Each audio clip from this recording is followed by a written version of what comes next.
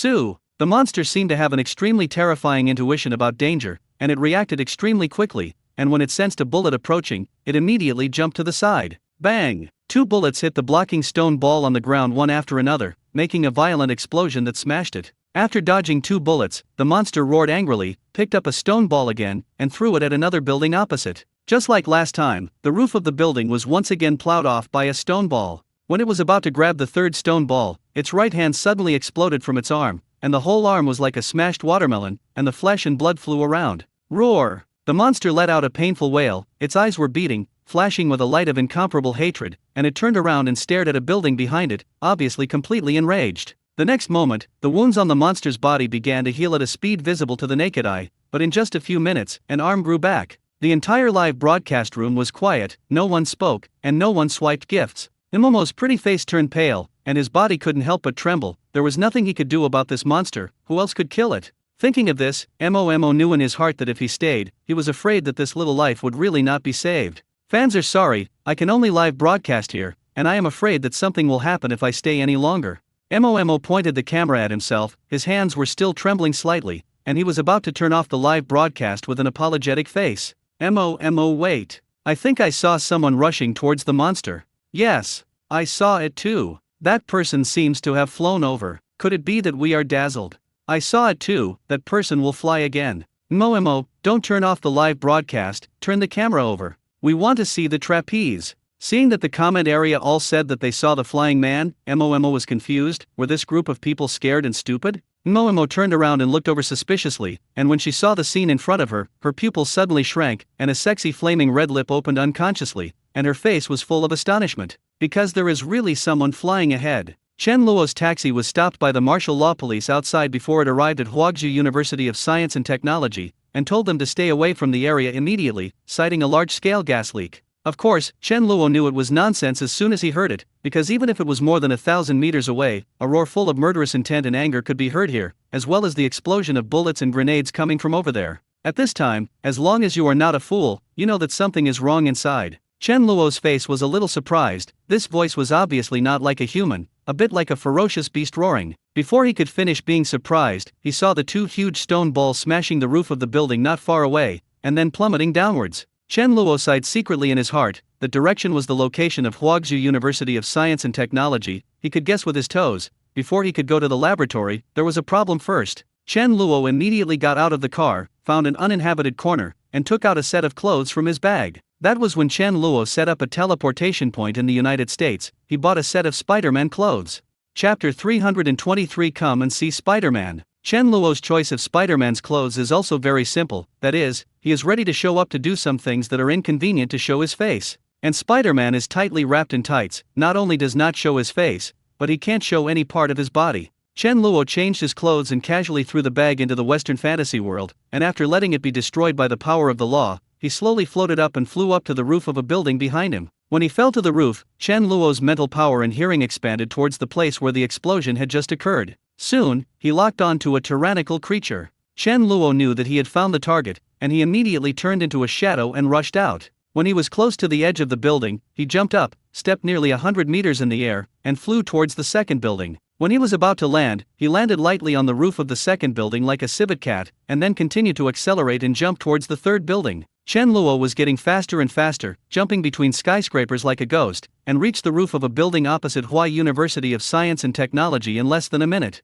This building was the place where the monster had just been destroyed by the stone ball, and the sniper was still huddled in the corner. At this time, the road down was hit by the stone ball, and he now had no way to go to the sky and no way to go down, so he could only wait for rescue on the roof of the building. At this moment, he saw a man in Spider-Man's clothes flying from the skyscraper opposite, and he thought he was dazzled at first. But snipers can have other problems, but there will never be problems with the eyes. That guy was really flying. After the Spider-Man landed on the roof, he didn't stop at all, and then ran quickly and jumped forward. The sniper was dumbfounded. He hadn't reacted for a while. There was no building in front of him. He hurriedly stood up and looked in the direction of Chen Luo. I saw Chen Luo's figure plummeting from the sky, falling in the direction of the monster. The sniper's palms were sweating, and he didn't come back to his senses for a while. Is this person going to commit suicide? Imo and those live broadcast viewers watched the scene of Chen Luo falling from the sky. Chen Luo didn't know that there was another anchor here broadcasting live, and his amazing move had been seen by millions of people. The the live broadcast room exploded instantly,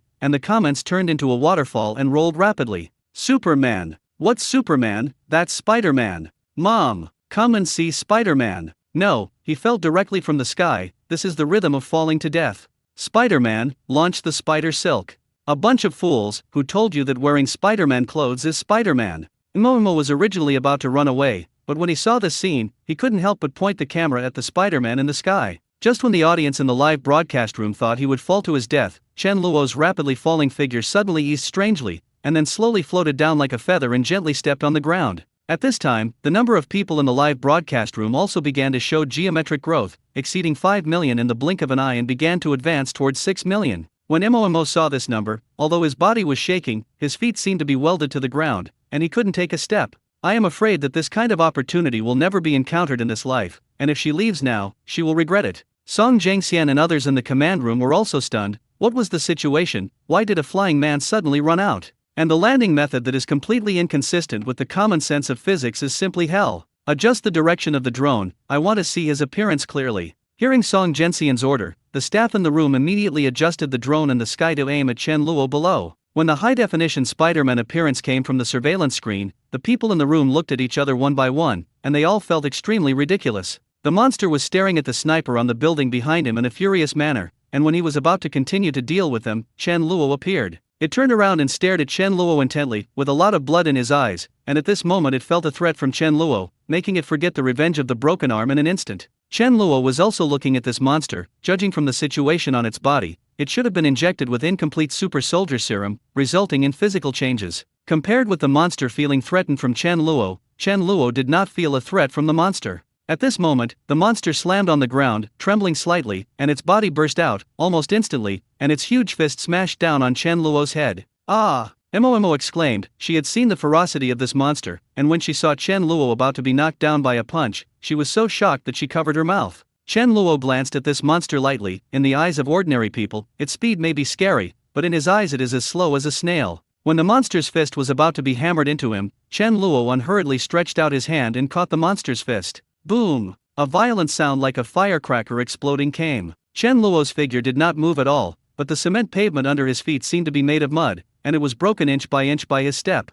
Chen Luo exerted a slight force, picked up the monster with one hand, and then threw it out at the experimental building in front of him. The monster's body was like being hit by a large truck moving at high speed, and it volleyed out and hit the wall of the building, breaking through a huge gap in the entire wall and rolling into the main building. The group of retreating armed police officers were stunned when they saw this scene, and Xiao Gongju and more than millions of people in the live broadcast room were also dumbfounded, but they saw with their own eyes the picture of the monster raising the police car and smashing the armed police to death. And the person in front of him endured such a violent punch from the monster, more than nothing, and threw the monster out with one hand. This Spider-Man is also a monster, right? This power is probably less than the First Order? Chen Luo roughly estimated the strength of the monster, and then he suddenly snorted, this resilience is ridiculously strong, and it will be fine so soon. Chen Luo has been locking on the monster with his mental power, and he knows its condition well. Roar! The monster roared, crashed directly through the entire wall from the main building, and rushed out again. Chen Luo smiled, he swept his eyes, strode to a street lamp on the side of the road,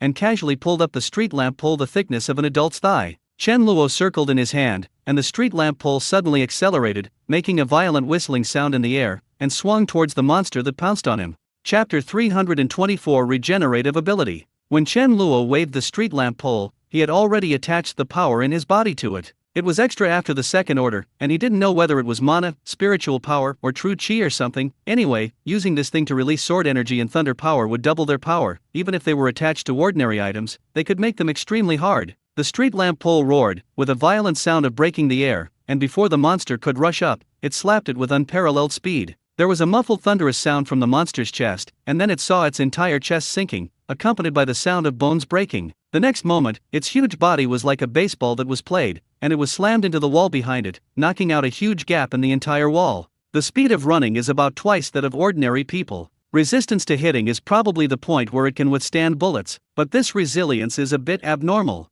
Chen Luo did not continue to pursue, but was quickly assessing all the data of this monster. If Chen Luo wanted to solve it, he didn't need to waste so much effort at all. He directly summoned the Hunyuan pen out, and then added a little thunder power, and he could destroy it in minutes. He didn't even have to play in person, just use his sword energy from a distance. It's just that Chen Luo doesn't want to expose his abilities too much in front of the world, and he also wants to see how strong this monster's ability is. After a while, the monster let out an extremely angry roar, followed by rumbling footsteps like war drums from the room, and the monster directly smashed the entire wall and rushed out at high speed. At this time, even if Chen Luo did not expose his ability, the audience in the live broadcast room was stunned. This monster is perverted enough, but they didn't even have the power of a backhand in front of Chen Luo, which has already made them a little doubtful whether there is really a Superman in this world. Don't look at it, don't look at it, I'm going to find a spider to bite me. Sell mutant spiders, if you are bitten, you will become Spider-Man, 100,000, you can't buy it at a loss, you can't buy it, if you want to buy it quickly. Is there really a Spider-Man in this world?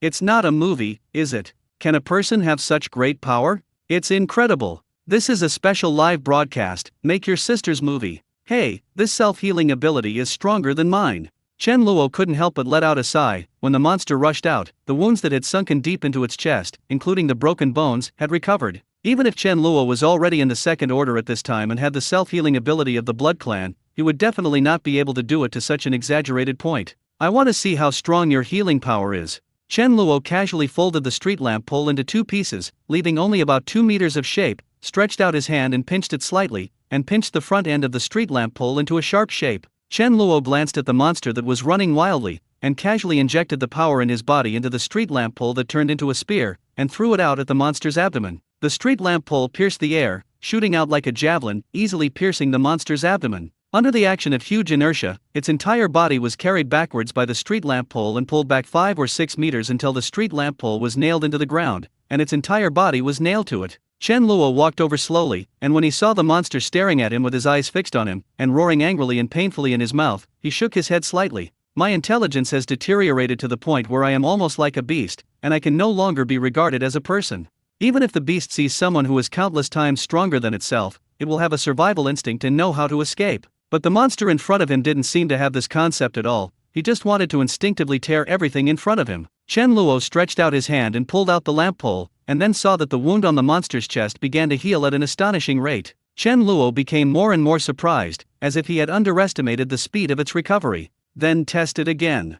Chen Luo saw that the monster was about to get up, so he stepped on its chest with 1 foot, and then slammed it hard. Rumble! The ground shook slightly, and the monster's entire body sank into the ground, and a painful roar came out of its mouth. Chen Luo raised the street lamp pole in his hand, aimed it at one of the monster's arms and cut it down. Without any accidents, the entire arm of the monster was cut off. Then in Chen Luo's stunned eyes, the monster roared angrily, and even grew another arm. Now Chen Luo was shocked. This ability is no longer self-healing, but regeneration. Even he doesn't have such ability. Interesting. Chen Luo's eyes were full of brilliance, strength, speed, and resistance to hitting can only be regarded as average, and even intelligence does not exist. This is a bit like in the game, the attributes are washed, and then all added to stamina. Such a strong regenerative ability is not much different from the ability of the Dr. Lizard in The Amazing Spider-Man. Chen Luo figured out the monster's ability, and was not interested in continuing to waste time here. He casually injected the power into the street lamp pole and slashed the monster's neck. Click! With a soft sound, the monster's head was cut off in its entirety, and its body stopped struggling. Seeing the scene, Mo, and the people in the live broadcast room were stunned. After half a sound, she stammered, "It's amazing. This Spider-Man, although I don't know if it's true, but he seems to have killed that monster." She actually said nonsense, and the people in the live broadcast room were not blind, so they could see it naturally. The comment area began to swipe the screen again. Some replied to 666, some asked Mo to get closer to see what Spider-Man looked like, and some directly started to give gifts to express their excitement and nervousness. At this moment, the number of people in the live broadcast room has exceeded the 10 million mark, and there is no sign of stopping growing. Mo nervously pointed the camera at himself and shouted excitedly, "Just now it was as exciting as a Hollywood blockbuster, this Spider-Man is so powerful." Just when she was excited and incoherent, the comment area began to swipe the screen frantically, dazzling her eyes. Mo, that Spider-Man has entered the building, follow him. Go take a photo with Spider-Man. Mo, superheroes and beauties are standard in Hollywood blockbusters, and now Spider-Man is still short of a woman, you go quickly. Yes, maybe you can become Spider-Man's woman in the future. There should be no danger, he is here to help at first glance, and he won't do anything to you as a big beauty. If nothing else, I'll reward you with 100 rockets first. The people in the live broadcast room watched the excitement one by one, and they all encouraged Mo to find the Spider-Man, and the gifts were brushed quickly, and she got more than 2 million rewards in just an instant. Chapter 325 I Want to Be Your Woman. Momo hesitated for a moment, and quickly decided to follow. He survived such a dangerous situation just now, that Spider-Man doesn't look like a bad guy, right? The main reason is that the number of people in the live broadcast room exceeded 10 million, which gave her incomparable courage, even if it was worth taking some risks. Chen Luo had already entered the underground laboratory at this time, and he didn't have to deliberately look for it, just follow the traces of the monster's destruction all the way in. At his speed at this time, in just a minute, he entered the basement. When Chen Luo entered the underground laboratory, the surveillance in Song Zhenxian's room also saw this picture. What is he doing in there? Song Yunghyan looked at the screen displayed on the surveillance in astonishment. The mysterious Spider-Man suddenly ran over and solved the runaway test subject, much to his relief. Song Zhenxian was about to go there in person, but at this time he found that Chen Luo appeared in the laboratory. Director Song, he went to the computer room. Song Zhenxian's expression changed slightly. Are the experimental materials and data still inside? Some of his subordinates immediately replied, yes, we were fleeing for our lives just now. Let all the people of the armed police go back. Song Zhenxian realized something and shouted urgently. But it's nothing, if the things inside are lost, we'll all be finished. But what's the use of the armed police? Can they beat Spider-Man? The subordinate finished making up this sentence in his heart, and still honestly called and ordered the armed police to go back to prevent the Spider-Man from stealing the information on the hard drive. Is the backup in the cloud still there? Yes, all the experimental data and materials were stored in the headquarters server as soon as possible. When Song Zhenxian breathed a sigh of relief, the subordinate suddenly exclaimed, not good.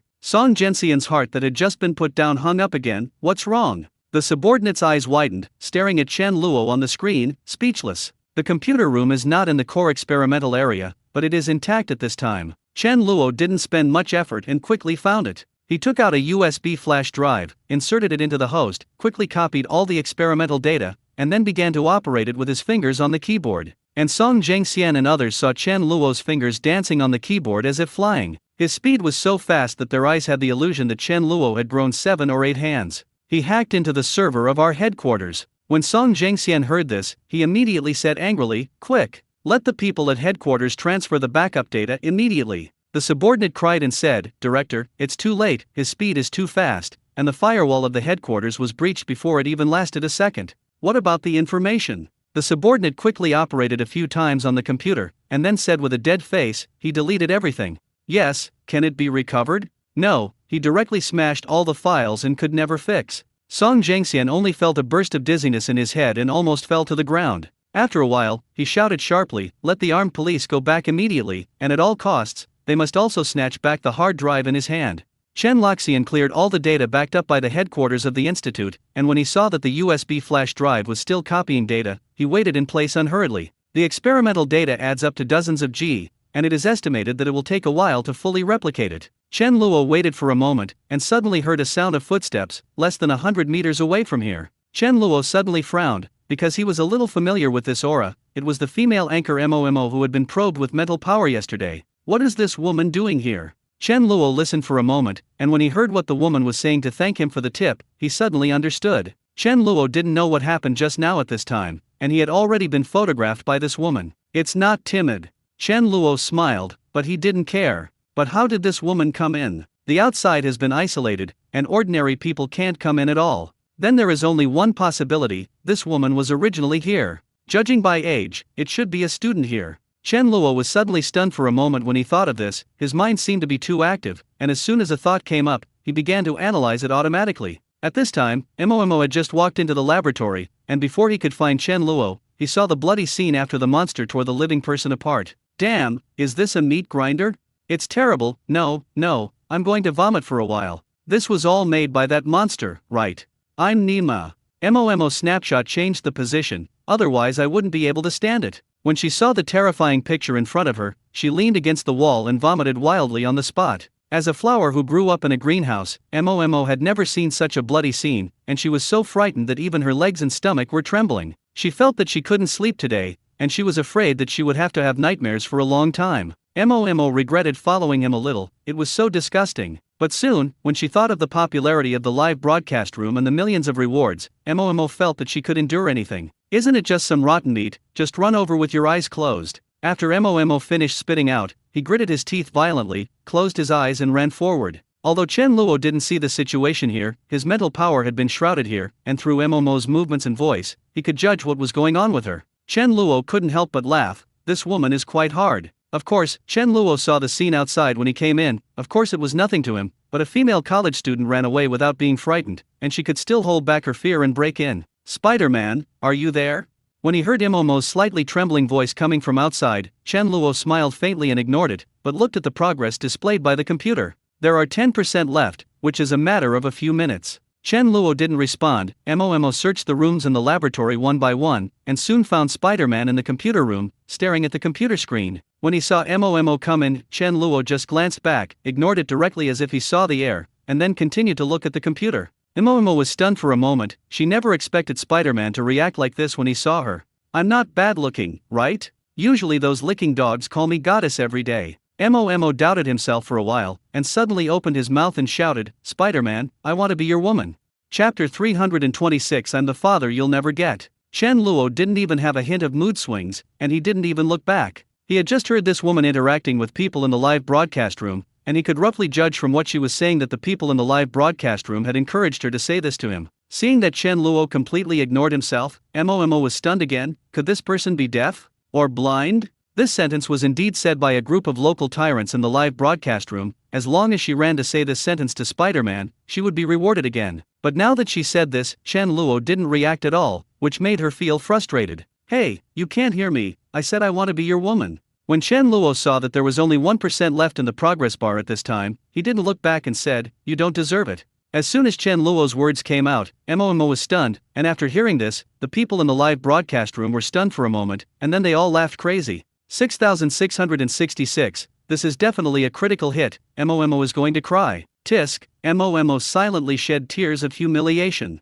Don't be discouraged, Momo, life is like this, ups and downs, and so on. Haha, the anchor goes up and kills him. Momo did feel a sense of humiliation, and she said angrily, "What's so great about you? Why can't I be worthy of you?" At this time, when all the experimental data was copied, where would Chen Luo pay attention to this woman? He immediately unplugged the USB flash drive and put it away, and quickly operated it with his fingers on the computer to delete all the experimental data inside. Momo saw that Chen Luo was indifferent and only spat out 2 words, so he treated her as air again. It's so annoying. Even if her words were not sincere, she was still so angry with Chen Luo's attitude that she was about to vomit blood. Her face turned red with anger, and she even forgot how powerful this Spider-Man was. "Hey, make it clear." Momo stepped forward and grabbed Spider-Man's arm. Chen Luo shook off the woman's hand, looked her up and down, and said in an indifferent tone, "The face is too ugly, the chest is too small, and the length is short. In short, I'm the dad you never get." After Chen Luo finished speaking, without waiting for Momo to come back to his senses,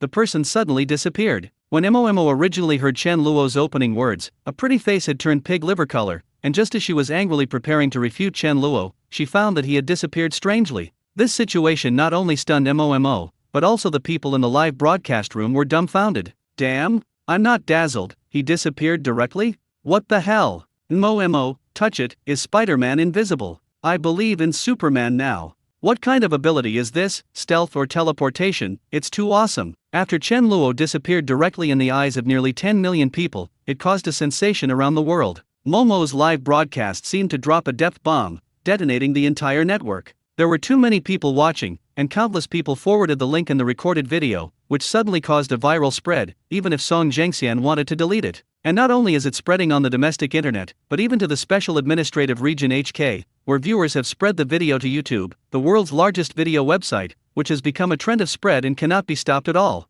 Does Spider-Man really exist? Spider-Man appeared in Huiguo. Does superhero really exist? Spider-Man with stealth abilities? The world's major news media, whether on the internet or in newspapers published, the front page headlines are all screenshots of the day's video. Screenshots of videos and photos of the day at Huangzhou University of Science and Technology are circulating everywhere through the internet. The Spider-Man in the video has superhuman strength, can fly into the sky, and can be invisible or teleported, which shocked the world. The whole world is hotly discussing who this Spider-Man is and how he obtained this extraordinary power, which once exceeded the popularity of Second Life. And the heads of state of those big countries have all received a top-secret information about the Super Soldier Serum. They all knew that Hua Guo had obtained the Super Soldier Serum formula in the Marvel world of Second Life, and anyone could guess that the monster was the product of a serum test. These countries did not feel that there was anything wrong with this, but sent a large number of spies to China to spy on information about the Super Soldier Serum. Super soldiers have always been in the concept, no country has ever realized it, and judging from the strength shown by that monster, it has definitely exceeded the limits of human beings.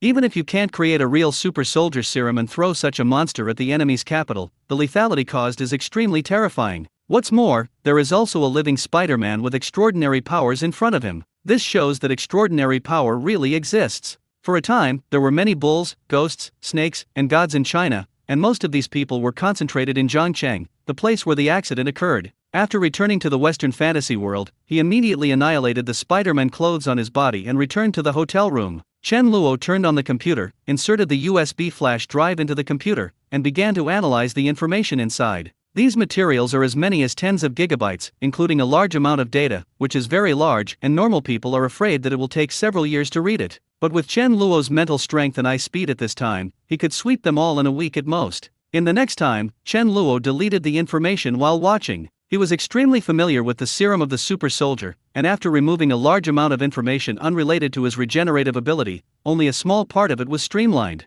Chen Luo repeatedly studied the information on this part of the regenerative ability, and he suddenly felt that something was wrong. Because judging from the above, the monsters created have a strong self-healing ability at most, and are far from being able to regenerate limbs. Chen Luo only thought about it a little and figured out the reason, most likely because the people on Song Jianxian side had not had time to store the experimental data, and the test subject lost control. So, now the question arises. On the day of the loss of control, what did the people on Song Jianxian side inject into the test subject, which caused it not only to run amok, but also to mutate such an exaggerated regenerative ability? Chen Luo recalled the tragic situation in the underground laboratory at that time, and he knew that the parties involved were probably finished, and even if he asked Song Jianxian in person, he would not get an answer.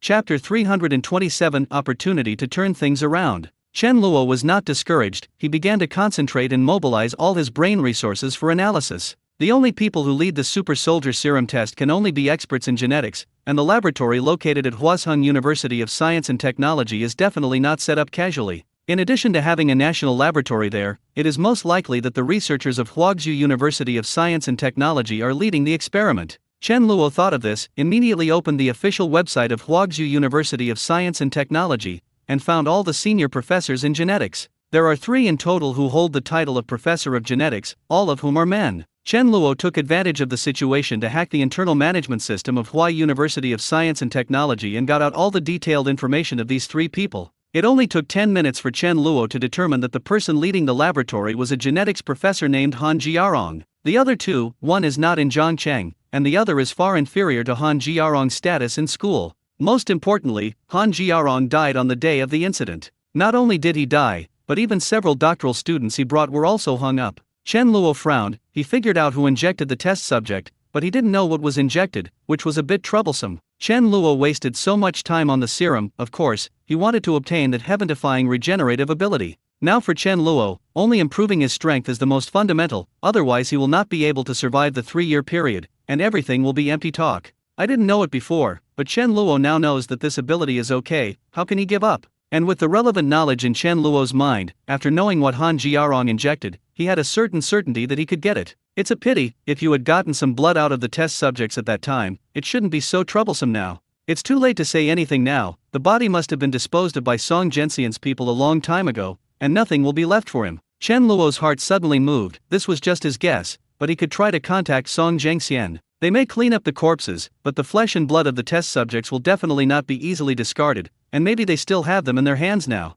Chen Luo had too many things in his hands that could be exchanged with them, even if he said that he was from the Second Life Company and asked them to provide some blood from the test subjects, they would not refuse in order to show goodwill. Chen Luo immediately quickly operated on the computer and instantly blacked into the server of the institute. Song Jianxian was busy at this time, and what happened at Huazhou University of Science and Technology had an extremely bad impact, which could no longer be described as a storm in the city, but the whole world was paying attention to Huiguo's side. All kinds of negative reports are overwhelming, saying that China ignores human rights and uses living people for human experiments. The major powers in the United States began to put pressure on China to share the formula of the super soldier serum. Although the above vehemently denied it, this pot still had to be carried by someone after all. Song Jianxian, the head of the research institute, did not carry this pot, and no one carried it. Fortunately, Song Jianxian got the super soldier serum last time, and developed the human body strengthening serum, which can be regarded as offsetting the merits and demerits, and the above did not punish him. But the grievance in Song Jensian's heart, he had already ordered the human experiment to stop when the test subjects were out of control in the previous few times.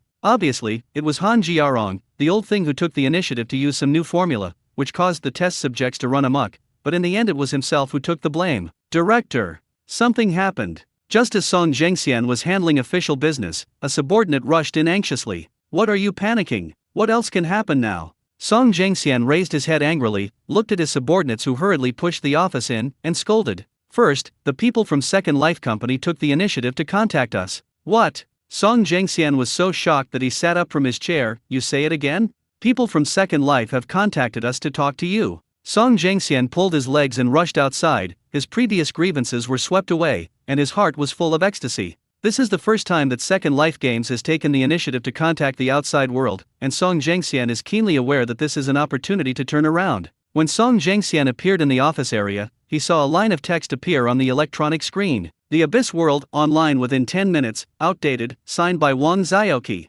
As long as the name of Wang Xiaoqi is known to players in the Abyss World, it is a character that the vast majority of players hate to the bone. Song Zhengxian didn't even think about it, he immediately put on his glasses and logged into the Abyss World. The moment Song Zhengxian went online, Chen Luo sensed it. Chen Luo turned into Wang Xiaoqi and teleported to Song Zhengxian. Although Song Zhengxian has an account in the Abyss World, he doesn't play much because he doesn't have time to play. His character is now located in the city officially established in the Abyss World, Dragon City. The flow rate ratio between the Abyssal World and the real world has always been increasing day by day, and now more than 100 years have passed, and the cities inside have sprung up like mushrooms after rain. Although those countries were very restrained at the beginning and did not dare to invest too much manpower and material resources in it. But with the explosion of players, there are fewer and fewer places to live. Even if they don't build cities, other players will build them, and slowly a large number of urban agglomerations begin to appear. Later, as more and more people from state-related functions came in, their officially established cities began to be insufficient and had to be expanded again.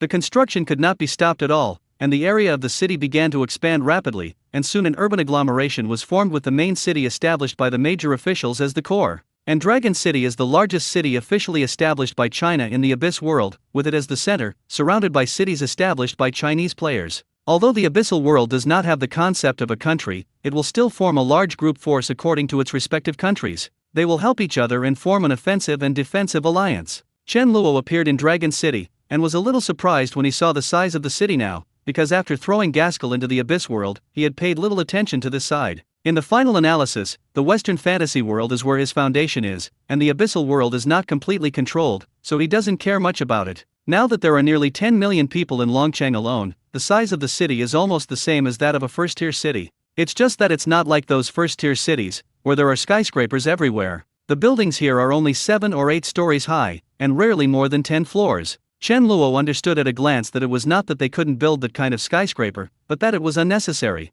The players of the Abyss World are all transcendent people, and they have built skyscrapers, and if the enemy destroys them, they will demolish the buildings in minutes, and they will lose all their money at that time. After Chen Luo was surprised, he quickly put it behind, because the purpose of his visit this time was not to see the scenery. Chapter 328 I want a few things from you. When Song Zhengxian saw Chen Luo appear, his face was suddenly full of joy. Just one line of text does not determine that the other party must be a person from the Second Life Game Company, and when he saw Wang Xiaoqi appear, Song Zhengxian finally felt relieved. Wang Xiaoqi is not only famous, but his appearance has long been posted on forums and the internet, which is already a well-known thing. Hello. This customer service has no time to talk nonsense to you. Chen Luo's face was full of invincible expressions, and he interrupted Song Zhengxian very impatiently. Taking the things given to you by the company and doing experiments has caused such serious consequences, and you have to clean up the people of the company. Do you know that your behavior is shameless? Song Zhengxian was stunned for a moment, and then his face was full of embarrassment, because what Wang Xiaoqi said was not wrong. The super soldier serum was indeed intentionally given to them by the other party, and if the other party did not want to give it, Shang Wengsuan's live broadcast could be cut off at that time. But when Song Zhengxian heard the following words, he couldn't help but be excited, that Spider-Man turned out to be their person? Afterwards, Song Zhengxian was busy disposing of the corpse of the test subject, which was to analyze the surveillance video at that time. From all the signs in the video, it is clear that the other party was able to fly without the help of any tools, and disappearing did not look like stealth, because the armed police had already gone in at that time, and it had already blocked the entire laboratory, and it was basically impossible to get out silently. They began to wonder what Spider-Man was, why he came in to help them, and snatched the relevant experimental materials. Now everything makes sense, only the people from the Second Life game company do it, and they have that strength. That's actually our management mistake. Song Jiangxian hurriedly explained. At the beginning, I was strongly opposed to doing this, but it was said that a test should be conducted first, and then the effect should be observed before deciding whether to continue the experiment. After 3 cases of test subjects getting out of control, we stopped testing. Chen Luo interrupted Song Jiangxian impatiently. I'm not here to listen to your explanation now, this customer service is just here to ask you for a few things on behalf of our greatest boss. Song Jiangxian was slightly startled, and a wave of joy quickly welled up in his heart. The above meaning is very clear. As long as the Second Life company contacts and makes requests to meet as much as possible, what they are afraid of is that the other party does not make a request. As long as there is desire, there is the possibility of trading. Please speak. Chen Luo said carelessly. First, what Han Jiarong injected into the test subject for the second time and the blood of the test subject, and second, we want to borrow the laboratory of Hua University of Science and Technology. Song Jiangxian was shocked. This game company was really powerful, and he even knew that Han Jiarong had injected the test subject for the second time. At the same time, he was also very puzzled. At that time, Spider-Man obviously killed the out-of-control test subject himself. Why didn't he take blood at that time? And what the hell is borrowing the laboratory of Huazhou University of Science and Technology? Do they want to do research? We still keep the blood of the test subjects, and there is no problem with the laboratory of Hua University of Science and Technology, but we don't know what Han Jiarong injected privately, and all the insiders died on the spot with him. Song Jiangxian suppressed the doubts in his heart and explained quickly. Chen Luo breathed a sigh of relief, but fortunately, he guessed correctly, they really still kept the body of the test subject. Is Han Jiarong's research materials still there? Still, we have urgently dealt with his research materials in this area and collected them together. Very good, we want these materials too. Song Jiangxian asked tentatively, then how can we give you things?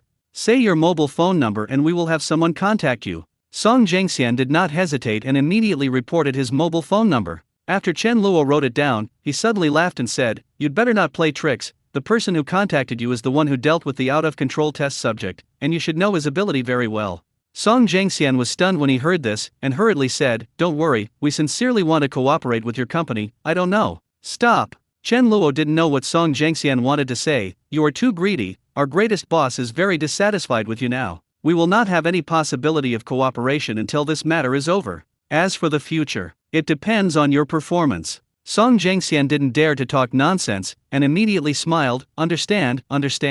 By the way, that person's strength in our company is just the most ordinary transcendent. Song Jiangxian's expression changed slightly. Spider-Man's strength turned out to be only the most ordinary, so how powerful should they be? Song Yunghaian wanted to doubt, but he couldn't doubt, because the game Second Life is the best example. This is a completely incomprehensible technology for them, which can only be described as alien technology. Moreover, as long as the players of the Western fantasy world cultivate to the realm of the transcendent there, even if it is the first order, their spiritual power in reality has been enhanced to a certain extent. The specific performance is like Shang Wengsuan and Han Fei, with a change in temperament and an increase in IQ. But the Abyss world does not have this function, which is one of the reasons why so many players are crazy and want to go to the Western fantasy world. Playing games can still make you stronger, so ask you if you are afraid. What's even more exaggerated is that game companies also have black technology that changes the speed of time, and as long as there is time, it doesn't seem to be a big problem for them to get some superhumans. This customer service tells you this. There is only one purpose, this customer service is threatening you in Chiguakuo. Don't worry, your company's request is not difficult, and we don't need to play tricks on this matter. Song Jiangxian hurriedly assured with a serious face. Chen Luo smiled, it's best to do this, you can go offline, he will contact you later. After Chen Luo finished speaking, his figure instantly disappeared into the Abyss world and returned to the hotel room. The reason why Chen Luo saw Song Jiangxian in the Abyss world was, of course, to endorse his identity in the real world. Even if he contacts the other party in the real world and says that he is from a game company, they may not believe it. With the background of the game company, regardless of anything else, only the hostage of Long City is there, and they will think clearly about what they want to do. As for the laboratory that requires Huashu, of course, it is because lazy. It takes a long time to buy those experimental equipment and assemble them, and he also has to build a venue and so on. These things are too troublesome, and Chen Luo doesn't have so much time to waste on them. Chapter 329 This man is too beautiful. Chen Luo is not worried about his identity being exposed now. What will they do to him? With the ability to teleport, as long as there is anything wrong, he can enter the Western fantasy world at any time, and he can choose the teleportation point it will when he appears. It is no exaggeration to say that even if he uses a nuclear bomb to blow himself up, then what scruples does he have? Chen Luo took out his mobile phone and dialed Song Zhengxian, and only then did it ring, and the other end of the phone was quickly connected. "Hello, I'm Song Zhengxian. People from our company just contacted you, you should know who I am." Of course, Song Zhengxian had guessed it a long time ago, and he immediately replied with a smile, I know, what do you call me, sir?" "Yang Guo." Song Zhengxian looked confused. "Why don't you call me little dragon girl?" He didn't know that Chen Luo was talking nonsense, but obviously the other party didn't want them to find out more information, so what if they didn't believe it? "Hello Mr. Yang, where are you now? I will arrange for someone to pick you up." Chen Luo said lightly, "No need, when will I be ready for what I need?" Song Zhengxian hurriedly said, "I have already asked someone to prepare just now, at most half an hour. Then bring what I need, and in half an hour, we will meet at the gate of Wake." "Okay." Half an hour later, Chen Luo appeared at the door of Huaxu University. His appearance immediately caused a riot at the door. Although Chen Luo was wearing sunglasses at this time, he showed half of his face, coupled with his perfect figure, and his indifferent and outstanding temperament, and he naturally became the focus of everyone's attention when he stood there. Many people secretly picked up their mobile phones to take pictures from a distance, and it was a killing of men and women, and soon formed a trend of onlookers. Mainly this man. So beautiful. Chen Luo frowned, he didn't want to be treated as an ornamental animal. Chen Luo immediately took out his mobile phone and dialed Song Zhengxian's mobile phone. "I'm here." I'm sure, is that the person wearing the blue shirt, black pants, and sunglasses you?" "It's me." Song Zhengxian had already arrived and had been waiting outside the school of Hua University of Science and Technology to transport things over. He naturally noticed Chen Luo just now, but he never expected that Spider-Man to look so alluring. This appearance seems to be like the elves of the Western fantasy world, delicate and just right, so that people can't find a trace of flaws. "Wait a minute, we'll go over right away." Song Zhengxian hung up the phone and immediately ordered the driver to drive over. Many teachers and students of Hua University of Science and Technology are watching Chen Luo, and some female students who think they have some beauty also take the initiative to strike up a conversation. It's just that the answers they got were similar to that so-and-so, all of which were such as, "You don't deserve it, you are too ugly, I don't like women, I don't like men, I'm too perfect, no one can be worthy of me." Chen Luo's cold and ruthless ridicule made these girls' noses crooked. No matter how good-looking they were, they wanted to slap Chen Luo on the spot. The boys present were also excited when they saw this scene. Originally Chen Luo's appearance was easy to make people jealous, and as soon as his poisonous tongue came out, it could be described as exciting. Just when something was wrong with the atmosphere, 3 black Land Roars drove over quickly. The students at the door were stunned at the same time, and what surprised them were not luxury cars, but that these 3 cars all had military plates. How did the military region's car come to school? Before they could come to their senses, 3 Land Rovers stopped in front of Chen Luo at the same time. Then a dozen black suits got out of the car and quickly walked up to the beautiful and unspeakable man. "Hello Mr. Yang, I'm Song Zhengxian." Song Zhengxian stretched out his hands and wanted to shake hands with Chen Luo, and he was very polite in both his attitude and tone. He nodded slightly, stretched out his hand and shook Song Zhengxian gently. "Things are in the car?"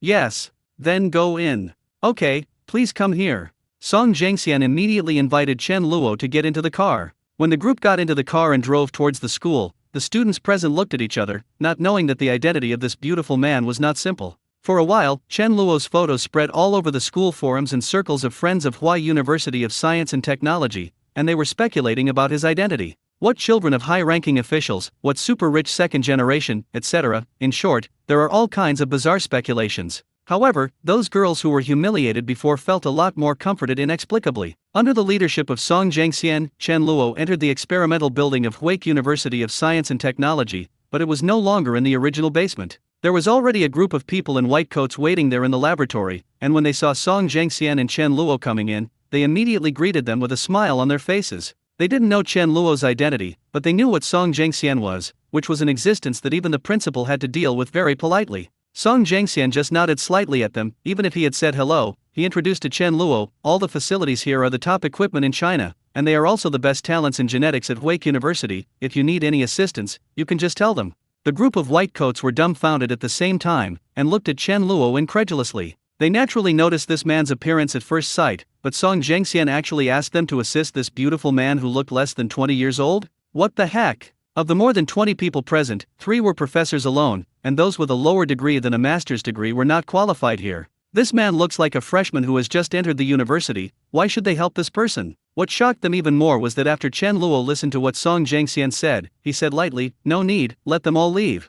Song Jinxian's eyes showed a hint of disappointment, but he had already guessed that it would be such a result, and he immediately smiled and said, "Okay." Song Jinxian glanced back at the white coat and the others, and then ordered, "Professor Lee, take them out, this laboratory has been requisitioned, and no one is allowed to approach until we have notified them." Professor Lee and the others looked at each other, but they didn't dare to ask more, and hurriedly responded, and left with people, and at the same time full of doubts. Chen Luo glanced at the camera above the laboratory, also, dismantle all the cameras, don't try to install any invisible cameras or anything like that. Although Song Zhengxian felt very sorry in his heart, he still said with a smile on his face, "Okay, I'll arrange it now." Chen Luo walked straight towards the office of the laboratory, move Han Jiarong's information over first.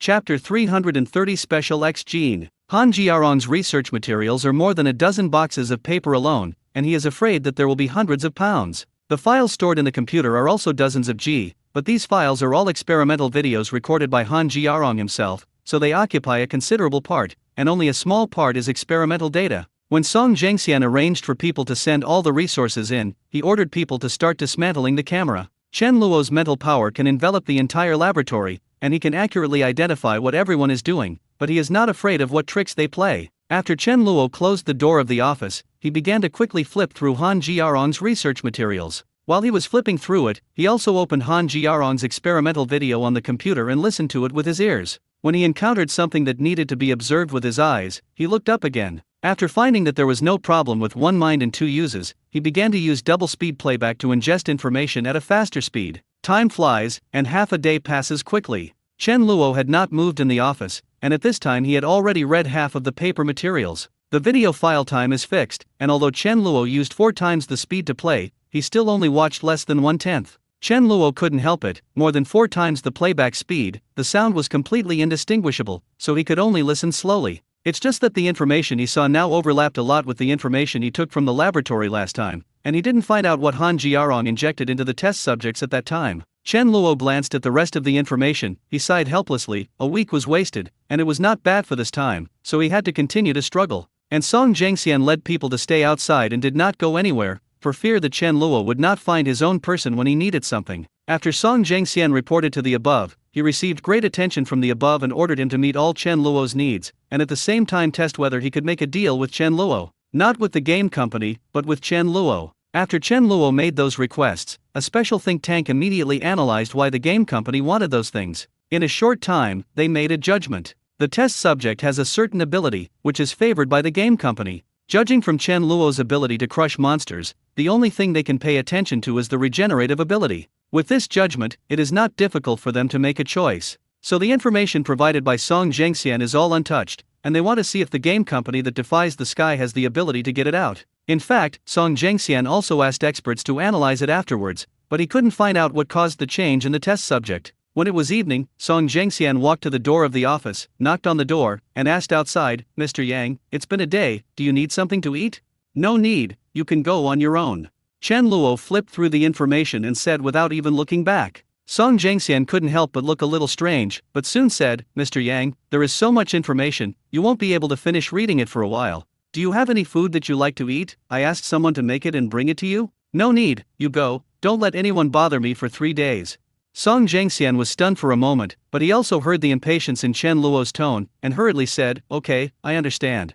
3 days later, Chen Luo closed his eyes and lay on the boss's chair, his mind began to run rapidly for analysis. In the past 3 days, he has not gone anywhere, has not slept, has not eaten or drunk, and quickly watched all the experimental videos, including paper documents. For ordinary people, it may have collapsed a long time ago, but for Chen Luo, who is now in the second order, he just feels a little tired, a little hungry, and does not feel any discomfort. After reading the information, after removing a lot of repetitive content, Chen Luo finally found a clue. Han Jiarong repeatedly mentioned in the information that there is a special synthetic substance, which he calls Special X Gene, which means that there are unknowns and infinite possibilities. The X gene is injected, which can suppress other genes and concentrate all genetic abilities on a certain point. In fact, as Chen Luo began to guess, all the attribute points were washed and all added to stamina. Moreover, the X gene, in addition to focusing on self-healing genes and enhancing them into regenerative abilities, can also sacrifice other abilities and focus on other genes. According to Chen Luo's estimation, if Han Jiarong chose strength,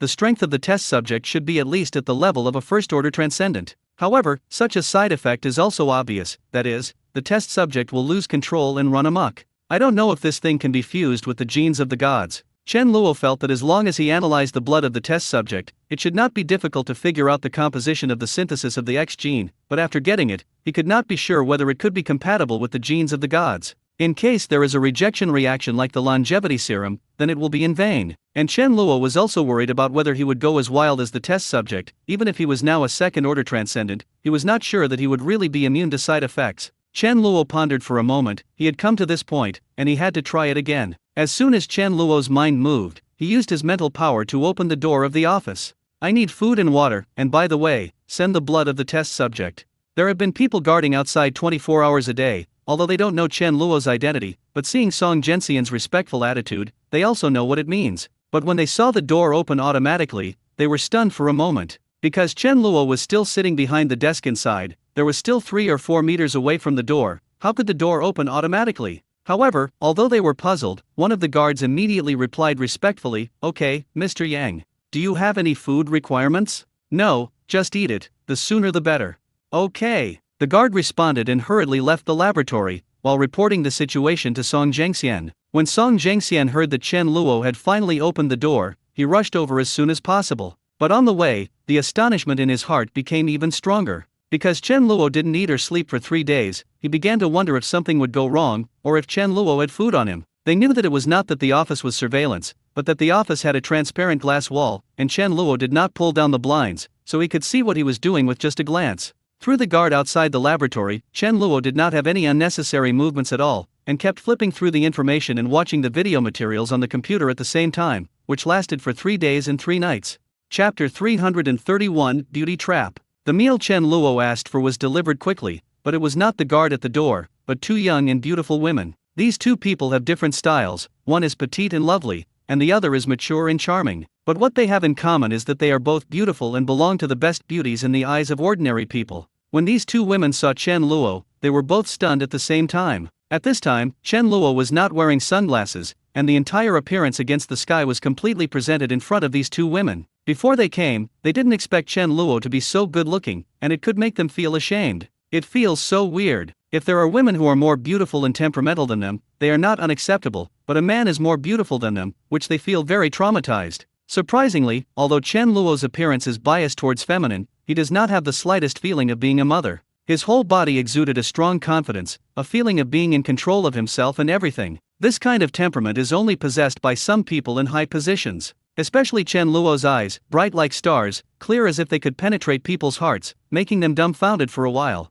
"Mr. Yang, I'm sorry for keeping you waiting." The mature beauty was stunned, and was the first to react, smiling from a small cart, bringing up a table of meals that were obviously carefully prepared, and then placing them in front of Chen Luo. Chen Luo's mouth drew an arc. Is this to make a beauty to himself? I also deliberately chose different styles to test my reaction. It's a bit interesting. Chen Luo smiled and didn't speak, just picked up the food and started eating. Chen Luo took a few bites and found that the cute beauty was staring at him in a daze, looking like a nymphomaniac. Chen Luo glanced at her speechlessly. "Are you going to eat me with your eyes?" The girl's pretty face suddenly turned red. "Yes, I'm sorry Mr. Yang, you're so good looking, I couldn't hold back."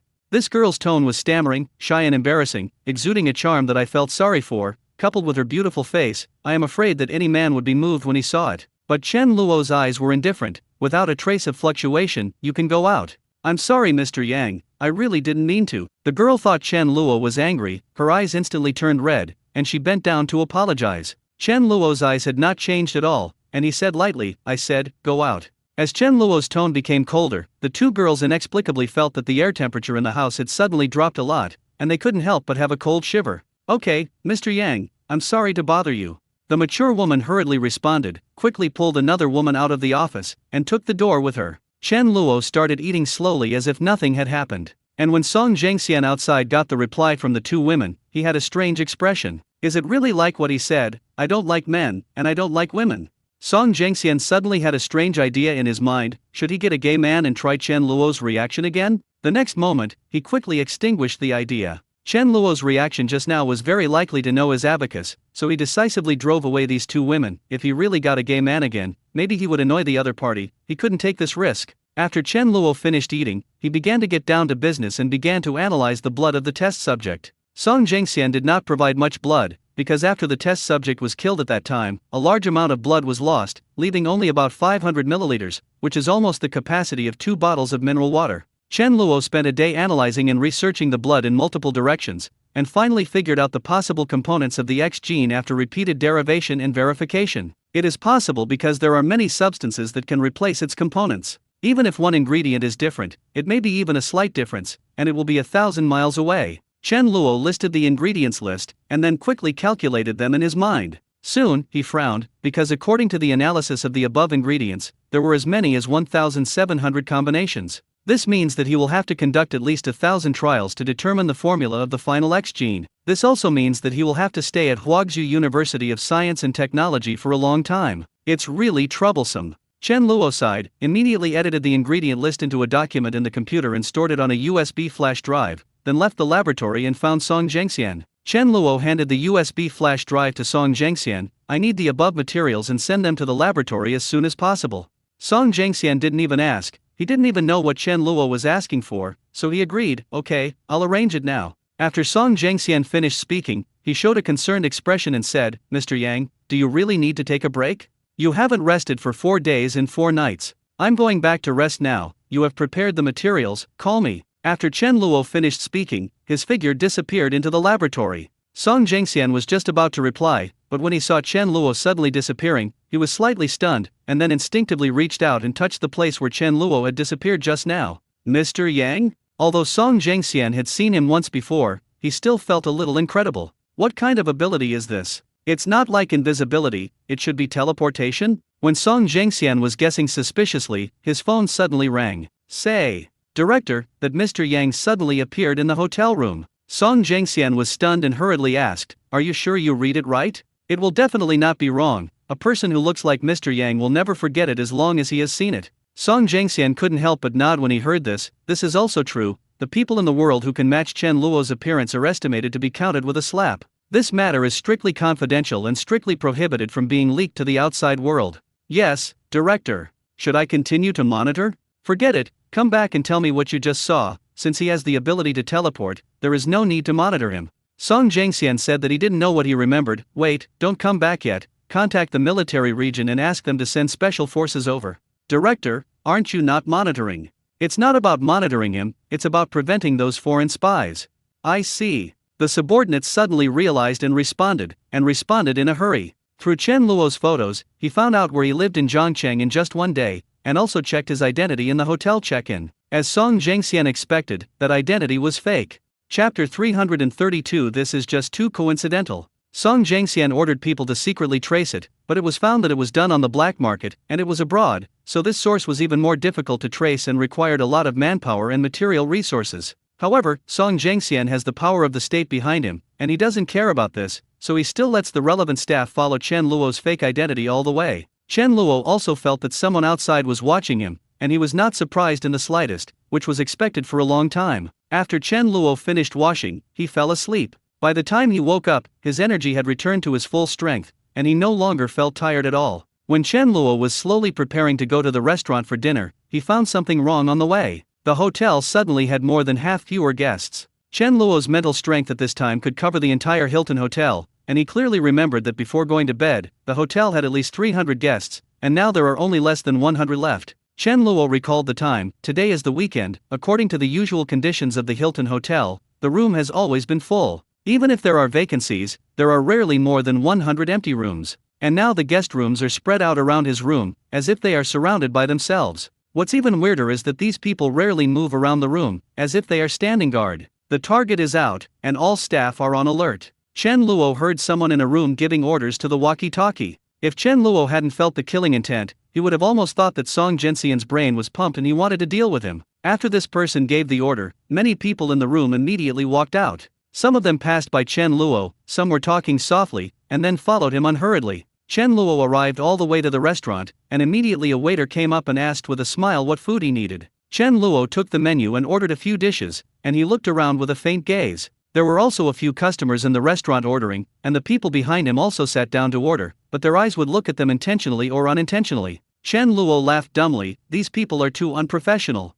A person's behavior, actions, etc., can often reveal a person's identity and atmosphere, such as the pace and posture of these people now are obviously trained for a long time, showing a strong military temperament. Chen Luo just glanced at it and felt the same smell from these people. And not only them, but all the staff of the hotel, from the front desk to the waiters, and even the chefs and cleaning staff, all have the same smell. Although he is not a soldier, he inexplicably feels the atmosphere of "I am a secret worker." Chen Luo laughed dumbly. Song Zhengxian changed the entire Hilton Hotel from staff to guests. Is this spying on yourself, or protecting yourself? Chen Luo smiled and shook his head, no matter which one he cared. When Chen Luo finished eating and was about to leave, the waitress suddenly shouted, "Sir, you haven't paid for it yet." Chen Luo turned his head to look at her with a smile. "I'm going to eat the overlord meal, what do you think?" The waitress was looked at by Chen Luo, and for some reason, she felt her heart beat a lot faster, and she said, "Huh? I think it can." "Oh, then do it this way." Chen Luo laughed, turned around and walked towards his room. The waitress was stunned, looked at Chen Liyuan's back, opened her mouth, and wanted to call him, but suddenly a voice came from her ears. "The goal has been found, don't waste your saliva." The waitress was stunned. Impossible, she felt that she was well disguised, how could she be discovered? Song Zhengxian also received a reply from the hotel at the same moment, and he was not surprised. What is the target's reaction? Are there any grievances or ask you to retreat? No, he just smiled and went back to the room. Song Zhengxian thought for a while, then you will continue to stand by, and the goal will not let you leave, that is your home. At the same time, we must always be vigilant against those foreign spies. Yes. Chen Luo naturally heard what the man reported to Song Zhengxian, but he understood why the other party had such a big battle. So what should I do now? Before Song Yunghaian prepared the materials, there seemed to be nothing to do. Looking for a spy to play? Forget it, it's boring. Chen Luo's thoughts were shrouded in the Western fantasy world, and it had only been more than 2 months, and nothing major had happened. Chen Luo suddenly had an impulse in his mind. Since he had returned to Zhongcheng, why not go see Tang Qingyu? Chen Luo thought of this, and suddenly stunned. In addition to the desire to become stronger, his desire for other things was gradually fading. But Tang Qingyu could always jump out inadvertently, which surprised Chen Luo. It's a bit interesting. When he was in the Elf Kingdom, although Chen Luo had some close contact with Tang Qingyu, he found that he did not have much mood swings, and he couldn't say he liked it or disliked it, so after solving the trouble there, he left quickly. I didn't expect that after returning to reality, I would still think of her. Chen Luo smiled. It doesn't hurt to go and take a look. Chen Luo turned on the computer and began to operate, and quickly locked her location through Tang Qingyu's mobile phone number. When Chen Luo saw where Tang Qingyu was now, he couldn't help but be stunned for a moment, because Tang Qingyu was actually at Hua University of Science and Technology. Chen Luo's face was strange. This was too coincidental. How could she be at Huazhou University of Science and Technology? Chen Luo quickly began to search for information about Tang Qingyu, and in just a few minutes, he figured out the reason. Tang Qingyu actually became a counselor for the freshman year of Hua University of Science and Technology. Chen Luo couldn't help but laugh, and suddenly became a little interested. He opened the forum of Huazhou University of Science and Technology and began to search for information about Tang Qingyu. This search found that she was extremely famous at Huazhou University. In a prestigious school like Huazhou, there are tens of thousands of students alone, and even if you pick one in 10,000, you can pick out a lot, and there are many eye-catching ones. But like Tang Qingyu's appearance and temperament are excellent, let alone Hua University of Science and Technology, even in the entire Zhongcheng few people can match it. In today's era of social media, many students and young teachers who have seen Tang Qingyu have begun to exclaim that Tang Qingyu is definitely one of the most beautiful women at Huazhou University, and even Zhongcheng may be. Just from the discussion about Tang Qingyu on the forum, you can tell how popular she is here. What surprised Chen Luo a little was that there were posts about him on it, and there were many more. But contrary to Tang Qingyu, the post was full of scolding, and some were guessing his identity, so it was not lively. Chapter 333 Blind Date. Of course, Chen Luo turned a blind eye to these comments, but he was very interested in some content on the forum about Tang Qingyu's identity speculation. A lot of content in it is very interesting, because there are many people who pursue Tang Qingyu, and it can be said that each of them is rich and handsome. There are not only well-known figures in the school, but also many wealthy families in Zhongcheng, such as the sons of such and such groups. But Tang Qingyu did not say anything to these people. No matter how they pursued them, they were indifferent rejections. There was once a person who made 100,000 roses in public, which were spread from the outside of the school to the inside of the school, causing the students to think that the school was going to hold a celebration, but they didn't expect it to be the courtship of the young master of a wealthy family. When he courted Tang Qingyu in public, he was rejected by Tang Qingyu and continued to pester him in public. In the end, he was slapped by the impatient Tang Qingyu, but the wealthy young man didn't even dare to let out a fart, and ran away in disgrace. Before leaving, he was scolded by Tang Whisper, asking him to clean up the roses within a day, because it looked disgusting. After the man left in embarrassment, he quickly sent someone to clean up the roses. Just when everyone suspected that Tang Qingyu would be retaliated, they didn't expect that person would never appear at school again. At this moment, everyone realized that Tang Qingyu's identity was not simple. Since then, all kinds of speculation about Tang Qingyu's identity have not stopped. What a wealthy family! There are elders in the family who are a certain boss in the province, there are mines in the family, and listed companies, etc. Although he had been a classmate with Tang Qingyu for many years, he only knew that her family background was extraordinary, but he had never really understood the situation in her family. Chen Luo hacked into the management system of Huaxu University of Science and Technology again and got out the information that Tang Qingyu left in the school. Chen Luo took a look. It was a simple basic information registration, and he couldn't see anything for a while. Chen Luo's eyes flashed, and he suddenly looked at the emergency contact person filled in by Tang Qingyu. There is only one person's name, Xia Menglin, and the relationship is written about the mother. Chen Luo immediately began to search for information about Xia Menglin, and soon he looked at the information on the screen in surprise, and did not say a word. He finally knew what it was, and he was slapped in public and didn't retaliate. Not all the speculations on the forum are chasing the wind. Tang Qingyu's family really has an elder who is a certain boss in the province, and his status is not low. After Chen Luo was surprised, he couldn't help but laugh dumbly. Not to mention, if he is not a young master from a wealthy family or a listed group, he is really not qualified to be worthy of Tang Qingyu. In other words, Chen Luo, who did not get the Hunyuan pen, was afraid that he would have to retreat in fright after learning about Tang Qingyu's family background, because he was basically a person from two worlds. Chen Luo turned off the computer, and his figure suddenly disappeared into the room and appeared in the office of the laboratory of Huaxu University of Science and Technology. Chen Luo was naturally too lazy to walk anymore, so before returning to the hotel, he had already left a teleportation array in the office. There were also guards guarding the laboratory, and when they saw Chen Luo suddenly walking out of the office, they were all stunned. The only people who knew that Chen Luo had the ability to teleport were Song Zhengxian and the men who were watching outside the hotel. They had been staying outside and had never seen Chen Luo enter the laboratory at all, but now he suddenly came out of it, making them not react for a while, almost thinking that they were hallucinating. "Yang, Mr. Yang, when did you come in?" Chen Luo didn't even have any interest in answering, and slowly paced outside. The guard didn't get an answer. Not only did he not feel humiliated, but he felt very frightened, as if he realized that he had asked a question he shouldn't have asked. When Chen Luo walked slowly outside, he first reported to Song Zhengxian. Don't be surprised when he appears in the laboratory, and he is not allowed to leak half a word to the outside world. After hearing this, Song Zhengxian quickly issued a gag order: send someone to follow, keep a distance, and if the other party is disgusted, leave immediately. Yes. Chen Luo walked slowly at Huake University, and he didn't care about the four tails that followed more than 10 meters away, so he just took a few errands with him. Chen Luo was not in a hurry to find Tang Qingyu, but enjoyed the scenery of the campus of Huai University of Science and Technology with great interest. He used to study at a local university in Zhangcheng, but he could barely be regarded as a second book, and he only admired Huai University of Science and Technology and had never been here. When Chen Luo was enjoying the scenery of the school, he also became a landscape. As usual, Chen Luo will become the focus of attention wherever he goes, and unlike last time, he does not wear sunglasses, and his lethality has skyrocketed. Before he went far, in addition to the 4 people sent by Song Zhengxian behind him, he unknowingly had some more tails. What made Chen Luo even more speechless was that some girls obviously passed by him by mistake, and suddenly turned around and ran back, walking head onto him again, staring at him while walking, and almost didn't hit him directly. However, Chen Luo was already accustomed to these eyes at this time and didn't care much anymore. When Chen Luo walked to a cafe called Leshu Cafe in the school, there were already more than 100 people behind him. Some of these people are taking pictures with mobile phones, some are recording videos, but the vast majority are girls. At this time, in the cafe, Tang Qingyu and Zhou Haimo were sitting together. Opposite them was a man in his 30s who was about 30 years old and personable.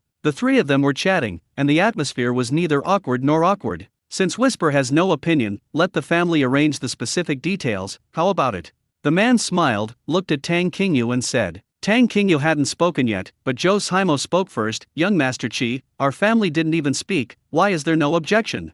This is a real marriage. Do you think it's a house? Qi Ziwa continued to smile and said, Miss Zhou, Whispering doesn't have anyone I like, and neither do I. We have a similar family background, we don't hate each other, and the two sides need to marry to stabilize the alliance, and she and I can't refuse, so what is there to worry about? How do you know that our family doesn't have anyone to like? This is not what I said, it was Uncle Xia's mother who told me herself.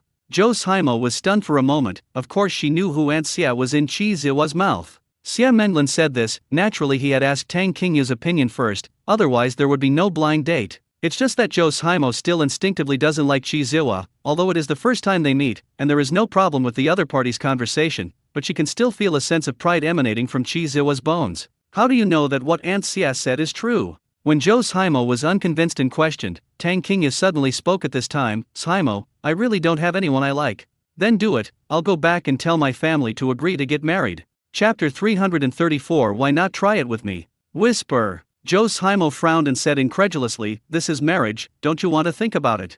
Is your family stressing you? Tang Qingyu said with an indifferent expression, shook his head and said, before he came, my mother had already made it clear that it was up to me whether to agree to this matter, so I asked in advance if I had anyone I liked. Just like he just said, I don't have anyone I like, I always have to find someone to marry, and the family needs this marriage, and it doesn't matter who the marriage partner is. Qi Ziwa was not surprised when he heard Tang Qingyu's understated expression. He nodded with a smile and said, then I will give a positive answer to my family later.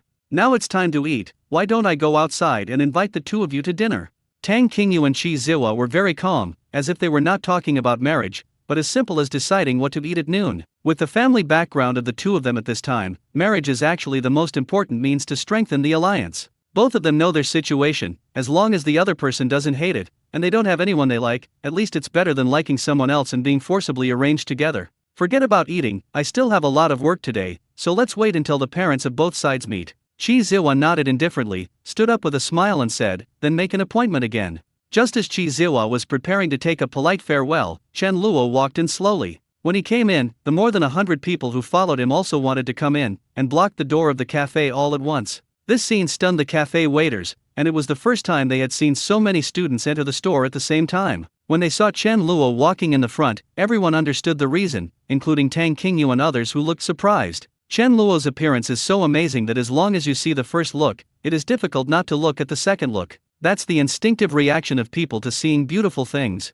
Before Chen Luo came in, he heard the conversation inside, and naturally knew what they were talking about. When he heard it, he only felt that his heart twitched inexplicably, which actually made him feel that something was being cut deep in his heart. Chen Luo instinctively wanted to resist this feeling, to peel it off. But soon, Chen Luo quickly calmed down, and the first thing he thought about now was not whether he liked Tang Qingyu or not, but felt that he should not have such a reaction. Chen Luo's mood had long since become calm with the passage of time, and the painful feeling just now made him even wonder if there was something wrong with his body. So, Chen Luo decided to confirm whether there was something wrong with his body, or if he really didn't forget Tang Qingyu. In the midst of everyone's eyes, Chen Luo suddenly walked up to Tang Qingyu and said something that stunned everyone. Since it doesn't matter who the marriage partner is, why don't you try it with me?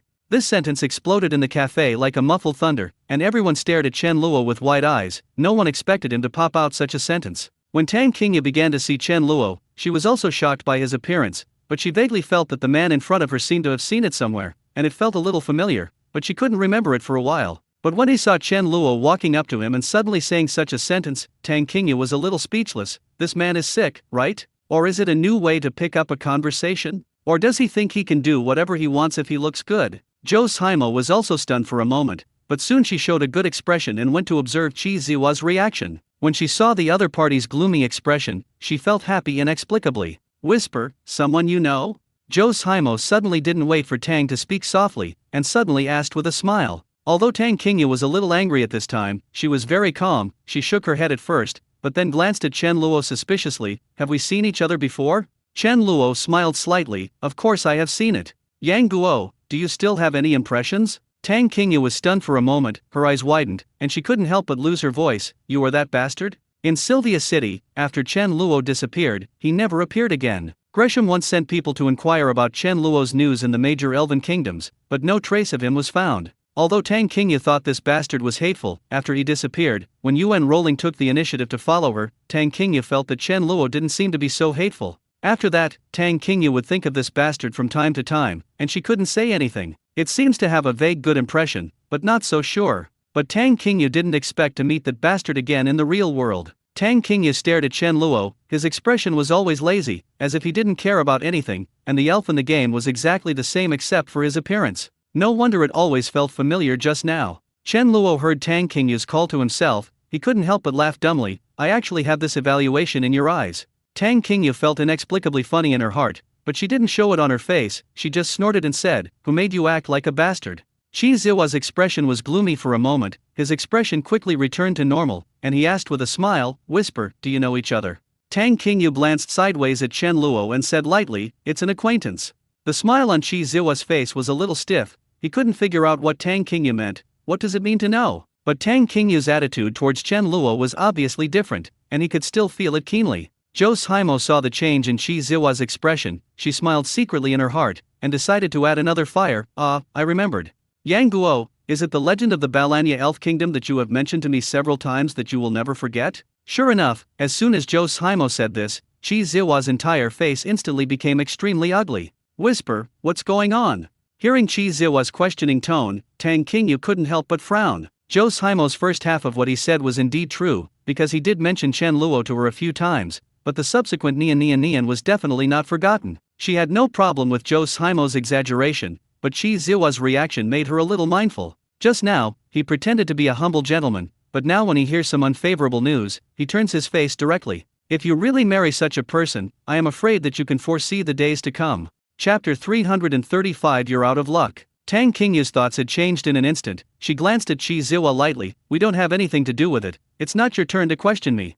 Also, I retracted what I just said, and I pretended not to mention the marriage. Seeing that Chi Zihua's face turned pig liver color, Zhou Haimo excitedly patched up the knife on the side. That's right, since it doesn't matter who you marry, of course you have to choose a good-looking one. How eye-catching this handsome guy is. Whisper, take him back to meet his uncle and aunt. Seeing that the people around him looked over with strange eyes, Chi Zihua suddenly became angry. Tang Qingyu had promised well just now, and now this man who looked like a woman appeared, and immediately regretted it. Isn't this a joke? These two must have been premeditated. Chi Zihua thought of this, and he couldn't care about his demeanor at this time. He said sternly, Tang Qingyu, are you deliberately humiliating me? Tang Qingyu frowned, her thoughts became even more firm. She glanced at Chi Zihua. Whatever you think, I don't have time to deal with you now. Haimo, let's go. After Tang Qingyu finished speaking, he pulled Zhou Haimo and walked directly outside, and even Chen Luo ignored it. Chi Zihua trembled all over angrily. He really wanted to have a seizure, but when he saw students around him holding mobile phones facing this side, he knew he had to endure it. Now is the internet age, his identity is very sensitive. If any inappropriate words and deeds are exposed to the public eye, and then deliberately amplified by someone with a heart, even if he is covered in mouth, he will not be able to tell clearly. Although Chi Zihua was angry, he did not lose his mind. He turned his gaze to Chen Luo, a cold meaning flashed in his eyes, and then turned around and walked out of the cafe. Chen Luo naturally noticed Chi Zihua's resentful eyes, but he didn't take it to heart at all. Do people care if ants hate themselves? Chen Luo forgot about Chi Zihua in an instant, and immediately went out of the cafe to catch up with Tang Qingyu and Zhou Haimo. By the way, you haven't answered me yet. Do you want to try it with me? Tang Qingyu glanced at Chen Luo and said with a smile, didn't someone say that I was amorous? Chen Luo laughed. This chick actually remembered what she said in the Western fantasy world at that time. It seems that women are not ordinary grudges. You said that at the time, don't I want to lose face? Tang Qingyu sneered, you don't want face now? Chen Luo smiled and said, you're going to get married, what face do you want? Tang Qingyu heard this but suddenly thought of something. How do you know it's mine? I didn't say anything other than tell you the name, and my appearance in reality is different from that in the game. Chen Luo had long thought that Tang Qingyu would ask such a question. Of course it was Jin Xiaohuan who asked. Hearing this name, the smile on Tang Qingyu's face suddenly disappeared, her expression became a little bleak, even Zhou Haimo's expression changed. She couldn't help but glare at Chen Luo in a blink of an eye. Seeing their expressions, Chen Luo was slightly startled. He quickly realized something, and quickly searched for Jin Xiaohuan's login information in the Western fantasy world. After this investigation, Chen Luo found that since the demonic army attacked, Jin Xiaohuan had never been online again. Chen Luo instantly understood why Tang Qingyu and Zhou Haimo had such expressions, and Jin Xiaohuan was probably no longer there. Zhou Haimo saw that Tang Qingyu's mood had become depressed, and he hurriedly changed the topic and said, did you come to Zhongcheng to find our family? Whisper? Chen Luo coughed dryly and began to make up casually, that's not the case, I'm studying genetics, and this time I'm seconded to China University of Science and Technology to conduct a major project research, not long after I arrived in Zhongcheng. Who is your dad? Chen Luo was dumbfounded, looking at Zhou Haimo's serious expression. He had already guessed the meaning of this woman's question. My parents died early, and there are no relatives at home, so I am considered an orphan. Chen Luo simply told his details. Sure enough, Zhou Haimo shook his head in disappointment when he heard this. Then you have no drama, you can't pass the hurdle at home. Tang Qingyu couldn't help but roll his eyes at Zhou Haimo and said angrily, should I call you mom? You should worry more about your own affairs. Zhou Haimo nodded thoughtfully, stretched out his hand and touched Tang Qingyu's head. It makes sense. Come, good daughter, call mom to listen. Tang Qing was in a hurry, slapped Zhou Simo's hand away, and reached out to scratch her arm socket. Dare to take advantage of me. Chen Luo watched the two women quickly laugh together, and knew that Zhou Simo did it on purpose, of course, to divert Tang Qing's attention. Hey, I said you have no drama, what are you doing with us? After Zhou Simo and Tang Qingyu finished talking, they glared at Chen Luo again. Chen Luo smiled and said nothing, just looked at Tang Qingyu and said, I'm still waiting for your answer. Tang Qingyu glanced at Chen Luo and laughed, and when she was about to answer, her phone suddenly rang. Tang Qingyu saw the name of the caller ID, she couldn't help but sigh, as if she didn't want to answer. But after only hesitating for a moment, she still answered the phone. Mom. Xia Menglan's voice came from the other end of the phone, and his voice was a little cold. What's going on? Tang Qingyu naturally knew what was going on as soon as she heard it, and she said in a calm tone, I don't know what he said, but what I can tell you is that I originally agreed, but his performance is inconsistent with what you said, and I still can't accept it. It's okay for you to refuse Qi Ziwa, we don't have to marry the Qi family, but you shouldn't use that way. Xia Menglan said in an indifferent tone, before I asked him to go over to see you, I asked you, you said that there was no one you liked, and I also said the same to the people of the Qi family, and now a person suddenly appeared. You are slapping the Qi family in the face, and you are also slapping our Xia family and Tang family in the face. Mom, I'm sorry, I didn't do that on purpose, it's just, it doesn't matter if it's intentional or not. I just want you to know that by doing this, you not only make us lose an ally, but also give us an enemy. Can't you guess how much trouble this will cause to your grandfather? Xia Menglan didn't wait for Tang Qingyu to finish speaking, so he interrupted her, but his tone was still as calm as ever, and he didn't seem to be angry because of what Tang Qingyu had done. Tang Qingyu's expression changed slightly, and he had nothing to say for a while. Although she guessed that it might have a certain impact, it would not make the two families feud. But judging from Xia Menglan's reaction, she obviously underestimated Qi Ziwa's temperament. The guy probably said to the elders as soon as the blind date ended. Of course, the people of the Qi family would not look for Tang Qingyu, but found their grandfather and mother, and finally got this call. Chapter 336 I'm really awesome. Let me confirm with you one last time, is it impossible to be with Qi Ziwa? Xia Menglan saw that Tang was silent softly, and asked again in a very calm voice. Yes. Tang Qingyu did not hesitate this time and quickly gave an answer. Very good, then tell me the name of that person. Xia Menglan's tone has never changed. Tang Qingyu was stunned for a moment, and soon realized that Xia Menglan was talking about Chen Luo. Mom, I didn't reject Qi Ziwa because of anyone, I just think he is narrow-minded, not only difficult to succeed, but may also drag down our two families in the future. After hearing this, Xia Menglan still just said lightly, name. Tang Qingyu was silent for a moment, then turned his head to look at Chen Luo, Yang Guo.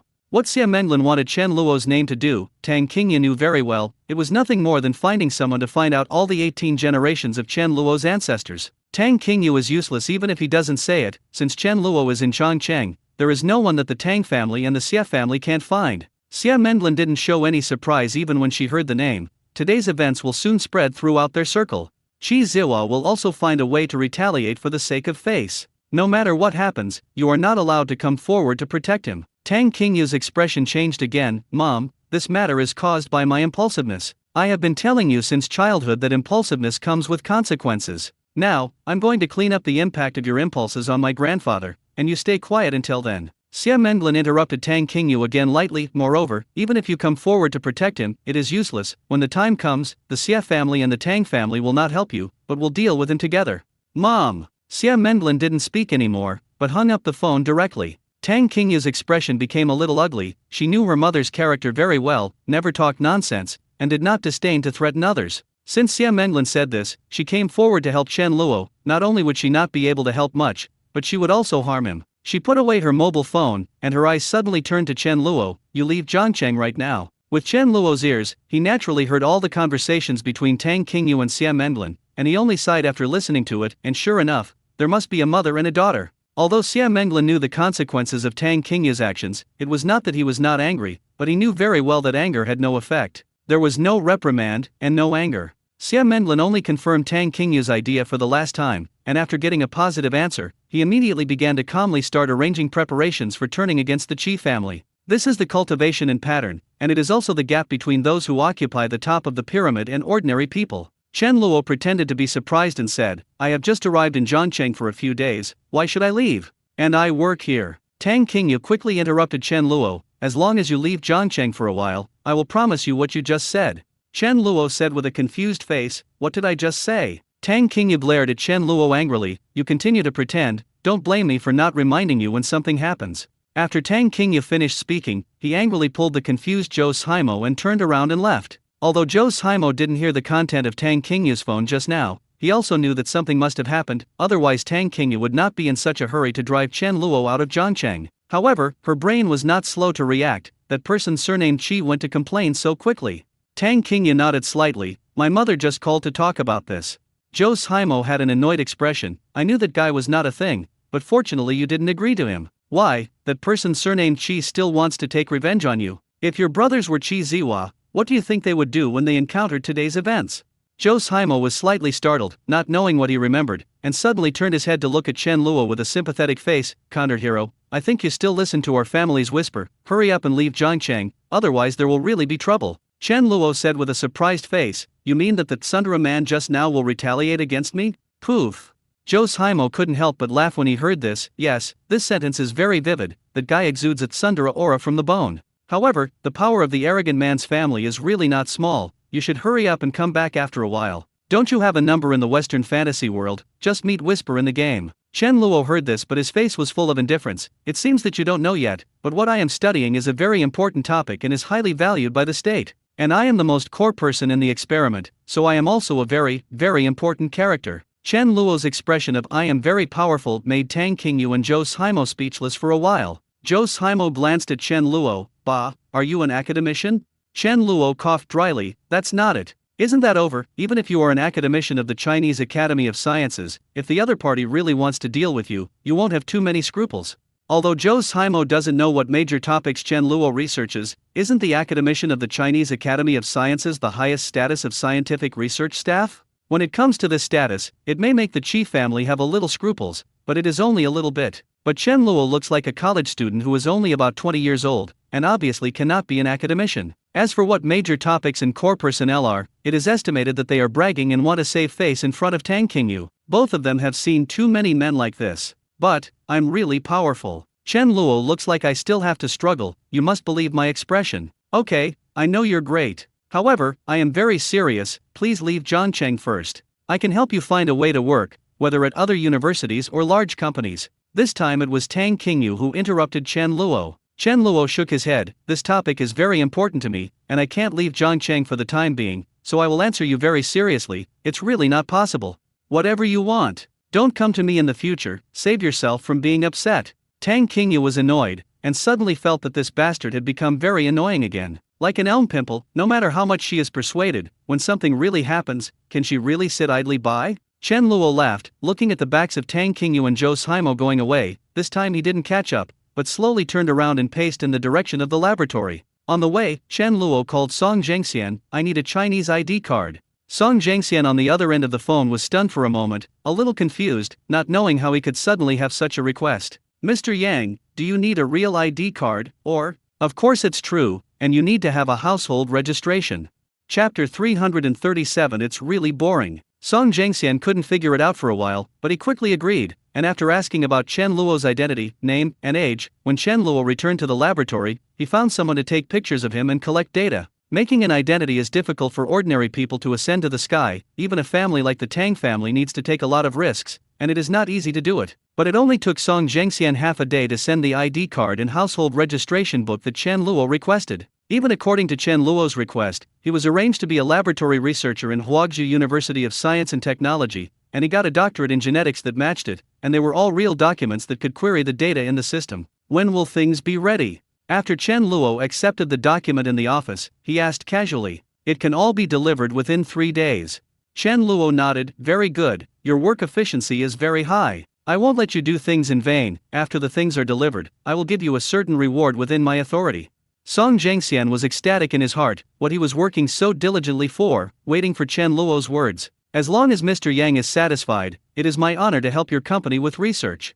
At the same time, Song Zhengxian was also keenly aware of something from Chen Luo's words. The 3 words within the authority indicate that the employees of the game company should be hierarchical, just like their internal system. Members of different levels have different permissions. Although Chen Luo's authority does not know how high, Song Zhengxian can be sure that no matter what he comes up with, he is afraid of exceeding the current level of the earth. It seems that the materials have to be sent over as soon as possible. After Song Zhengxian said goodbye politely, he immediately took out the phone and dialed a number. Send everything over tomorrow. A large part of the materials requested by Chen Luo are actually in the laboratory, because Han Jiarong made the formula of the X gene here, and the materials used are almost the same. The reason why Song Zhengxian said 3 days was because he asked a group of experts composed of academicians from the Chinese Academy of Sciences to study Chen Luo's composition list and try to analyze something. Soon, the panel reached its conclusions. This ingredient list is most likely the special X gene that Han Jiarong has been proposing before, but it has always existed in the theory before, but it has not been extracted.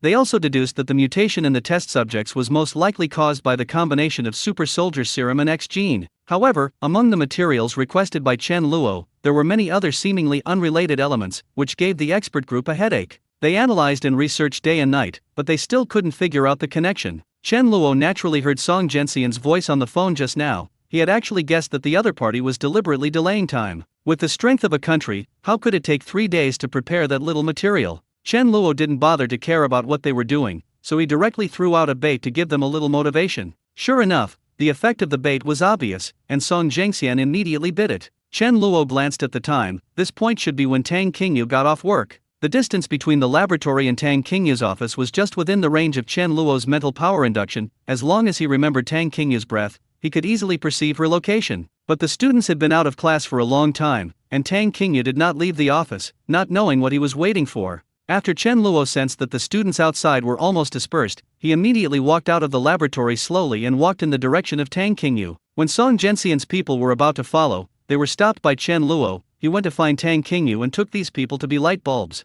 The group of people naturally didn't dare to talk nonsense, and immediately agreed submissively, and then they didn't dare to follow very honestly. At this time, it was dark outside, the street lights were on, and there were no students in the school. When Chen Luo went out again, it didn't cause onlookers. After walking a distance, Chen Luo came to face a group of people, one tall and taller, like an athlete. They were giggling all the way, seeing that they were about to collide with Chen Luo, and they had no intention of getting out of the way. Chen Luo's eyes were indifferent, and he had no intention of getting out of the way. He still put his hands in his pockets, and even his steps did not change. He was still as loose and lazy as ever. Ah! The two people in front of Chen Luo were directly knocked out and fell to the ground screaming. The group of people was stunned at the same time, looking at their companions who fell to the ground screaming, and were a little confused all of a sudden. Although they have a tacit understanding for a long time, when did these two guys have such good acting skills, and their acting skills are the same as the real thing? However, this is obviously not the time to care about their acting skills. Boy, what are you doing? The leader glared at Chen Luo with anger and reached out to grab Chen Luo's collar.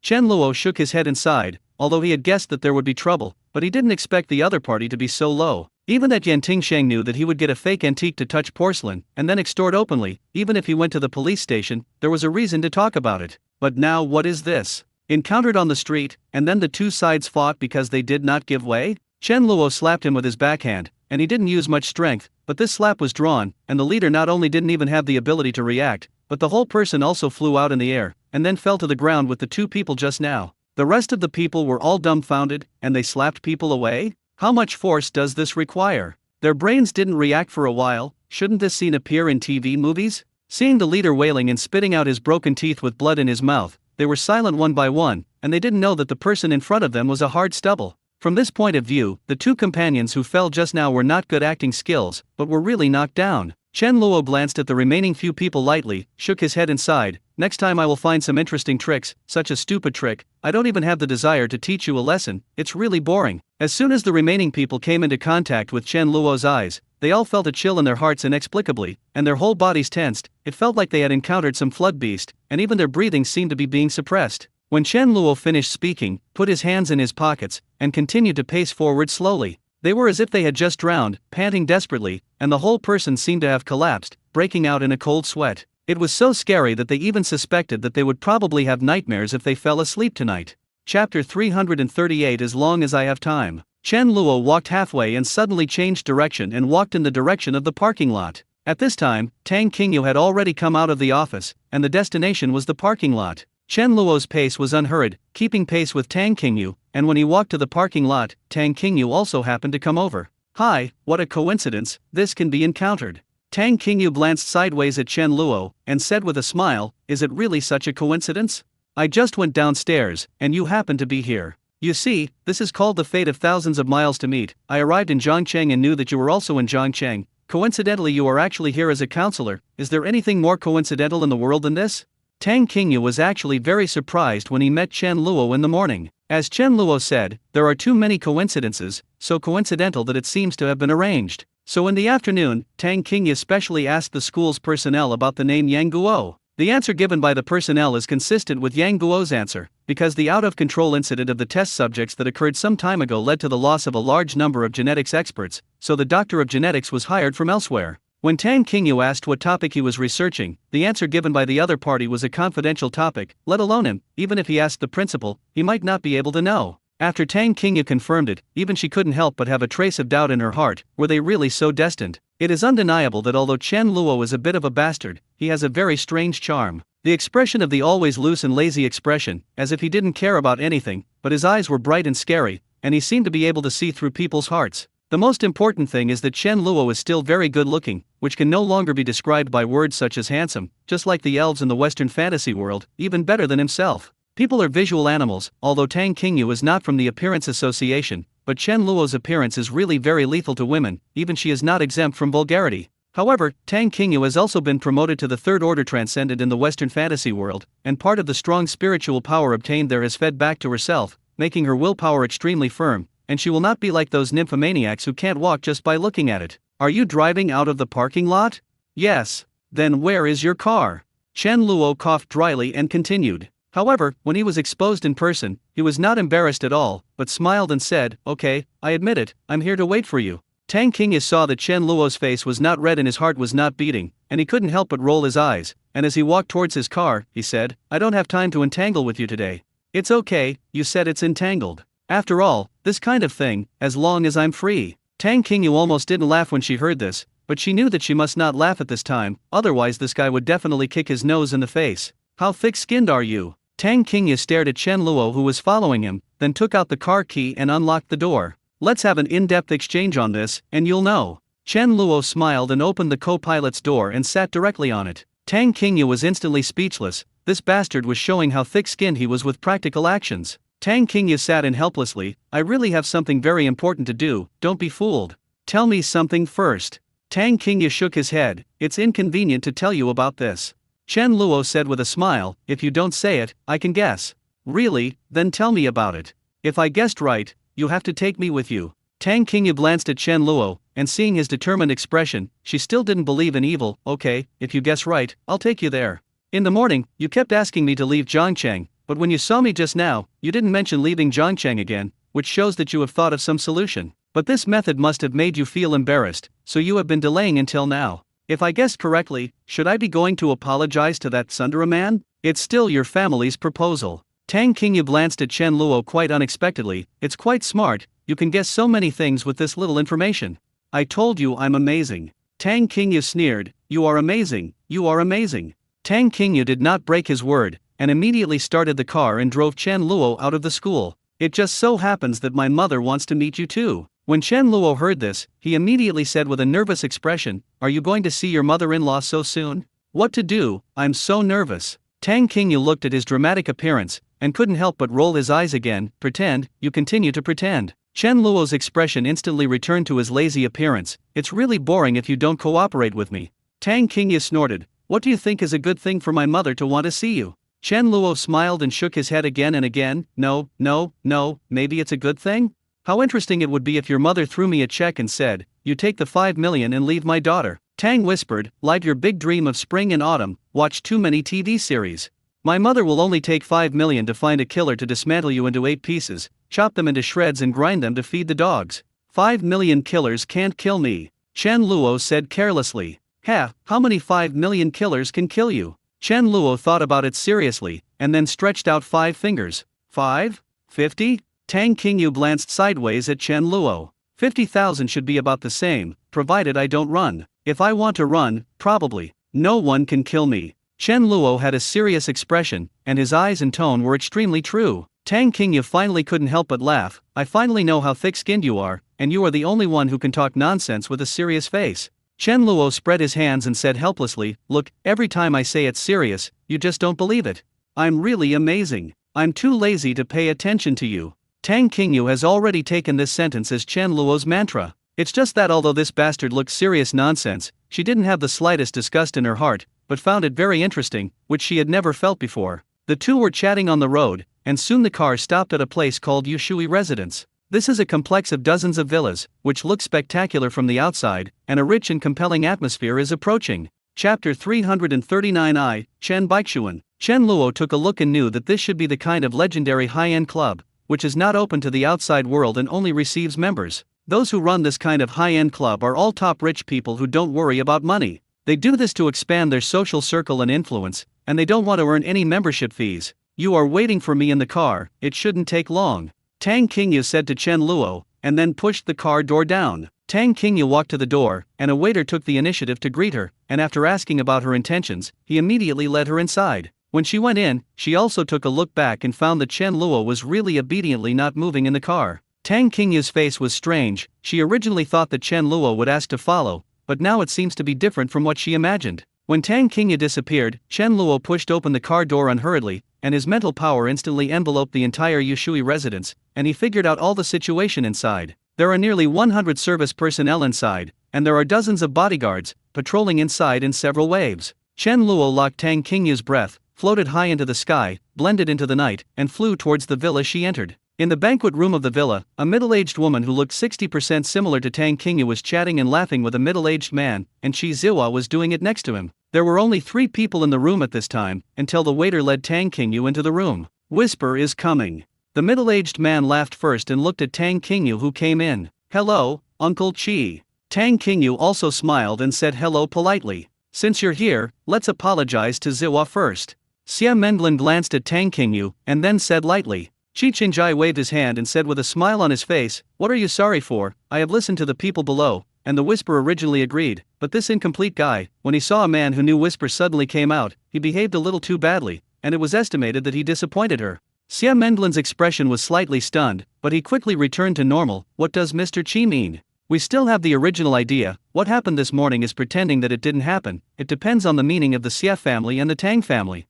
Xia Mendlin looked as usual, and did not give an answer immediately, but looked at Tang Qingyu. What do you think? Tang Qingyu originally thought that this matter would be over to apologize, but he didn't expect that now the style of painting has suddenly changed, and he is going to get married again. When Xia Mendlin asked this, the 3 people in the room focused on Tang Qingyu, all waiting for her answer. Tang Qingyu felt unprecedented pressure at this moment. Xia Mendlin asked this sentence. She must have hoped that she would agree, because this matter is related to the layout of the Tang family and the Xia family in the next few years, and the Qi family will be an important part. If before today, maybe she wouldn't think much about it and would agree soon. But now Tang Qingyu showed a hint of hesitation, and Chen Luo's shadow flashed unconsciously in her mind. Because of this hesitation, Tang Qingyu was silent for a moment, and soon said, "I'm sorry Uncle Qi, I still can't agree." As soon as Tang Qingyu said this, the atmosphere in the room suddenly changed. "Dad, I said it a long time ago. She just deliberately humiliated me." Qi Ziwa stood up angrily, pointed at Tang Qingyu and shouted angrily, "Shut up!" Qi Qingjai glared at Qi Ziwa coldly. Qi Ziwa's angry expression suddenly subsided, and instantly turned into an honest quail, and he didn't even dare to breathe. "Director Xia, you have the same idea?"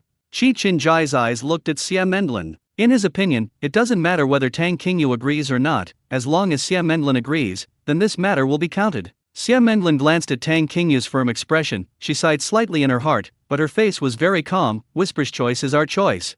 Tang Qingyu looked at Xia Mendlin unexpectedly, as if he didn't expect her to firmly support him. Qi Qingjai's expression suddenly darkened. "Director Xia, you were the first to propose marriage. Our Qi family has given enough sincerity. But are you doing this now to become our enemies?" Xia Mendlin said with a sincere face, "We are indeed at fault in this matter. I apologize here to the 2 of you, but we never have the idea of becoming enemies with the Qi family.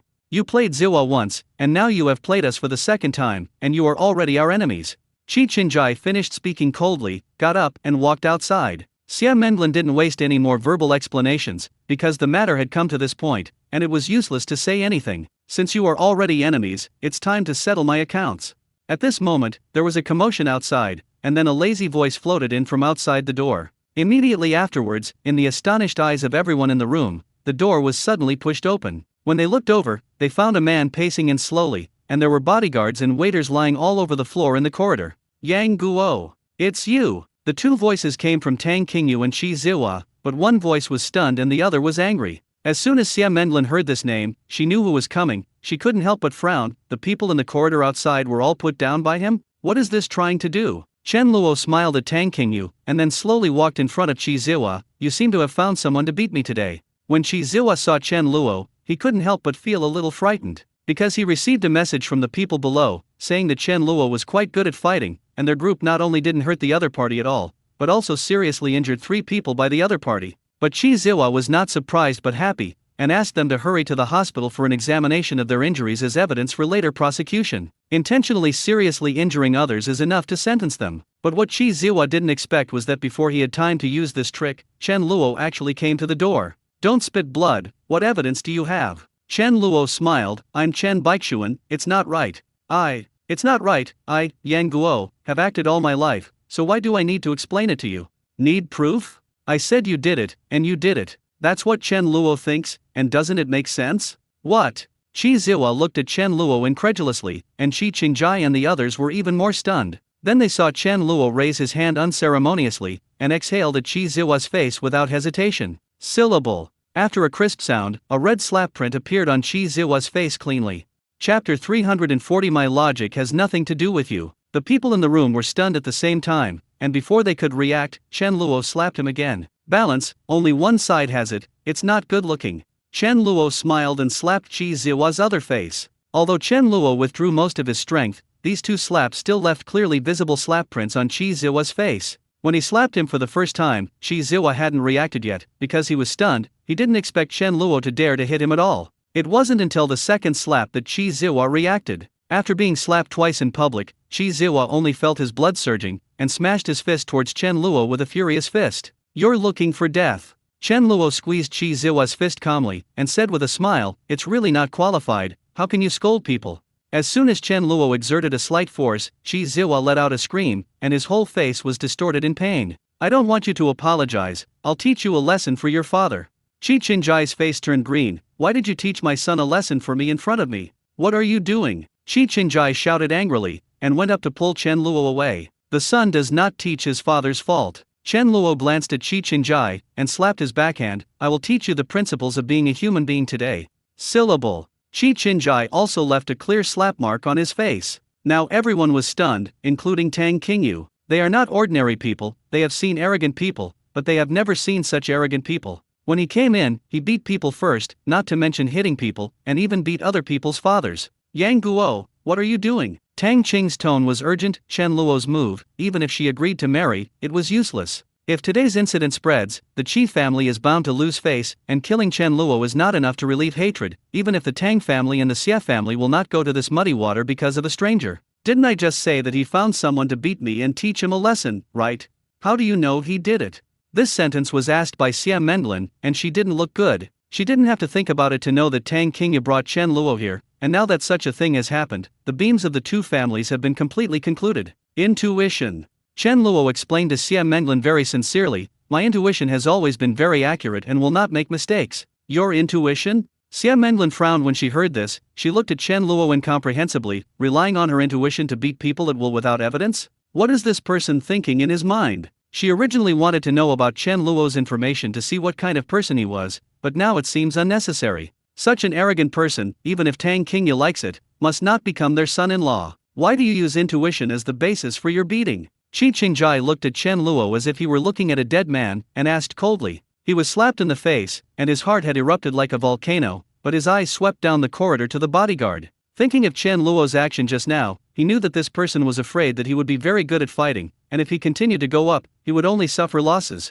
But in this world, there are more people who can fight, and it is never those who can fight that determine how the world works. Hey, didn't I say it just now? I'm Chen Baixuan.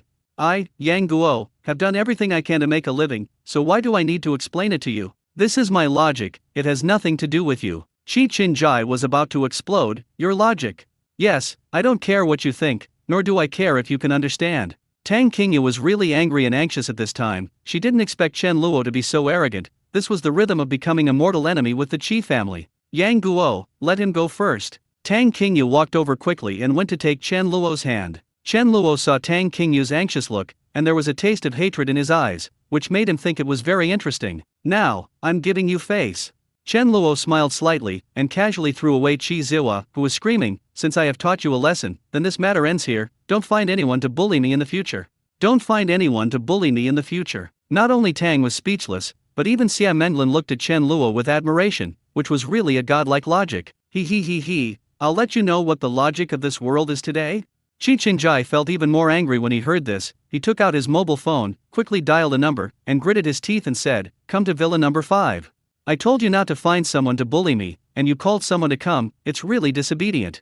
Chen Luo sighed helplessly. Xia Menlin saw that the situation was not right, her eyes moved slightly, and she immediately took out her mobile phone, but she didn't call, but quickly edited 2 words and sent them to the secretary waiting outside. "Call the police." Xia Menlin saw Qi Qingjai's hideous appearance, and knew that today's matter could not be good, and maybe there would be death. Xia Menlin didn't want to be implicated, let alone use his own strength to help Chen Luo, so she chose to call the police and first set aside the connection between their mother and daughter and this matter. As for this person named Yang Guo, he himself wants to die, and it has nothing to do with their family. If it weren't for Tang Qingyu's sake, she wouldn't even call the police. Whisper, "Come with me." Xia Menlin didn't care what Qi Qingjai wanted to do at all. He glanced at Tang Qingyu and said lightly. Tang Qingyu knew that something was going to happen from Qi Qingjai's phone call. "Mom, come with me," Xia Menlin said again, but his tone was a little colder. Tang Qingyu glanced at Xia Menlin's cold expression. She bit her silver teeth, but stretched out her hand to grab Chen Luo. "Let's go. Don't leave."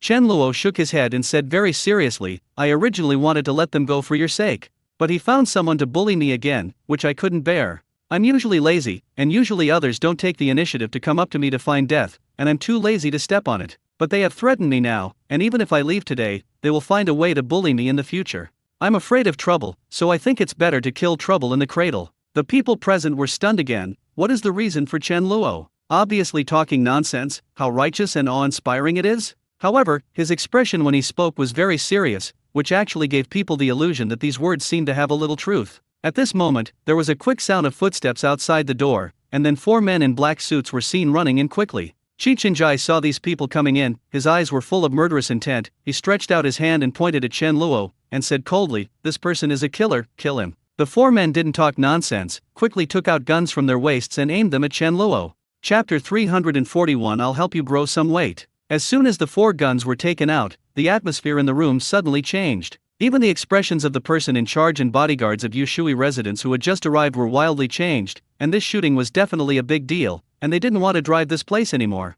All the dignitaries who come here are dignitaries, and once they die, who will come in the future? A beautiful woman in her 30s walked in with a smile. "Mr. Qi, what happened to you that made you so angry and even started shooting?" Qi Qingjai glanced at the woman coldly, and only spat out 3 words from his mouth, "Get out." "Mr. Qi, although I don't know what happened, it's not good for anyone if it gets bigger. Do you want to die?"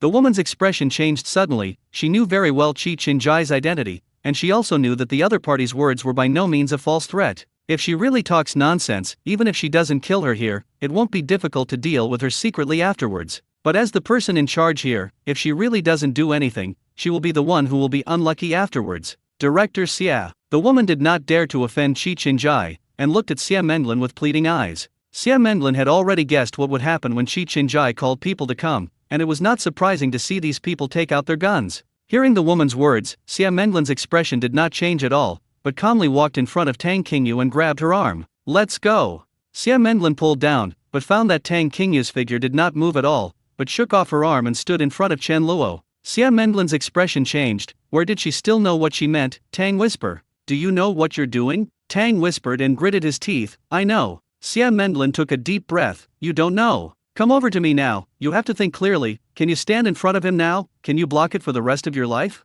"That's right, you, a woman, are so outrageous. How can you stand in front of me? I am Chen Bei. How can I, Yang Guo, let a woman block bullets? Who do you look down on?" Chen Luo pushed Tang Qingyu away with a big grin, and walked slowly to the 4 people holding guns. The 4 people became guns with both hands at the same time, and after stabilizing the handle of the gun, their fingers were ready to pull the trigger. Before they could pull the trigger, they saw Chen Luo wave his hand. Everyone's eyes flashed, and the guns in the hands of the 4 black suits disappeared at the same time as if by magic. Everyone in the room was stunned, almost thinking that they were hallucinating. Immediately afterwards, they saw 4 pistols appear in Chen Luo's hands. Chen Luo casually threw all the guns on the ground, and waved them with a backhand slap. The 4 people flew out of the air almost at the same time, and at the same time opened their mouths to spit out a mouthful of blood and teeth, and then crashed into the wall behind them, fell to the ground, screaming and unable to get up. The people in the room were stunned, and the air was suddenly dead. A slap in the air is already incredible, and what is even more exaggerated is that Chen Luo slapped 4 people at the same time, which is a bit scary.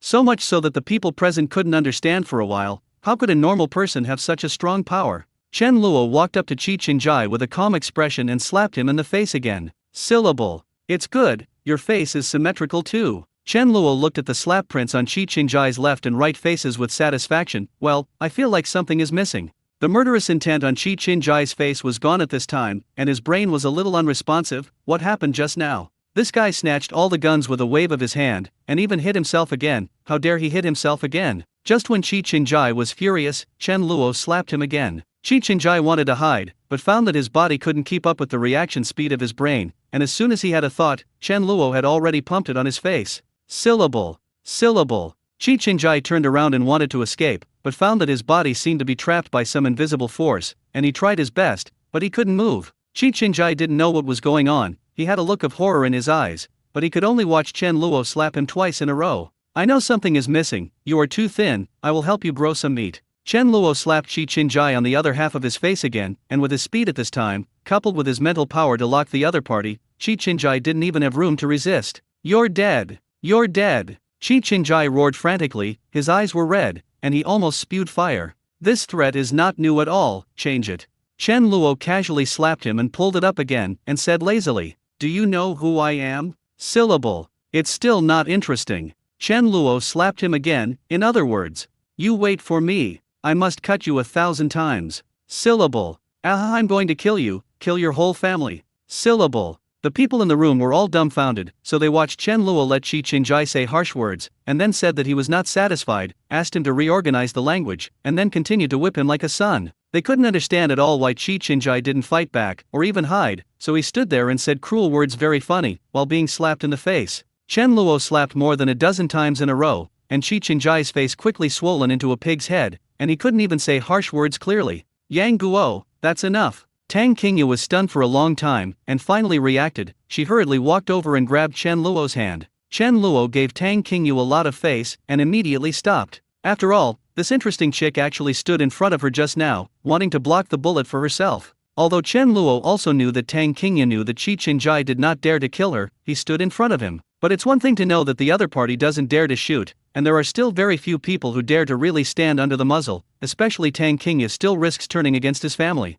Chen Luo stopped, but the atmosphere in the room suddenly became very strange, and the others didn't know how to clean up the situation. At this time, there was a sound of a police car whistling outside, and it quickly stopped outside Yushui residence. It didn't take long for a group of police officers to quickly enter Villa number 5. As soon as they came in, they saw people lying on the ground, a group of people wailing on the ground, looking injured. When I entered the room, there was still a group of people lying on the ground. What made them even more colored was that there were still 4 pistols on the ground. The police were dispatched by the police from the nearby police station, and most of them knew what this place was. There are brawls here, and there are guns, and everyone knows that things are serious.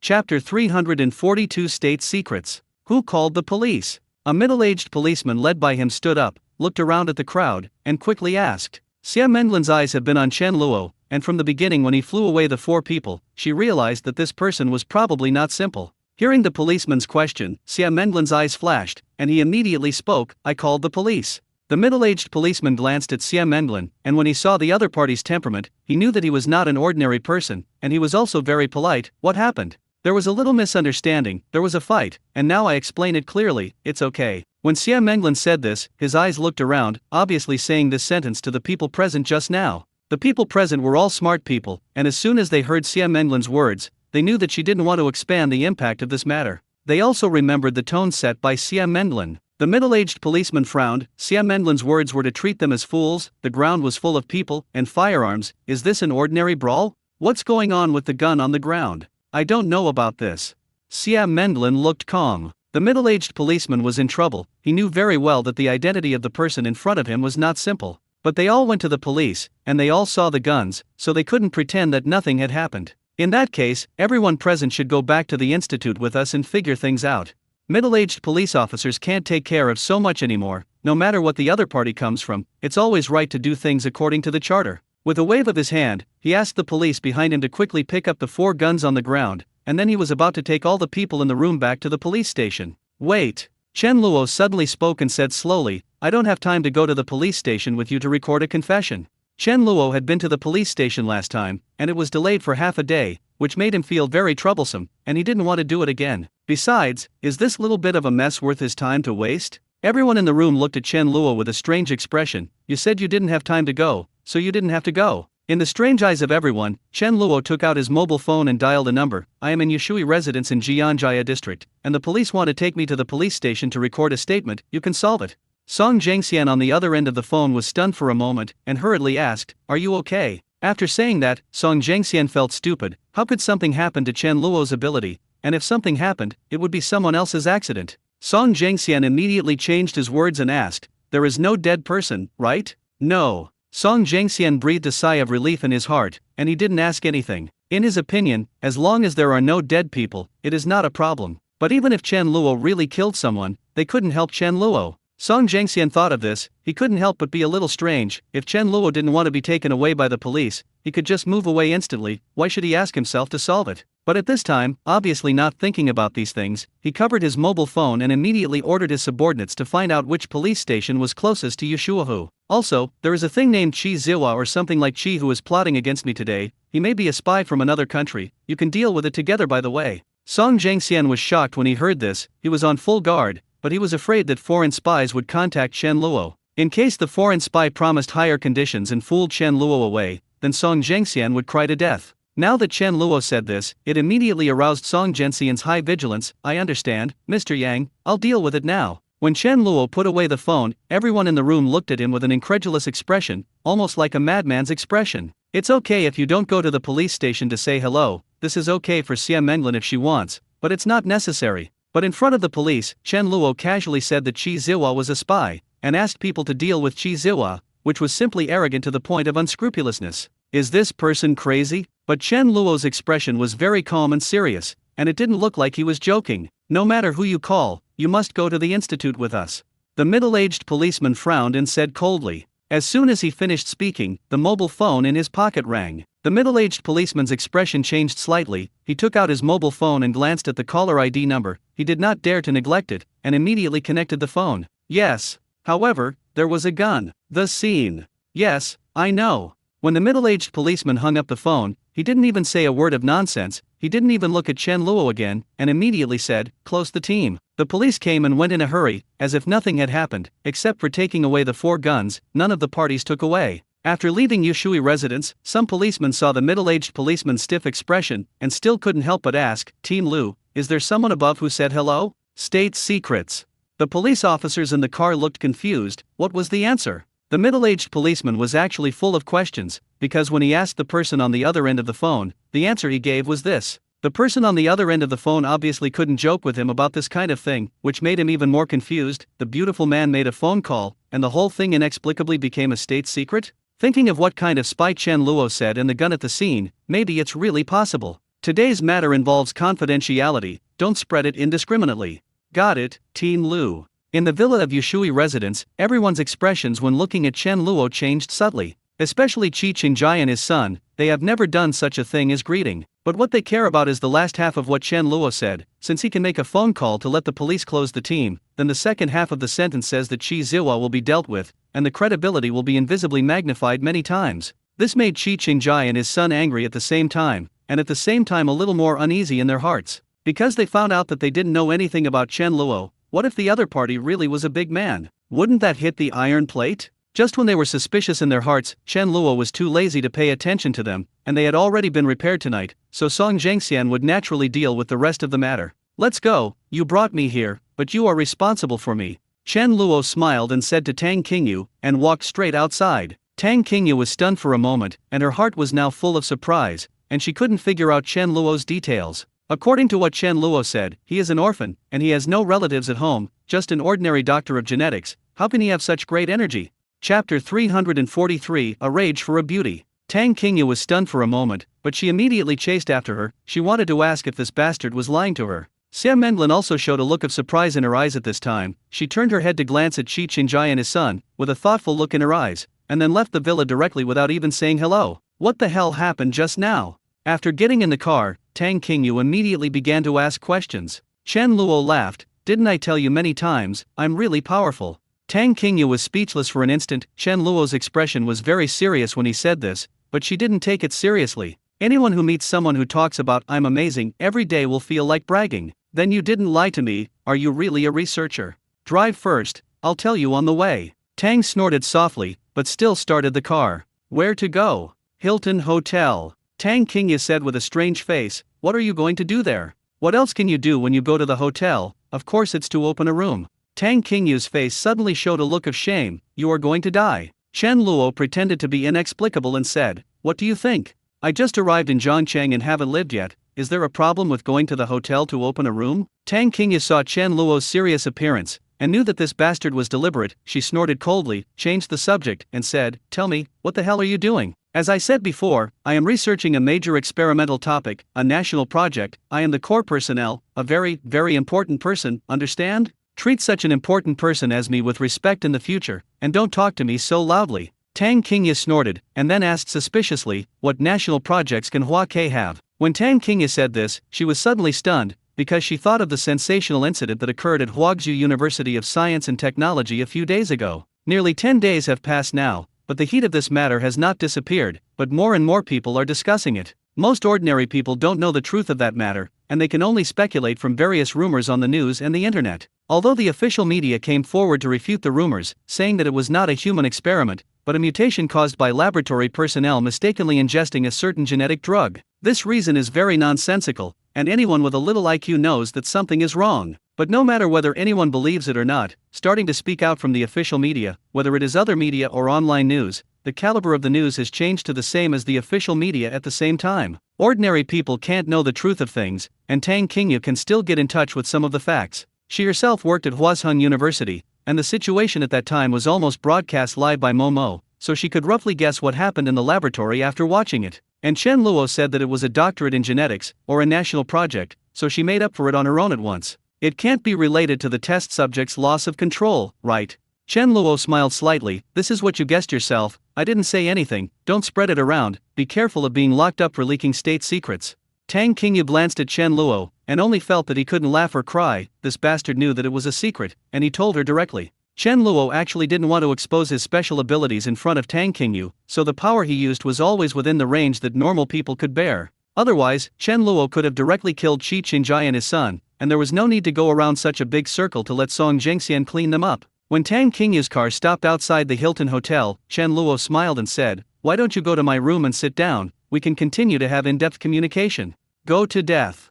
Tang Qingyu looked embarrassed. Who wants to have an in-depth communication with you? Chen Luo shook his head and sighed, alas, what a pity.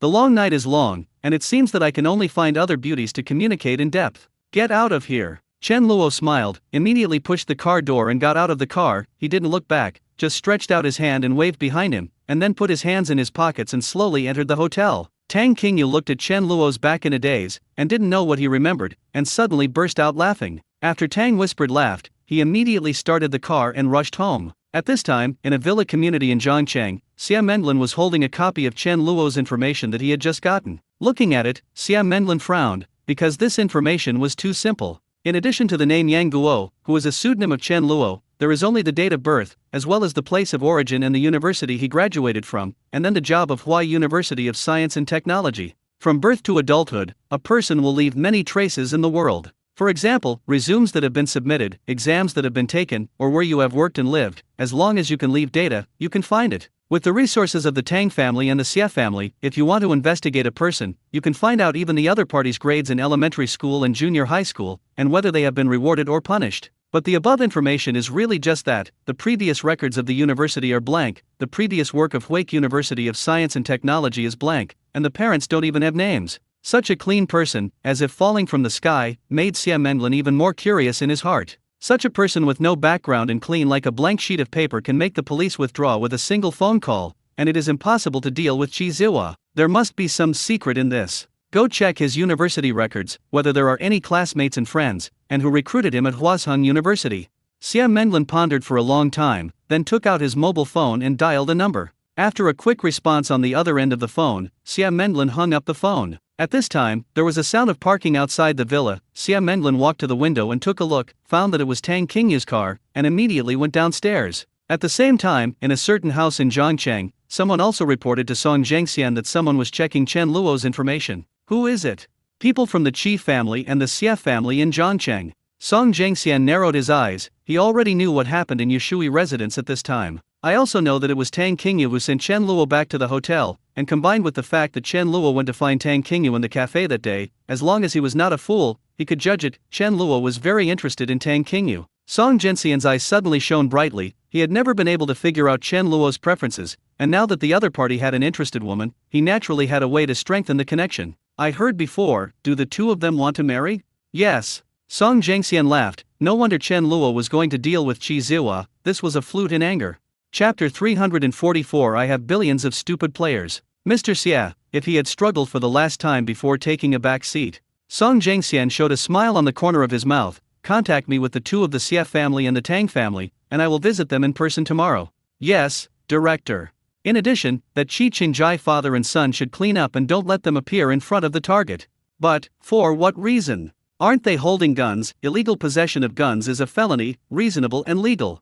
Yes. The next day, Song Zhengxian took a large truck to the experimental building and transported all the materials Chen Luo needed. Chen Luo entered the laboratory for the first time and began to synthesize the X gene without sleep. During this period, Tang Qingyu took the initiative to call him once, but Chen Luo saw that the X gene was right in front of him, and he didn't have time to take care of anything else. Just told Tang Qingyu that the experiment has now entered a critical stage, the laboratory has been closed, and there is no way to go out now. Chen Luo didn't lie. Only Chen Luo and Song Zhengxian could enter and exit this laboratory freely, and no one else could enter. After Tang Qingyu guessed what kind of research Chen Luo was doing, he was not surprised, but he never contacted him again. It took another week for Chen Luo to finally synthesize all 1,700 kinds of X genes. Next, there are human experiments. Of course, Chen Luo would not take risks on his own. He needed to experiment with others first. Han Jiarong needs living people to experiment, but Chen Luo doesn't need it, because he has hundreds of millions of sand sculpture players. Song Zhengxian and the others didn't expect to enter the Abyss world for human experiments,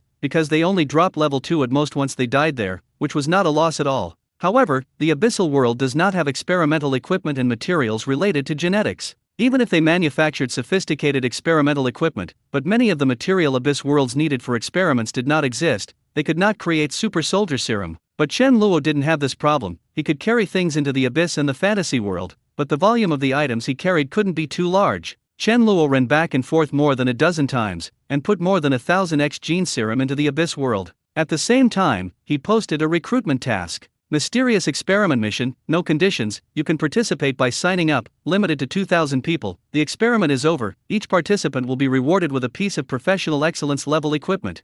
All the players in the Abyss world were stunned. This mission was announced by the whole region. As long as the players were online, they could see it. The players were overjoyed, although the description of this mission is very simple, but it rewards excellent level weapons. This is purple level equipment, whether it is a weapon or armor, it is 100,000 yuan at the bottom. For a time, countless people took the task one after another. Now there are nearly 1 billion players online, but there are only 2,000 places, less than 0.01 seconds, almost the moment the task pops up, the 2,000 places are distributed. Your uncle, are you mistaken? I'm still thinking about what task to give such a high reward, and it's just gone? Damn, this is too fast, I didn't even see the task clearly. Dog official, can you give me a little notice next time? With so many players, you only give 2,000 places, which is stuffing your teeth? Ha ha ha, fortunately, I'm clever, I didn't even look at the task in order to accept it. Just when the players were complaining wildly and then discussing what the dog official was doing, the 2,000 players who accepted the task had been forcibly teleported to an empty plane by Chen Luo.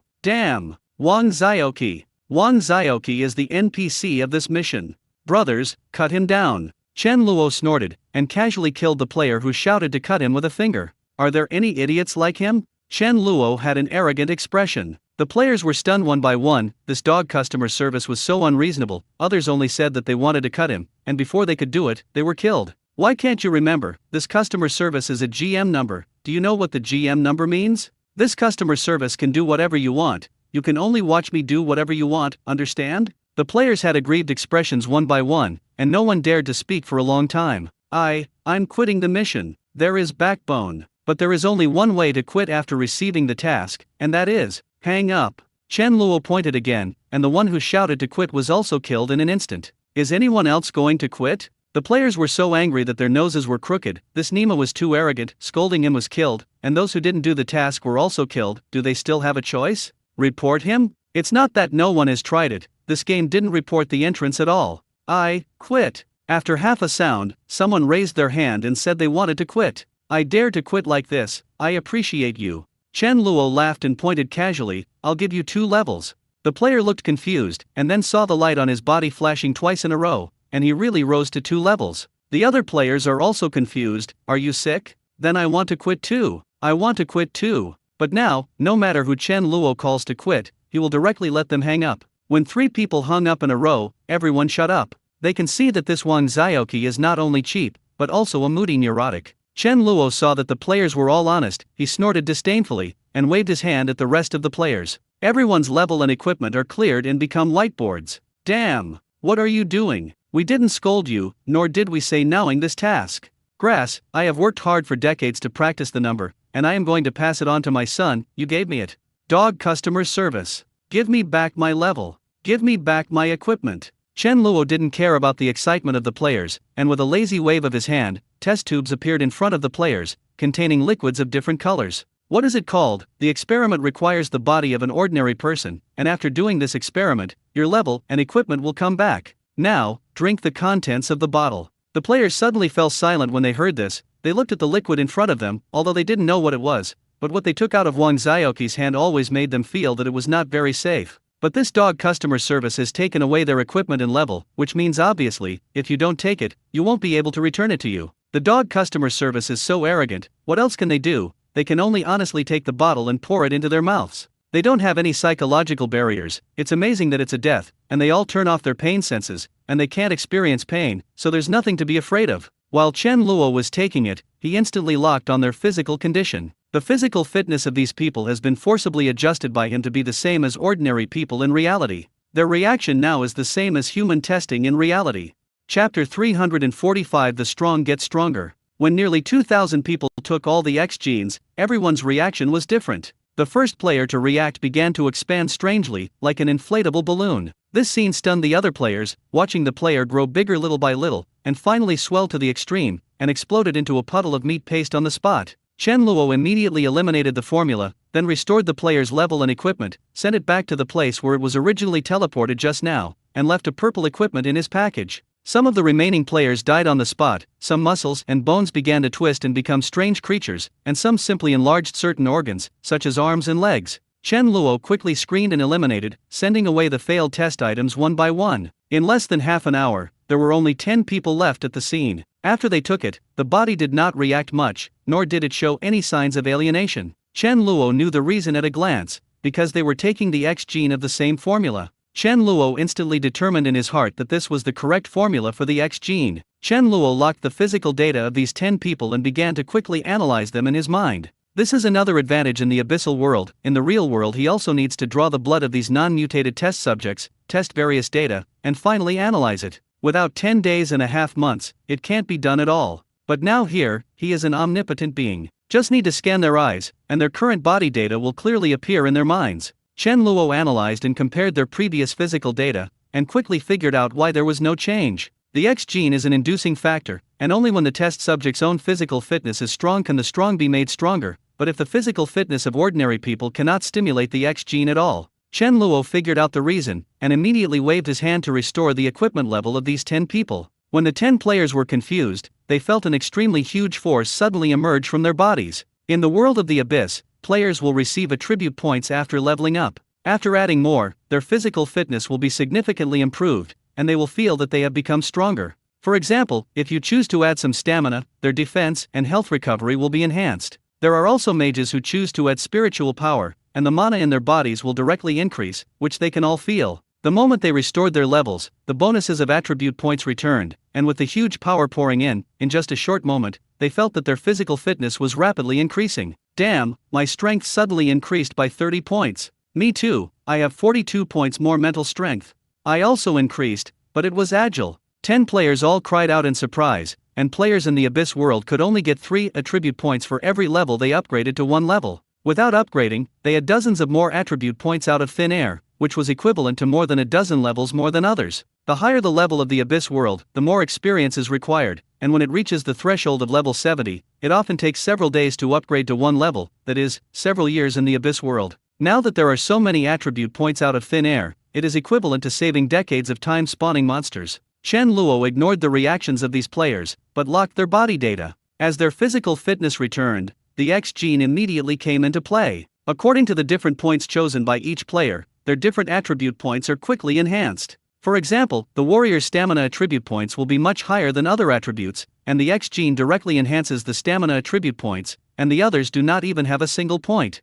The mage's direct increase in spiritual power and other attributes did not move. Chen Luo pondered for a moment, which was consistent with the conclusion he had drawn from his research. But Chen Luo doesn't have these attribute points in reality. God knows which point will be enhanced when taken in. Chen Luo quickly analyzed and compared the physical data in reality with the physical data of the players in the Abyss world, and the strength of the second-order transcendent was roughly equivalent to the player's level 30 in the Abyss world. But his physical fitness is not simply added to a certain point, but an all-round improvement. If he had to say which one was the strongest, he immediately thought of mental power. Because the Abyss world continues to harvest the abyssal soul, it still has a certain effect after more than 100 years. Will it be to enhance mental strength? Chen Luo thought it was possible, but he had no intention of taking it immediately, because he had to continue the experiment. Although enhancing mental power is good, it is not the ability he wants the most. Chen Luo waved his hand casually, once again clearing the equipment and levels of the 10 players, and also cleared the X gene in their bodies.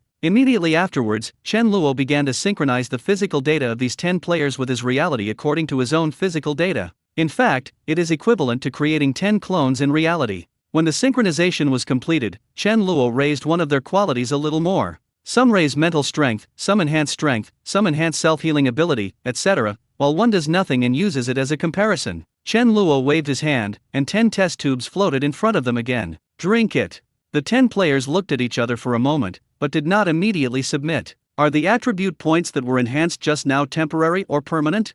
A player had the courage to ask. Chen Luo laughed. If you talk nonsense again, it will be temporary. The 10 players showed overjoyed expressions on their faces, and the meaning of the dog customer service was obvious. Those attribute points were permanently increased, and if they were grinding, the benefit would not be given to them. Without any hesitation, they grabbed the X gene agent in front of them and poured it into their mouths. Chen Luo immediately locked the bodies of these 10 people and observed the changes in their body data. Soon, he found that the physical fitness of these 10 people was increasing. Consistent with the results of the second test, as long as he deliberately increased the attributes, the X gene directly enhances this ability. For example, the clone that enhances its strength, the physical strength has more than doubled. And the person who enhanced his mental power also increased his mental power at this time. According to Chen Luo's estimate, the range covered by this clone's spiritual power can reach at least 5 kilometers. However, Chen Luo is most concerned about the one who has enhanced his self-healing ability. But this ability cannot be observed through the data. He just feels that the self-healing gene in this experiment is more active, and he doesn't know if he has gained the ability to heal himself.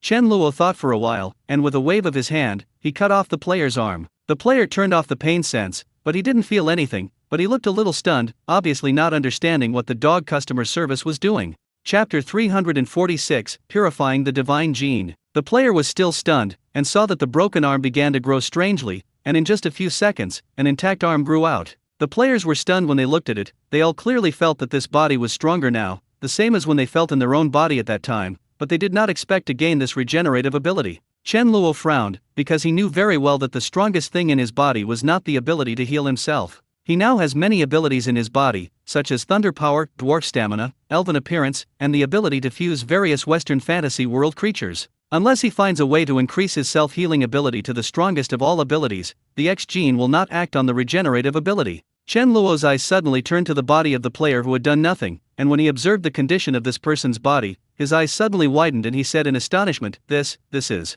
Chen Luo was shocked to sense the body that was the same as his real body, because that body suddenly began to glow. Everyone's eyes couldn't help but shift their eyes to the past, only to see that the player began to glow with golden light from the inside out, and it became more and more dazzling, as if it had turned into a round of the sun, making it impossible to look directly at it. Players can't see clearly. Chen Luo certainly won't have this problem. Chen Luo had already sensed at that moment that the X gene actually acted on the gene of the gods. Chen Luo finally reacted at this time. His strongest ability was not something else, it was the god descendant gene in his body, that was the foundation of his strength. He didn't expect that the X gene could not only perfectly fuse with the God gene, but also directly enhance the God gene. When the dazzling golden light on the player's body dissipated, Chen Luo immediately began to analyze his physical data. Soon, Chen Luo was pleasantly surprised to find that the genes of the gods had become more powerful than before. Although the total volume is still 12% without any change, the quality has been greatly improved. This is just like when he was promoted before. The God descendant gene removed the impurities in his body, and now the X gene has also purified the God descendant gene. For a very simple example, if a 1% increase in the gene of the Godborn can bring a 1 ton of strength increase, now it can reach at least 2 tons. Chen Luo was overjoyed, but still maintained a calm posture. He did not take the X gene for the first time, but once again adjusted the physical state of the 10 people to be consistent with the real world. Then, Chen Luo asked them to take the X gene again. As a result, like the person just now, the body began to glow, and then the X gene began to transform the God descendant gene, and it was perfectly integrated. Chen Luo observed for a moment, and after making sure that there was no problem, he immediately cleared the memories of these 10 people about this experiment, then restored their levels and equipment, and sent them away casually and returned to reality. Chen Luo immediately began to make a new X gene potion, and the more than 30 bottles just now were already all the X gene agents in his hand. It only took an hour for Chen Luo to recreate an X gene agent. This thing can only be taken once, and taking it again will have no effect, so he didn't waste time making a little more. Chen Luo looked at the purple potion in the test tube,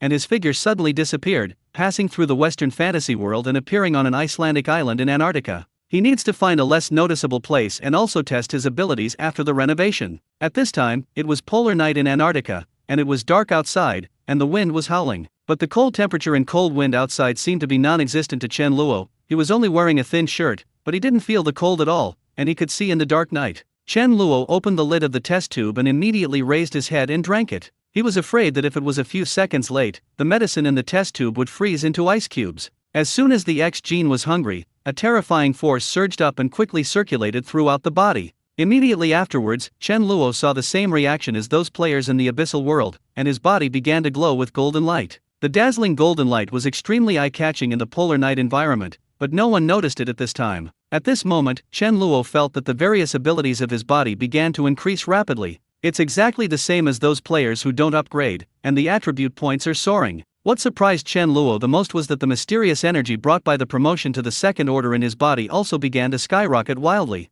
When the golden light dissipated, although Chen Luo's body did not change in the slightest, at this moment, he felt that the world was a little different again. The most intuitive feeling is that the 5 senses have been strengthened again. He can see farther away in the night, and the coverage of his mental power has expanded to within a range of 6 kilometers. Chen Luo's mind moved, his body suddenly floated upwards and slowly, and he began to fly in the direction of the wind. Under the effect of strong mental power, his speed is getting faster and faster, and it is almost the time when ordinary people run at full speed. Chen Luo waved his hand casually, and an amazing blue electric light crackled out of his right hand. The effect was completely different from the previous releases. At this time the blue electric light had changed from the size of a palm to the size of an adult, and covered Chen Luo's whole body, looking like a pair of thunder and lightning armor from a distance. Chen Luo stretched out his hand and made another move, and the Hunyuan pen appeared in his hand, quickly transforming into a long sword, breaking the sky.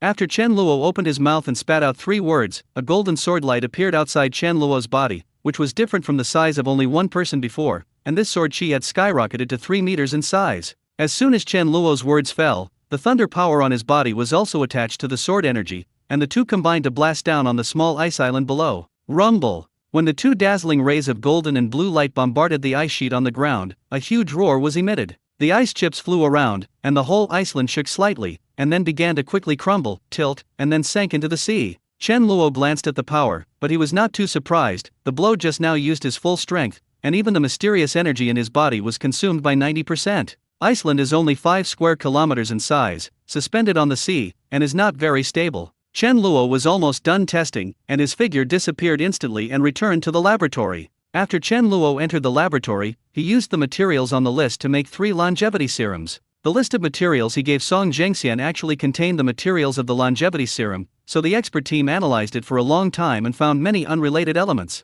Because those extra materials are the materials for making longevity serum, if they can figure out the connection, it will be hell. Chapter 347 9 Heavens of Nirvana. Song Zhengxian arrived quickly, but when he saw Chen Luo for the first time, he was stunned. Because he felt that Chen Luo's whole body was glowing, he rubbed his eyes in disbelief and looked over again. That's right, it's glowing. It is not the kind of light source like sunlight or light bulbs, but a mysterious light that radiates from the inside out. It can't be seen or touched, but it is like the bright moon in the night, which makes people notice it at a glance. Song Jiangxian was stunned for a long time, until Chen Luo called him a second time before he reacted. Song Jiangxian realized that he had lost his temper, and he hurriedly apologized. "I'm sorry, Mr. Yang, your body seems to be glowing?" Chen Luo was stunned for a moment. When the God Descendant gene and the X gene were fused, he did shine for a while, but after the fusion was completed, the light disappeared. How could Song Jiangxian say that he is still shining? He couldn't help but raise his hand and look at his arm, then looked his body up and down.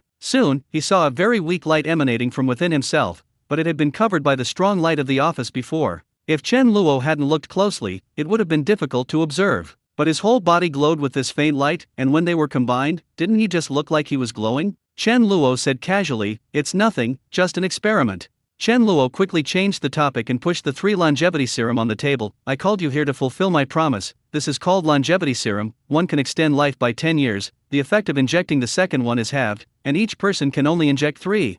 Now I leave things to you, and I don't care how to use them." Song Jiangxian immediately froze on the spot when he heard this, and then a wave of ecstasy welled up in his heart. He was not stupid, and instantly realized what these 3 longevity serum meant: power, wealth, and everything. In fact, the top officials of various countries have long known that the major consortiums in the United States have obtained the longevity serum, because they recruit experts in this field all over the world, and at the same time use the longevity serum to trade with politicians around the world in exchange for stronger support. Of course, ordinary people can't know such things, but those at the top of the world pyramid have naturally received the news for a long time. But most people are skeptical. After all, this kind of thing is too heaven-defying. No one has seen it with their own eyes. Who dares to believe it? Song Jiangxian also understood at this moment that the 4 major consortiums were also afraid of the longevity serum they got from Chen Luo. Thank you, Mr. Yang." Song Jiangxian began to stutter excitedly. Chen Luo waved his hand. "You go out." Song Jiangxian didn't dare to talk nonsense, and immediately reached out to get the 3 longevity serums, and when he got them, his hands were trembling. After Song Yunghaian expressed his gratitude again, he hurriedly exited the office. He was now surrounded by a great sense of happiness, and he felt like he was about to faint. After leaving the laboratory, he hurriedly ordered the guards to find a freezer and put 3 longevity serum into it. When the freezer was locked with a password and key, Song Jiangxian's figure shook and grabbed the subordinate next to him. "Quick, help me down." The subordinates all looked shocked, thinking that something had happened to Song Jiangxian. "Director, are you okay? Do you want to take you to the hospital?" Song Jiangxian's face was full of ecstasy, and he finally calmed down. "Go to the hospital and send me to the research institute immediately." The subordinates looked at each other, but when they saw Song Jiangxian's expression, they knew that he should really be fine. However, they all showed a strange look on their faces. What happened that made Song Jiangxian stand unsteadily with excitement? But seeing Song Jiangxian holding the freezer like a nuclear lockbox, not being touched by anyone throughout the whole process, they vaguely guessed that the problem might be the medicine in the 3 test tubes. Chen Luo walked to a mirror in the office at this time and glanced at the mirror. At this look, he was slightly stunned, because his whole body shone with a faint light, soft but not dazzling, and looked extremely magical. Chen Luo was dumbfounded. How will this Nima go out in the future? His face is already troublesome enough, and now he has his own aura, and the return rate can reach 200% when he goes out. Chen Luo frowned, having to find a way to solve this problem. Chen Luo stared at himself in the mirror for a moment, trying to use his mind to see if he could restrain the light on his body. Don't shine. Chen Luo stared for a long time, screamed a few times in his mind, and then all shouted out, but it still had no effect. Nima, what the hell is going on? Chen Luo recalled the experience just now. The God Descendant began to glow after the gene was strengthened, but as the fusion was completed, it dimmed and was not as strong as it started. Chen Luo closed his eyes and began to sense the situation in his body, and under his concentrated inward vision, he found out where the problem was. After the extra magical energy in the body skyrocketed again, it began to circulate around a fixed circulation in the body. Every time it turns, the energy that has just been consumed will recover a little, and those lights are produced by absorbing external energy. Chen Luo observed for a moment. He suddenly exclaimed, "This thing seems to be a bit like a legendary technique?" Chen Luo thought of this and quickly searched for relevant memories in his mind. After reaching the 2nd level, he unsealed many of his sealed memories in the future. Soon, Chen Luo found a memory that matched this mysterious force. And at this moment, Chen Luo also instantly understood what this power was. This is the power of the gods produced after the genes of the gods reach 10%, and what mana, internal strength, and spiritual power all mean the same, but this is a higher level of power than those things. He will shine. It is because the power of the gods will show the characteristics of light quality. And the root of the power of the gods is indeed an exercise, and it is the future self that is directly imprinted in his mind, and it is called 9 Days of Silence. When the power of the gods appeared in his body, the technique automatically started running. Chen Luo figured out the reason and couldn't help but feel a little relieved. Although he knew that this force would not pose a threat to him, he was always a little apprehensive about the unknown. Chen Luo immediately stopped the operation of the exercises according to the memory in his mind. At the same time, the brilliance that continued to emanate outside Chen Luo's body gradually disappeared until it disappeared. When Chen Luo tried to run 9 Days of Silence again, the brilliance resurfaced. Chen Luo breathed a sigh of relief in his heart. Fortunately, it could be controlled, otherwise he would really not dare to go out in the future. Chapter 348. Who is causing trouble again? Chen Luo solved the problem of glowing, and while he breathed a sigh of relief in his heart, he also felt an unexpected surprise. He originally wanted to get that regenerative ability, but he didn't expect to directly strengthen the genes of the gods. The increase in the genes of the Godborn can improve all his abilities, which is far stronger than improving the ability to regenerate one. It's just that the ability to regenerate is not impossible. If you can't get it in reality, the Western fantasy world may not be. Are there species with regenerative abilities? Chen Luo asked about the mixed element pen. Since it cannot be obtained through X genes, it is better to fuse the species. There are 2 types known so far. Chen Luo was interested when he heard this, and immediately asked, "Tell me the name." One is called the Lighthouse Centipede, created by a player named Life and Death Piglet. Chen Luo was stunned for a moment when he heard this, but he had heard of the lighthouse jellyfish. What the hell is the lighthouse centipede? Ordinary jellyfish die after sexual reproduction, but lighthouse jellyfish can return to the larval stage again, an ability called differentiation transfer. It is the only organism known to be able to recover from mature to larval, and there is no limit to the number of times this process is very defying. Therefore, lighthouse jellyfish can gain unlimited lifespan through repeated normal reproduction and differentiation transfer, which is equivalent to having the ability to rejuvenate. Chen Luo's figure quickly disappeared from the laboratory and came to the Western fantasy world, locking the location of the lighthouse centipede with his mind. Ice and Snow Continent, within the territory of the Orsha dynasty. When Chen Luo came to a barren mountain in this dwarf continent, he saw the lighthouse centipede. It is roughly the same size as an ordinary centipede, but the color is deep red like a flame, and it is 3 or 4 meters long. At this time, the lighthouse centipede was molting. Chen Luo was stunned when he saw it. He was right, this thing was molting like a snake. Chen Luo's thoughts shrouded the lighthouse centipede and began to analyze its body data. The extraordinary ability only has one ability to spew flames, which is roughly equivalent to the strength of a third-order demonic beast, and its lifespan is only 80 years. Integrating the transfer and differentiation of lighthouse jellyfish and some genes of snakes, the 2 are combined, without returning to the larval stage, through molting to complete the differentiation and transfer. Each molt will drop to the first order, but the lifespan will change back to 80 years. At the same time, it also incorporates the lizard's genes and acquires the lizard's regenerative ability. Chen Luo couldn't help but be a little surprised when he saw this. The genes of each species are stable, and integrating 2 can easily cause genetic confusion, and eventually collapse and cannot form a complete species. But this guy called Life and Death Piglet actually fused the genes of lighthouse jellyfish, snakes, centipedes and lizards, and there was no problem, but he was a talent. It's just that the name is so strange. At the same time, in the live broadcast room of the living and dead piglets, tens of thousands of players watched him complete the molt again. The ability of the lighthouse jellyfish will be envied by anyone as long as it is rejuvenated. After all, it can be rejuvenated, almost immortal, which is an irresistible temptation for anyone. So when the Life and Death Piglet played, the centipede appears, a biological lighthouse that can really live forever. When this title was issued, it immediately attracted many players who were interested in this ability to click in. Pfft, the anchor's name is really beautiful. Haha, you are obviously a centipede, shouldn't you be called a centipede? Young hero, good name. Cough, the one who came into the live broadcast room later, let me tell you, in fact, the name of the piglet was the Master of Life and Death, and he was too excited when he entered the species pool, and he became a piglet, and then he didn't pay attention, so he changed from a tall master to a piglet. Ha ha ha ha, this is okay? Piglet, you should commit suicide, and rebuild your name when you die. This is a name ruining a number. The piglet listened to our advice and committed suicide quickly. Seeing the ridicule of the players in the live broadcast room, Wang Bei was so depressed that he was about to vomit blood. When he logged into Second Life, he was thinking that it was finally in the public beta, and he couldn't wait to enter the game, or would he pay attention to the name? Damn, I knew I wouldn't scold people, I always scolded other people's piglets, and that damn input method memorized this word and automatically ranked the piglets first. Now it's good, the name Piglet is probably not able to be removed. As for suicide again, it is not in Wang Bei's options at all. What are you kidding? If you commit suicide, you can't recreate the lighthouse centipede. The current lighthouse centipede is almost immortal. As long as he does not encounter any natural and man-made disasters, he can always be in the Western fantasy world.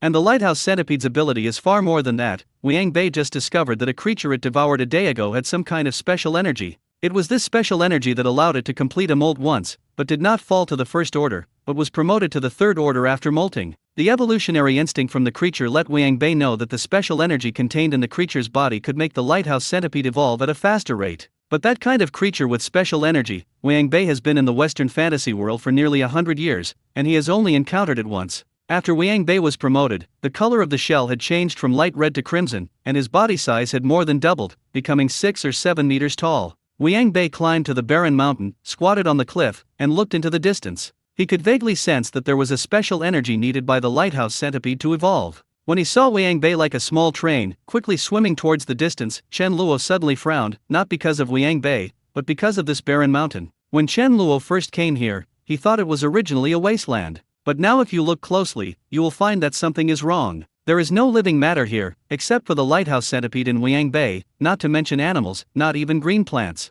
Lifeless, quiet and weird, without the slightest vitality, people can inexplicably feel a palpitation. Chen Luo sensed a hint of extraordinary taste, like Zhang Junhao's breath. The picture in front of him was the same as Zhang Junhao's previous situation in the Roman continent with an army of ants and devouring the entire Roman continent. Chen Luo immediately locked Zhang Junhao's position, and found that he was still in the Alban continent, not in the ice and snow continent, and then looked in the direction of Wang Bei again. That centipede shouldn't be able to do this. Chen Luo centered on this wasteland, and his ideas spread quickly. At this look, Chen Luo was stunned. He found that nearly 1/10 of the southern area of the ice and snow continent was the same as the barren mountain in front of him, and it had become an area of life cut off. This Nima, who came to the dwarf continent to cause trouble again. Chapter 349 Zerd Nest. Since the birth of dwarves in the ice and snow continent thousands of years ago, only dwarves have always existed, and the others who are slightly wiser are either magical beasts or only white dragons that were thrown to the most arctic circle by Chen Luo. As the Millennium period approached, the White Dragon clan gradually began to explore the southern world, but they adhered to the Millennium period set by Chen Luo and did not pose much of a threat to the dwarves. Of course, the dwarves also knew about the existence of dragons, and they did not dare to provoke such beings at the top of the food chain. So for thousands of years, the dwarves have not had any powerful threat. Even after the appearance of the Warcraft, the dwarves have the Stormhammer given by Chen Luo. As long as they have nothing to do to provoke the White Dragon in the Polar Circle, the high-level magical beasts are not their opponents.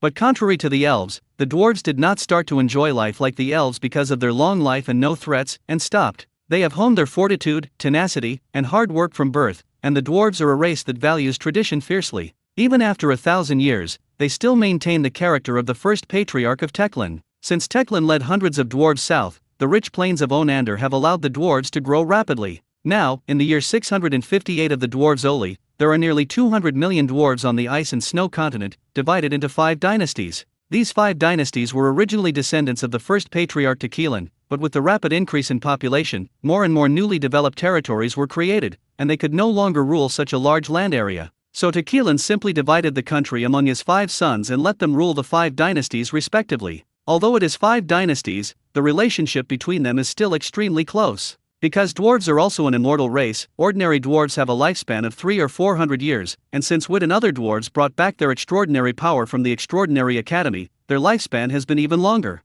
Like orcs, the racial talents of dwarves make it easy for them to become warriors, and with their own lifespan, their lifespan is almost as long as that of elves. Therefore, the current 5 dwarf kings are all 4th-generation descendants of Tequilan, and they are cousins to each other. This situation led to the fact that their borders were actually unclear, and there were no soldiers stationed on the borders, and the dwarves could pass through the 5 dynasties at will. The dwarves have been peaceful for nearly 1,000 years, but a few months ago they encountered a huge problem. Chen Luo's thoughts instantly shrouded the entire ice and snow continent, but in an instant, he found the culprit. In front of Thunder Fortress, the capital of the Orsha dynasty, a behemoth of more than 300 meters appeared, with a black shiny carapace on its back, wrapping its whole body like a turtle, revealing only 6 joints, and each joint pod was tens of meters long, as sharp as a blade. Its whole shape is a bit funny, because the body occupies 99% of the entire body, and the head is only 1 meter in size, which is very incongruous. But the most shocking thing is not its size, but the various creatures densely packed in front and behind it. These creatures include monsters, dwarves, and all kinds of strange-looking creatures, but no matter what creatures they are, most of them have empty eyes, as if they have lost their minds. And there were dozens of huge black shadows similar to the insect underground floating in the sky. they meandered forward in the air, as if they were walking on flat ground, slowly skimming across the sky and flying above the Thunder Fortress. When they were about to fly, they waved their huge wings, some shaking off magic flames, some shaking off ice picks, some shaking off acid and other colors of magic, and roaring down towards the magnificent Thunder Fortress below. Thunder Fortress was built on the mountain, in the center of the mountain, and the dwarves hollowed out the mountain here to transform it into a huge fortress. Countless artisans, adventurers, miners, and warriors gathered here, and it can be said that this mountain is the Thunder Fortress. When the magic hit the mountain outside the Thunder Fortress, a strange ripple flashed, and then those powerful and terrifying magic began to shrink and finally dissipated. Countless dwarf warriors on the Thunder Fortress saw this scene and immediately let out an exciting cheer, and then they saw all kinds of fighting spirits blooming on the city head, and huge trebuchets were launched at the strange insects in the sky. The two sides immediately fell into a fierce battle between you and me. Chen Luo's figure instantly moved to the top of Thunder Fortress, looking at the huge bug below. He couldn't help but frown. What is this? The Zerg Mother Nest is the second species with regenerative abilities you are looking for, created by the player Bald Head Cold Dot. Chen Luo was dumbfounded. Isn't the bald head Han the skin monster Zhang Shengan? Chen Luo was suddenly speechless. The two brothers of the Zhang family were competing. Let's see who could make trouble. This thing feels a little wrong.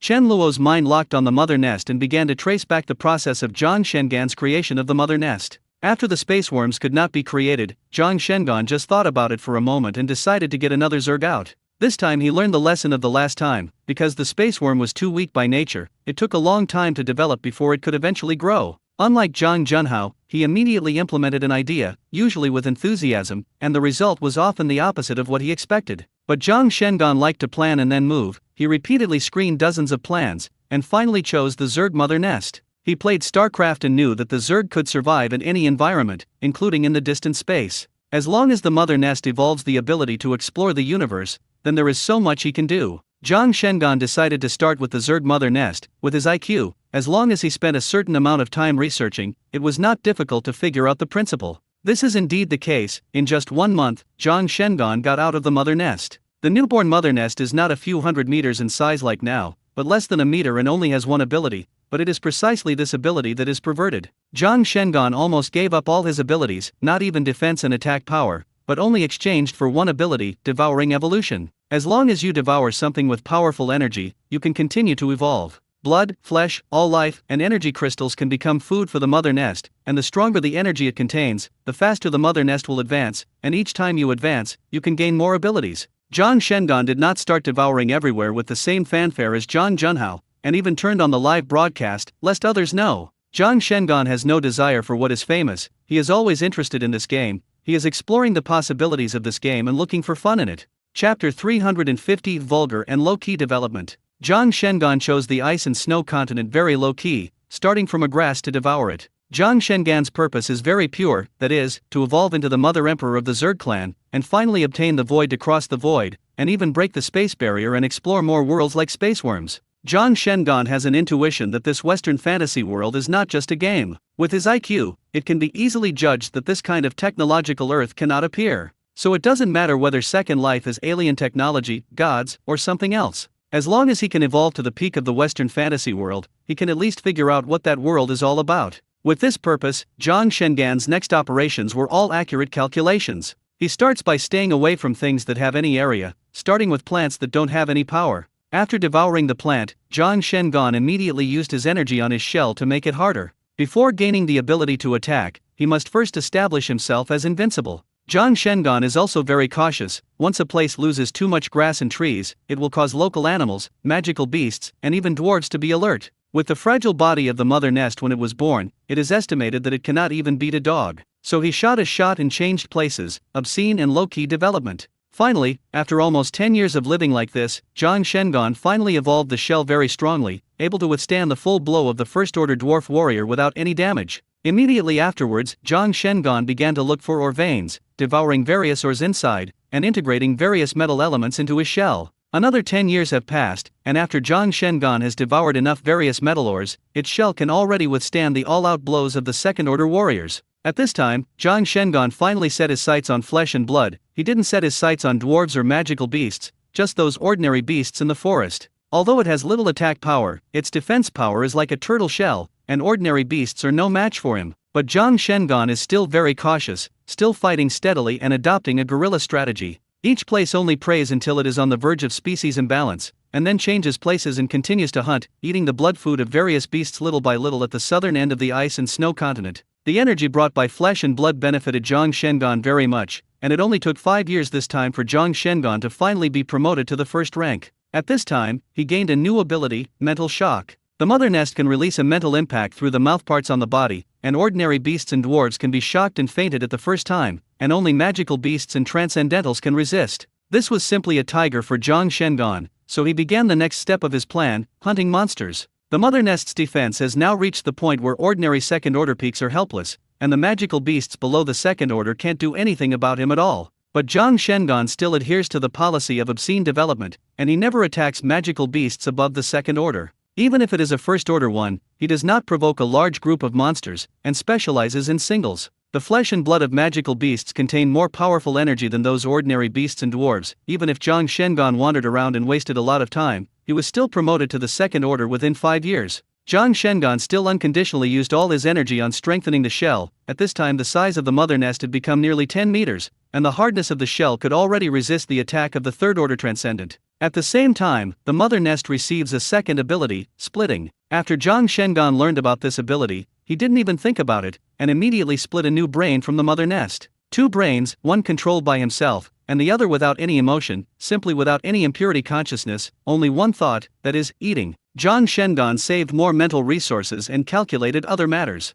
In this way, it took Zhang Shengan nearly 10 years to start from a first-order demonic beast to a second-order demonic beast that could devour it. When the mother nest advanced to the third order, the size had become about 50 meters, and it looked like a small mountain bag from a distance, and at this time, the fourth-order demonic beasts couldn't help him. But Zhang Shengan was still obscene to the extreme, and he would never attract the attention of any powerful magical beasts or dwarf transcendents. It's not that there aren't dwarves who have discovered the mother nest, but they are all ordinary dwarves. They see such a huge size, and they only think that some powerful magical beast will avoid it from a distance, and they will not take the initiative to provoke it at all. And when it reached the third order, the mother nest evolved wings, although it could flutter, but it could not fly far. The main thing is that the body size is too big. Even if Zhang Shengan reached the third order, he still unswervingly used all his energy on the shell, and also hid the brain he controlled deep in the shell. In this way, although the shell is outrageously strong, it also causes the weight of the mother nest to rise in a straight line. Even if it evolves wings, its role is extremely limited, and it is better to climb faster on the ground. Under Zhang Shengan's accurate calculations, he had magically reached the fourth order, and no magical beast or dwarf was aware of the threat of this mother nest. When it reached the fourth order, the mother nest had a very heaven-defying ability, creating Zerg troops. Just like Zhang Junhao's ant army, there are worker ants and soldier ants in it. When the female nest reaches the fourth level, it can create a Zerg that helps them find food and fight. Even after Zhang Shengan knew about this ability, he was not surprised, and he still continued to develop in an orderly manner according to the original general policy of Goyi and development. The way the mother nest creates troops is by laying eggs and then hatching, and their lifespan will vary depending on the strength of their combat effectiveness. The stronger the combat effectiveness, the shorter the lifespan of the Zerg that matures faster. And the Zerg combat unit's entire mission is to fight until the end of its life. While Zhang Shengan continued to strengthen the shell, he split out a brain again, which was responsible for things related to battle. Its only consideration is to hatch a powerful fighting Zerg that is responsible for external prey and fighting, helping the mother hive evolve as quickly as possible. These combat classes do not know death and fear, and have the strength of a first-order transcendent person from birth. After Zhang Shengan survived for another 3 years, the number of combat arms increased 1,000-fold from the initial 10 to more than 10,000. At this moment, the mother nest has occupied a mountain and has become the absolute hegemon within a radius of tens of kilometers. Chapter 351 Fifth Order Nest. Under Zhang Shengan's precise control, the fighting Zerg that went out to hunt every time were only about 100, and most of them were usually hidden underground or in the belly of the mountain, and there were not many that could be observed by the outside world. So much so that after that mountain became the base of the mother nest, the monsters outside only knew that it was very powerful and had a very large race, but they didn't know how many combat units it had and how strong it was. Because since there was a combat unit, the mother nest was no longer dispatched. More than 10,000 fighting Zerg are divided into dozens of groups, taking turns to hunt 24 hours a day, and the mother nest is on that mountain, constantly feeding, and then hatching more fighting Zerg. As time passed, the mountain and the surrounding underground were almost hollowed out, and more combat units were hatched. The domination of the mother nest is also getting bigger and bigger. From a radius of dozens of miles to hundreds of miles, the surrounding vitality is almost cut off, and all living creatures have fled this area. 15 years passed in a flash, and Zhang Shengan finally succeeded in being promoted to the 5th rank at this moment. That is, at the 5th level, the mother nest gains the ability to regenerate and resistance to various magic. At the same time, even the ability to advance to other ranks has been strengthened. For example, mental shock has been able to cause lethality to the transcendent, and most importantly, the ability to hatch troops has made a qualitative leap. The hive can create new Zerg classes based on the energy and abilities of the objects it devours. It could only create worms similar to the mother nest, but at the 5th level, the mother nest could analyze the genes and abilities of the devoured species and hatch new magical beasts. In addition to retaining their original abilities, these magical beasts completely obeyed the orders of the mother nest, and even if they were allowed to die, they would not have any hesitation. What's even more terrifying is that after the analysis of the mother nest, the shortcomings of many magical beasts can be eliminated, making it more perfect and powerful. Zhang Shengan quickly split out a new brain, which was responsible for analyzing the ability of the devouring powerful species and hatching more powerful species. At the 5th level, ordinary flesh and blood and energy can only be used to satisfy the effect, or to hatch the fighting Zerg, but if you want to evolve, you need more powerful life energy. Zhang Shengan set his sights on the extraordinary power of the dwarves, which were species with powerful life energy outside the ice and snow continent, except for the white dragon, and the number was extremely large. As long as they were all devoured, Zhang Shengan felt that the mother nest could at least advance to the 7th order. So, after nearly 100 years, Zhang Shengan finally came out of the mountain. In the past 15 years, Zhang Shengan has hatched nearly 500,000 fighting Zerg, and this dispatch has started the catastrophe of the dwarf continent. Zhang Shengan's Zerg army, starting from the southernmost tip of the continent, was like a locust crossing the border, gnawing on all life. Along the way, whether it was a monster or a dwarf village or town, it was ruthlessly devoured. After having a huge amount of energy, Zhang Shengan devoured and analyzed the genes of the dwarf transcendent, and even hatched a dwarf transcendent who completely obeyed the orders of the mother nest.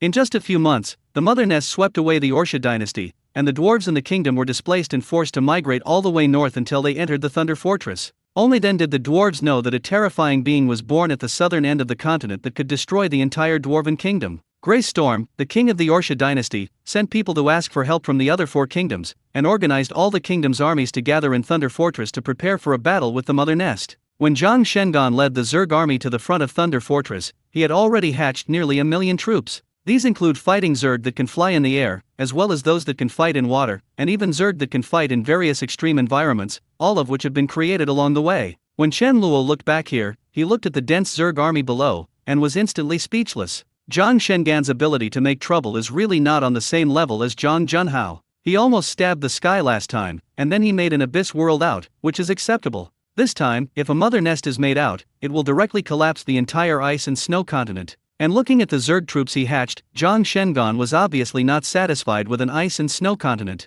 Once he devoured the creatures of this continent, the next step would definitely be to use flying and Zerg troops that could move in the water to cross the ocean to other continents. He may start directly with the creatures on the bottom of the sea, swallow all the creatures on the seabed first, and then plot against the creatures of other continents. According to the current evolution rate of the mother nest, after devouring the ice and snow continent, it can become at least the 7th order, and it is possible that even the dragon will not be his opponent at that time. If a dragon is accidentally devoured, maybe the mother nest can hatch a dragon directly, then the fun will be great. Chen Luo frowned. He could easily clean up Zhang Shengan now, but he didn't want to meddle too much in the fate of the natives of the Western fantasy world. Now the situation below was invisible for a while. The mountains of the main Thunder Fortress had been transformed by the dwarves with forbidden magic stones, and the magic attacks of the Zerg soldiers were absorbed by the forbidden magic stones. The forbidden magic stone was accidentally discovered by the dwarves after the emergence of extraordinary powers while mining or in the mountains. Although most of the dwarves are warriors, they are not without mages, but there are not many of them. When they used magical energy to bombard a mountain, the dwarves accidentally discovered a magical or called the forbidden magic stone. It can absorb magical energy and weaken its magic power to less than 1% of its original power.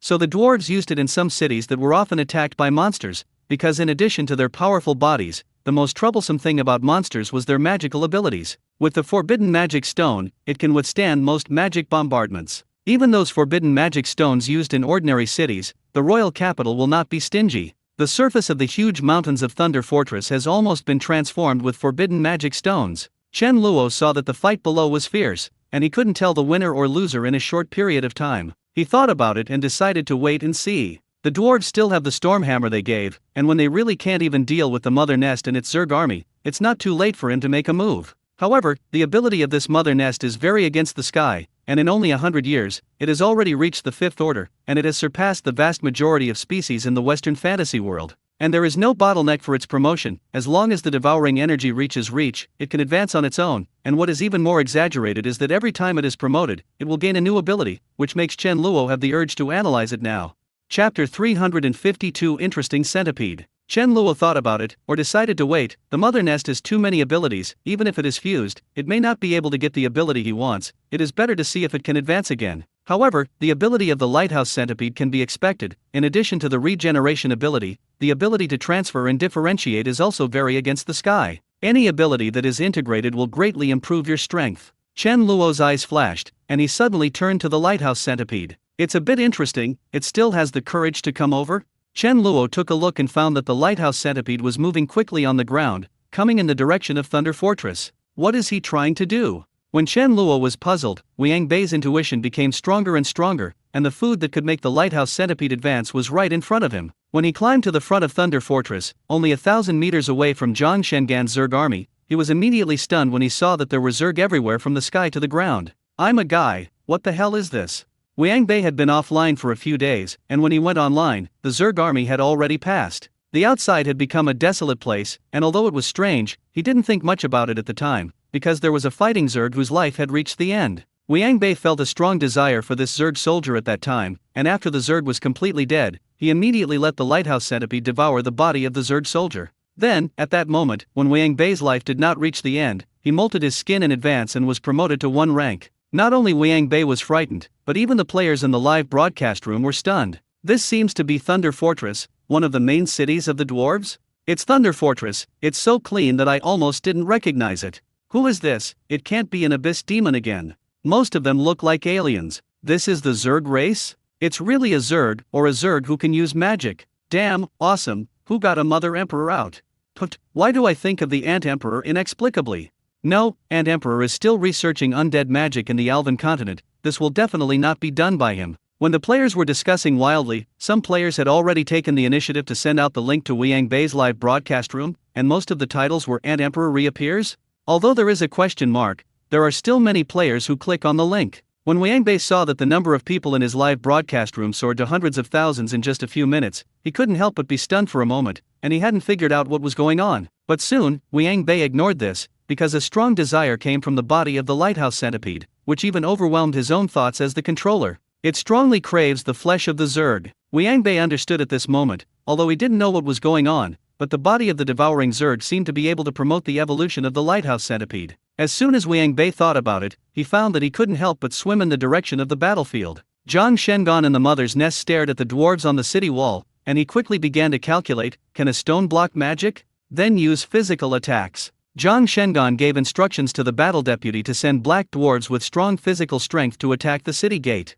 As soon as his mind moved, the battle deputy commander ordered nearly 100,000 black dwarves to rush towards the gate of the Thunder Fortress. These black dwarves have been transformed by the mother nest, and everyone has the power of a second order or above transcendental, and there is no fear or pain, and they are not afraid of death. As they rushed over, the dwarves on the walls all showed extremely angry expressions. The damned demon, after devouring their people, also defiled their bodies and turned them into demons to attack his own people. Avenge the clan. Ali is above. Bless us to destroy these damned demons. Kill them and let the people rest in peace. The enraged dwarves threw kerosene, boulders, and fighting spirit from the towering city walls, and landed among the black dwarves below. Soon, many black dwarves were smashed into meat paste, or their bodies were on fire. The strange thing is that whether it was smashed to death or was being burned by kerosene, it did not make the slightest sound. The one who smashed to death was directly ignored by them, and the one who was on fire was thrown to the back of the line, without even causing any chaos. Compared with the excitement of the dwarves, the black dwarves are cold like machines without any emotions.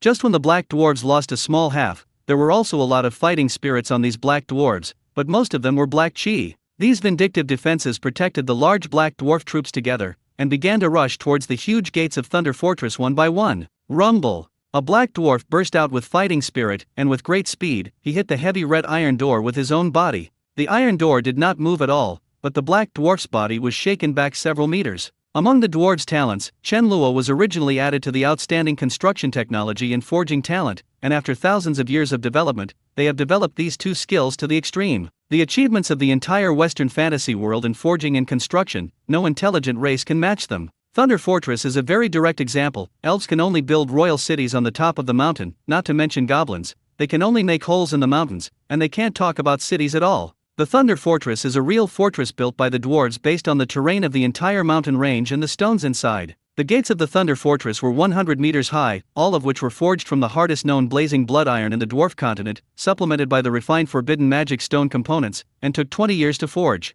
This may be unimaginable for humans, but with the lifespan of dwarves and their meticulous and stubborn character, it is very normal for them. On the day the forging of this fine iron door was completed, King Greystorm invited the only Fifth Order Transcendent in the dwarf continent to attack with all his might, but only left a trace on the door. But the black dwarves only had a fighting instinct, and when they saw that the city gate could not be shaken, they had no intention of stopping. The order they received was to break through the city gate and not stop until the city gate was broken or dead. When they saw the black dwarves silently crashing into the city gate with their bodies, doing useless work, the dwarves on the city wall felt a chill inexplicably. Chapter 353 Natural Enemies of the Nest. When the battle was inseparable under the walls of Thunder Fortress, Wang Bei looked at it for a moment, and suddenly dug open the soil on the ground and drilled into the ground. The centipede is born with a strong ability to make holes, and with the power of the third order of Wang Bei, the speed of making holes in the ground and crawling on the road is only one line slower. Wang Bei doesn't need to identify the direction, just follow the direction he desires in his heart, and he can naturally find the location of the Zerg tribe. It only took 10 minutes for Wang Bei to drill all the way to the gate of Thunder Fortress, then broke a hole in the ground, and quickly grabbed a dead black dwarf and dragged it into the ground. More than 100,000 black dwarves lost a corpse without attracting any attention at all, and even if they noticed, the black dwarves wouldn't care, because the only thought in their minds was to break through the gates of the Thunder Fortress. After Wang Bei excitedly dragged the corpse into the ground, before he could think of it, the lighthouse centipede began to devour the black dwarf's corpse by itself. Wang Bei felt that every cell of the lighthouse centipede seemed to be excited, and he was extremely eager for the genes of these Zerg, which was a little out of his control. Just when Wang Bei was stunned, the lighthouse centipede had already swallowed the entire black dwarf, and he didn't even chew it, but swallowed it raw. What made Wang Bei even more strange was that the black dwarf was nearly 1.5 meters tall and weighed more than 200 pounds, and after entering his stomach, it was quickly digested like snowflakes falling into the furnace, transformed into huge energy, and began to grow the body of the lighthouse centipede. Chen Luo was also stunned when he saw it, and then he laughed. This centipede is really interesting. It can actually devour the evolution of the Zerg race, and it seems that it is the nemesis of the Zerg by nature. Chen Luo just took a look to understand what was going on. Just like the ecological balance in the real world, many animals have natural enemies, such as mice against cats, snakes against eagles and eagles. A certain organism in nature preys on or threatens another organism, which is an indispensable part of the biological chain, and the lighthouse centipede now seems to be the nemesis of the Zerg. It's just that the ability of the lighthouse centipede is too special, almost immortal, and when the Hunyuan pen put it in, only one was allowed, not hundreds together.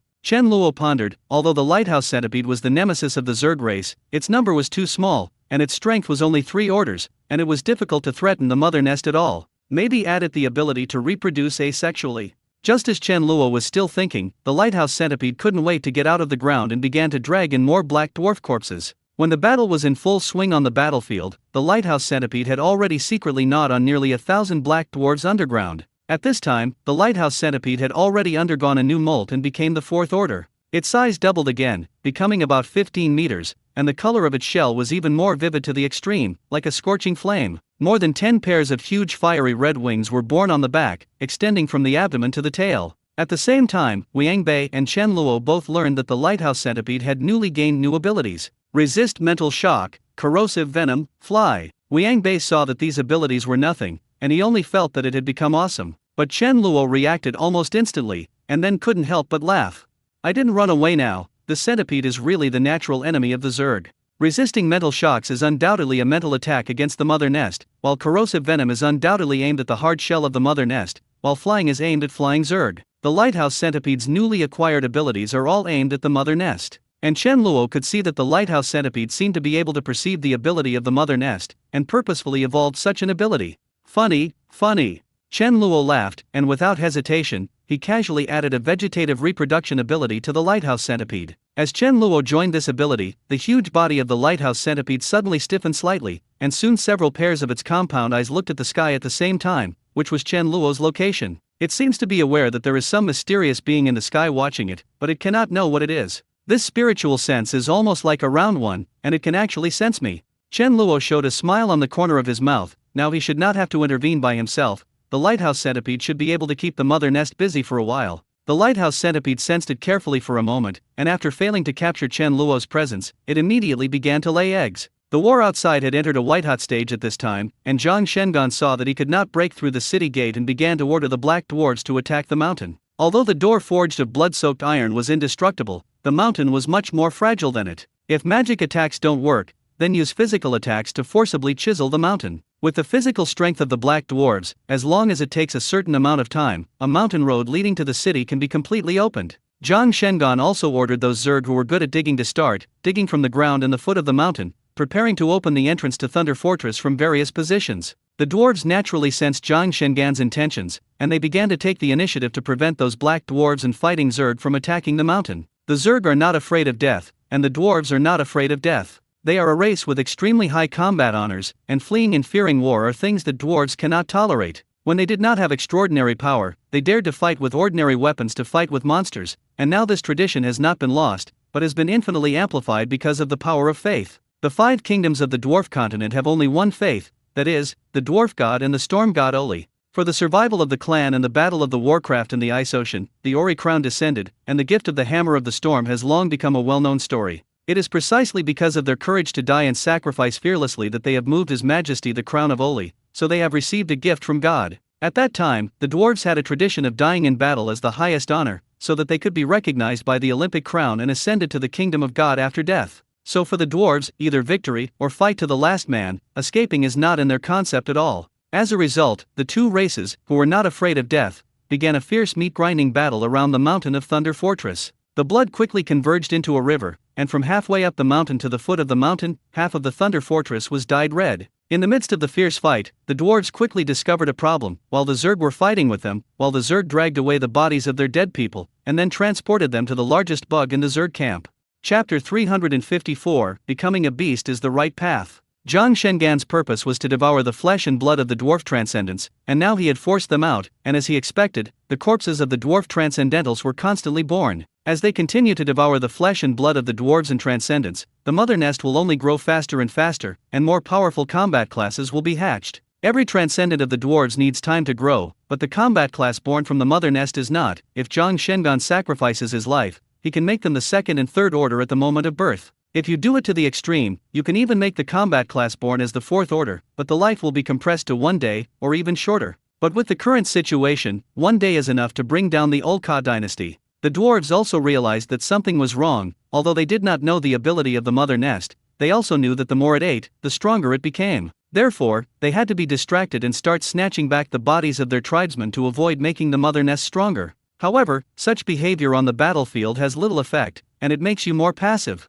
When the sky gradually darkened, the main army of the dwarves had lost half of them, and they had to let the dwarf civilians join the queue to defend the city. But this cruel war did not stop because it was dark, because the Zerg did not know fatigue at all. Even if they were scarred and bloody, they would faithfully follow their orders and continue to attack. Slowly, the dwarves began to fall into disadvantage. At the same time, the lighthouse centipede hid in the dark and fished in troubled waters, and began to drag away the corpses of the Zerg tribe. Zhang Shengan, who can be called the king of go to the extreme, has never discovered that not far from the mother's nest, there is a natural enemy that is also developing under his nose. The corpses of the Zerg who died in battle all became the nourishment of the lighthouse centipede, making it stronger little by little, and at the same time used to hatch more offspring. After being promoted to the fourth order, the ordinary Zerg no longer had any effect on it, and it targeted those Zerg above the third order. With the energy of these Zergs, the lighthouse centipedes laid centipede eggs underground, and then used the energy of the Zerg to accelerate the hatching of offspring. By dawn, the ground was already full of dense lighthouse centipede armies.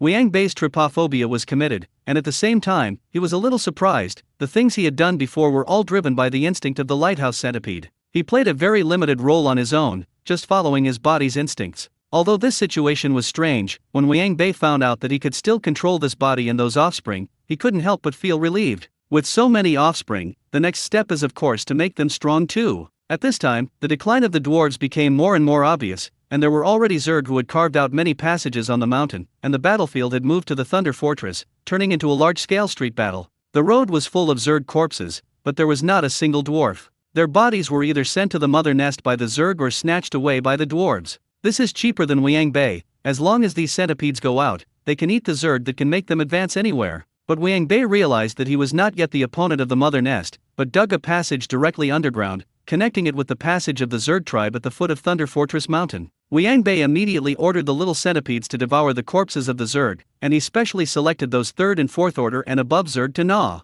He faintly felt that the lighthouse centipede seemed to be about to advance again. The Zerg combat arms only obey orders, and the shortcomings of not having a sense of autonomy are also exposed at this time. Even when they saw the lighthouse centipede gnawing on the corpses of their own kind, they ignored it at all, and as long as the centipede did not attack, they focused on the order to kill the dwarves. Zhang Shengan himself is still in the mother nest. Its size is too large, it can't fly high. If the city gate is not opened, the mother nest can't enter the Thunder Fortress. So when the Zerg corpses in the Thunder Fortress were eaten, Zhang Shengan still didn't know the existence of the lighthouse centipede. As tens of thousands of lighthouse centipedes gnaw on the corpses of the Zerg, they began to molt rapidly one by one, and almost all the lighthouse centipedes reached the 3rd order. And Liang Bei broke through the 5th order, and while his body size changed to nearly 100 meters, he gained a new ability, a highly poisonous body. This ability is just like the name, with a corrosive poison attached to the body, and it can also be given to future generations. Liang Bei was so excited that he was promoted to the 5th order at this time, and the players in the live broadcast room were even more stunned.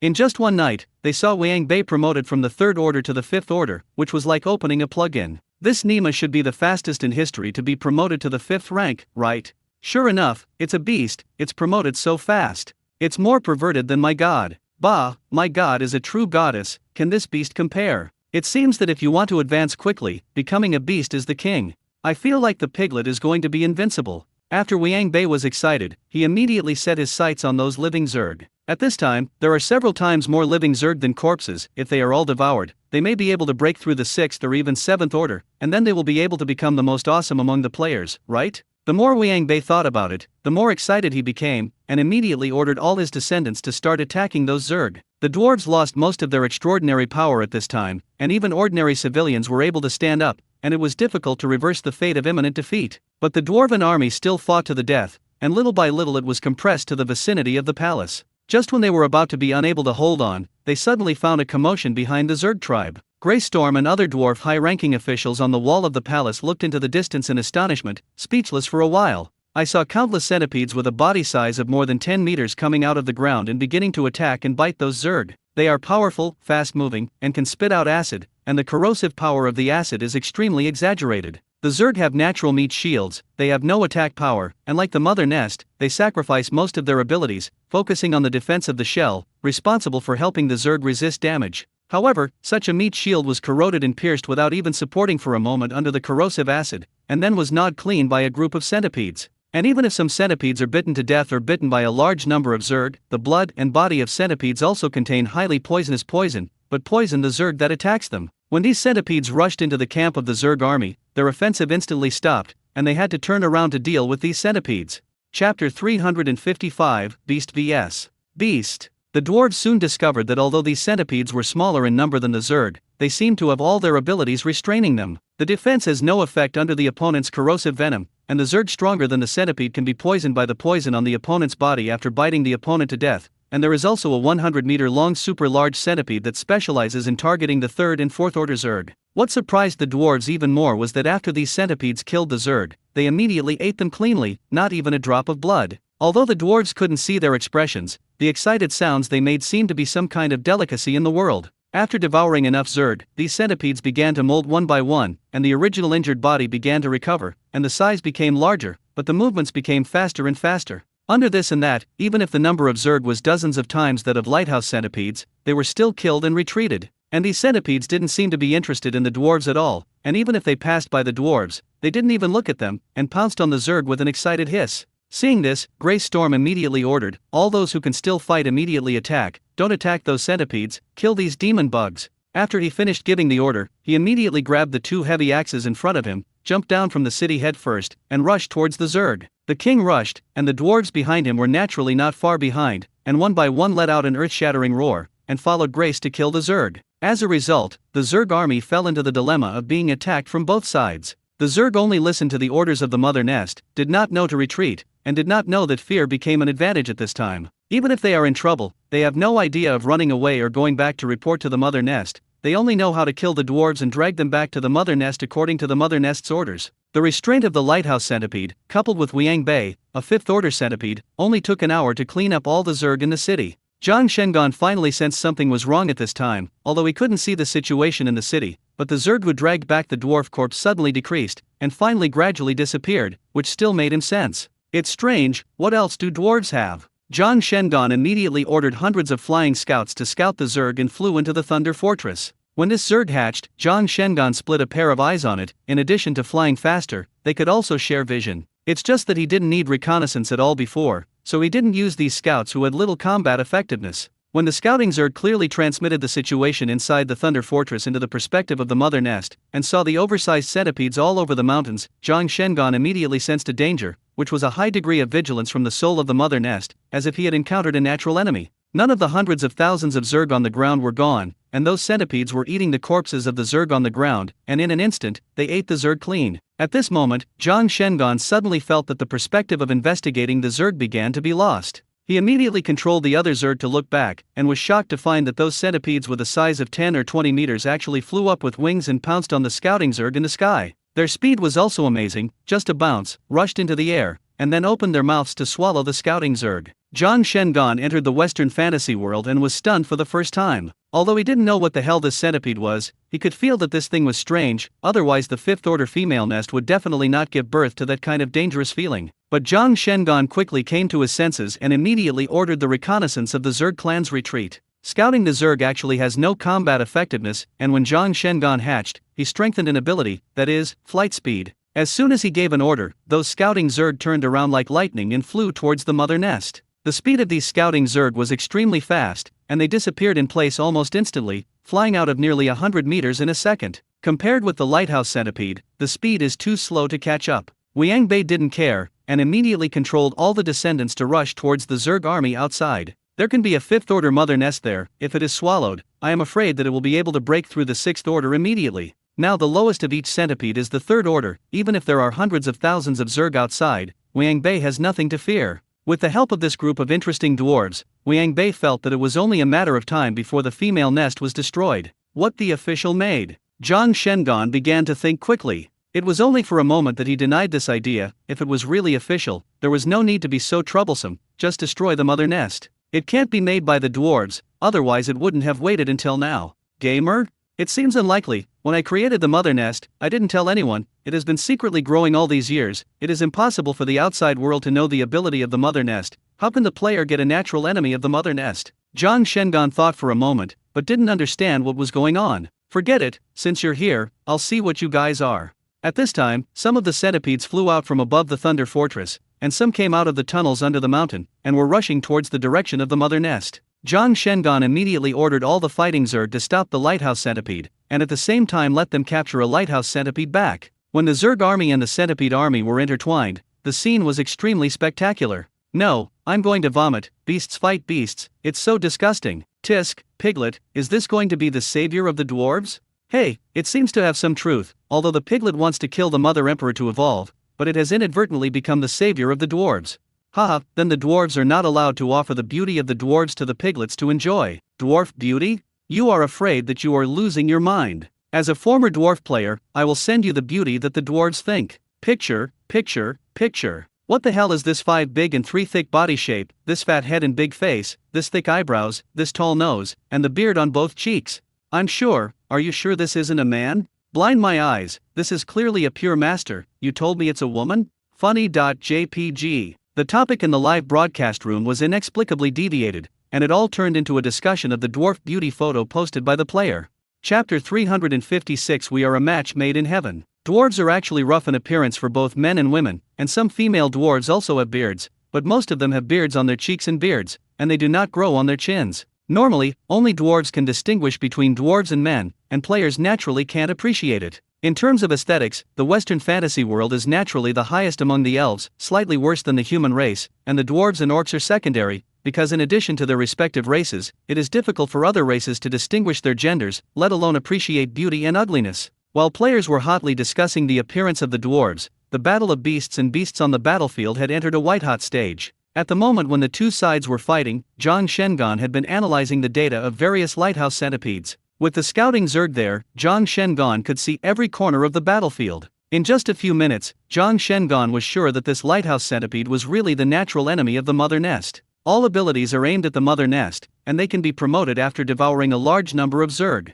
Zhang Shengan figured it out, but there was no extra emotion in his heart. He was just wondering why this thing suddenly appeared. If it is a natural enemy, the mother nest has appeared for more than 100 years, why has the existence of natural enemies never been perceived? Secretary Jin, go check if there is any content about this centipede in the forum. Zhang Shengan typed a line of words in his live broadcast room. Zhang Shengan actually turned on the live broadcast, but it was encrypted, and only one person could come in, his secretary Jin Mining. Because Zhang Shengan is still in charge of several subsidiaries of the Zhang family in reality, but with his IQ, he is also very fast in handling company affairs and does not take much time, so he spends most of his time in the Western fantasy world. But when the company encounters any emergency, it still needs someone to remind him. So the only job of this beautiful secretary is to watch Zhang Shengan play games and then deal with some miscellaneous items. Jin Mining hurriedly replied to Zhang Shengan in the live broadcast room, and then began to look for relevant information on the forum. Second Life is now a well-known game, of course Kim Min-young also knows it, and after agreeing, she found it on the forum familiarly. At this time, the number of people in Liang Bei's live broadcast room has become as many as millions, and the popularity has become very popular, and there are many posts about the dwarf continent on the forum. Of course Kim Min-young knew where Zhang Shengan was, but she knew what they were discussing at a glance. When she clicked into Liang Bei's live broadcast room, she immediately understood that the person who caused trouble for the boss was also a player. Jin Mining took a rough look and figured out Liang Bei's name in the game, and she immediately returned to Zhang Shengan's live broadcast room to say this information. Life or death, Piglet? Life and death dominate. Is it Liang Bei's dog thing? After Zhang Shengan learned about it, his heart was full of astonishment. Zhang Shengan stared at the largest lighthouse centipede in the distance, and in addition to being shocked, he inexplicably felt a wave of anger in his heart. Liang Bei. The mother nest let out a roar with spiritual thoughts, and under the impact of the terrifying spiritual power of the Fifth Order mother nest, the entire battlefield suddenly became quiet, and even the Zerg and centipedes who were fighting stopped fighting. The Zerg had no emotions, but they felt the anger of the mother nest and stopped at the same time. Although ordinary centipedes have the ability to resist mental shocks, they cannot resist the spiritual impact of the Fifth Order mother nest, and they are stunned by the tsunami-like mental impact of this mountain. The players were also stunned. They were originally souls entering, and they could feel this spiritual impact. Zhang Shengan's voice like a roar of the soul shocked millions of people in the live broadcast room. Damn, what the hell? Well, I admitted it last time I was so frightened by that abyssal demon that I was trembling. Why does this ghost shout and ghost cry feel it? This game is really poisonous. Scare me like this a few more times. I'm going to have a nervous breakdown. Who made the sound? It seems to be the Mother Emperor.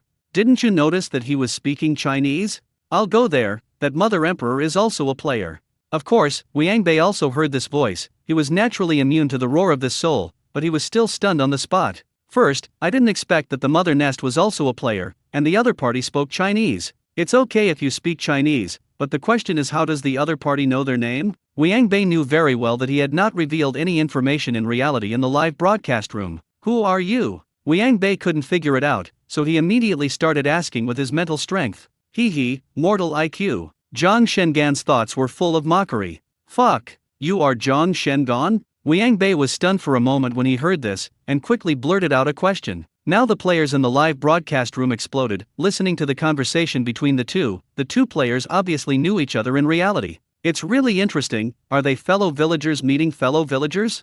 It looks like you can't fight. I don't think so. Listening to that Zhang Shengan's tone, it seems that he is an enemy with the piglet.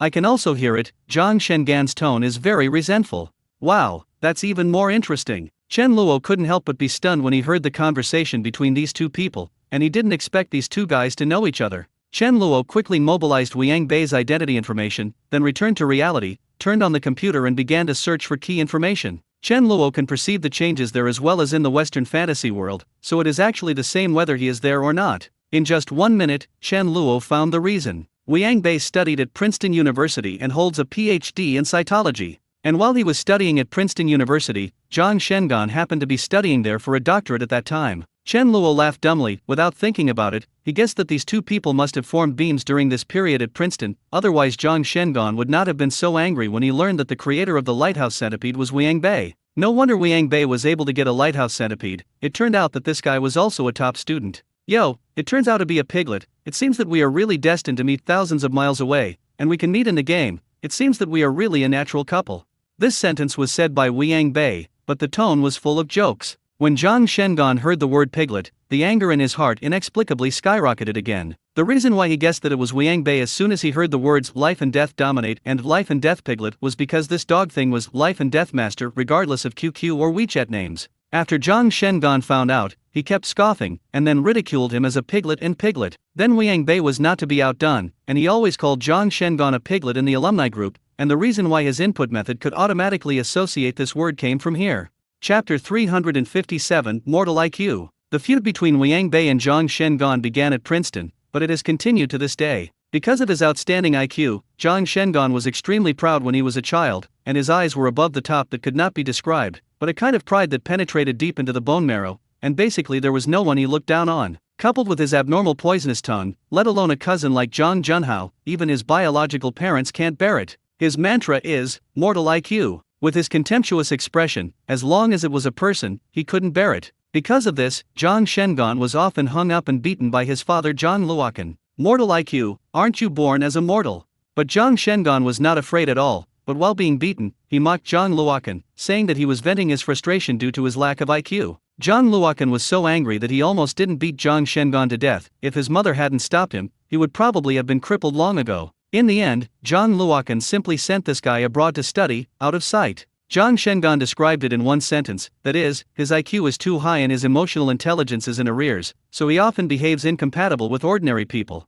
With a super high IQ, after arriving at Princeton, Zhang Shengan almost didn't have much effort to learn anything, and he could easily get the first place in the subject. Princeton is a world-class school, which brings together top students from all over the world, and those who can be admitted with their grades are not ordinary people. But Zhang Shengan easily beat these top students, and from time to time he made wild words, saying that Americans have too low IQs, and Indians should climb trees. Zhang Shengan not only pulled a lot of hatred for himself, but also drew a lot of hatred for other Chinese students at Princeton, which made Chinese students also stay away from him. Soon, mortal IQ became a terrifying quote that dominated Princeton's top students. The consequence of this is that after Zhang Shengan left school once, he didn't know which person he offended found a bunch of gangsters to repair it. Afterwards, Zhang Shengan rejected the bodyguard sent by Zhang Luokan, but felt that these people had helped him find weaknesses. Zhang Shengan realized that his intelligence was too high, and there were always mediocre people who would be jealous of him, but the force value was insufficient, and he needed to make up for this shortcoming. The bodyguard is not reliable, and he needs to build a sense of security on himself.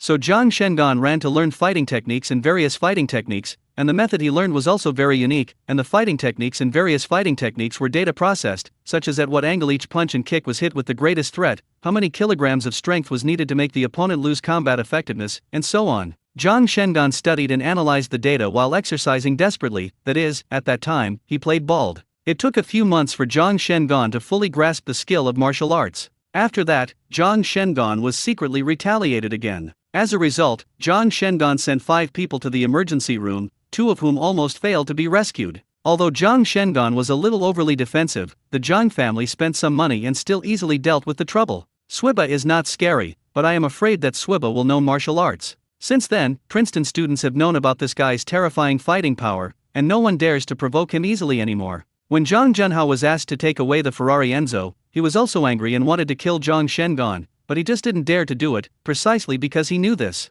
Not long after Zhang Shengan dominated Princeton's top students, Wang Bei came. I don't know if it was intentional or not. The person who assigned him the dormitory assigned him to Zhang Shengan's dormitory, and then the two began to love and kill each other. Wang Bei began to think about being a good friend with Zhang Shengan. After all, in a foreign country, everyone is from the same country, and it is good to help each other. But as soon as he entered the dormitory, Wang Bei was completely ignored. Zhang Shengan directly threw him a page full of dozens of dormitory rules and regulations formulated by himself, and then left without even asking for his name. Wang Bei looked at those rules and regulations with a confused face. Basically all of them were biased towards Zhang Shengan, and no roommates were allowed to shout, no amplified voices, no strangers in, etc. Although Wang Bei was dissatisfied, he didn't care. One day, when Wang Bei returned to the dormitory after class, he found that all his things had been cleaned up and the dormitory door was locked. Zhang Shengan also left him a small note very intimately, kindly reminding him which dormitory rules and regulations he had violated, and asked him to find another dormitory according to the regulations.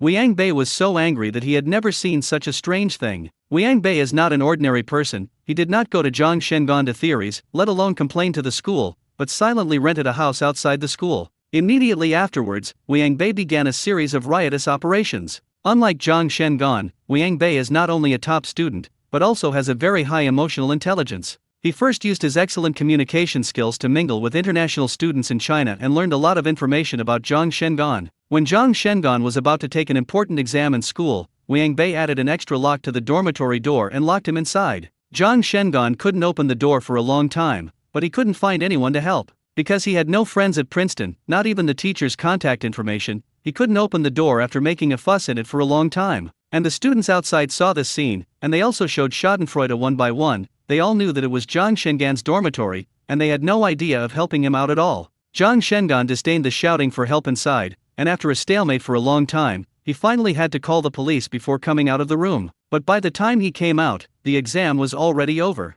Zhang Shengan naturally did not give up, and he complained to the school, asking to find out who was plotting against him. When the school called out the surveillance and found that it was Wang Bei, they immediately called him over for questioning. Wang Bei said confidently that he also lived in the dormitory and felt that the dormitory door lock was not safe, so he added an extra lock, not knowing that Zhang Shengan was inside. Zhang Shengan was speechless. When he kicked Wang Bei out, he was still wondering why the other party didn't complain to the school. It turned out that this dog thing was holding back, waiting to plot himself here. The school checked the dormitory records and found that Wang Bei and Zhang Shengan were indeed in the same dormitory. Wang Bei was not punished for this, but was warned not to lock the dormitory door without permission. But in this way, even if the conflict between the two people completely intensified, a series of open and secret fights began in school.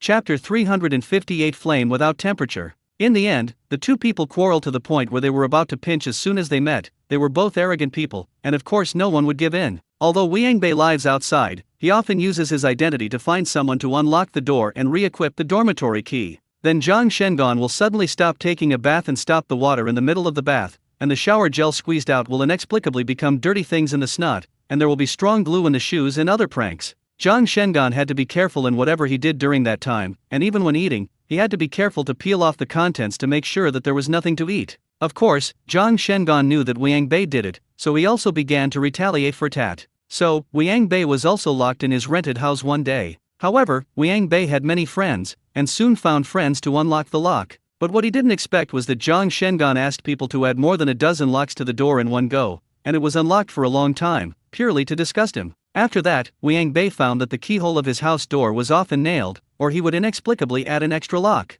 Although this method is not threatening, it is very disgusting. Wang Bei's mood of having to find a locksmith every time he went home was really bad. Later, Wang Bei simply changed another house. Anyway, his family was not short of money. As a result, no matter how many times he moved, the door lock was always nailed when he returned. He is not bad for money, and Zhang Shengan is even more not bad for money. As long as you find someone to follow Wang Bei, it is not difficult to find where he lives. Wang Bei was happy and simply moved back to the school dormitory. At this moment, the two enemies lived under the same roof, and the fight became even more intense. Wang Bei took advantage of Zhang Shengan's visit to the bathroom to take a shower and threw all his clothes into the dormitory corridor. When Zhang Shengan came out wrapped in sheets to find clothes, he took off the sheets on Zhang Shengan's body when he found the opportunity, and there were friends recording videos with mobile phones next to him. Wang Bei uploaded the video of Zhang Shengan running naked with an important part covered to the alumni group in YouTube, making Zhang Shengan become the laughingstock of the school overnight. Since then, the two have completely become bitter enemies, fighting in school until Zhang Shengan graduated early.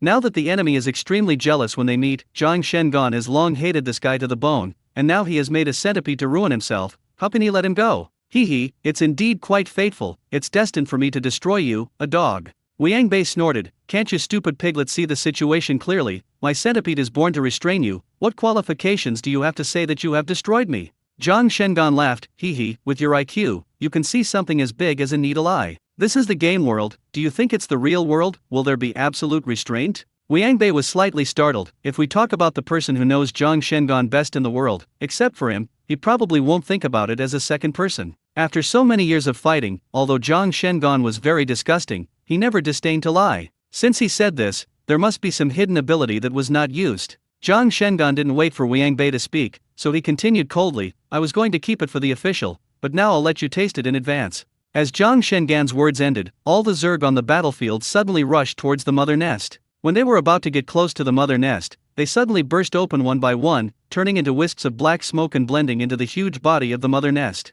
In Wang Bei and the millions of people in the live broadcast room were stunned. All the Zerg burst into wisps of black smoke. In just an instant, only the mother nest was left on the battlefield, as well as more than 10,000 centipedes in front. I feel like I haven't washed it and committed suicide. Hee hee, mortal IQ. Didn't you hear people say that they are preparing to deal with the dog's official means, obviously holding back their ultimate move? If you can deal with the dog official, I want to see what kind of moves you have. Wait, does anyone feel very depressed? It seems to be true, damn it, what is that? While the players were talking, the mother nest suddenly opened its mouth and spewed out black flames one after another. The moment these flames appeared, they flew straight in the direction of the centipede army. Although Wang Bei didn't know what these flames were, his intuition from his soul made him know that this thing was extraordinary, so he immediately ordered the centipedes to avoid it urgently. However, the speed of these flames was extremely fast, and the number of centipedes was too large to avoid them all. When the black flame touched the centipede's body, it immediately ignited it. The centipedes immediately let out a mournful cry, constantly struggling and rolling in the colony, but they also ignited their own kind nearby, causing an even bigger fire. What's even weirder is that these centipedes want to burrow into the ground and let the soil extinguish these flames, only to find that even the soil is burning. Wang Bei was shocked. This flame was so weird, not only could it not be extinguished, but it also seemed to be able to burn all matter. When Chen Luo saw it in the air, he was also a little surprised, and he didn't expect Zhang Shengan to still hide such a hand. His mind locked on the black flame and began to analyze it quickly. It's a bit interesting, this flame has no temperature? Chen Luo suddenly gasped, his face was strange. It's not a magic flame, it's not a divine technique, it's not a soul flame, and there's no power of the fire law. It seems, the flame inside the space worm? Chen Luo only remembered where he had seen this kind of flame in an instant. When the space worm was born, there was this black flame in its body. He remembered that at that time, after the space worms devoured enough void energy, it was precisely because of the power of these black flames that they gnawed out an abyssal world. This thing can even burn space, it can set the earth on fire, and it is normal that it cannot be extinguished. Zhang Shengan, a skin monster, obviously knew for a long time that he would be noticed by himself, so he hid this power in advance and scattered it among hundreds of thousands of Zerg. Each Zerg has only one strand, and even if Chen Luo doesn't observe it carefully, he won't be able to find it at all. Chen Luo was a little speechless, he didn't understand where he was at this time. He misestimated Zhang Shengan's plan. This guy has always been a thief, and from the beginning, he has been aiming at the plain wall of the Western fantasy world, that is, the original power of the Western fantasy world. Because this power is much higher than the physical level of flesh and blood and transcendentals, the evolutionary effect of this on the mother nest is infinite. He hid these black flames, just to prepare to make a big one at once after the number of Zerg tribes accumulated to a certain stage. Chapter 359 Exile in the Universe. If it weren't for the natural enemy of the lighthouse centipede this time, and when Zhang Shengan knew that this centipede was Wang Bei, whom he hated extremely much, he would have lost his mind angrily and used this black flame. Even if it was another person, I am afraid that Zhang Shengan would not use this trick to press the bottom of the box. After igniting the lighthouse centipede, the black flame quickly spread to the entire lighthouse centipede army. This flame can really ignite all matter, no matter what it is, the earth, stones, or weapons scattered on the battlefield. It is like paper falling into a fire, and it will ignite when touched. No centipede can resist this unquenchable, terrifying black flame. In just a few minutes, except for Wang Bei, who saw that the situation was wrong and hurriedly drove away, all the lighthouse centipedes were destroyed. And where they were located, even the ground was burned through, and a huge pit with a diameter of several kilometers suddenly appeared. This scene stunned the dwarves who followed them on the city wall. Even if they were not afraid of death, they were still frightened when they saw the strange and terrifying situation in front of them. At the same time, there were also those players in the live broadcast room who were stunned. I'm sorry, this is Amaterasu of the Sherinan, right? Such a perverted fire. Amaterasu is not so perverted, even the ground is burned through.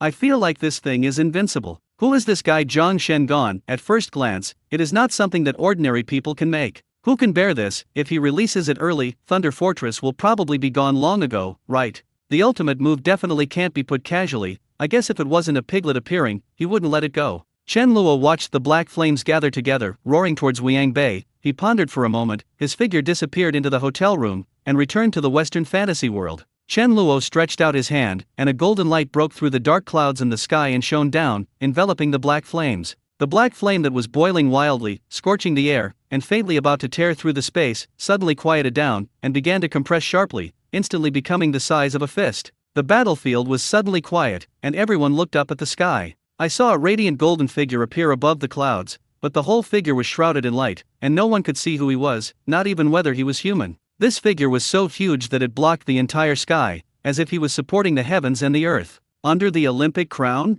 The Olympic crown is coming. His Majesty must have sensed the crisis of his people and came to save us. Praise the great Olympic crown. All the dwarves who were still alive in the Thunder Fortress knelt down and worshipped the sky devoutly, their eyes full of fanaticism. But the players all know that this is the dog official again. Zhang Shengan was stunned for a moment. Seeing the flame he named Void Fire, he couldn't help but feel a burst of heartache. What he really survived was this fire of the void, and he blamed Liang Bei for that dog thing. If it weren't for him, how could he lose his usual calm mentality and expose the fire of the void in advance? Damn, I'm saved. Liang Bei felt a feeling of the rest of his life after the catastrophe. It was nothing to die. If he died at the hands of Zhang Shengan's piglet, it would be too depressing. Haha, let you, a piglet, kill people indiscriminately, and now you will be sanctioned. At this time, the players also swiped the screen frantically in the live broadcast room. It's boring, the dog official comes like this every time at a critical time. How can he do anything in the future? This Zhang Shengan died by himself. Do you know how many dwarves he killed?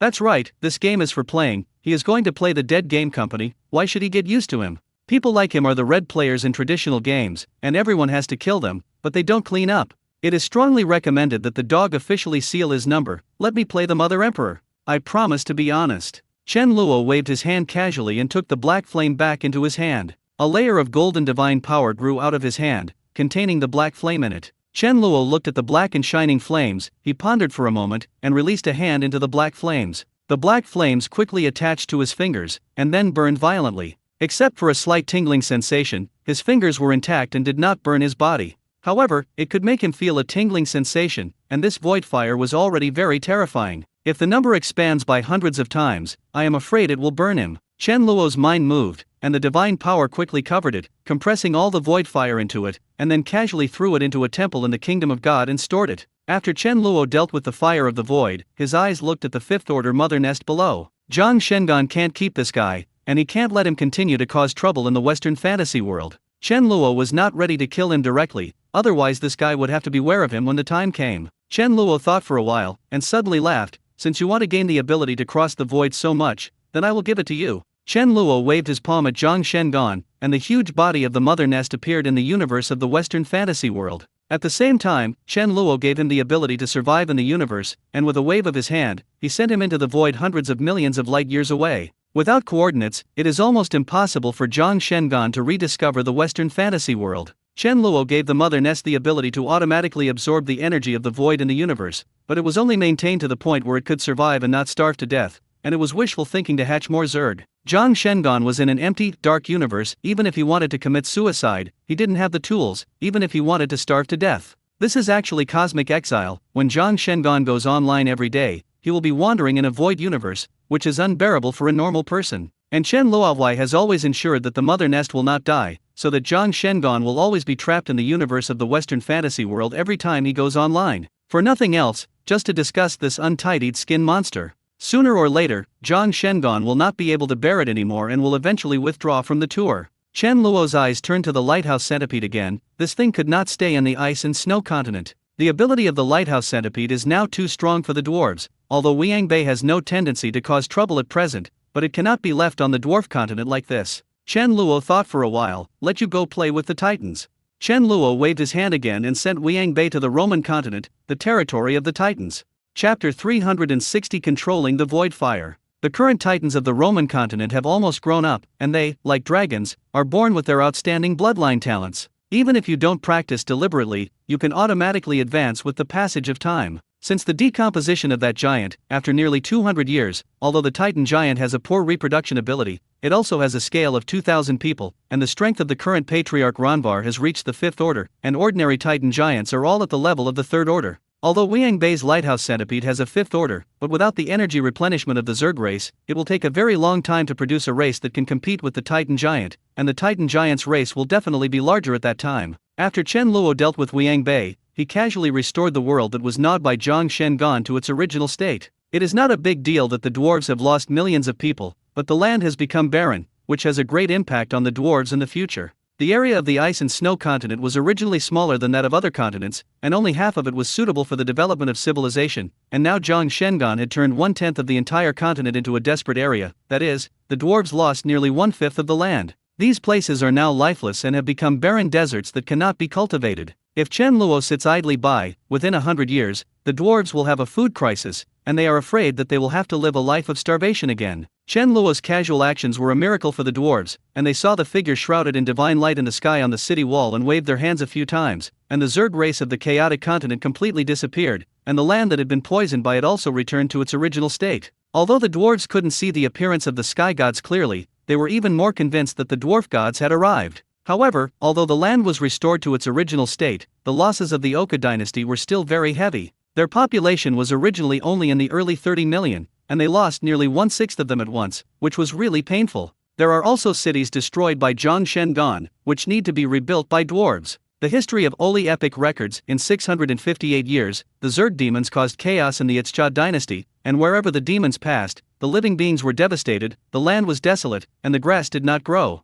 King Greystorm led the people of the whole territory to fight bravely, but still defeated the demonic army, and Olivia took pity on the dwarves and sent the centipede, the natural enemy of the Zerg tribe, to help. The Zerg demon detonated himself and sacrificed his life, launching the heaven and earth demon fire and burning the centipede clan. Under the crown of Oli, enraged by the evil of the Zerg, he personally came to kill the demons, and used his majestic divine power to restore the vitality of the earth. Chen Luo returned the ice and snow continent to its original state, and returned to the real world, and at the same time began to readjust the time-flow ratio to become more and more year by day. Analyze the mother nest gene. Analyzing the mother nest gene. The intermediate life form of the Zerg race, which has not yet evolved to the peak of the race, has unlocked the fifth order gene lock, and can currently produce 0.05% of the god-descendant genes, and the fusion has a chance to obtain splitting, regeneration ability, and void fire. Rating: excellent. Chen Luo couldn't help but be a little surprised when he saw the last few abilities. Even the fire of the void could be fused, which was a bit interesting.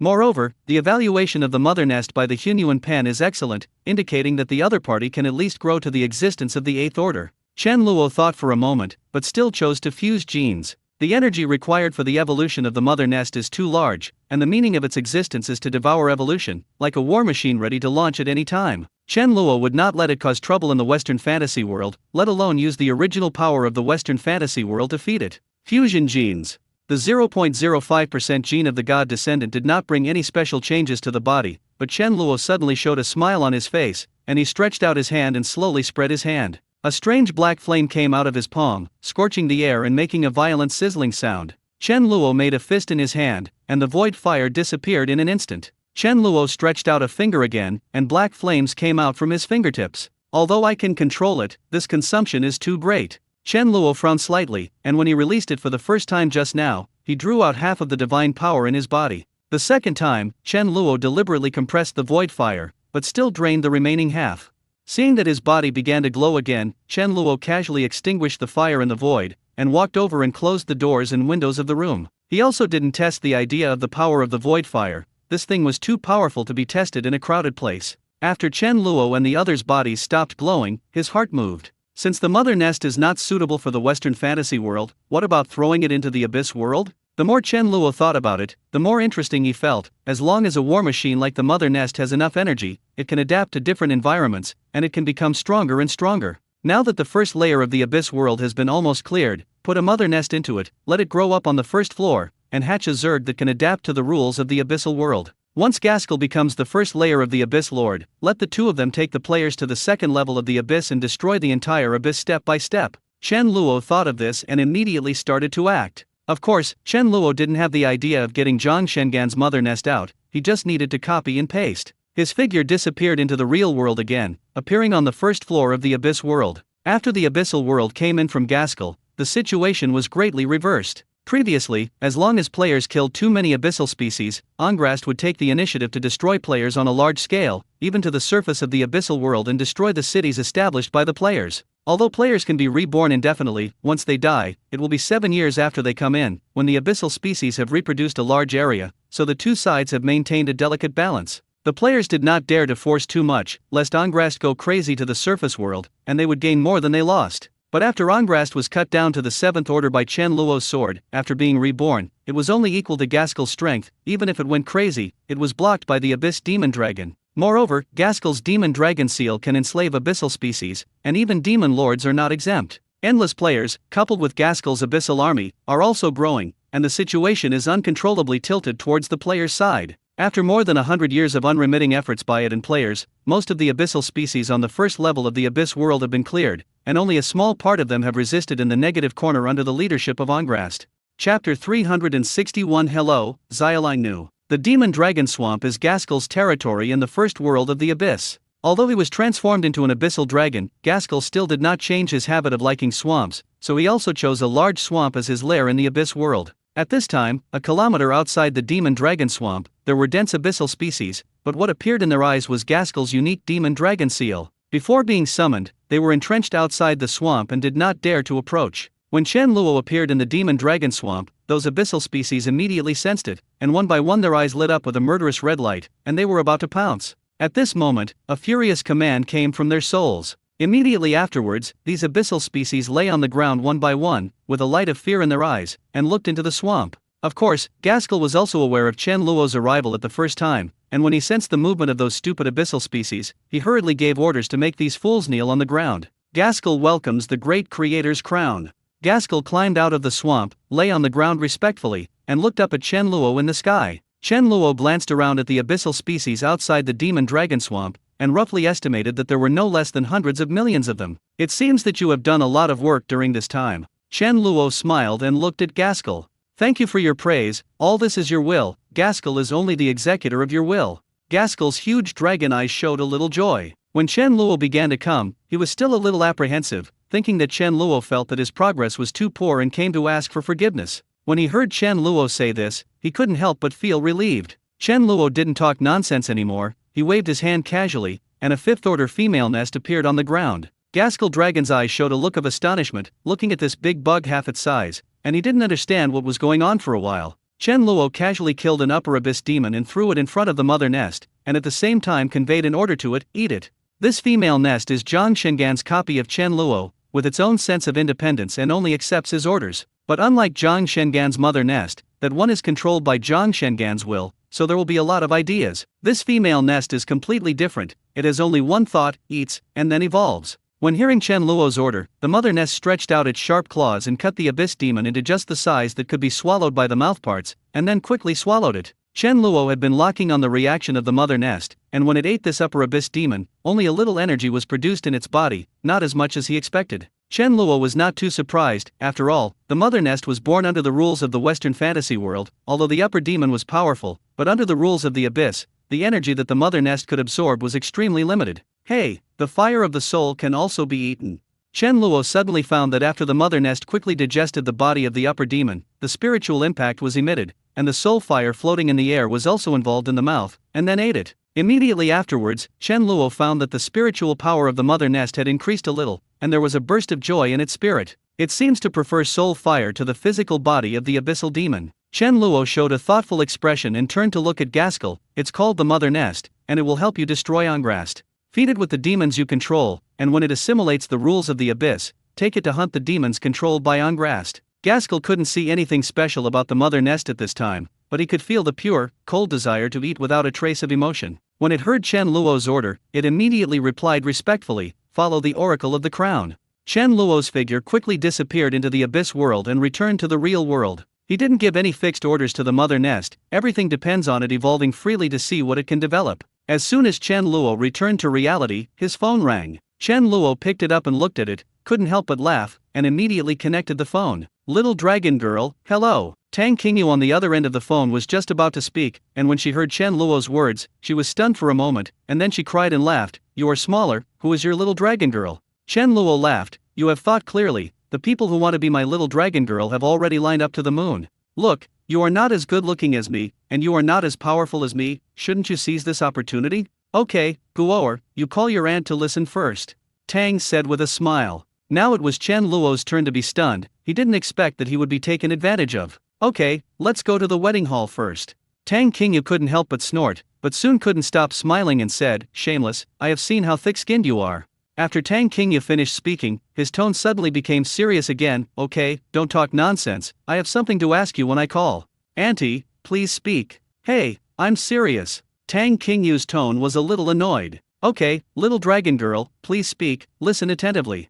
Tang Qingyu was angry, but there was nothing he could do about Chen Luo, so he had to speak. "Qi Qingjai and his son have been sentenced, do you know?" "Oh, how long did it take to be sentenced?" Tang Qingyu was suddenly surprised. "Did you really do this?"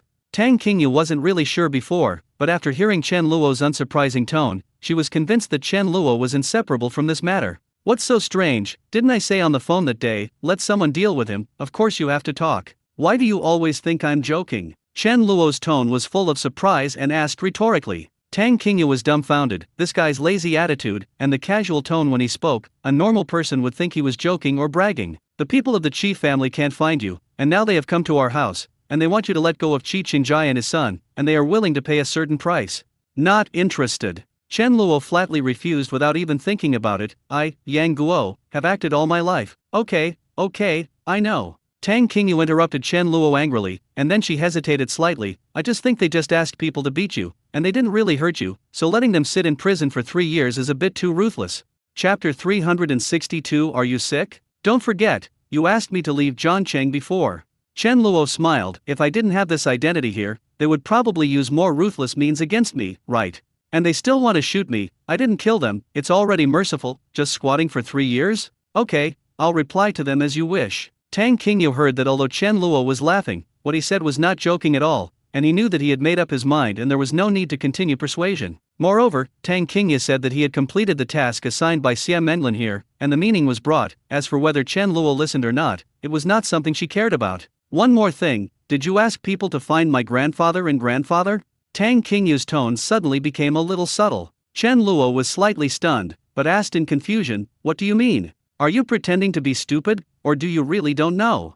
Chen Luo felt a little inexplicable, but with his brain at this time, he could roughly guess what was going on with just a little thought. It seems that Song Zhenxian's first beauty trick was useless, and this time she knew that she was interested in Tang Qingyu, so she ran to find the people of the Xie family and the Tang family, and she came to ask for forgiveness. I understand, did they ask you to use beauty tricks against me? It's best to cook raw rice and cook mature rice, and then let me be your son-in-law? Chen Luo laughed. Bah, what nonsense are you talking about?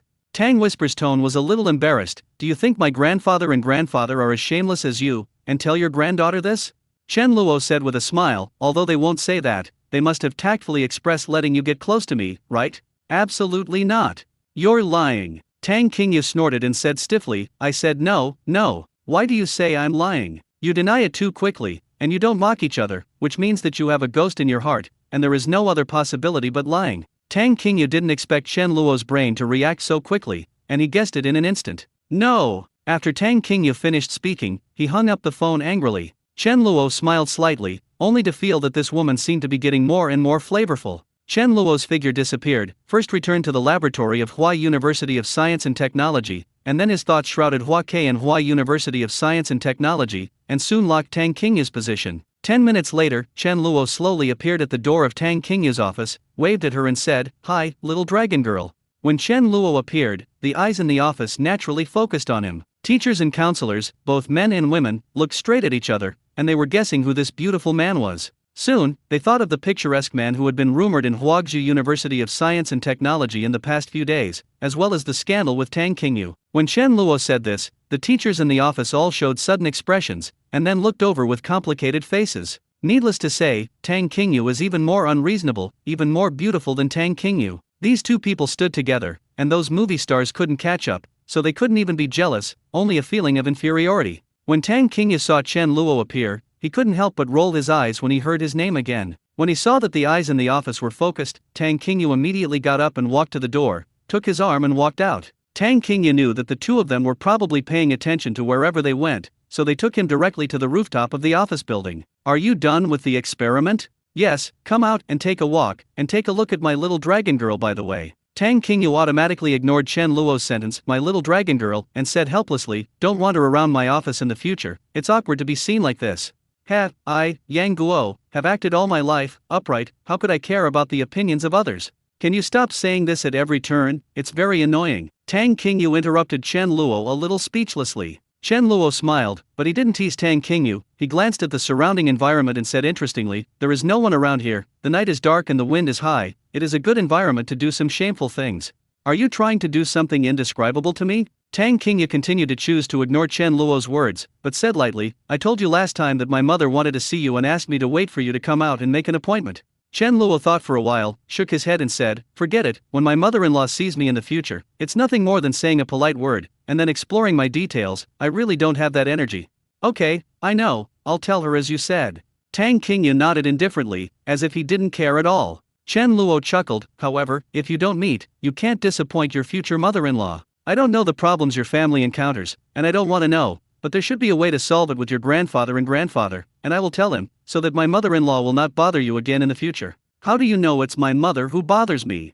From your helpless expression, and the indifferent expression on your face after getting my answer, I knew that you definitely didn't want to send a message, and finally you couldn't stand it and agreed. Chen Luo laughed, Tang Qingyu, for your improper attitude, I also want to help you get things done. Tang Qingyu had a crying or laughing expression, are you sick? What do you mean, I beg you kindly, but you won't help? The corners of Chen Luo's mouth rose slightly, you guessed it, what's the point of that little dragon girl? I'm sick. Tang snorted softly, turned around and walked away. Chen Luo laughed, but did not continue to catch up. Although Tang Qingyu seemed to be angry and left, he could feel that the moment he turned around, the corner of the woman's mouth clearly showed a smile. Chen Luo waited for Tang Qingyu to leave, took out his mobile phone and called Song Zhengxian. No matter what problems the Tang family or the Xie family have, help them solve them. Song Zhengxian was slightly startled, quickly reacted, and immediately replied with a smile, I understand, I'll arrange it later. Mr. Yang, you seem to like Miss Tang very much? Chen Luo said lightly, don't test me, you can think so. After Chen Luo finished speaking, he hung up the phone, and then quickly disappeared in place and entered the abyss world. Chen Luo was about to start cleaning up Ongrast and completely controlling the first layer of the abyss, and at the same time, he must also start preparing for the settlement of the first layer of the abyss.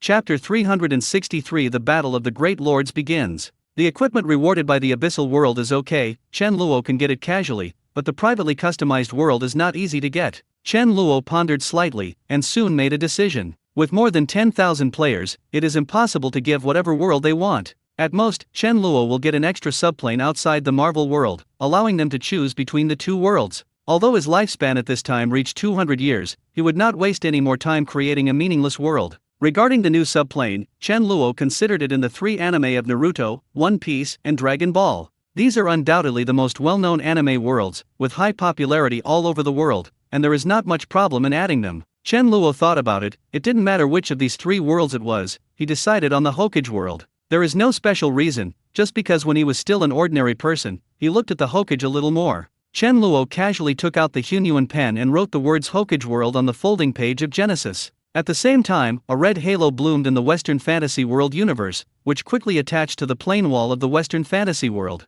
Chen Luo's mind moved, and his figure disappeared again, appearing above the Hidden Leaf Village in the Hokage world. The time will be determined before the start of the Fourth Ninja War, and then the time for players to enter the Hokage world will be determined. With Chen Luo's thoughts, the time of the Hokage world was quickly locked on the eve of the Fourth Ninja War, which was the main time of the later Hokage. Chen Luo looked down at the Hidden Leaf Village below, observing the people and things inside. Although it was nearly a kilometer high, everything in the Hidden Leaf Village was clearly presented in his eyes. The Hidden Leaf Village is restored according to the anime, but the people are real characters, not anime characters. Chen Luo glanced at it and lost any interest. Naruto fans may be very excited about this world, but Chen Luo is not interested, he doesn't care much about things now, and the people and things here are definitely not on his list of interests. Chen Luo casually got out of the Hokage world, and then returned to the Abyss world and came to the Demon Dragon Swamp. Although it was only half a day, half a year had passed in the Abyss world. After devouring a large number of higher-ranking abyssal demons and demon lords, the Mother Nest has fully synchronized with the rules of the abyssal world.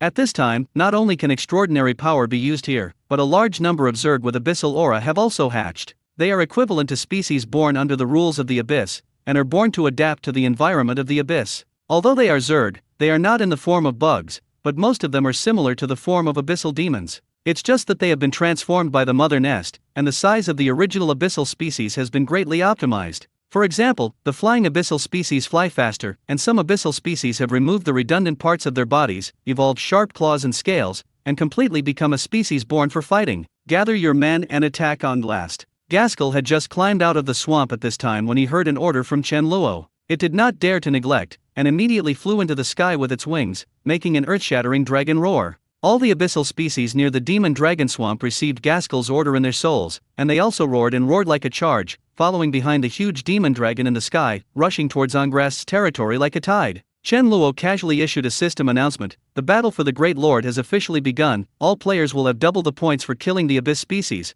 and all players who participate in killing Ongrast will receive 4 times the points. The battle for the Maharaja is over, and the points of the abyssal world will be settled. As soon as this system announcement was released, it immediately caused a sensation among all players in the Abyss world. They had long known that Angrast was already at the end of the crossbow, but Gaskell, the boss, did not attack, and they did not dare to act rashly. Now that the game has officially released this system announcement, it indicates that it is going to start the official siege battle and end this expansion. And during this period, the abyssal species killed or doubled, and participating in killing Angrast can also get 4 times the points, which is simply a boon for those players who are lagging behind in the standings. At this time, not all players in the Abyss world are online, even if the people in their respective guilds notify them to go online, with the flow rate ratio between the real world and the Abyss world. Unless they are players who are in front of the computer now, then when they go online, maybe 10 days and a half months will pass, and the battle for the Maharaja may have ended at that time. Haha, it's cool now, double points, those who are not online have blood mold.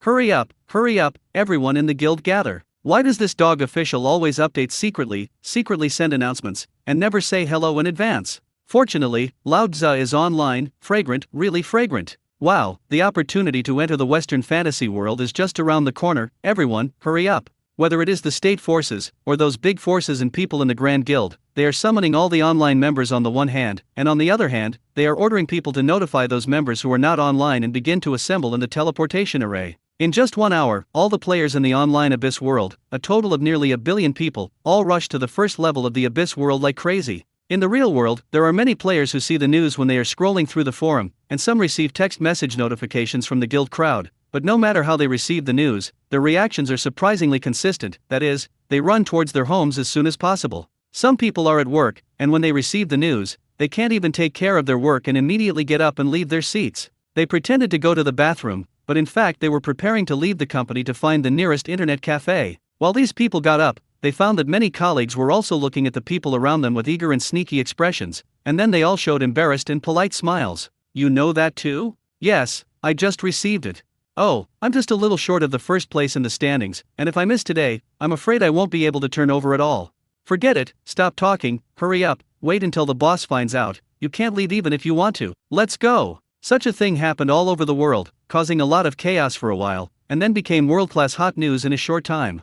Chapter 364 Assist. The players rushed to the Cass Mountains, the last territory of Angrast, like a swarm, and their eyes lit up when they saw the abyssal species, and they rushed up like money to bombard various skills. At this time, Gaskell had already arrived with all the abyssal demons under his command, gathered with the players, and began to harvest the abyssal species under Angrast. The two sides formed the main battlefield around the tall mountains, and the players' various gorgeous skills bloomed, lighting up the dim abyss world, even brighter than daylight. The roar of the abyssal demon that shook the sky resounded through the heavens and the earth, and even the ground shook slightly, as if there had been an earthquake, as if it could not withstand such a large-scale battlefield. Chen Luo saw this scene in the sky, his expression was indifferent, and he had no intention of making a move. This is a battlefield of their own chess pieces. If he makes a move, the will of the abyss will also make a move, and it will return to the original stalemate at that time. Chen Luo's eyes suddenly moved slightly. Although he could not intervene to directly change the battle situation, he could change the strength of some individuals, such as the mother nest below, without attracting the attention of the abyssal will. Now this replicated mother nest doesn't know why it has other abilities, but it doesn't have the most powerful killer move, Void Fire. Chen Luo guessed that it might be because of Zhang Shengon, but he didn't delve into it. At this time, Chen Luo controlled the Void Fire, but he could give this ability to the mother nest. Chen Luo's mind moved, and the fire of the void that was originally stored in the Divine Kingdom Temple appeared in his hand. Chen Luo erased the divine power on it, and casually aimed at the mother nest in the center of the battlefield and threw it down. With just one flash of effort, the fire of the void burrowed into the huge body of the mother nest. Immediately afterwards, the huge body of the mother nest trembled slightly, as if it was extremely painful. Even all the nearby Zerg convulsions in pain at this moment, and lost their combat effectiveness in an instant. Even if it is just a second of fainting on the battlefield, it may lose a small life, not to mention that the Zerg are directly convulsing and unable to move, and naturally they are swallowed up by the abyssal species without even holding on for a second. But the mother nest only convulsed for a while, and then quickly returned to normal, and a long sharp howl came out of its mouthparts, and the mental shock erupted at the same time.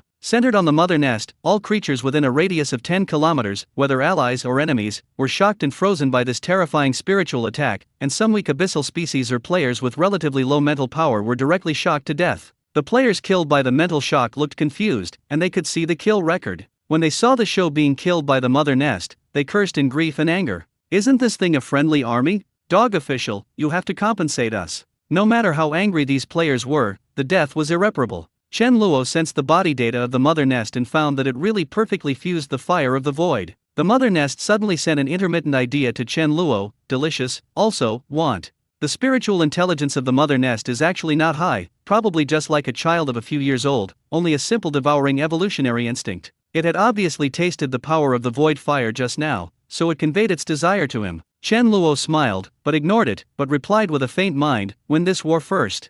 The mother nest didn't speak anymore, and directly controlled all the Zerd to kill in the direction of Angrast, and it could sense that the goal of ending this battlefield was there. This meat-grinding battle lasted for 2 days and 2 nights. The number of the main two sides is too much, although most of the abyssal species have been wiped out, but their original number is tens of billions. Even if there is only a little left, the number is not less than that of the players. These more than a billion abyssal species, even if they stand still, let the players cut them down for a long time before they can be cut to death. However, by now, the situation on the battlefield has begun to tilt towards the player, and the abyssal species have been killed and wounded, leaving only Angrast and Gaskell to fight on the main mountain range. These two creatures are equal in strength, they are both at the peak of the 7th order, and no one can do anything about it for a while, but the moves used in every move can kill a large number of people indiscriminately. Players are all trying to get closer, and it's good to use their skills to smash Angrast casually. Because only by attacking this guy, even if he saves damage, he can't cause any threat, and he can rub the assist. Otherwise, Angrast was killed, and they would not get 4 times the points.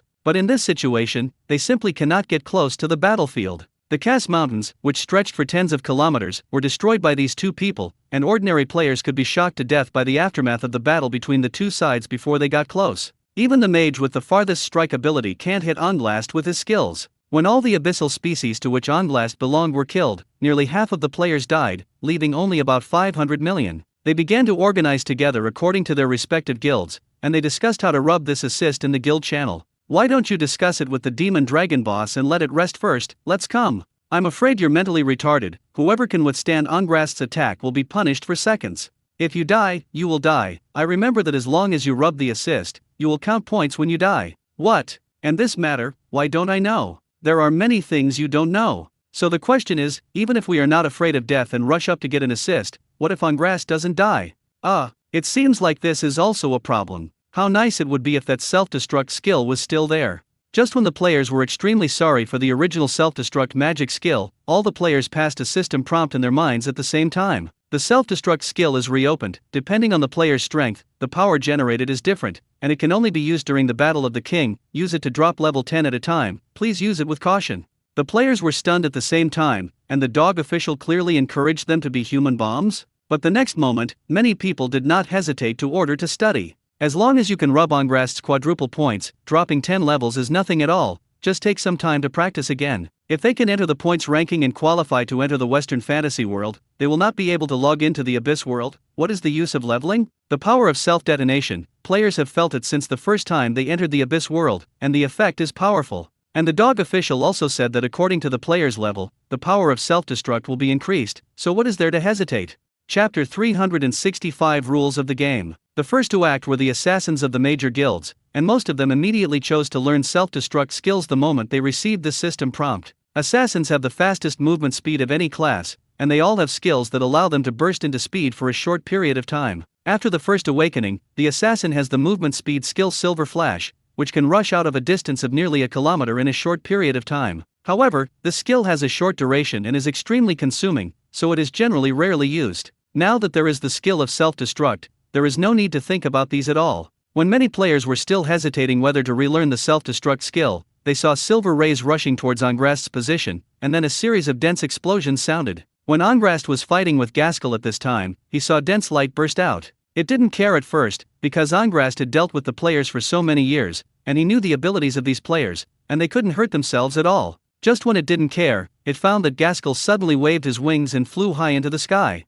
Angrast knew very well that Gaskell was not running away, and when it was a little stunned, it suddenly looked down as if it had sensed something. One by one, silver light rushed under its huge body and exploded quickly. Immediately afterwards, Angrast felt a terrifying force surging from beneath his feet. Rumble, rumble, rumble. The power of self-detonation is amazing. After the level bonus of players, just one player can blow up a huge crater with a diameter of hundreds of meters on the ground, which is not weaker than the damage of missiles. When these assassin players exploded one after another, the terrifying destructive power converged and directly smoothed out the mountain at the feet of Angrast. At this moment, Angrast was shocked to find that its body could not withstand the damage caused by the self-detonation of these players. This attack was not like magic, nor was it a physical attack, it was simply a mass of extremely compressed high-purity energy, which was released at once when it was about to reach a critical point. The crumbling mountain submerged Angrast's below, and when it got up from the rocks in a rage, it found that there were already dense wounds in many places on its body. "You damn otherworldly reptiles!"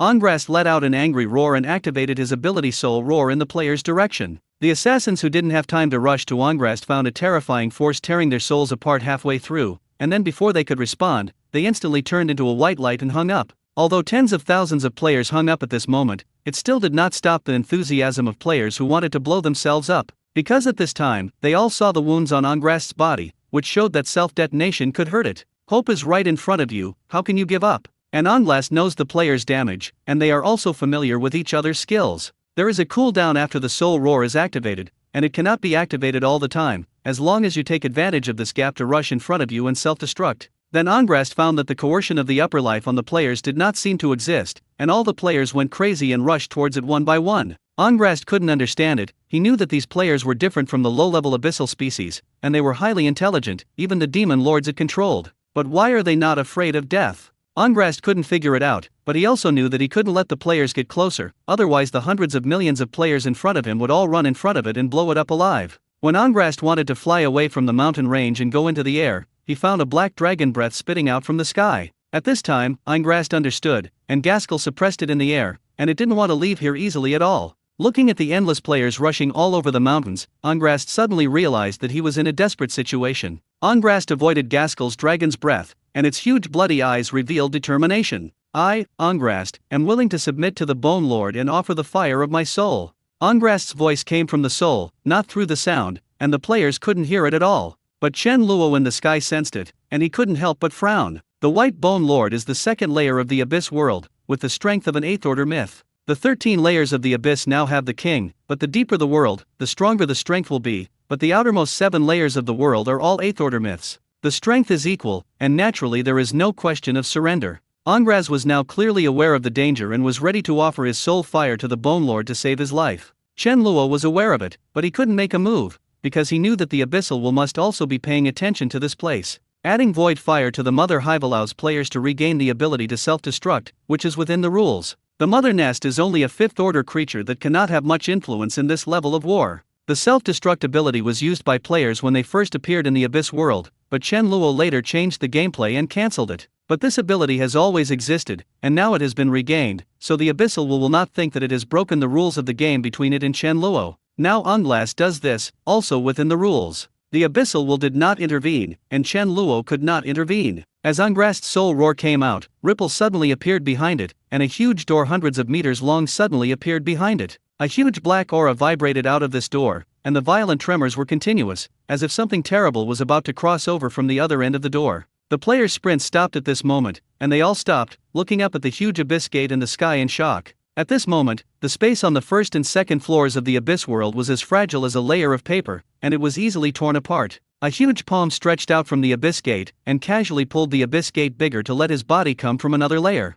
Soon, players saw a white skull that looked as huge as a mountain and poked out of the door. Just from this huge skull, you can judge how huge its body is. Chapter 366 The White Bone Prince. Through the door in the head of the White Bone Lord, you can see countless abyssal species converging at the other end of the abyss, tens of millions, hundreds of millions of numbers, endlessly, as if there is never an end in sight. The players' scalps were numb for a while, and although the abyss gate was hundreds of meters large, they could see abyss species beyond the end of their line of sight. There are various forms of abyssal demons inside, including animal-shaped, insect-shaped, winged, tree-shaped, and so on. No one can tell how many abyssal species there are in it, and how complex they are, but the only thing that is certain is that the number must exceed all players. And what made them even more ugly was that the coercion of the 8th order mythical creatures emanating from the White Bone Monarch had not yet fully appeared, which had already made everyone present feel breathless. Chen Luo sighed slightly. Now Gaskell is far from being the opponent of the Bone Lord. If the passages of the first and second layers of the Abyss world are fully opened, and the Bone Lord and its abyssal species come, then the players will have no other choice but to go offline as soon as possible.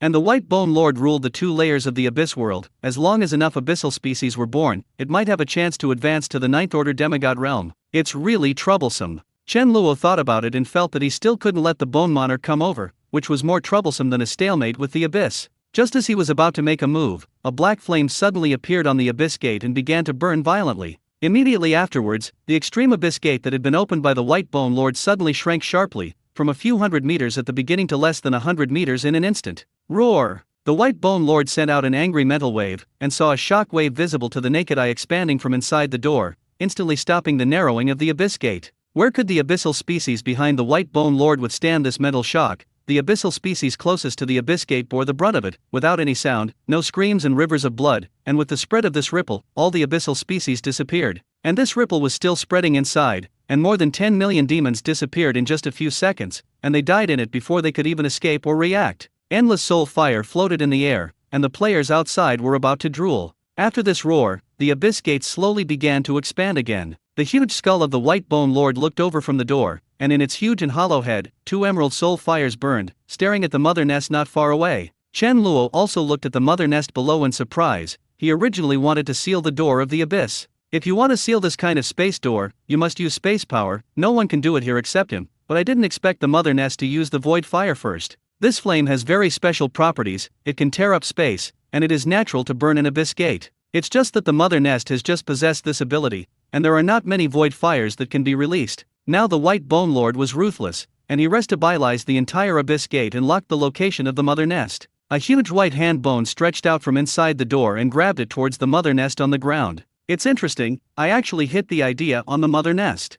Chen Luo couldn't help but laugh. This Bone Lord was also quite knowledgeable, but he felt the power of the void fire up close, and even Angras didn't care, and went directly to grab the mother nest. Of course, Chen Luo would not let it succeed, and just as he was about to make another move, there was another change below. Countless mages flew into the sky, flew towards the hand of the Bone Lord, and then began to self-destruct. It's just that the Bone Lord has the strength of the 8th order, and the power of the self-detonation can hurt Angras, but it can't hurt it, at most it can only cause a small obstacle. Chen Luo was stunned when he looked at it. He knew the plan of the White Bone Lord, but this group of players probably didn't even know how the void fire came from. What the hell are they? In less than a second, Chen Luo knew what they were doing. Taking advantage of this gap, countless assassins activated the Silver Flash skill to rush through the Abyss Gate and enter the second layer of the Abyss world, and then began to pick up the soul coins that fell from the sky. At this time, the abyssal species near the Abyss Gate were all shocked to death by the shock wave of the White Bone Lord. As long as they rushed over, they could reach out and pick up a large number of spirit coins, without the slightest threat.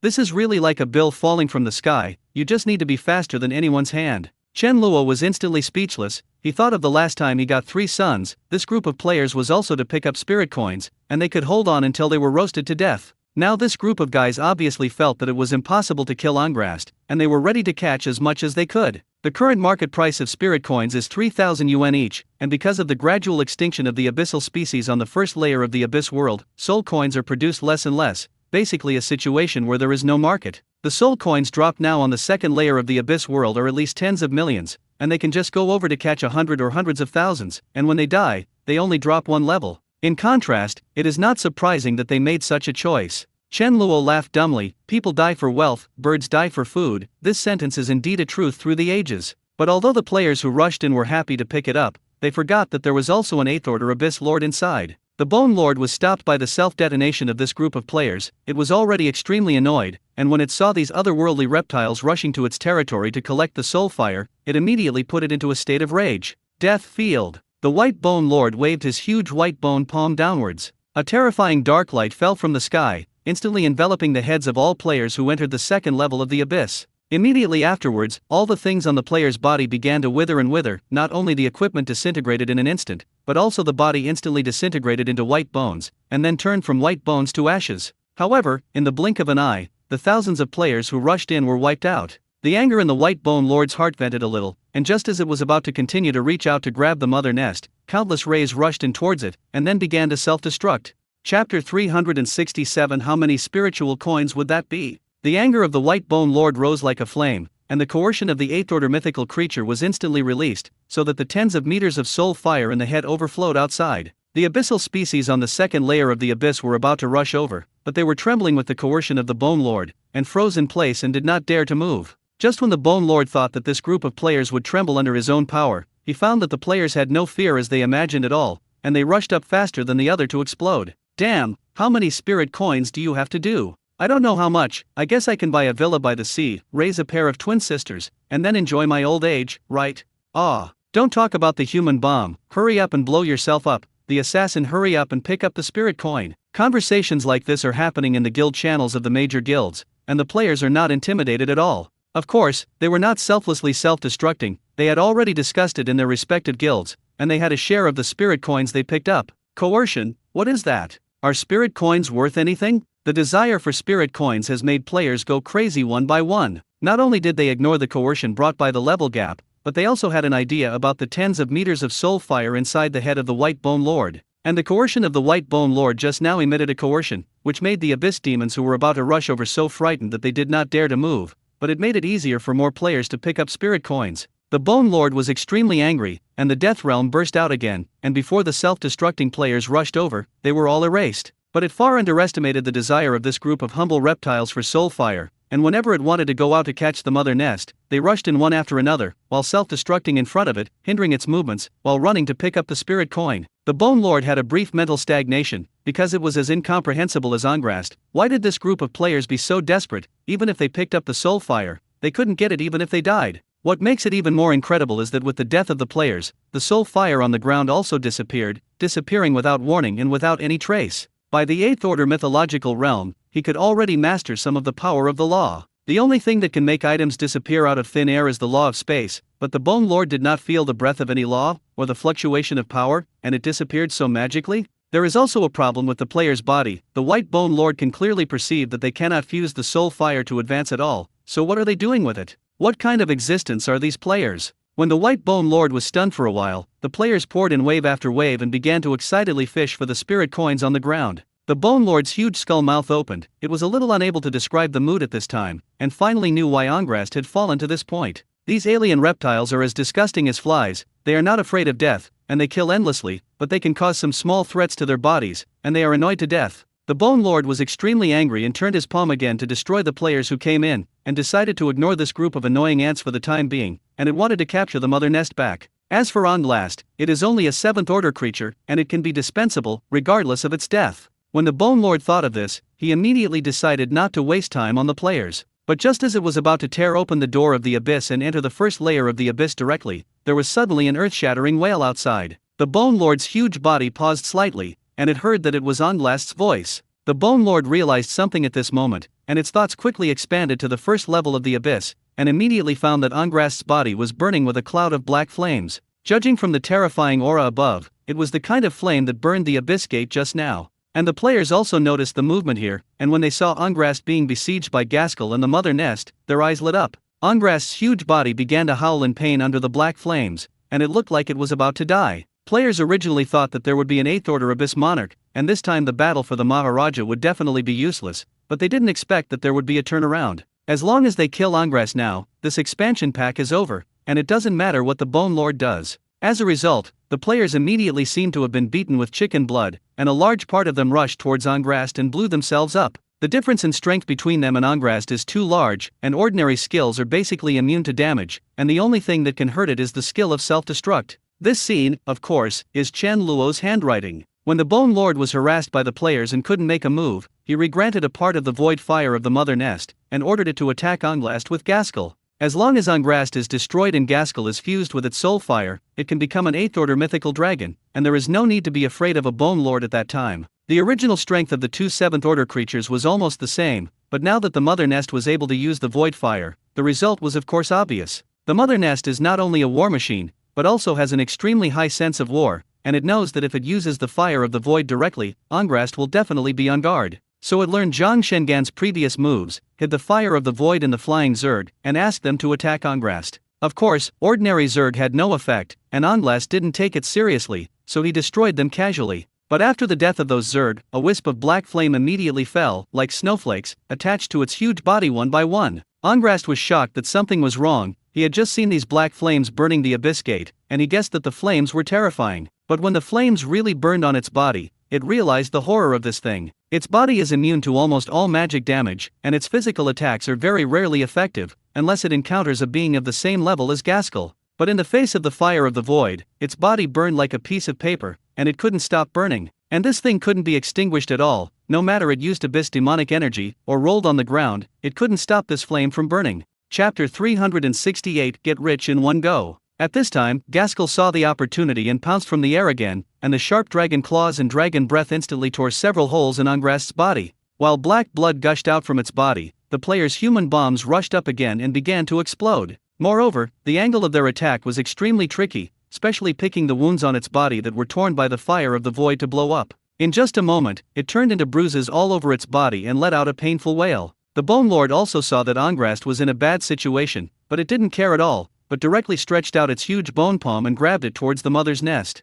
At this time, the players were either busy blowing up Angrast or picking up spirit coins on the second floor of the abyss, and the bombardment of the Bone Lord stopped. Seeing that the palm of the white bone was about to be placed on the body of the mother nest without any hindrance, a black flame suddenly covered the body of the mother nest. The white Bone Lord didn't have time to react at all, and saw that the black void fire had already attached to its bone fingers, and then it burned. Soon, its jade-white bone fingers turned pitch black. But the fire of the void also stopped at this time, as if it was isolated by something, and could not continue to spread. Chen Luo was a little surprised when he saw this scene. The bones of the white Bone Lord did not know what kind of substance it was. Not only did it look extraordinary, but its hardness was also amazingly good, and it could actually resist the burning of the fire of the void. Chen Luo became a little interested, locked the bones on the body of the white Bone Lord with his mind, and began to analyze what kind of substance it was. After a while, Chen Luo knew what it was. This bone is the original material at the time of the birth of the second layer of the Abyss world. It cannot be mass-produced, nor can it be copied. The entire second layer of the Abyss world is just like this, all of which are used by the White Bone Monarch to make the body.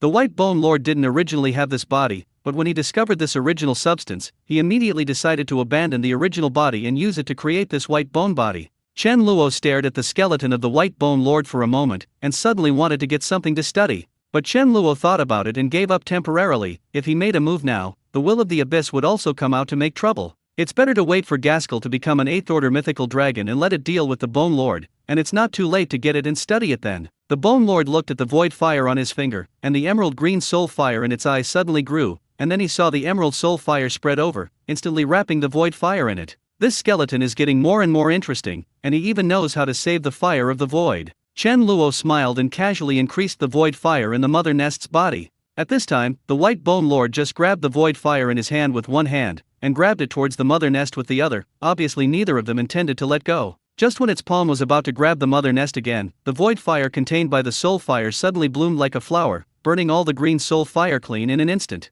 Immediately afterwards, like water droplets, it fell on its bone palm and spread quickly. The White Bone Lord looked at his burning palm in astonishment. It had obviously controlled this flame just now, and it also felt that the mother nest no longer had any more power to give birth to the fire of the void. Why is this thing so weird? Seeing that the fire in his hand was burning more and more, the White Bone Lord had to use the fire of his soul to suppress it again. Otherwise, if it continued to burn like this, his palm might not be able to bear it. At the moment when it was delayed, Angrast's body was completely finished. A soul fire more than 10 meters in size rushed out and flew rapidly towards the position of the White Bone Lord. Gaskell saw at a glance that Angrast's intention was to ask the Bone Lord for help. Gaskell was waiting to devour Angrast's soul fire to advance. How could he let it go so easily? With a swing of its huge wings, it quickly chased after it, and while it was about to get closer, it opened its huge dragon's mouth and sucked violently, and the emerald soul fire was immediately deadlocked in the air and unable to move. Angrast sensed the arrival of death, and it let out a terrified howl, desperately asking for help from the Bone Lord.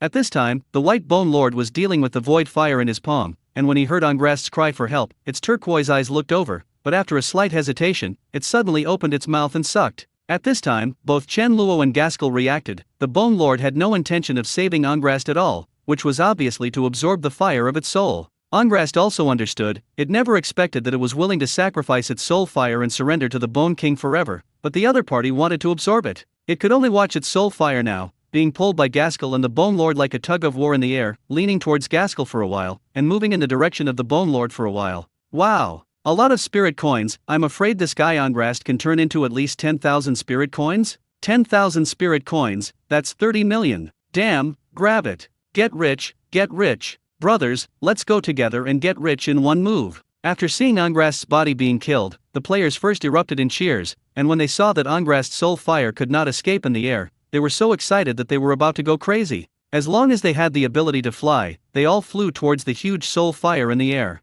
The first to fly up are mage players, who have the air defense technique and can fly up without the help of any props. But just when they flew into the sky excitedly, they found that it was like touching some invisible ceiling, and no matter how they flew, they couldn't fly up. The mages were stunned, some not understanding what was happening. They turned their eyes to look at Gaskell, then at the Bone Lord, and then at Angrast, who was being pulled and pulled. Many people suddenly understood at this moment that it should be the two creatures fighting that caused this situation. The mages could only stare at this moment, watching Angrast's huge soul fire float in the air, only a few meters away from them, but they couldn't touch it anyway. This feeling is the same as seeing a mountain of gold in front of you. You can only see it but not touch it, which makes people feel like they are scratching their hearts. Go attack the demon dragon boss and that skeleton. Are you crazy? The old dragon is on our side. If you don't attack them, no one will be able to touch this group of spirit coins. Wouldn't it be nice to attack the skull? Why attack the dragon boss? It seems to be like that. After the players below noticed the abnormality above, they quickly judged what was going on, and immediately some guild people rushed in the direction of the Bone Lord and started a new round of human bomb attacks. Chapter 369. The Mother Nest was captured. Chen Luo was speechless for an instant. What kind of people are these people, thinking about picking up spirit coins and making a fortune all day long? Not only did you forget that you were here to do the mission, but you even wanted to attack Gaskell. How disturbing you are. If they snatched Angrast's soul, how could Gaskell be promoted to the 8th rank? Chen Luo didn't want this group of players to ruin the subsequent plan to destroy the Abyss, so he casually issued a system announcement. The soul of Angrast is an important task prop in the battle for the king, and anyone who tries to embezzle, whether it is a guild or an individual, will be forcibly erased and permanently banned. As soon as this system announcement came out, the players were stunned, and no one expected that the punishment given by the dog official would be so serious. If it's just forcibly erased, it's okay. After all, the spirit coins made by Angrast's soul fire have to start at least 10,000, and if you sell them, it's tens of millions, and if you die, you'll die. It's not a big deal. But the dog official also added a permanent title, which is a bit unbearable. Even if you get the soul fire of Angrast, it is in vain if you can't go online. Okay, do the task. Hurry up and help the old dragon grab Angrast's soul, and start settling points. Who specifically shouted to attack the old dragon just now? Hurry up and blow yourself up. Alas, it's a pity. How can it be a mission prop? The skull's soul fire is definitely not a mission prop. Why don't we get him? Brother, go quickly, kill it, and you will be rich. The players' thoughts about Anglast disappeared in an instant, and at the same time, they maliciously stared at the soul fire in the head of the Bone Lord. The Bone Lord saw the situation clearly at this time. If Angrast's soul was fused by the demonic dragon, the other party would most likely be promoted to the 8th rank, and then this group of otherworldly reptiles would definitely break into the second world and cause great trouble to themselves. This group of reptiles is so annoying that they must not be allowed to grow up, otherwise they will be the ones who are unlucky, and the Anglast in front of them is a living example. It's just that now it wants to suppress the void fire and can't snatch the soul fire of Angrast with all its might. However, it was only a matter of time before the Bone Lord left, and it was still a problem to deal with a Gaskell when it freed up. At this moment, the White Bone Lord was stunned to find that the group of damn alien reptiles rushed up again and began to blow themselves up. What made it even more depressing was that while the players blew themselves up, they also ran to the second floor of the abyss to pick up the spirit coins, completely treating it as nothing. The Bone Lord let out an angry roar, and the abyssal species on the second floor of the abyssal world immediately swarmed and rushed towards the players' positions.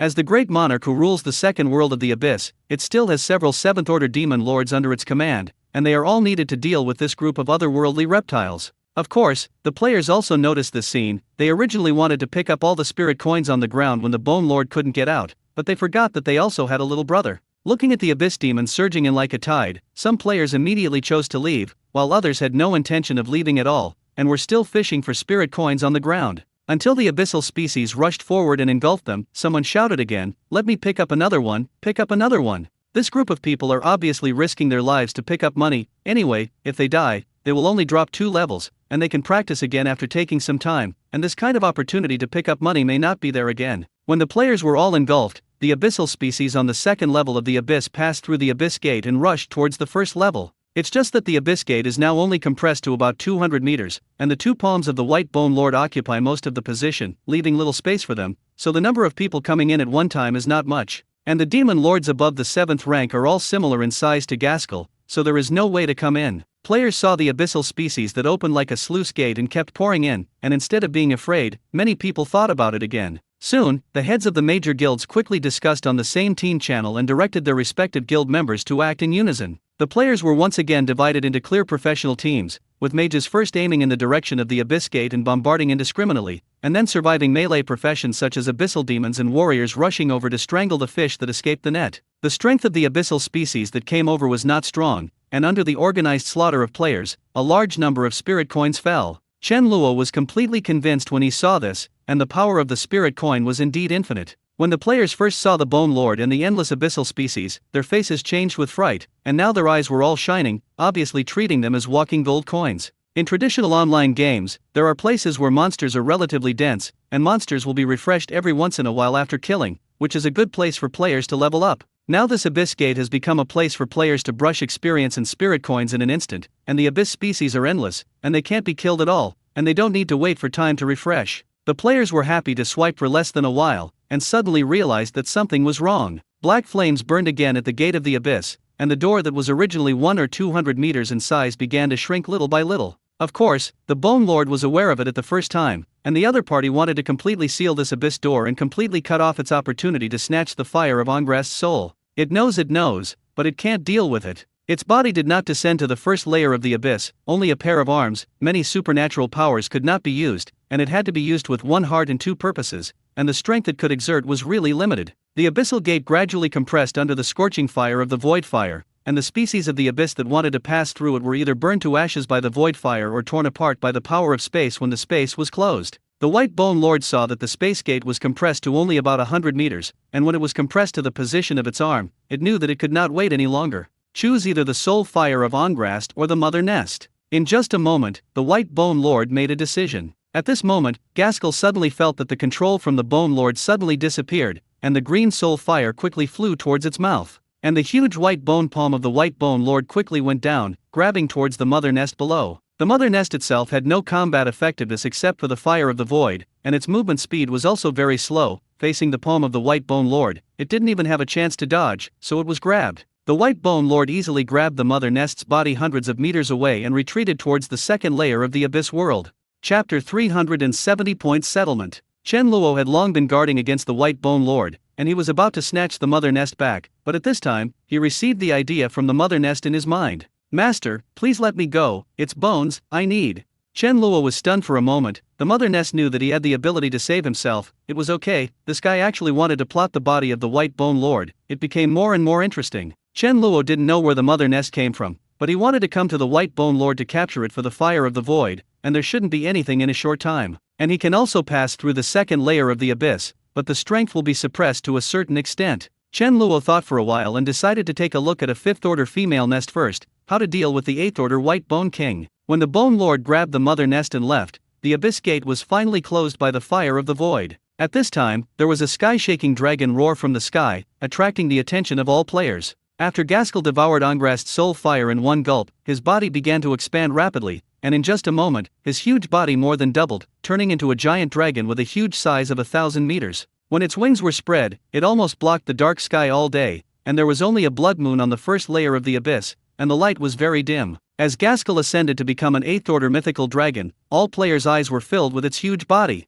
Black abyss demonic energy lingered outside Gaskell's body, and the terrifying dragon power emanated, making all players feel a trembling sensation hitting them. Although the White Bone Monarch is the 8th order, his body is still in the second layer after all, and although the players outside can feel its strength, they do not have an intuitive understanding. And the players who entered the second level of the abyss were all going for the spirit coins. Their eyes were full of money. Even if they felt coercion, they didn't take it seriously. But Gaskell's coercion was completely released at this time, and the hundreds of millions of players left below immediately felt a strong impact. One by one, their bodies were stiff, and they couldn't move. "What the hell is this, Nima? You can't move. Do you want to be so scary? Hurry up and take a screenshot. Funny. Is this the legendary dragon power? Long way is amazing, Uncle Ben, I'm offline." Just as the players were complaining below, the system announcement sounded again. With the help of all the warriors, the Abyss Demon Dragon Gaskell finally defeated Angrast, and all the abyssal species on the first floor of the abyss have been cleared, and now the Abyss World Stage 1 point settlement has begun. After Chen Luo made the announcement, he asked the Hunyuan Pen to start recounting points. Before this, the standings were very stable and did not change much, but since the opening of the Maharaja battle, there have been double and quadruple points, and the standings have fluctuated very much. But for the Hunyuan Pen, this is just something that can be dealt with in an instant. In anticipation, Hunyuan Pen released the standings that had just been counted. Number 1, Ludaxia, points 316333521. Second place, This Killer is Very Cold, 30481523 points. Third place, How Did the Name Be Taken? The points are 29421351.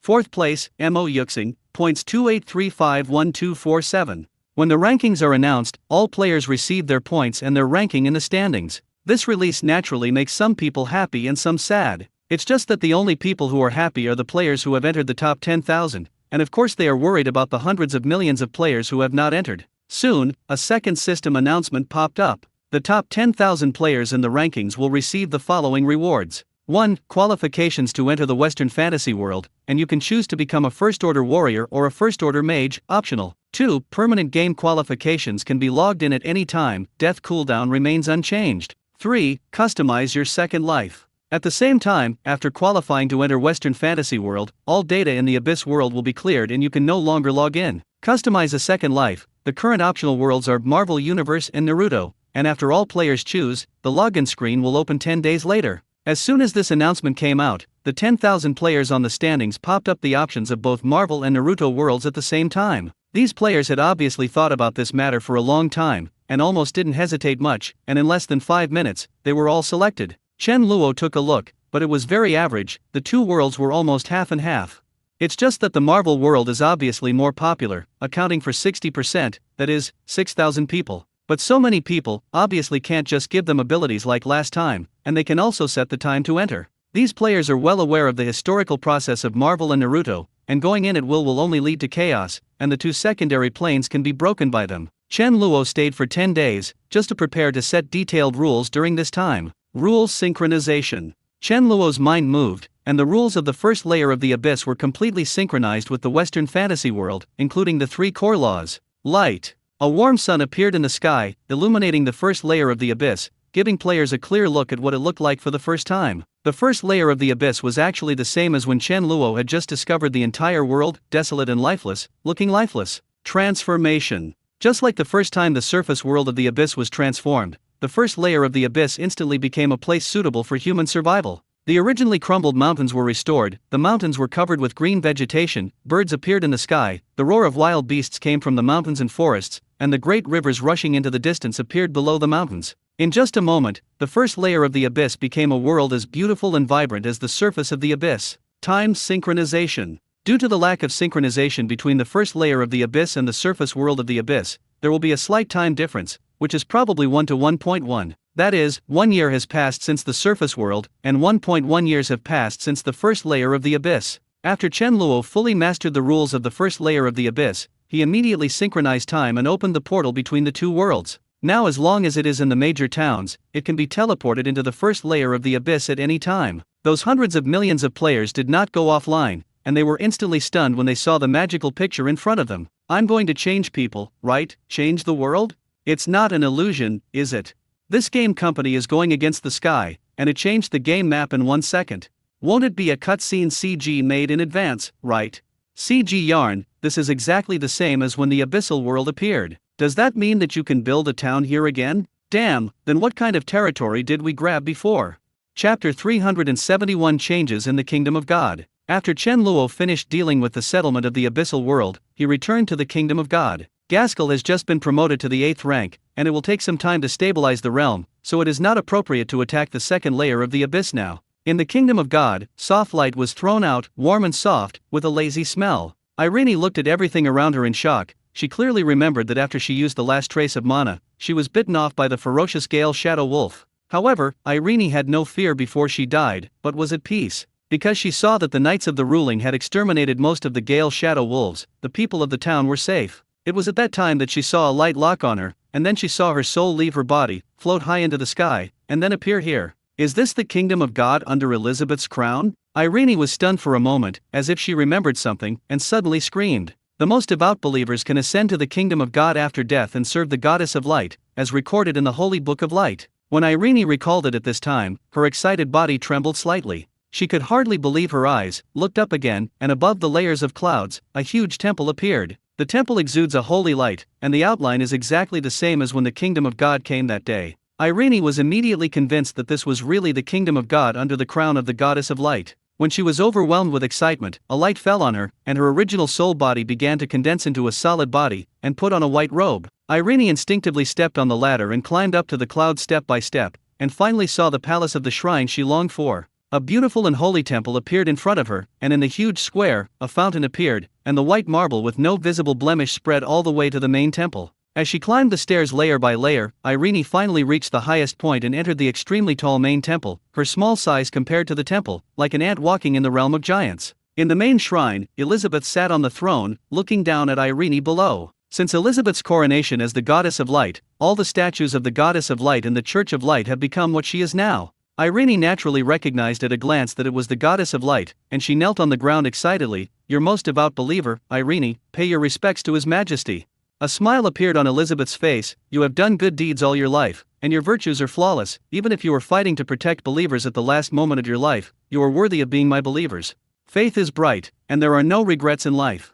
Elizabeth laughed. She stretched out her hand to point at Irene below. "In my name, I canonize you as an angel of power, responsible for guiding all beings to ascend to heaven and guarding the gate of the kingdom of God." A ray of light poured into Irene from Elizabeth's palm, and then saw the light bloom. Irene's body was injected with a huge amount of power, and a pair of white wings were born behind her, and she had become an angel. With excitement and happiness, Irene crawled to the ground again, her voice trembling. "Your will is everything." When the wings behind Irene's vibration went to guard the gate of the kingdom of God, another figure appeared on the ladder, just like Irene, who was just a weak soul body at first, as if it was about to dissipate at any time. But immediately after the light fell, his soul began to solidify, and then slowly stepped up and entered the temple. "Jasper Gerald, canonize you in my name as." When Chen Luo returned to the main temple, he couldn't help but be stunned, because at this time the kingdom of God was already different from what he had seen a few months ago. Before he left, there were only Elizabeth and Osiris in the kingdom of God, which seemed a little deserted. Now in the kingdom of God, rows of angels fly in the sky, singing hymns and playing strings, as if it were a place of joy. Above the clouds, there are all kinds of exotic beasts running. There are Pegasus with a pair of wings, there are holy unicorns, and some little angels are playing with them. In the square outside the main temple, there is also a pair of angels with wings on their backs guarding the temple gate. It's just that they are all only the size of normal people, and they look a little funny in front of the gate of the temple hundreds of meters high. Chen Luo was stunned for a moment, and quickly reacted. It seemed that Elizabeth had been very busy in the past few months, leading many believers into the kingdom of God. Chen Luo glanced at the kingdom of God and was much more angry, and he couldn't help but laugh. Compared to the deserted appearance in the past, it was obviously much better now. After laughing, he deliberately looked back on the months when Elizabeth was the Goddess of Light. A few months after Elizabeth's ascension to the throne, she began to familiarize herself with her work. The Goddess of Light controls the law of light, and its importance is naturally inferior to the law of time, space, and reincarnation. But as the first to ascend to the divine throne, she had the authority of part of the divine kingdom given by Chen Luo, and could use the power of other laws, and what she could do was far stronger than the gods who mastered one law. It took Elizabeth a few days to get acquainted with her priesthood and authority. Her job every day is to inspect the places with believers of the Church of Light to ensure that the Western fantasy world maintains normal operation and there is no major trouble. At the same time, she also manages her religion and believers, responds to some of the prayers of believers, and rewards some people who have made outstanding contributions to the Church of Light. For example, people like Irene who sacrificed their lives to protect the towns in the Church of Light from monster attacks. Elizabeth would choose to lead them to the kingdom of God, let them become angels, let them pious faith to strengthen their souls, and eventually become a part of their kingdom of God. Some people find this kind of work interesting, while others find it boring. But Elizabeth was the one who found it very interesting, so she was busy every day, punishing evil and promoting good everywhere, adding all kinds of things in God's kingdom, and those unicorns and the like were the products she made casually. Whenever she has free time, Elizabeth will go to St. Galli's city to chat with Jasmine, or use her as an ordinary person to walk around other continents in the Western fantasy world. Although she knew that there was more than one continent in the Western fantasy world, she had never been to other continents. Now that he has become a god and has the ability to do whatever he wants, he naturally goes wherever he wants. In the past few months, after dealing with business every day, Elizabeth would change continents or races every day to see and satisfy her curiosity. Chapter 372 Selecting New Gods. After receiving several newly ascended believers to the kingdom of God, when Elizabeth was thinking about whether to chat with Jasmine, Chen Luo's figure suddenly appeared. "Uncle, where did you go?" Seeing Chen Luo appear, Elizabeth had a sense of surprise on her face. Chen Luo laughed, and instead of answering Elizabeth, he asked with a smile, "How is it? Isn't it boring to be a god?" Elizabeth quickly shook her head. "It's not boring, now it's much better than the days of hiding in Tibet and fighting and killing in the past.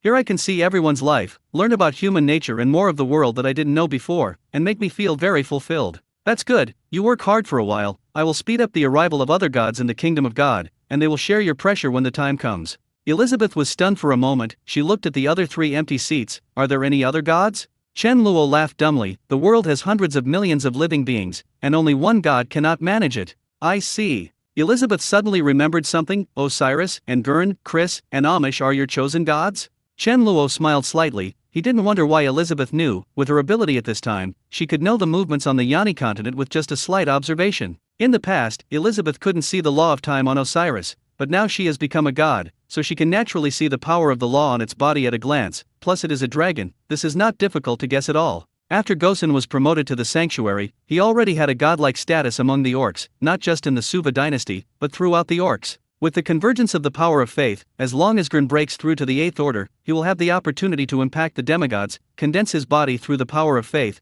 and finally ascend to the kingdom of God. The Hades Church controlled by Amish has united many kingdoms in the southern part of the Ani continent through the conquest movement, and the followers of the Hades Church are rapidly surging. Although Amish Shiu's strength is only the 3rd order, with Augusta here, there will be no problems in the Church of the Underworld for a long time. As long as it develops for a period of time, the belief in death will be no less than the huge belief of the Church of Light. By the time Augusta became an adult, Amish must have grown to be no less than Gosen. Osiris was born with the law of time, and when it grows up, it will become the god of time, and if there is no accident, one will be a beast god and the other will be a god of death, so you have to pay more attention to these two. After Chen Luo gave an affirmative answer, he suddenly hesitated. As for Chris, let's take a look again. The first generation of students of the Extraordinary Academy actually knew the method of becoming a god, but so far only Gosen has implemented the method Chen Luo said. Chris is actually a very proud person. After knowing what the gods are like, he doesn't want to become a god, but wants to surpass the gods, as Chen Luo said. Chen Luo's expectations for Chris are actually above Gosen, and if he can really do that, it will undoubtedly be a big help to himself.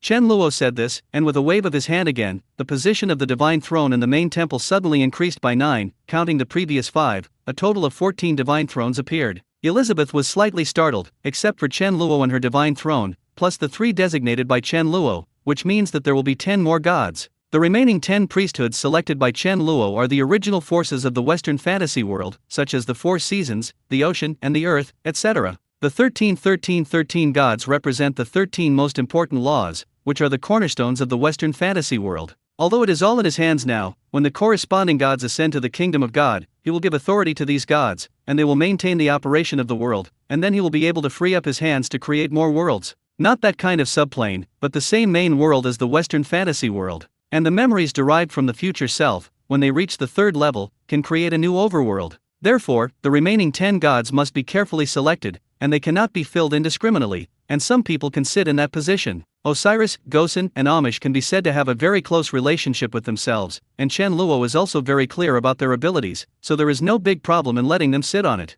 It's just that the remaining gods, how to choose them need to be well planned. Chen Luo's return to the kingdom of God this time is to speed up the speed of the god's ascension to the kingdom of God. Don't worry about me, just do your own thing. Chen Luo smiled and glanced at Elizabeth, then sat on the divine seat, supported his chin with one hand, closed his eyes and began to think about which to arrange next. Then I'll go find Jasmine. Elizabeth's attitude towards Chen Luo did not change much because he was the creator god, and her tone was as cordial as ever. Go. As soon as Chen Luo said this, he was suddenly stunned for a moment. Elizabeth mentioned Jasmine Crow. He thought of Fang Xingchen. Although the ruling was stolen, it was not brought back to the human race, and in the end, because of Elizabeth's accidental death, the ruling was taken back, and this task can only be considered half completed at most. Forget it, it's been delayed for so long, I'll give it to you. Chen Luo thought for a while, sensed the position of Xingchen, and casually imprinted all the thief skills into his mind. At this time, in St. Gali City, Fang Xingchen was holding a chicken leg full of meat and stuffing it into the mouth of the big dog.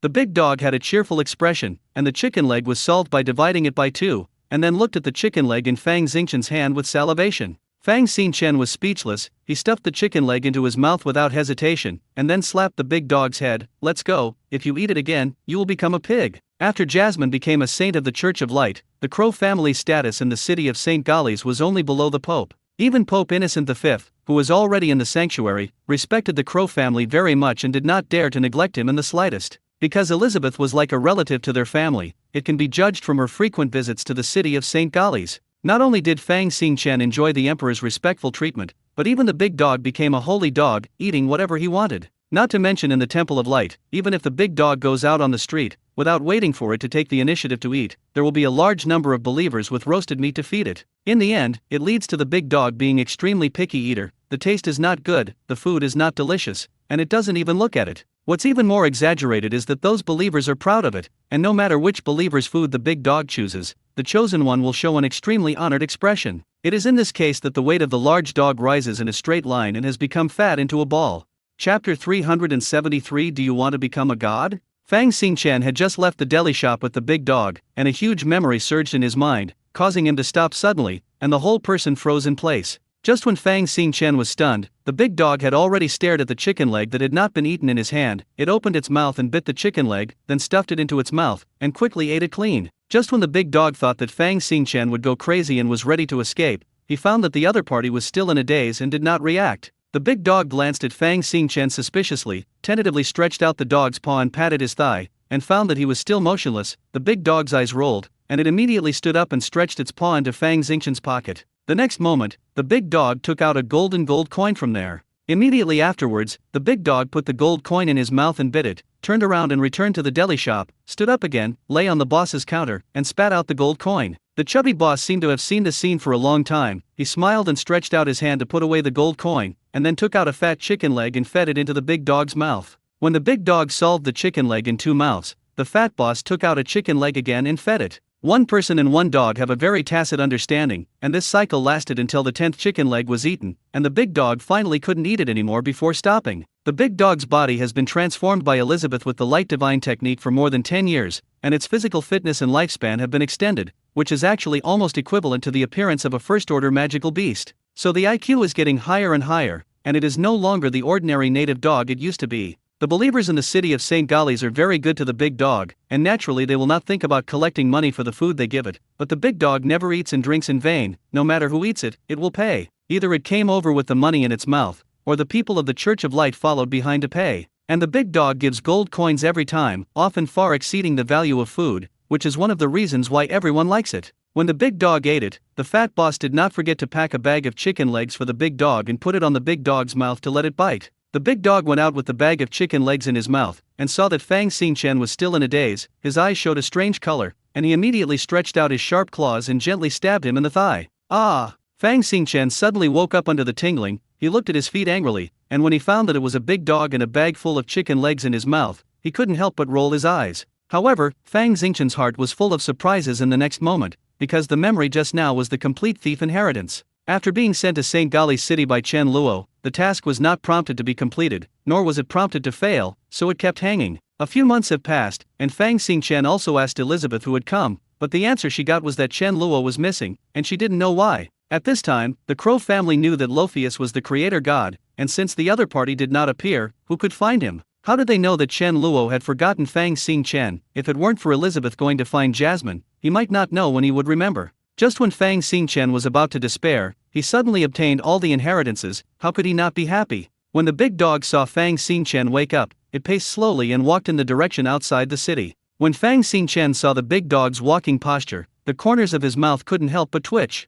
Although Elizabeth and Osiris were gone, the big dog's arrogant steps remained. In other places, it would have been slaughtered for stewed dog meat hot pot. But in the city of St. Galli's, no one dared to touch a single hair even if it walked sideways on the street. When the big dog slowly arrived at a remote location in the city of St. Galli's, a bunch of stray dogs ran out, their eyes lit up, their tails wagged as if they were sweeping the floor, and they barked at the big dog with a flattering face. The big dog put the chicken leg on the ground with a majestic expression, and then stretched out the dog's paw and pointed. The meaning was obvious: eat. Fang Xingchen leaned against the wall with a speechless expression and watched this scene. This dog thing not only walked to learn Osiris, but also learned the expression vividly, because Osiris was often this loud's best expression in the world. What made Fang Xingchen laugh and cry even more was that this guy also knew how to accept his younger brother. After the discovery of this group of stray dogs in the city of St. Galli's, the big dog quickly became the dog boss here. It itself has the strength of a first-order magical beast, and it has a lofty status in St. Galli's city, and those stray dogs have such eyesight that they have fallen under the thighs of the big dogs.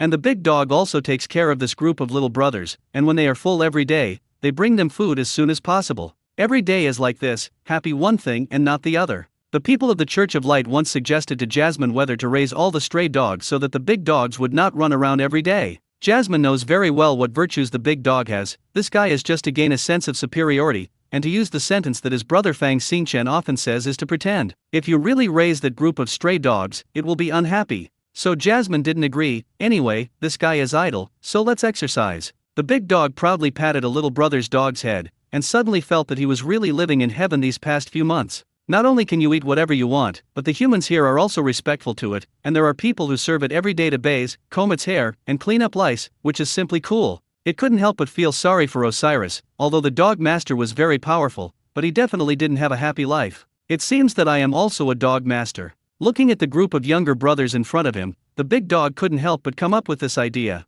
At the same time, in the Temple of Light, Elizabeth appeared in Jasmine's temple with Osiris. Sister Liz. When Jasmine saw Elizabeth, she immediately had a surprised expression on her face, and then went up and hugged Elizabeth affectionately. Although Elizabeth can come at any time, she has just ascended to the throne and has too many things to be busy with, and it is basically difficult to see her once a month. Seeing that Elizabeth was not like ordinary believers, Jasmine immediately knelt down respectfully when she saw the goddess of light, for fear of blaspheming the goddess. And Elizabeth's treatment of the Crow family was the same as before, without any changes. Elizabeth smiled and gently hugged Jasmine, then said something that stunned her. Jasmine, do you want to be a god? Chapter 374 The Secret of Becoming a God. Jasmine was stunned and became a god? This is something she can't even think about. Elizabeth can become the goddess of light, because she is Chen Luo's niece. How can their family be the same as Elizabeth? Although the Crow family has also followed Chen Luo for 7 years, Jasmine can feel that the only thing Chen Luo really cares about is Elizabeth. Although Chen Luo treated them very well, he was always separated by something and was not as close as he was to Elizabeth. If Chen Luo really wanted them to become gods too, he would not have taken only Elizabeth and Osiris in the first place. Sister Liz, what do you mean by this? Elizabeth smiled and said, Uncle is going to choose a new god. I can tell my uncle to turn you all into gods.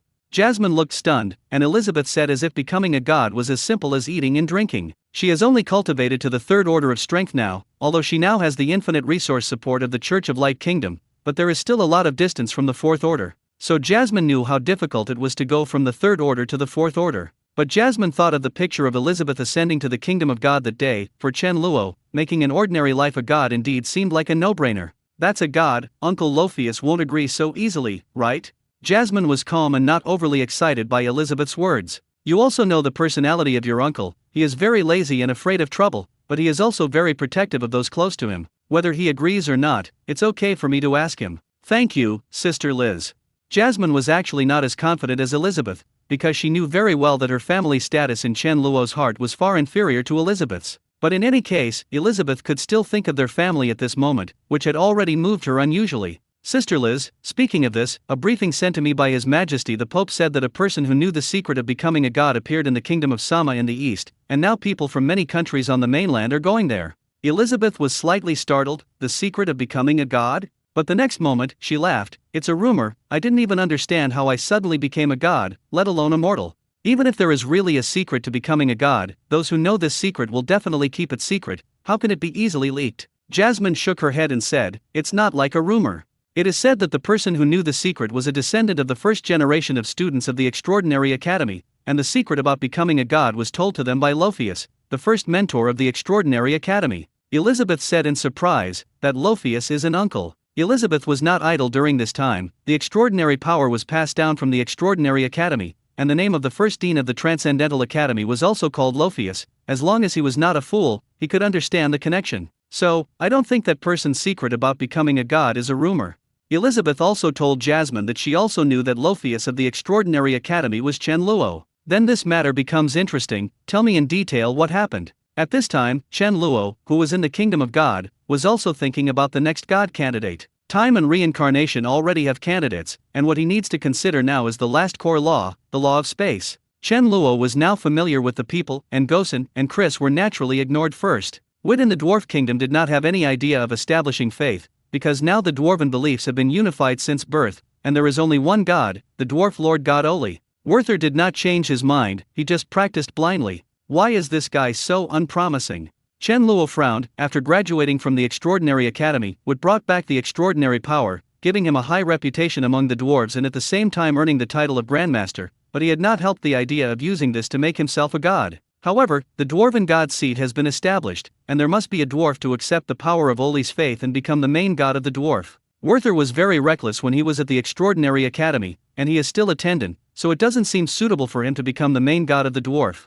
Chen Luo pondered for a moment. It seemed that the dwarf Lord God was going to be prioritized. The main thing is that the dwarves' beliefs are too unified, just like Elizabeth, as long as someone accepts the faith. But now Chen Luo needs to consider the candidate for the main god of space. Ilia of the Elven continent is still in the Fifth Order, and after solving Tranda's demonic army, trolls and goblins have risen, which is also a new threat to the elves, and Ilia has not slackened. But the elves still have no faith. Their source is the Tree of Life, and it is not so much faith as a kind of love for their mother. After the elves were divided into 4 countries, in addition to the Moon Elf Kingdom, which also had a deep affection for the Tree of Life, the other 3 elves were born naturally in childbirth, and naturally forgot the Tree of Life. Chen Luo thought for a while, and did not make a decision immediately, but began to sense the other students of the first generation of the Extraordinary Academy. Under this induction, it was discovered that less than 20 of the original 101 students are still alive. Except for the 4 most talented people, the rest are all among the elves and dwarves. The Terrans are the only ones left of Chris, and the only orc is Gosen.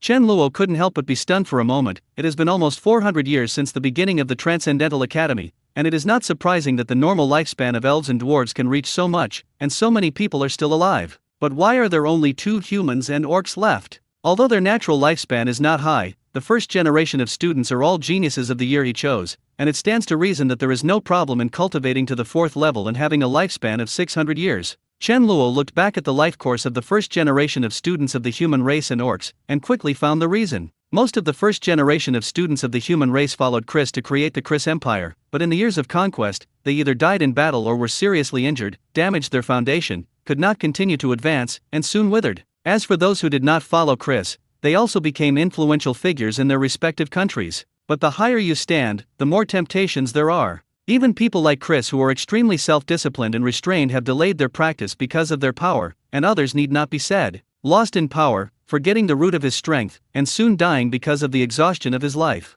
Chapter 375 Treasure Hunt. The orcs in the territory made Chen Luo even more speechless, because some of them died in the crusade against the monsters, and some were killed because of various disputes and vendettas, but the most were killed by Gosen. The process of establishing the Suva dynasty was full of blood and killing, and Gosen stood firmly behind his brother from the beginning, helping him shield himself from the wind and rain, and establishing a powerful Suva dynasty along the way. Although the students of the orc race have deep enough feelings in the Extraordinary Academy, although they are both orcs, they are divided into different races within themselves. During the conquest of the Suva dynasty, there will be battles to protect their own race. And Gosen began to lay out the beast temple from the time he returned to the orcs, and the Suva dynasty was his tool to expand his belief in the beast gods, so naturally no one could be allowed to stop him. When he met a classmate from the Extraordinary Academy, Gosen only persuaded him once, and once he was rejected, he would never persuade him a second time, but would directly cut down the grass and root it out, leaving no future troubles. Gosen's ruthlessness made all the orc students feel cold, so much so that later the other students in the orc realm united against him.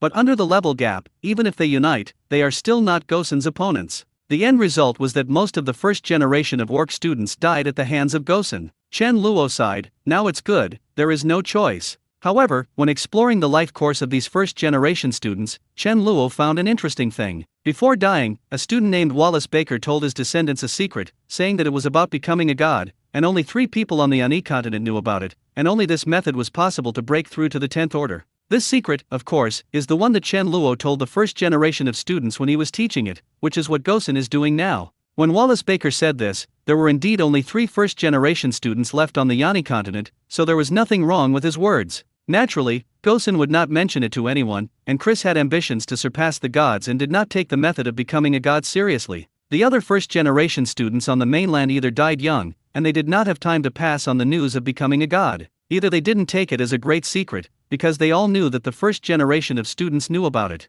Of course, what everyone knows is not a secret, and there is no need to publicize or tell your descendants. This secret was not a big deal, but Wallace Baker's descendants were not successful, and he originally had the status of Grand Duke in the Kingdom of Samar by virtue of his extraordinary power and his achievements in expanding the territory. After Wallace's death, a generation was not as good as a generation, lying on the merit book and waiting to die, and the current 8th generation head of the family, Dalton Baker, was left with only the identity of an empty baron, and he also owed a lot of gambling debts, and he was forced to borrow money every day, and he might have to be beaten badly. Dalton was forced to have no choice. He thought about it, and then he hit the idea on this secret of becoming a god. And it was at this time that Gosen and Chris both advanced to the sanctuary, and these 2 people were the people Wallace said to know the secret of becoming a god. Dalton had an idea and spread the secret, saying that Gosen and Chris used this method to become a sanctuary. As soon as this news spread, it not only caused a huge shock in the Kingdom of Sama, but also quickly began to spread to neighboring countries. After the mainland entered the era of the sanctuary, as Chen Luo expected, many Fourth Order people broke through one after another to become Fifth Order.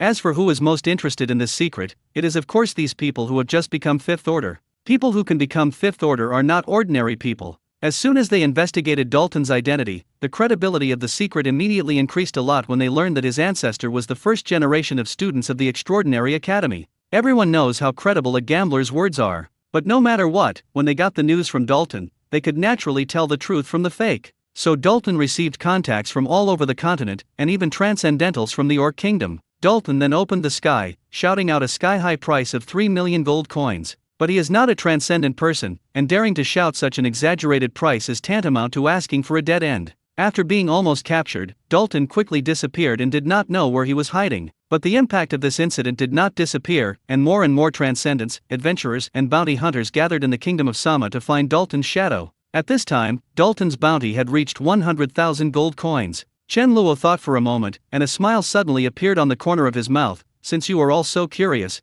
then let's play bigger. Release the secret, let everyone know how to become a god, and let them compete, so that they can choose one by one. Chen Luo thought of this, and suddenly said to himself, but the way to release it is to make it a little taller. It's too low, I guess no one will believe it.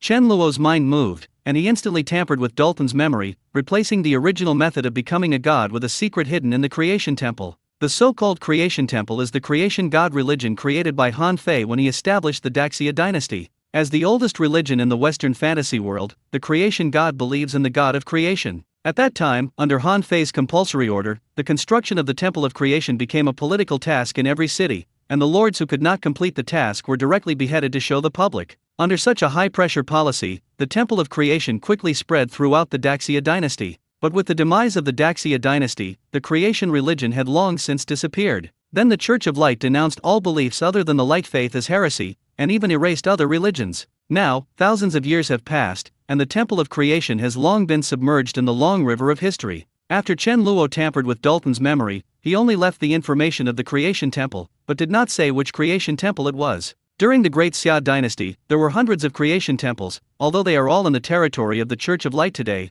but they have been too long to be verified. If they wanted to find the Creation Temple, they had to first find the ruins of all the Creation Temples back then, and then explore them one by one. Chen Luo was ready to turn this into a treasure hunt game, and the more difficult the process and the greater the noise, the more firmly they would believe that the secret was true, although that secret is indeed true. Chapter 376 Moon City. After Chen Luo determined the gameplay of the treasure hunt, he casually went to a certain creation temple in the original Daxia dynasty and began to set up the scenery according to his ideas. He arranged some very lethal mechanisms in it, which could threaten the Fifth Order Transcendent and could not be cracked by brute force, and required a certain amount of brain power. At the same time, deep in the core of the temple, not only did he put the method of becoming a god into it, but he also left a drop of his own divine blood as the ultimate treasure. Shang Wengsuan swallowed a very small point at the beginning, but it was still on the dry stone, and it could all mutate. Now a drop of his own blood, even if it is a pig, can turn into a magical beast. After dealing with the Creation Temple, Chen Luo had to go back to the question at the beginning, the candidate for the main god of space.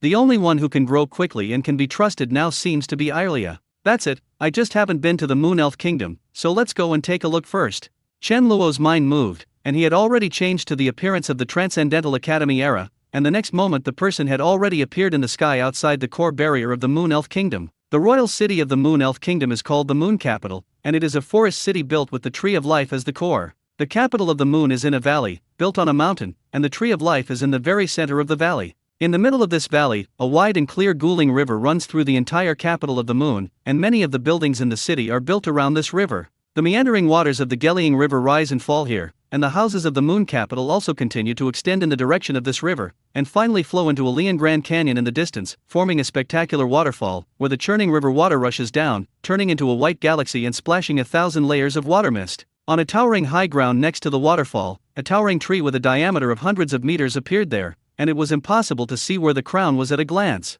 Chen Luo couldn't help but be a little surprised when he saw the appearance of the Tree of Life at this time, because the height was only more than a kilometer, and even exceeded the height of the Lian Grand Canyon. As long as you are not blind, you can notice this Tree of Life like Optimus Prime at first glance. Beneath it, flowers bloom all over the ground, and birds and beasts drink water by the riverbank. A large majestic complex of buildings appeared next to the riverbank, which was the palace of the Moon Elves. The main body of the palace is a huge castle, surrounded by buildings that surround it, higher and higher in the center, and are guarded by heavily armed elves in many critical places. Chen Luo was amazed when he saw it. This place was even more beautiful than Sylvia City, with valleys and waterfalls as the background, completely integrated with nature. It was not an exaggeration to say that it was a fairyland on Earth. A quarter of the elves of the Moon Elf Kingdom live in the Moon Capital, and the number of nearly 5 million does not seem crowded here. After hundreds of years of splitting into different kingdoms, the life of the elves here is slightly different from that of the elves of the Kingdom of Balania. Perhaps because of the perennial battle with the demonic beasts, the killing aura on the soldiers of the elves was very heavy,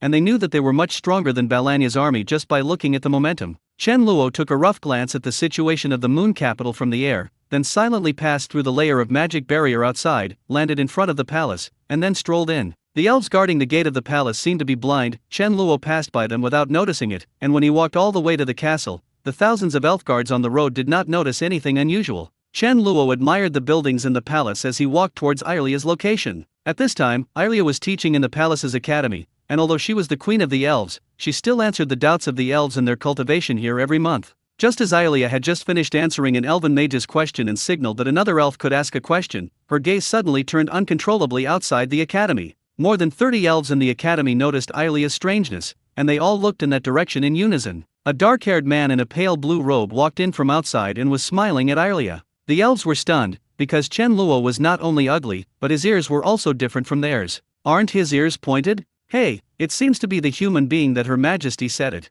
It seems to be true. The elves in the academy suddenly started talking and looked at Chen Luo with surprised eyes. But the next moment, the academy became dead quiet. Their queen Ailia actually exclaimed in surprise, "Teacher Lophius." After Ailia shouted excitedly, she pounced directly on Chen Luo, and then hugged him. Even Chen Luo was a little stunned. He never expected that Ailia would still be like the original girl, and she would come up with a warm hug directly. When Ailia went to the Extraordinary Academy, she had a quirky and lively personality, and when she was excited, she would hug her, and sometimes even hug Chen Luo's neck. But after hundreds of years, why is it still like this? The elves in the academy were all stunned, as if they were petrified. They didn't expect that Her Majesty, the dignified and steady queen in front of everyone, would have such a side. Her Majesty is evil? Chen Luo smiled and shook his head, let Ailia hug her for a while, patted her on the back before saying, "Okay, you have lived for hundreds of years, why are you still like a little girl? What's wrong with being hundreds of years old? I'm still very happy at the age of a few hundred, unlike you, teacher, who are depressed all day long, like an old man."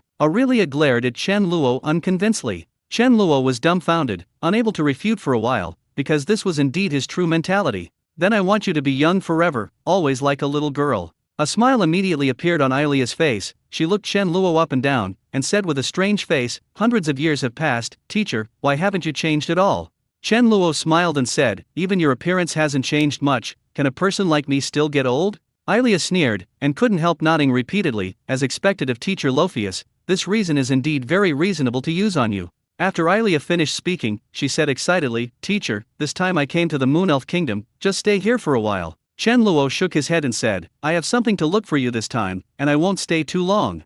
Chapter 377 Legendary Figure. Aurelia glanced at Chen Luo in surprise, and said with a somewhat surprised smile, "I'm curious about what the omnipotent teacher Lofi is looking for me." Gosen and Chris have both broken through the sixth order. Ailia was stunned for a moment when she heard this, but soon smiled. "Then I have to congratulate them, these two guys too. They said they would come to our elves as guests, but now they haven't seen anyone." Chen Luo glanced at Ailia with a smile. "You don't feel hit at all, the four of you were very competitive at the beginning." Ailia sneered, "Isn't that situation caused by you, teacher? We have a very good relationship in private, so naturally I want to congratulate them from the bottom of my heart." "Are you really not stimulated at all?" "Okay, although I'm a little unwilling, I'm not far from the sixth order, and I'll break through sooner or later." Ailia snorted softly, and asked suspiciously, "Thank you for coming here just to tell me this. Teacher, are you too bored?" Chen Luo was speechless. He shook his head and said, "Remember what I told you when I was in the academy, I need you to transcend the gods and help me explore this universe together. Among the first generation of students of the Extraordinary Academy now, the four of you have the highest talent. Gosen and Chris have both broken through, and I need you to improve your strength as soon as possible so that you can help me in the future." Ailia said in surprise, "Teacher Lophius, is it important for you to explore the universe?" Chen Luo smiled and said, "It's very important, but I can't do it alone, so I need your help." Ailia suddenly fell silent, and then said very seriously, "I understand. But teacher, it's not that I don't want to break through the sixth order, but every time I break through, I always feel like I'm missing something. And there is only one chance from the fifth to the sixth order, and once the breakthrough fails, it is difficult to have a second chance. At the stage of the sanctuary, in order to carry and use more powerful powers, the body will transform into a truly transcendent life in the process of progression, and it will begin to be fundamentally different from the previous life. It is naturally okay to succeed in the advancement, but once it fails in the process of advancement, it will cause the body to be between untransformed and transformed, leaving serious hidden dangers, and eventually lead to the second breakthrough is as difficult as ascending to the sky, or even unable to break through for the rest of your life. Gosen and Chris have been at the peak of the fifth order for a long time, and they have not dared to break through, precisely because they do not dare to take risks. So, this time I'm here to help you break through, and I know what you are missing. Aurelia showed surprise on her face, hugged Chen Luo's neck excitedly, and said with a triumphant smile, "Thank you, Teacher Lophius. I knew you would definitely help me." Chen Luo coughed dryly, and pushed away Ilia's hand helplessly. "Pay attention to the image, your people are still watching." When Ilia turned around, she realized that all the elves in the academy had wide eyes and their jaws were about to fall. They were all seeing humans for the first time, and the state of Ilia's little girl at this moment had a strong impact on them. In the hearts of all the elves, Ilia is a majestic and dignified queen, a strict and demanding teacher, and the most powerful transcendent of the elves, and they never thought that her majesty would reveal such an innocent and romantic side. Ilia glanced at the elves and said playfully, "Even if they say it, no one will believe it." The elves in the academy were even more stunned when they heard this. They didn't expect the queen to say such a sentence. But they had already understood from the conversation between these two people at this time that this human was actually the legendary first generation of the president of the Extraordinary Academy, Lophius. Now the great elder of the Moon Elf Kingdom, Noel, is still serving as the second generation president of the Extraordinary Academy, and every 10 years, the elves will have lucky elves who receive admission letters from the Extraordinary Academy, and of course they know Chen Luo's name. I heard from Her Majesty that Dean Lofi is very powerful and may even surpass the gods. Beyond the existence of the gods? If another person said this, no one would believe it, but in addition to Her Majesty the Queen, Elder Noel also said the same thing, which made the people of the elf clan have to believe it. After Elder Noel became the president of the Extraordinary Academy, no one saw him again. Now that the legendary characters appeared in front of them, how could they not be shocked? There is no urgency to break through the sixth order. Since we have come to the moon capital, we naturally want to take you to visit our moon elf kingdom first. Aurelia smiled and pulled Chen Luo and walked outside, not even going to class. And the elves in the academy looked at each other for a moment, and immediately someone got up and chased out. That was a legendary character. Just listening to the conversation between the two of them just now, I heard a lot of amazing things. Some of the first generation of students of the Extraordinary Academy have already broken through to the sixth order. Exploring the cosmic. Dean Lophius wants to help Her Majesty break through the sixth order. These things will cause a lot of sensation once they get out. The curiosity of the elves in the academy was infinitely magnified, and they wanted to see if they could hear more amazing news. With the strength of two people, maybe just a word can bring them great inspiration. As a result, the elves in the entire academy followed behind them, stretching their ears and trying to hear the conversation between the two people clearly. While chatting and laughing, Chen Luo and Ilia walked all the way out from the palace to the outside. Along the way, all the beautiful elves showed a look of admiration and respect, bent down and saluted Ilia, while looking at Chen Luo with curiosity and amazement. In addition to Chen Luo's human face, they actually saw the queen holding Chen Luo's arm, and then introducing the things of the moon capital to Chen Luo with a happy smile on her face. Chen Luo had actually seen a rough idea of the sky over the moon capital, but when he really toured inside, he found that he still underestimated the elves' dedication to beauty. The palace is full of exquisite murals and statues, and the armor and swords on the elves and soldiers are extremely exquisite, and even the wooden handrails next to the stairs are carefully carved like works of art. The natural affinity of the elves makes them very good at cultivating animals and plants, especially the moon elves themselves are still in a natural environment like the moon forest. After bringing back the extraordinary power, they developed the potions of the Transcendental Academy to the extreme, creating various types of potions, such as those that can enhance physical physique, restore and enhance magical powers, etc. There was even a technology of demonic beast breeding. They bred magical beasts and domesticated beasts to breed hybrid magical beasts that could completely obey orders but possess extraordinary power.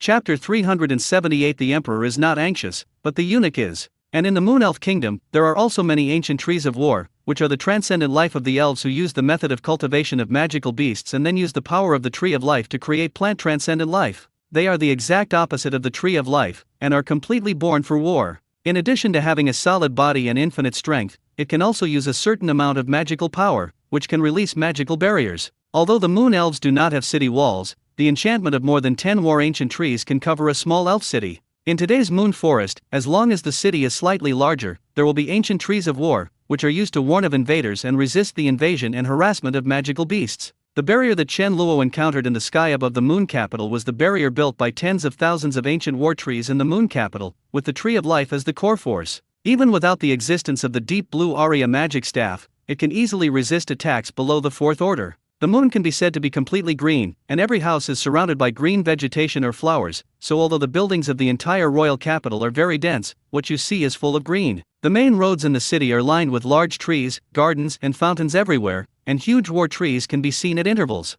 These gardens and fountains in the square are also renovated in full of artistic sense, and there are many bards performing in the square, full of the unique style of the elves. Under the leadership of Ilia, Chen Luo visited the moon capital and attended a grand dinner held for him by the elves. It was a moonlit and starry night, and the moonlight poured into the palace, reflecting the world as if it were still daytime. The dinner was held on the plaza platform in the middle of the palace, backed by the Lian waterfall, and on the right is the towering Tree of Life, which is a place with excellent scenery. The elves play musical instruments, the bards sing songs, and the elven maidens dance with flower crowns on their heads. Chen Luo appreciated it with great interest. The songs and dances of the Western fantasy world are very different from the real world. Coupled with the beautiful appearance of the elves, it has a different style. When the performance was over, the dancing elf girl came up generously, presented the flower crown to Chen Luo, and put it on him with her own hands. The people who could attend the dinner were all the high-ranking officials of the Moon Elf Kingdom, and they also knew Chen Luo's identity at this moment, and they also knew that he was here to help Ilia break through the Sixth Order, so naturally they respected him extremely and frequently raised their glasses to him. When the dinner ended in a joyful and lively atmosphere, Chen Luo smiled and said to Ilia, "Okay, it's time to get down to business." Ilia glanced at Chen Luo with a smile, then threw herself into his arms, raised her head and said playfully, "What's the business?" Chen Luo looked at Ilia in astonishment. This woman had spring in the corners of her eyes were still watery, and she wouldn't have any bad thoughts about herself. Chen Luo couldn't help but cough dryly, pushed Ilia away, and said with a serious face, "Of course it's a matter of promotion."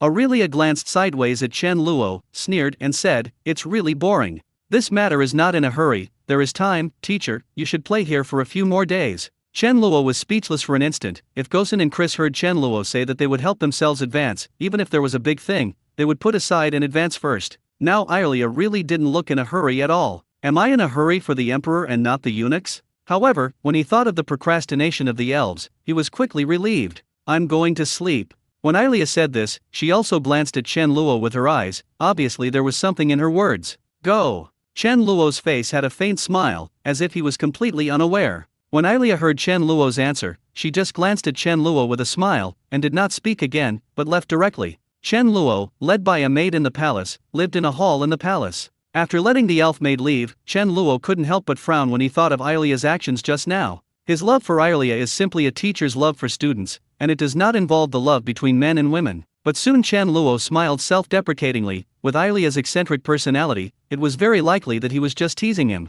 In the next few days, Chen Luo finished visiting the moon capital again accompanied by Ilia. And at this time, he also felt that he couldn't continue to waste time. On the fifth day, Chen Luo directly rejected Ilia's offer to invite her to visit the moon capital again. "Now, right away, start." Chen Luoyan expressed his thoughts concisely. Seeing Chen Luo's serious expression, Ilia knew that he was really impatient, but she was extremely eye-catching, and quickly stopped mentioning visiting again. Okay, listen to you." Chen Luo was dumbfounded, looking at Ilia's expression full of "I'm afraid of you." He suddenly felt something was wrong. How could he force her? "Do you need to prepare anything?" Ilia glanced at Chen Luo and continued to ask. Chen Luo shook his head. "No need, just here." After Chen Luo finished speaking, he stretched out his hand and put it on Ilia's eyebrows. "What you are missing is exactly what I told you before, the power of the law." Ilia was slightly startled, and she quickly asked in confusion, "But I have already touched a wisp of the power of the law? What you touch is the law of life of the Tree of Life, not your own. If you want to advance through the laws of others, you are destined to fail, which is why you always feel that something is missing.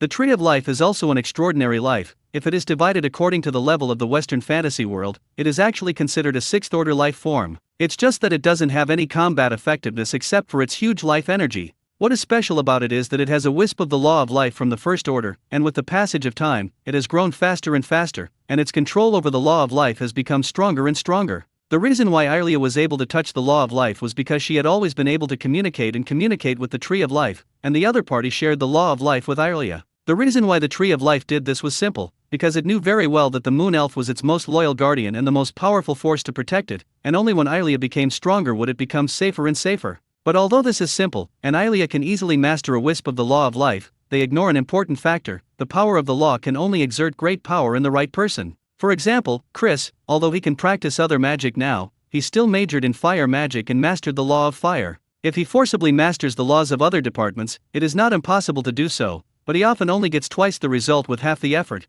and he is not able to exert his strongest strength. Chapter 379 World Explorer. I will replace your law of life with a new law now, and you can feel this law with all your might. Chen Luo said. The light on his palm lit up, and the law of space began to replace the wisp of life in Aylia's body little by little. The laws of life carried in her body were shared by the tree of life. In fact, there were not many, but in an instant, the kung fu was completely replaced by the laws of space. Do you feel the power of this law?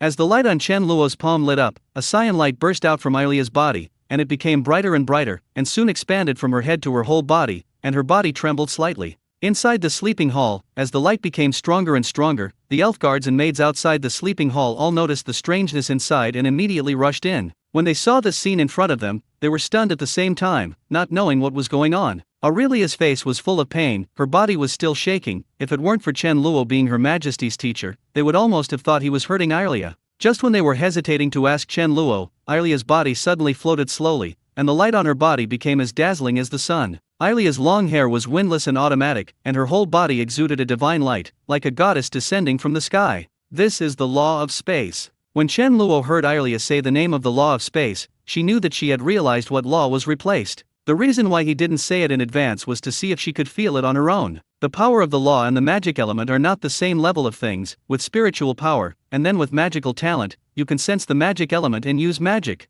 But the power of the law builds the foundation of the whole world, the essence of various energies. If you want to sense this original power, you must first reach the fifth order and have a certain talent. If you can't even do that kind of law, it means that Aylia is not suitable for the power of the law of space, and Chen Luo will also give up the idea of using her as the main god of space. Complete the promotion. After Chen Luo replaced the law of life, he let go of Aylia. The rest of this is what she has to go through, and Chen Luo will not intervene again. Aylia closed her eyes again and began to seriously sense the law of space. At this time, everyone in the room listened to the conversation between the two and already understood what was happening. Her Majesty is on the rise. The light on Aylia's body became brighter and brighter, and the next moment she suddenly disappeared into the sleeping hall, leaving everyone stunned. But before they could react, Aylia reappeared, but in a different position from just now. Before they could close their mouths, Aylia strangely disappeared again, and then appeared in other places in the sleeping quarters the next moment. Aylia disappeared for a while and appeared in a moment in the shocked gaze of the elves in the room, like a trick.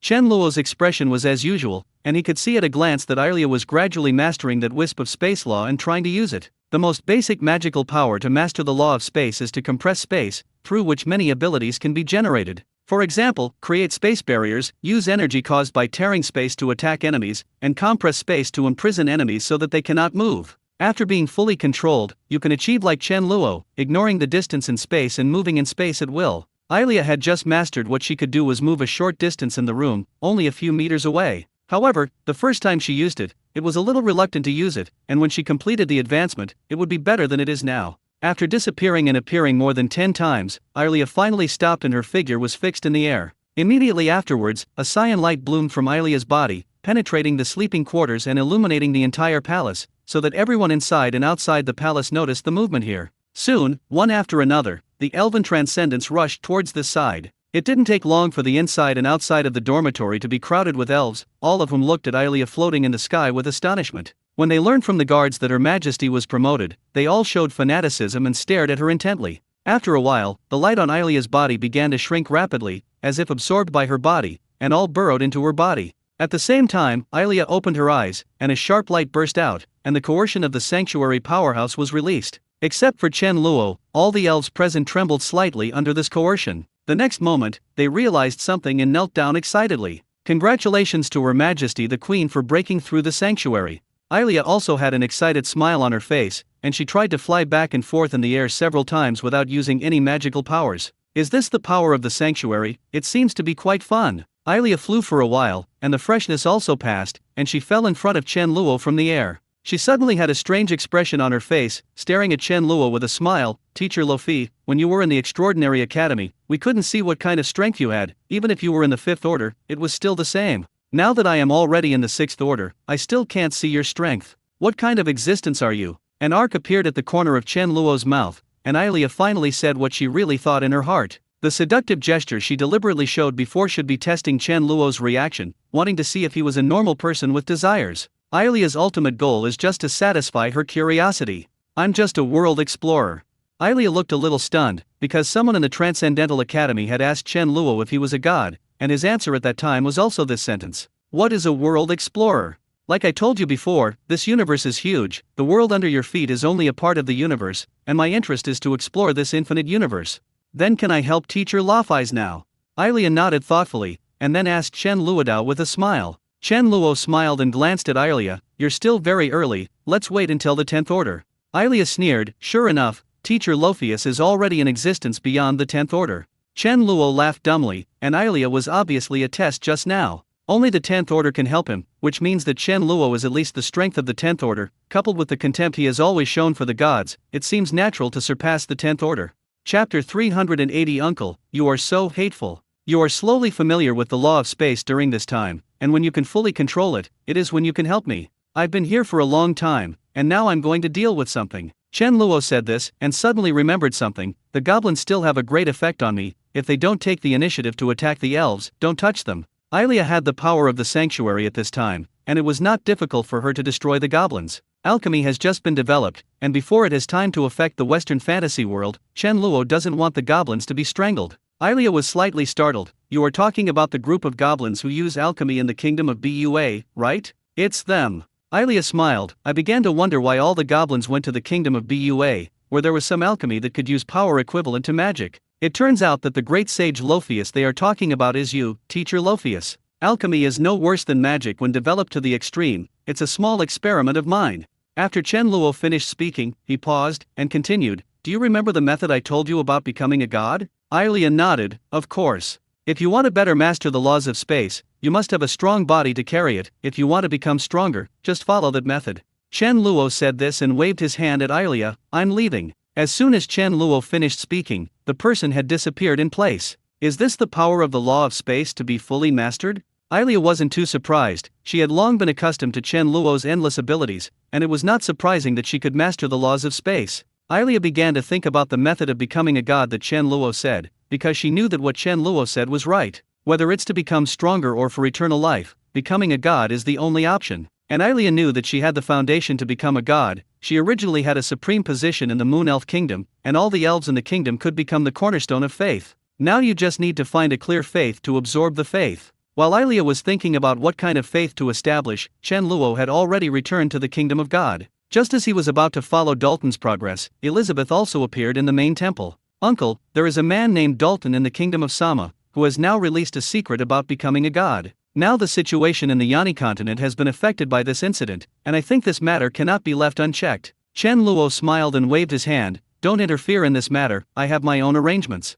Elizabeth saw that Chen Luo knew about Dalton, and she was not surprised, but she asked the doubts in her heart again. The secret about becoming a god was told by your ancestors, Uncle. Well, it's just that the current situation is a bit unexpected for me, but I just used this introduction to accomplish something. Uncle, can you tell Jasmine and the others this secret? Chen Luo glanced at Elizabeth in surprise. This little girl had obvious intentions. She wanted to turn the Crow family into gods. I know what you're thinking, but you're different from them. Chen Luo shook his head. After your first death, I reshaped your physical body, and at that time, the law of light has been integrated into your body, so you can directly absorb the light faith and reunite your divine body.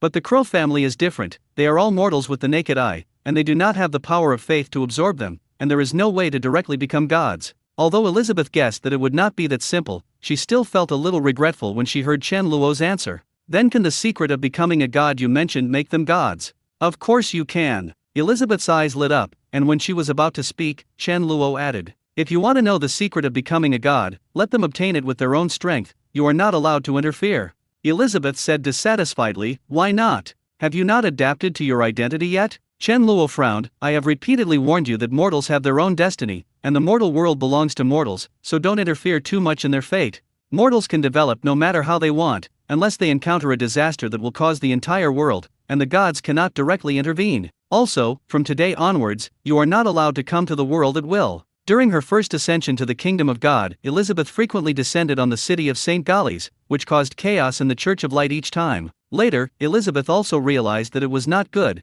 and quietly came to find Jasmine. Elizabeth was stunned for a moment. She just expressed her dissatisfaction. How could she even be grounded? If you don't intervene, you won't intervene. I just go to the world to chat with Jasmine, why not? Elizabeth looked aggrieved. Chen Luo snorted, if you want to chat with her, you can do it without meeting. Uncle! Elizabeth screamed angrily. Chen Luo glanced at her lightly, it's useless for you to lose your temper, I will limit the number of times you come to the mortal world. Elizabeth was stunned, she didn't take it much seriously in her heart, thinking about sneaking down. Anyway, Chen Luo was not often in the kingdom of God. But Chen Luo seemed to guess what she was thinking, and directly limited her ability to descend into the mortal world. Humph! Elizabeth snorted angrily, turned around and disappeared into the main temple. Chen Luo shook his head. Elizabeth was still thinking like a mortal, completely forgetting the fact that she and the Crow family were completely different life forms. The Crow family wanted to become gods. Chen Luo had no objection, just fight for it with his ability. But if you want to get something for nothing, that's impossible. After Elizabeth left the main temple, she immediately contacted Jasmine in the Temple of the Holy Maiden with her mind.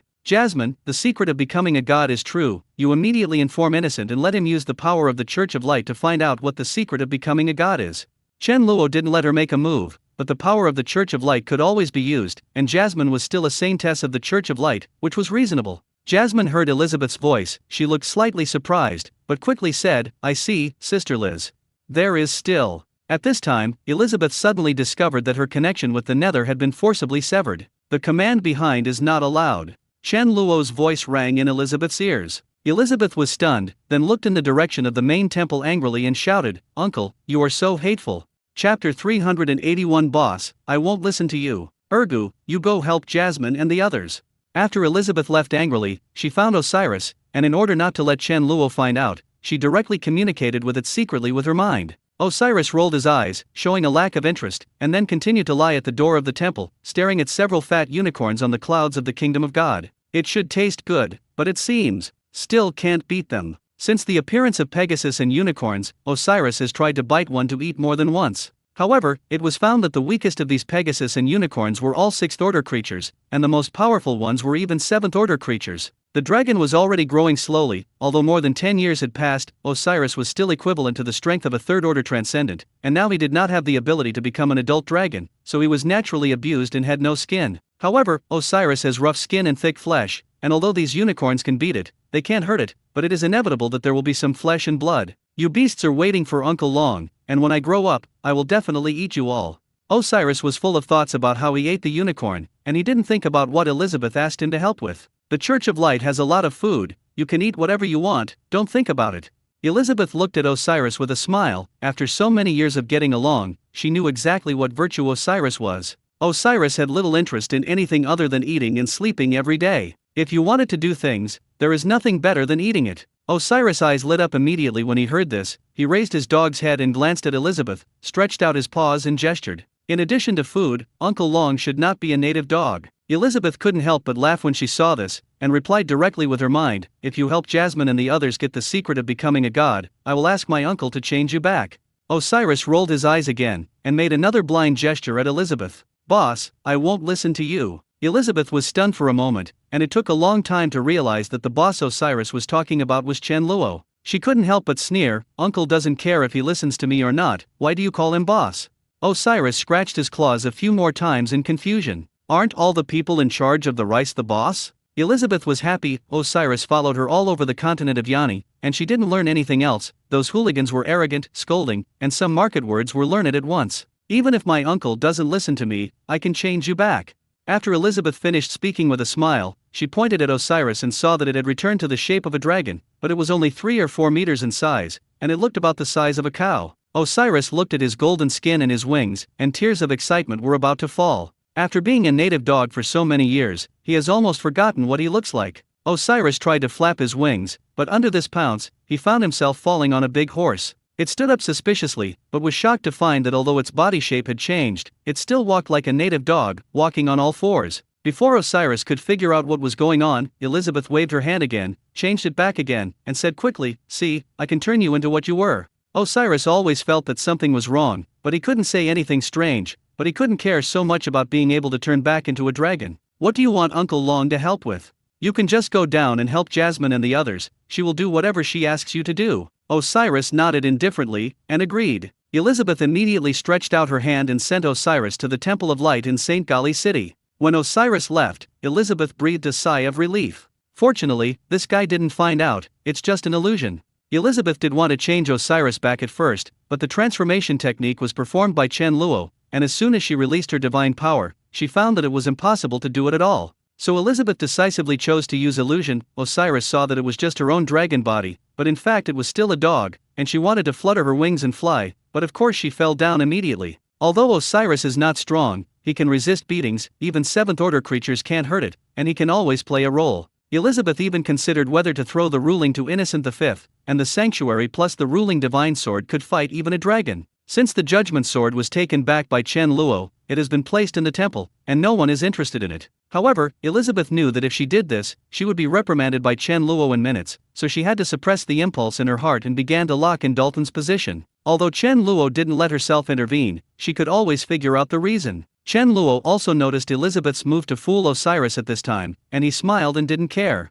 Although Osiris has rough skin and thick flesh, his strength is only the 3rd order after all, and the role he can play is limited, and he cannot affect the overall situation. Chen Luo just paid attention to it, and then locked his eyes on Dalton. This game was going to start with him. The Kingdom of Sama, the capital of the city of Amber. The Kingdom of Samar is not big, it is the Church of Light to the north, and the powerful Chris Empire to the east. What's worse is that a few years ago, the Kingdom of Lam on the west coast was destroyed, and the more powerful and aggressive Kingdom of the Holy Sword rose. After stabilizing the internal situation of the Holy Sword Kingdom, King Duipral began to actively expand outward, quickly destroying many small countries around him, and now his eyes are on the Kingdom of Sama. It was in this unfavorable situation that Dalton threw the bombshell again, and suddenly set the entire Sama Kingdom on fire. During this time, countless transcendentals poured into Amdo City, and among them, their strength ranged from the 1st to the 4th order, and even traces of the 5th order transcendent appeared. A large part of them were adventurers and bounty hunters, and they didn't pay much attention to the laws of the Sama Kingdom at all,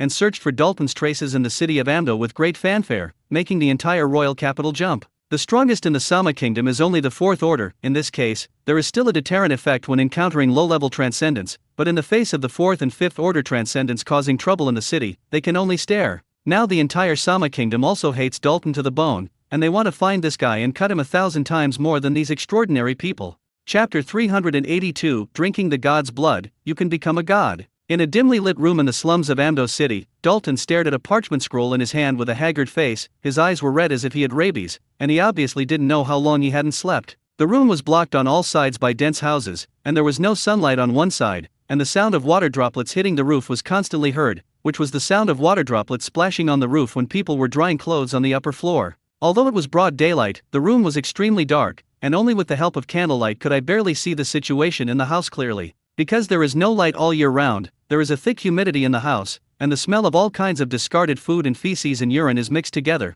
which is extremely unpleasant. And Dalton seemed completely unaware, just studying the parchment scroll as if he were looking at some rare treasure. The 1-meter-long and wide parchment scroll is painted with a map of the temple, with text markings at each key node, and a coffin deep in the core of the temple with something written in bright red text. Although Dalton did not know the text above, he knew what was deep in the core of the temple. After waking up, the secret of becoming a god in Dalton's mind disappeared, and he inherited this parchment scroll from his ancestors. In addition to the secret of becoming a god in the creation temple, there is also a drop of the Creator's divine blood. Drinking the blood of the gods can become gods. The places marked on the parchment scroll are obviously the core of the temple, but the text on them is from the Daxia dynasty more than 1,000 years ago, and only a handful of people can recognize it today. These scripts have changed greatly from the scripts used on the mainland today, and if you are not an expert in language and writing, you don't know what it means. Although the major countries on the mainland will more or less preserve some ancient books from the Daxia dynasty, 1,000 years have passed, and no one has studied the writings of thousands of years ago.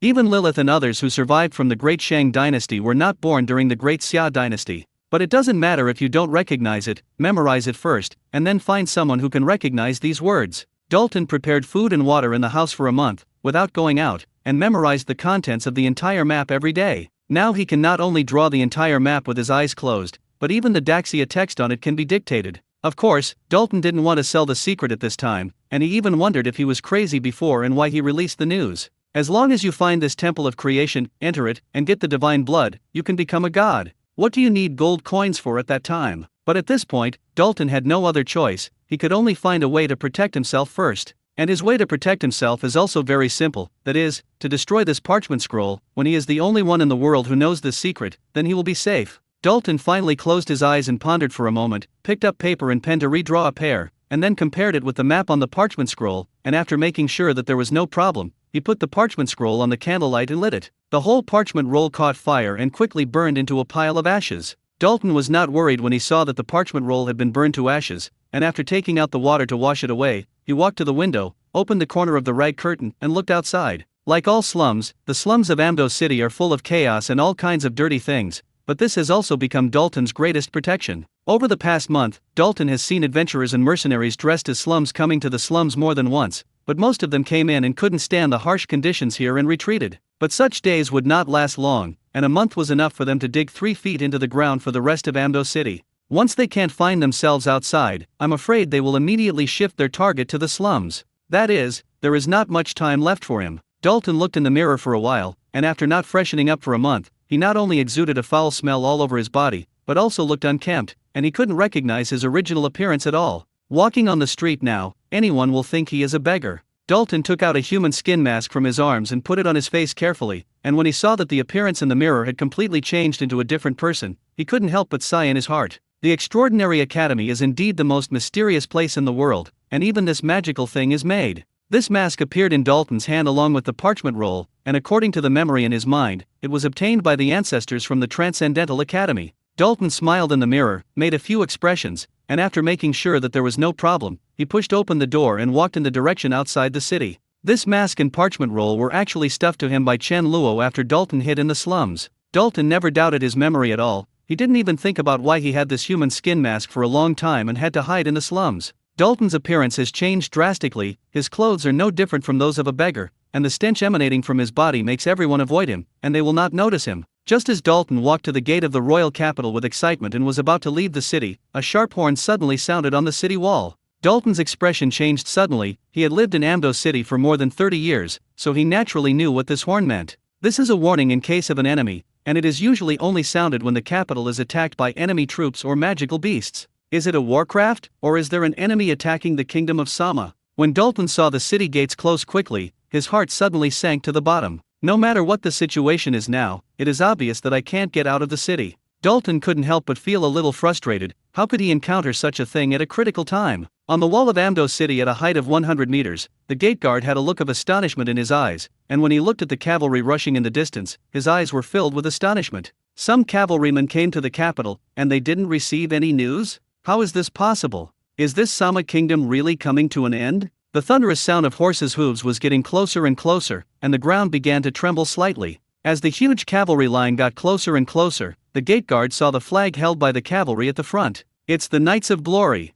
The city gate guard exclaimed, even his voice trembled, and immediately turned around and shouted at the soldiers behind him, "Quick, hurry up and report to your majesty, the Holy Sword Kingdom is coming." Chapter 383 The Extraordinary Army. The sharp horn sounded throughout Amdo City in an instant. The people in the city naturally understood what was happening, and such a hurried horn would only come when a war broke out. When they learned that the Holy Sword Kingdom was coming, the people in the city were even more panicked. Since the change of dynasty in the Holy Sword Kingdom, in just 2 years, it has destroyed the surrounding 8 small countries and merged them into its territory. With the most powerful Knights of Glory on the continent, the Holy Sword Kingdom is invincible and has never been defeated. The Sama royal family was terrified every day, knowing that sooner or later the Holy Sword Kingdom's troops would target them. Under the anxiety of the royal family, they sent envoys to both the Illuminati Kingdom and the Christian Empire respectively, willing to become their vassal states, hoping to be protected by the 2 great powers. Their original idea was that the east side was not bright, and the west side was bright. But what I didn't expect was that this was exactly this trick. The Illuminati Church and the Christian Empire have been fighting for hundreds of years, and they are irreconcilable enemies. If the Sama royal family asks for help from only one country, it is very likely to get help. Especially in the Church of Light, as long as the Sama kingdom believes in the goddess of light, they have a reason to send troops. But he sent envoys to both sides at the same time, and in the eyes of these 2 countries, he wanted to be left and right, and there was no sincerity to speak of, so he naturally flatly refused. And although the people of the 2 countries didn't know how Shang Wengsuan subdued the Knights of Glory, everyone knew that if they wanted to destroy them, they would have to pay a heavy price. As long as Shang Wengsuan is not bold enough to provoke them, they will not be bored. Under the city of Andu, Shang Wengsuan was dressed in military uniform, straddling a black horse, and he was always at the forefront of the team as before. He glanced back at the 30,000 cavalry of the Knights of Glory behind him, and couldn't help but feel a little emotional in his heart. Even after so many years, the combat effectiveness and spirit of the Knights of Glory have not changed, and even after having extraordinary power, their combat effectiveness has become even stronger.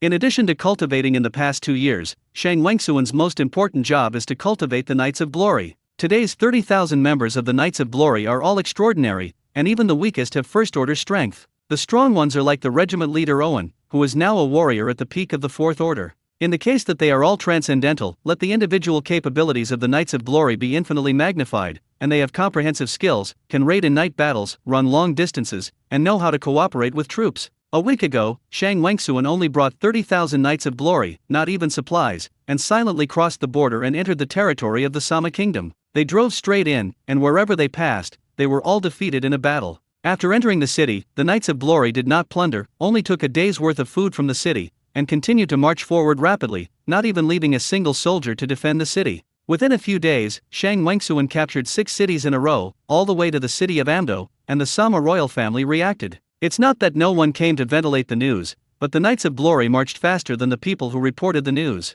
Before they could deliver the news to the next city, the Knights of Glory had already breached the city and then rushed to the next city with supplies. Such a high-intensity sleepless march, ordinary armies are afraid that they will collapse within 3 days, and only an army full of transcendence like the Knights of Glory can do it. At the unstoppable speed of marching, this led to the Knights of Glory coming to the city, and they knew about it. The walls of Amdo City were full of generals and soldiers of the Sama Kingdom at this time, and their expressions changed as they looked at the Knights of Glory below. 30,000 cavalry lined up neatly under the city, without making a sound, only the sound of horses snorting. The huge pressure instantly enveloped the entire city of Amdo, although they couldn't see it, but the strong killing aura seemed to condense the oppressive air, and everyone felt a little out of breath. There were also those transcendentals who came to find Dalton on the city wall, and when they looked at the momentum of the Knights of Glory below, they also exclaimed. It's just that they don't feel the same pressure as the soldiers of the Sama Kingdom, and they are not from the Shaman Kingdom. Even if the city is broken by the time, they can slip out with their skills. What a strong momentum. The Knights of Glory really live up to their name. This military appearance is the only one I have seen in my life.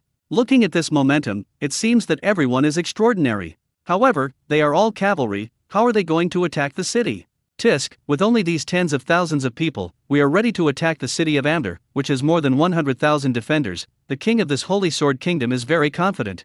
Just as these adventurers were commenting on the Knights of Glory below on the wall, Shang Wengsuan suddenly moved. He jumped off his horse and stretched out his hand to make a gentle move. 10 people from the Knights of Glory camp immediately came out, each of them carrying 2 iron rods in their hands. Each of these iron rods was as thick as an adult's fist, and it seemed to be very heavy. Even if the members of the Knights of Glory are extraordinary, they all look very difficult when they come out with these iron rods. Shang Wengsuan casually took the iron rod handed over by a soldier, as if he didn't feel the weight, easily grabbed it in the palm of his hand, and then took a throwing pose. Everyone on the city wall looked stunned, not knowing what Shang Wengsuan wanted to do. Is this going to attack the city with iron rods? At this time, the golden fighting spirit on Shang Wengsuan's body bloomed, and he threw the iron rod in his hand at the wall of Amdo City. The black iron rod was covered with a layer of golden fighting spirit, which instantly cut through the air, and with a violent sound of breaking the air, like a meteor, it blasted into the city wall like lightning. Rumble! The iron rod was firmly nailed into the city wall about 5 meters above the ground.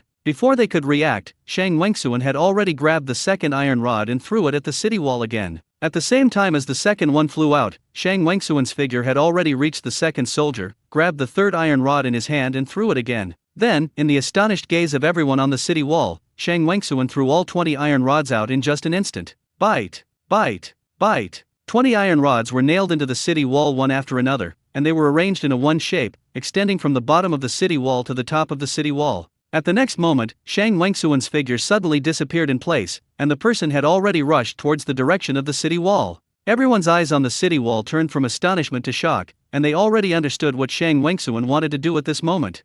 Chapter 384 Long Live the King. Shang Wengsuan obviously wanted to climb directly onto the wall of Amdo City with the help of iron rods nailed into the city wall. With the strength of a fourth-order transcendent person, coupled with the help of fighting spirit, jumping 6 or 7 meters is not a problem at all. As long as there is always a place on the city wall to borrow strength, Shang Wengsuan can directly climb the city wall. This level can also be done by other fourth-order transcendents, but who dares? There are also fourth-order transcendentals of the Sama kingdom on the city wall, as well as tens of thousands of soldiers defending the city, not to mention that the people above can destroy the iron rods. Even if Shang Wengsuan climbed onto the wall alone, he could not destroy everyone by himself. Cut off those iron rods. A general on the city wall looked cold and immediately shouted urgently. The transcendent man of the Sama kingdom woke up like a dream, caring about anything else, and immediately used his fighting spirit to smash the iron rod on the city wall, trying to get rid of the iron rod. But when they used their fighting spirit to touch the iron rod, they found that the iron rod seemed to grow together with the wall, and they exerted force for a long time, but the iron rod did not move at all. When they used large stones to smash or weapons to chop, the iron rod didn't know what material it was made of, and it was surprisingly hard, but they broke their weapons. At this time, everyone's faces changed, and they finally knew why Shang Wengsuan dared to board directly with such confidence and boldness. He knew very well that these iron rods were constantly being made by the people of the Sama kingdom for a while. In just a moment, Shang Wengsuan had already arrived under the city wall, and then his figure jumped up, stepped on the first iron rod, and his figure was strung up again like lightning. In just the blink of an eye, Shang Wengsuan's golden figure had already jumped more than 30 meters in the air, almost reaching the middle of the city wall. Attack him! All the warriors on the city wall would use bows and arrows to shoot at Shang Wengsuan, while the mage began to chant spells and blast at Shang Wengsuan. For a while, the light of all kinds of magic on the wall lit up, and it looked extremely gorgeous. But when their attack fell on Shang Wengsuan, they were either cut off by him with a wave of his hand, or they were offset by the golden fighting spirit outside his body. It just slowed him down a little, and he didn't hurt a single hair. Seeing that Shang Wengsuan broke through the layers of attacks and reached the middle area of the city wall in an instant, everyone looked at Shang Wengsuan, who was emitting golden light, and was stunned one by one, not knowing how to describe their mood at the moment.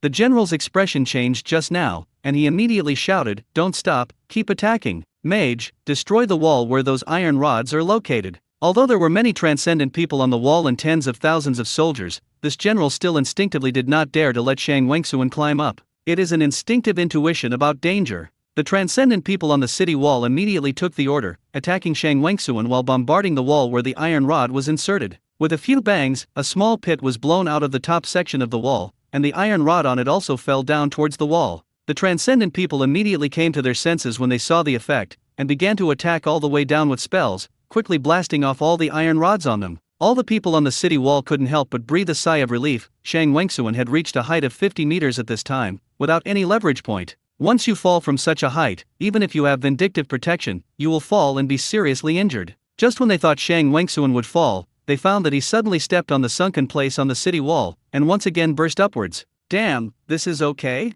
The people on the city wall felt their breathing tighten, and the same thought came to their minds at the same time. They originally wanted to pull out the iron rod, but they forgot that while blasting the iron rod, there would be potholes left on the city wall, and these places became Shang Wengsuan's new borrowing place. Couldn't this be something he had planned a long time ago? Not only did the soldiers of the Sama kingdom on the wall have this idea, but the mercenaries who were watching the excitement from the side couldn't help but have such a question. Shang Wengsuan obviously calculated before throwing out the iron rod. It was best if they couldn't pull out the iron rod, and even if they did, it would inevitably destroy the wall, and it would also give him a place to climb up. At the moment when they were stunned, Shang Wengsuan stepped on the destroyed wall and flew up more than 20 meters, only 30 meters away from the wall. It's all a attack. What are you all stunned for? The general roared angrily. The transcendentals and the ordinary soldiers on the city wall came to their senses and began to attack Shang Wengsuan in a hurry. But the result was no different from last time. Vindictive spirit and magic could not break Shang Wengsuan's protective fighting spirit, and the huge stone could be cut in two by a wave of the sword in his hand, which only caused some trouble, and did not stop his upward momentum.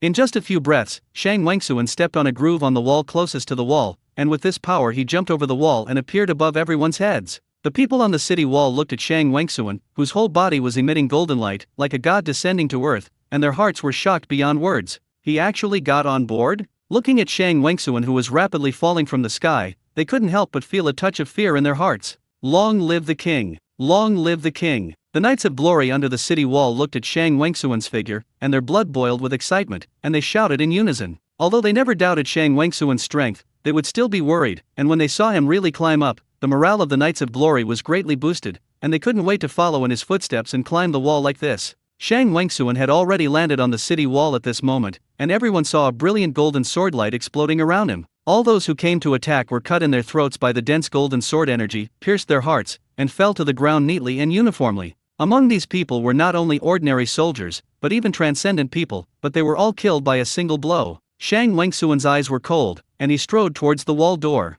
The soldiers of the Sama kingdom on the city wall were intimidated by Shang Wengsuan's momentum, and they did not dare to attack for a while. He is Dui Prowl, the king of the Holy Sword Kingdom. Your Majesty has issued an order that whoever captures his head will be granted a duke's title, granted fiefdoms from 3 provinces, and rewarded with 1,000,000 gold coins. The general immediately recognized Shang Wengsuan's iconic golden sword light, and while he was shocked in his heart, he immediately screamed. The soldiers of the Sama kingdom and those mercenaries were stunned. They didn't expect that the person in front of them was actually the king of the Holy Sword Kingdom. As a king, he took risks alone and rushed to the front of the battlefield, which only the first emperor of the Christian Empire had done. But then uncontrollable greed emerged in everyone's hearts: the duke, the fiefdoms of the 3 provinces, and millions of gold coins, which were enough to drive everyone crazy. Even those mercenaries and adventurers were moved.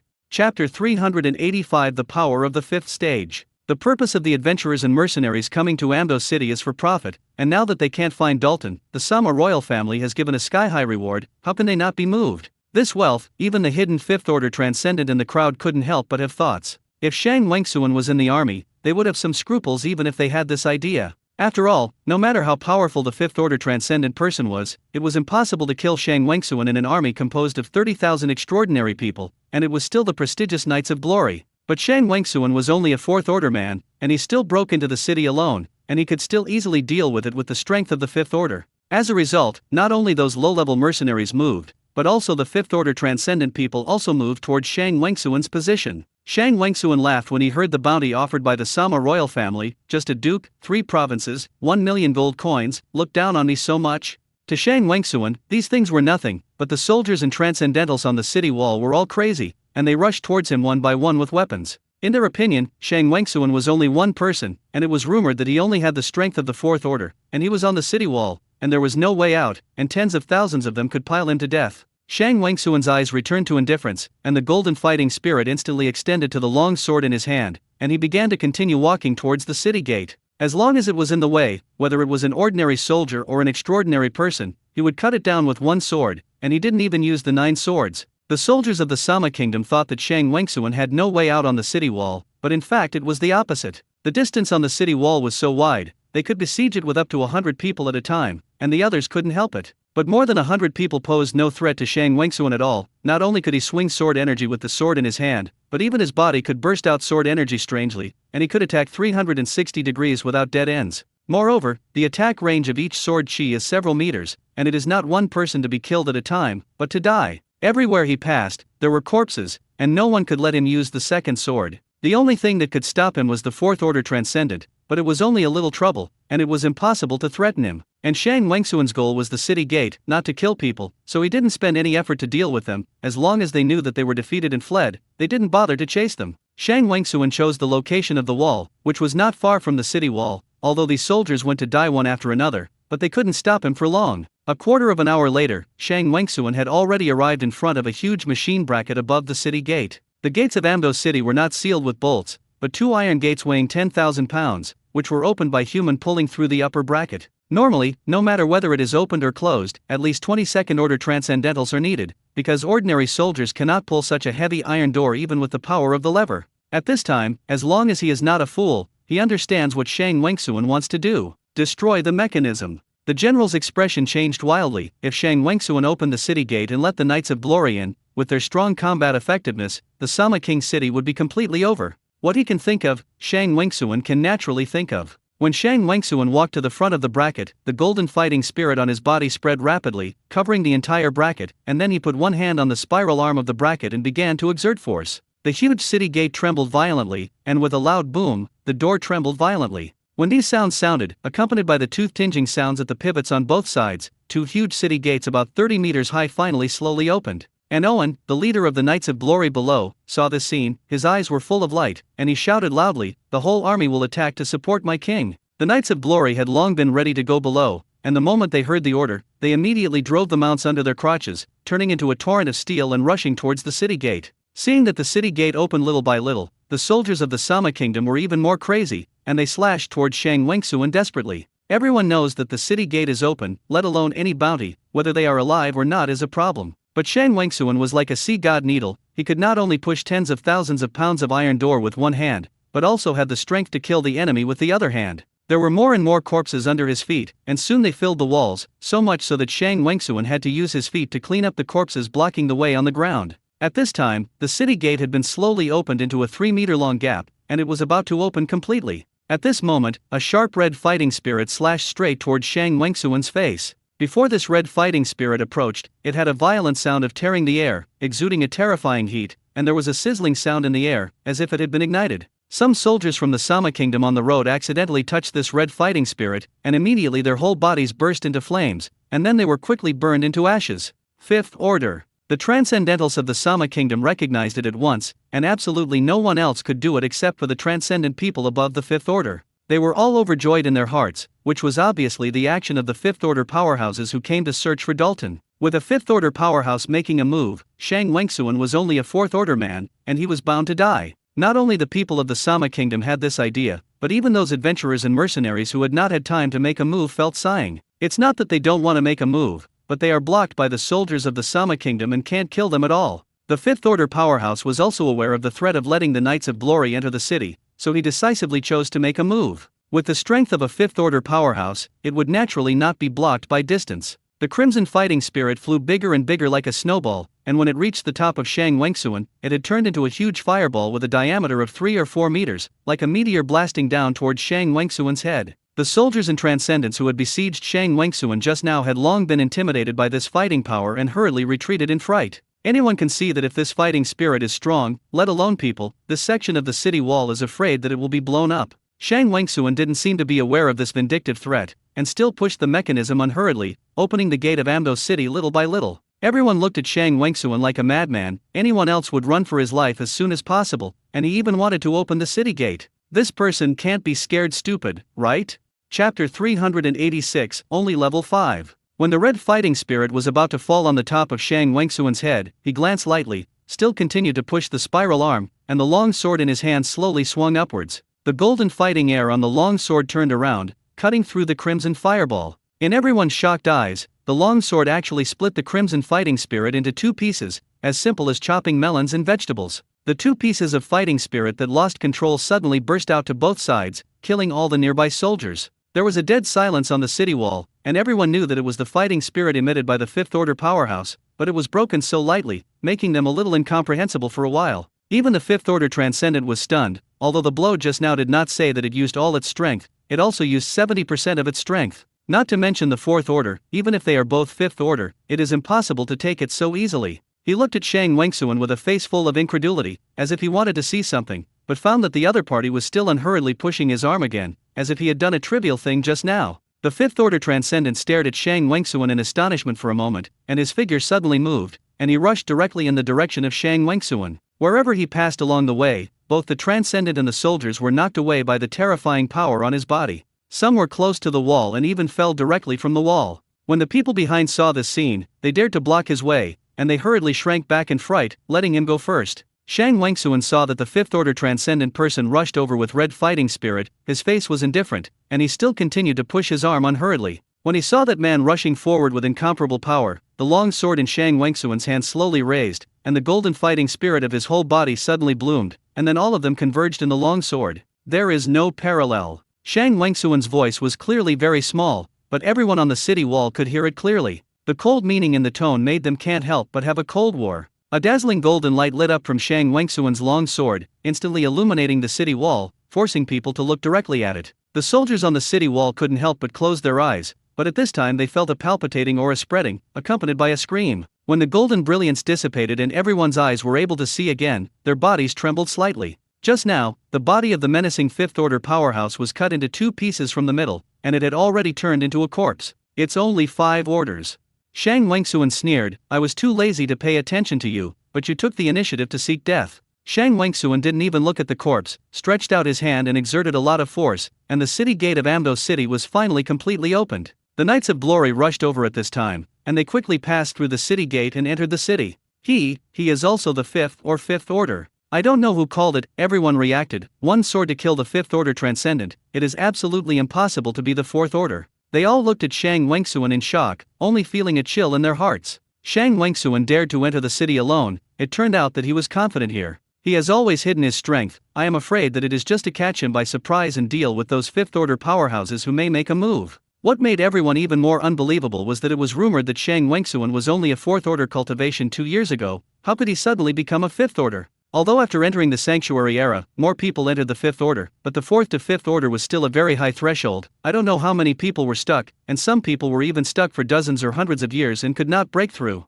Nowadays, there are no more than 10 people on the Yani continent who are known to have broken through to the Fifth Order, and they are all people who have been at the peak of the Fourth Order for many years. Those who surrender will not be killed. Shang Wengsuan glanced lightly at the soldiers of the Sama kingdom on the city wall, and did not make any more moves, but amplified his voice so that everyone on the city wall could hear it. If Shang Wengsuan had just said this sentence when he had just climbed the wall, he would have been ridiculed by countless people. It is simply ridiculous that one person ordered tens of thousands of people to surrender. But no one dared to laugh at this time. A fifth-order powerhouse, plus the Knights of Glory had entered the city. All the soldiers of the Sama kingdom felt a great pressure on their bodies, and their bodies trembled slightly. He is only one person, kill. Before the general finished speaking, he saw Shang Wengsuan raise his long sword, and there was already a blood hole in his throat, and then he fell straight to the ground. As soon as the person giving the order died, these soldiers suddenly lost all will to resist in their hearts, and they dropped their weapons and fell to their knees. When the adventurers and mercenaries saw this scene, their faces showed fear.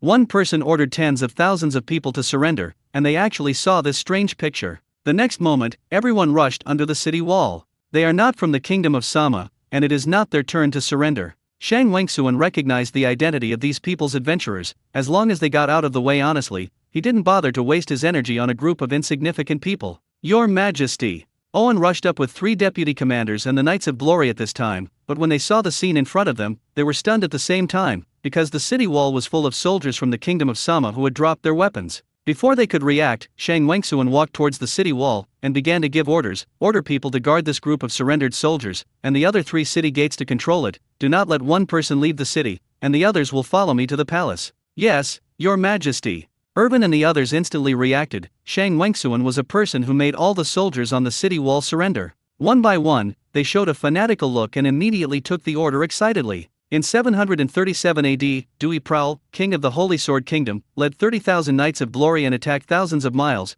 capturing 7 cities in 7 days, including the royal capital of Andor, all of which were broken in one battle. The kingdom of Samar was incorporated into the territory of the kingdom of the Holy Sword, and King Dui Prowl was promoted to a 5th order transcendent in 2 years, and one person ordered 50,000 city gate defenders to abandon their weapons and surrender. When the news came out, the entire continent was sensational, and even the Orc Kingdom knew the name of Shang Wengsuan's god of war. Shang Wengsuan's experience was written into a legend by bards on the mainland, which was widely circulated on the mainland, and his reputation was as good as Chris back then. At this time, in Amdo City, after Shang Wengsuan imprisoned all the members of the Sama royal family, he ordered the army of the Holy Sword Kingdom to enter the Sama Kingdom to take over the city and the territory, while sealing the entire Amdo City, and the whole city searched for traces of Dalton. Chapter 387 Search. Shang Wengsuan completely mastered the city of Amdo, which was different from the original Sama royal family and those mercenaries and adventurers. They were all just small fights, and Shang Wengsuan directly glorified the knights and the surrendered soldiers of the original Sama kingdom, using a carpet search and plowing the entire city of Amdo.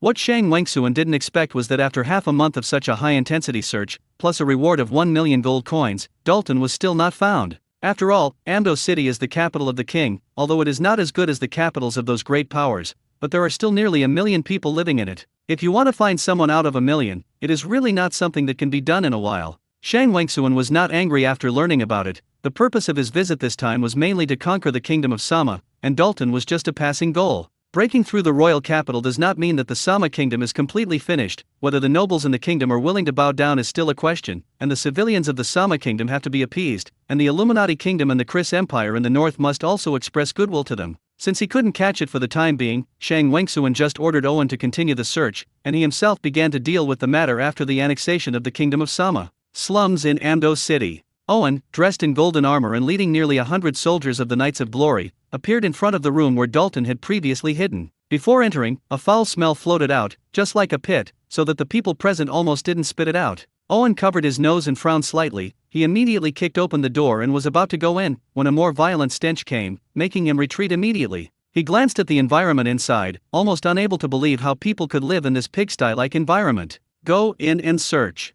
Naturally, Owen did not have the idea of going in and searching in person, but ordered the soldiers of the original Sama kingdom to enter the house. Although those soldiers couldn't stand the smell, the fate of disobeying orders was obviously not something they could bear. They lit torches and went in to search. The room was not big, only about 10 square meters, and there was no place to hide if they wanted to hide, so the soldiers went in and rummaged through, and there was nothing else except garbage and feces and urine all over the ground. My lord, there is no one inside. Owen frowned, waved his hand to let the stinky soldiers leave, then turned to look at a middle-aged man with a flattering smile behind him. Are you sure he lives in it? The middle-aged man nodded repeatedly and said, Dear regiment leader, how dare I deceive you? That Dalton did rent this house with me a year ago, but it was too long, and he hadn't come to live there, so I forgot. If I hadn't seen his portrait posted on the street, I would have looked familiar, and there had been lights in front of this room for a while, but no one came out, so I dared to find you, my lord. Owen glanced at him coldly, and did not ask any more, but ordered a member of the Knights of Glory, bring the split-toothed dog. Since the appearance of the warcraft, the various intelligent races in the Western fantasy world are not only studying the power of these warcraft,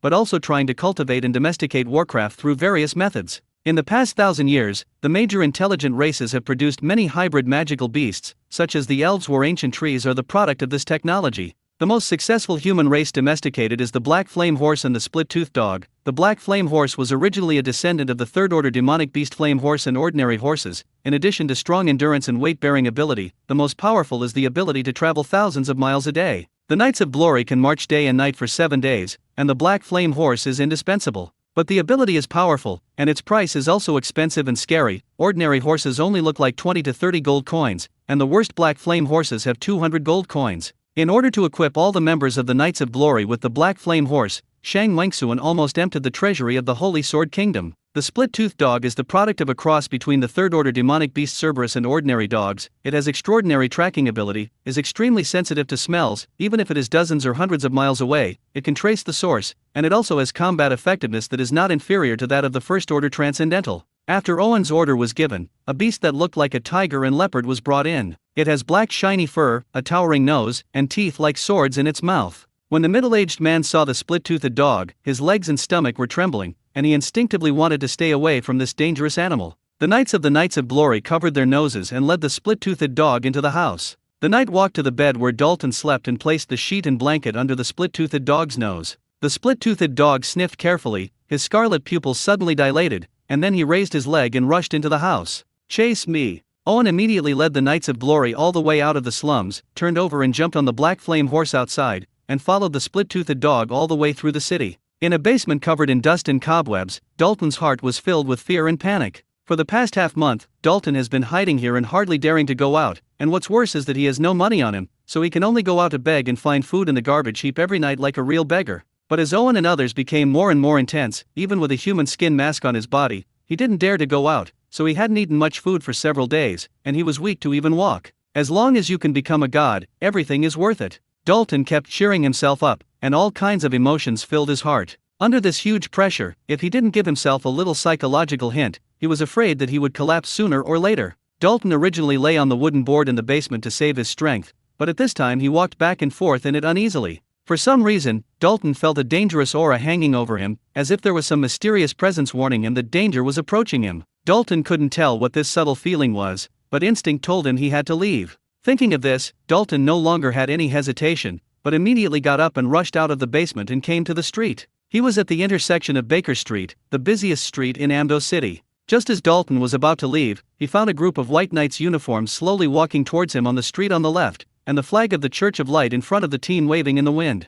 Chapter 388 Players Who Want to Become Apprentices. Dalton's expression changed slightly, and he recognized it at a glance from the dress of this group of knights, which was the most elite Knights of Judgment in the Church of Light Kingdom. Before he was surprised, there was another sound of vehicles and horses walking on the street behind him. Dalton turned around and saw a group of cavalry holding the flag of the Chris Empire slowly walking towards this direction. Night Owl Knights. In addition to the national flag, there is also a flag depicting a night owl flapping its wings. When Dalton saw the flag, he couldn't help but exclaim, "The Night Owl Knights are also the most elite army of the Chris Empire, and there is no one. What makes them different from ordinary knights is that they are magic knights, half of whom are high-ranking mages." Dalton finally knew where the dangerous feeling came from. The two most powerful countries on the continent had sent the most elite knights, and they knew without thinking that they were coming for him. Dalton looked to the left and behind him. He knew that the other party could not recognize himself after disguise, but he still did not dare to take these two paths. Just as he was about to slip towards the street on the right, a hurried sound of hooves like thunder sounded.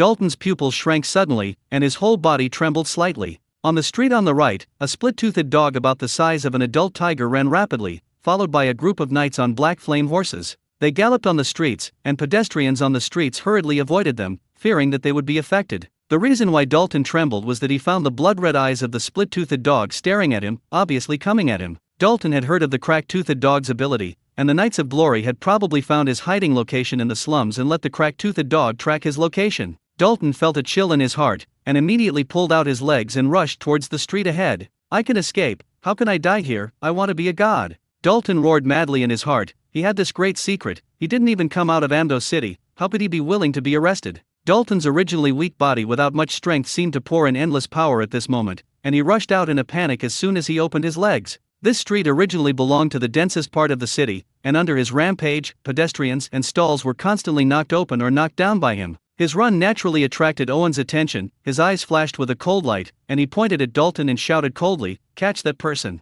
The Knights of Glory whipped the black flame horse under their crotches and chased after them at a faster speed. Dalton ran wildly for a moment, seeing the Knights of Glory getting closer and closer. He knew that if this continued, they would be caught up sooner or later. Dalton's anxious eyes were red, and his brain began to run wild, trying to find a way to escape. But soon, Dalton knew there was nothing he could do. He was not an extraordinary person, his physical strength had long been exhausted at this time, and there was a tooth-splitting dog chasing him behind him, and the city gate was closed. Dalton gritted his teeth violently, and he suddenly turned his head and rushed in the direction of the Church of Light. At this time, in the Knights of Judgment, the leader Victor sat on a pure white horse. Beside him was an extremely large carriage, pulled by 8 tall horses in front. Osiris lay in front of the frame, his eyes closed, and he looked like he was about to fall asleep. The big dog behind it was curiously looking at the environment of Amdo City, but most of his eyes were on the food on the street. "Your Highness, the palace is almost here." Victor lowered his body slightly and said respectfully into the carriage. Jasmine in the carriage nodded slightly. "Well, Captain Victor, do you think Dewey Prowl will agree to our terms?" "I can't help but agree." Victor's voice was cold. "Our army has already been assembled at the border, and if he refuses, we can always bring this territory under the brilliance of the crown."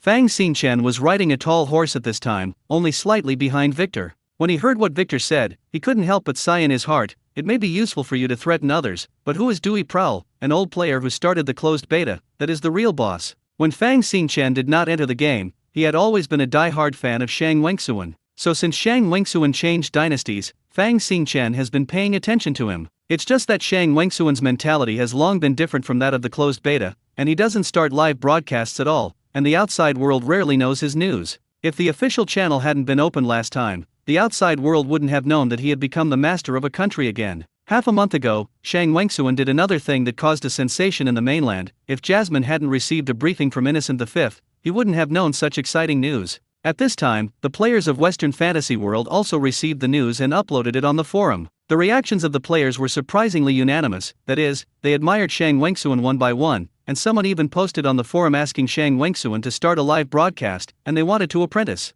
Even if you destroy a country in just 1 week, you will become a 5th-order transcendent, which has an incomparably great impact on players. Because there are almost 50,000 players who have entered the Western Fantasy World now, and the highest strength is only the 3rd order, and there is not even a 4th order, Shang Wengsuan has become the 5th order silently. At this time, everyone knows that becoming an extraordinary person in the Western Fantasy World can augment the spirit in reality. How much mental power does a 5th order transcendent person have to improve? Thinking of this, the players were excited one by one, and they posted in the forum, wanting to become Shang Wengsuan's apprentice, and the apprentice could not be an apprentice. Fang Xingchen followed this time, in addition to the secret of becoming a god that Jasmine said, but also came with the feeling of seeing an idol. But for what Victor said about overpowering people with power, Fang Xingchen didn't think much in his heart. He had watched all of Shang Wengsuan's live broadcasts, and although he didn't say he knew him well, he knew very well that he was a person who ate soft and not hard. During the Great Shang Dynasty, Shang Wengsuan regarded the Church of Light as an enemy, and before his death, he regretted not being able to destroy the Church of Light.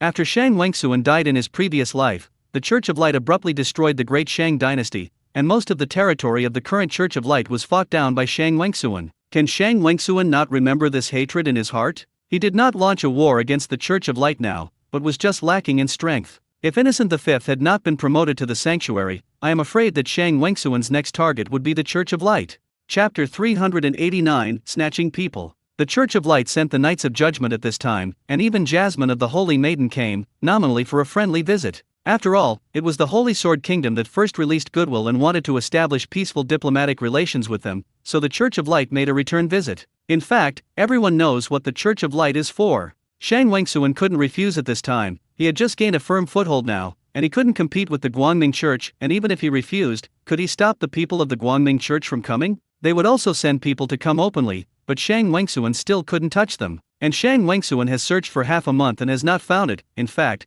there is not much hope anymore. Since they want to come, then come. Therefore, Innocent V ordered Victor, who is now rank 5, to escort Saint Jasmine south with 10,000 Knights of Judgment to visit the Holy Sword Kingdom. Just in case, Innocent V also ordered the border troops to be ready to enter the original kingdom of Sama, which is now the kingdom of the Holy Sword. Just as Fang Xingchen was thinking secretly, the Knights of Judgment in front of the team suddenly drew their long swords, took a fighting stance, and looked at a person in front of them who was rushing towards them quickly. Fang Xingchen looked over in surprise. Although the ruling knights were not as famous as the Knights of Glory, they were still well known on the mainland. They came all the way, and both nobles and commoners in the Sama kingdom had awe-inspiring expressions, not to mention rushing up to seek death like this, and there was not even anyone who dared to stand in their way. The fighting spirit on the front row of the ruling knights had already been released, and they were about to kill the beggar-like person who rushed over. Behind them was the frame of Her Royal Highness, and for the Knights of Judgment, such an act was a provocation to the Church of Light, even if there was no fluctuation of extraordinary power in the person in front of them. "I'm Dalton Baker. I have a deal to talk to the Church of Light." Dalton's voice was almost roaring, and for a moment it overshadowed the other voices on the street. At this time, everyone present was either admiring the heroic posture of the Knights of Judgment or watching the Night Owl Knights of the Chris Empire. When Dalton shouted these words, the entire street seemed to have been pressed the mute button, and one by one they looked at the ragged man running over in shock. When Dalton ran towards the Church of Light team, he had already torn off the human skin mask on his face, revealing his true face. And his original face had long been posted all over the streets and alleys of Amdo City, and his face was more recognizable than anyone else in the city. When the people present saw Dalton's appearance clearly, and it was indeed the person who was wanted, the people all showed expressions of hatred on their faces. If it weren't for this bastard, where would so many things have happened in Amdo City, so much so that they can't get out of the city now? Someone in the crowd had already smashed something towards Dalton. Eggs, vegetables, stones and other messy things flew over like raindrops, and even kitchen knives could be seen. "Dog thing, why don't you die? You dare to show up. Beasts are not as good, you are all the ones who harmed us. Kill this dog thing." Under the excitement of the crowd, someone had already rushed up with something inside the stick and wanted to hit Dalton. But before they could rush in front of Dalton, someone moved faster than them. The adventurers and mercenaries hiding in the crowd confirmed Dalton. Where could they sit still, even if the Church of Light was in front? Not to mention the truth or falsehood of his secret to becoming a god, just Shang Wengsuan's reward of 1 million gold coins was enough for them to take risks. The transcendentals in the crowd rushed at Dalton one after another, ready to rob people. Humph! A group of rats! A cold snort suddenly exploded, and the extraordinary people rushed towards Dalton, and one by one, their bodies were struck by lightning, and they fell to the ground in a strange way halfway. When Victor heard Dalton shout, he quickly locked his eyes on him. Dalton's portraits are all over the street, and even now they are posted on the walls of this street, so he has long known what Dalton looked like. When he confirmed that the person was Dalton, Victor couldn't help but be overjoyed. "I originally wanted to put pressure on Shang Wengsuan to help the Church of Light search for Dalton, but I didn't expect Dalton to take the initiative to come to the door." Seeing that the group of mercenaries actually robbed people in front of him, Victor couldn't bear it, and immediately took action to abolish them. "Block those civilians."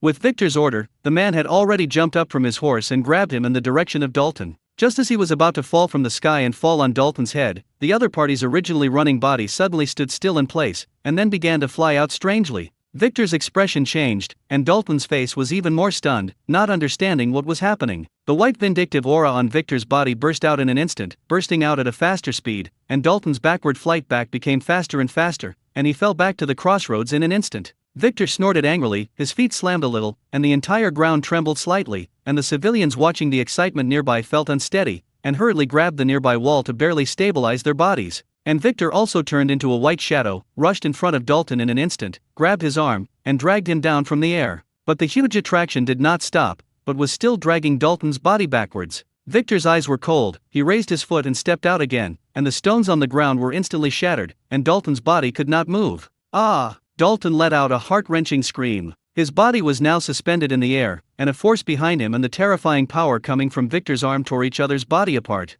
Dalton was just an ordinary person, how could he withstand the power of these two extraordinary people? In just a moment, Dalton screamed in pain, blue veins appeared on his forehead, and his eyes were about to bulge. "Commander Victor, if you don't let go, he will die." A chuckle came over. Immediately afterwards, everyone saw a beautiful woman wearing a red robe slowly falling from the sky in the sky. Delia Taylor.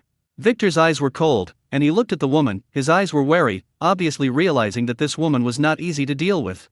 Chapter 390. If you want to fight, then fight. Delia Taylor is not an ordinary woman, she has a lot of aura on her. The granddaughter of Grand Duke Taylor, the first student of the Extraordinary Academy, the disciple of Chris, the founder of the Chris Empire, a dual-line magician of wind and thunder, and the second person to be promoted to a fifth order mage after Chris. He has just turned 70 this year and is known as the first genius of the Chris Empire. This age is almost the age of entering the coffin for ordinary people, but it is too young for a fifth order transcendent. Before Shang Wengsuan did not advance, Delia was the youngest among all the transcendents above the fifth order today, even among the fourth order transcendents. Victor's expression darkened, and the Christian Empire sent this woman, no doubt for Dalton. If you don't let go of your mental control, he will die too. Victor's eyes narrowed slightly, and he said in an indifferent tone. Delia smiled and said, "That's just right. Anyway, the order given to me by your majesty is that if you don't get it, you can't let your Church of Light get it." Victor's expression became very ugly. Looking at Dalton, whose body was about to be torn, he fell into a dilemma for a while. The goddess of light sent an oracle to bring back the sinner who had sought to steal God's authority and to ask him the secret of his so-called godhood.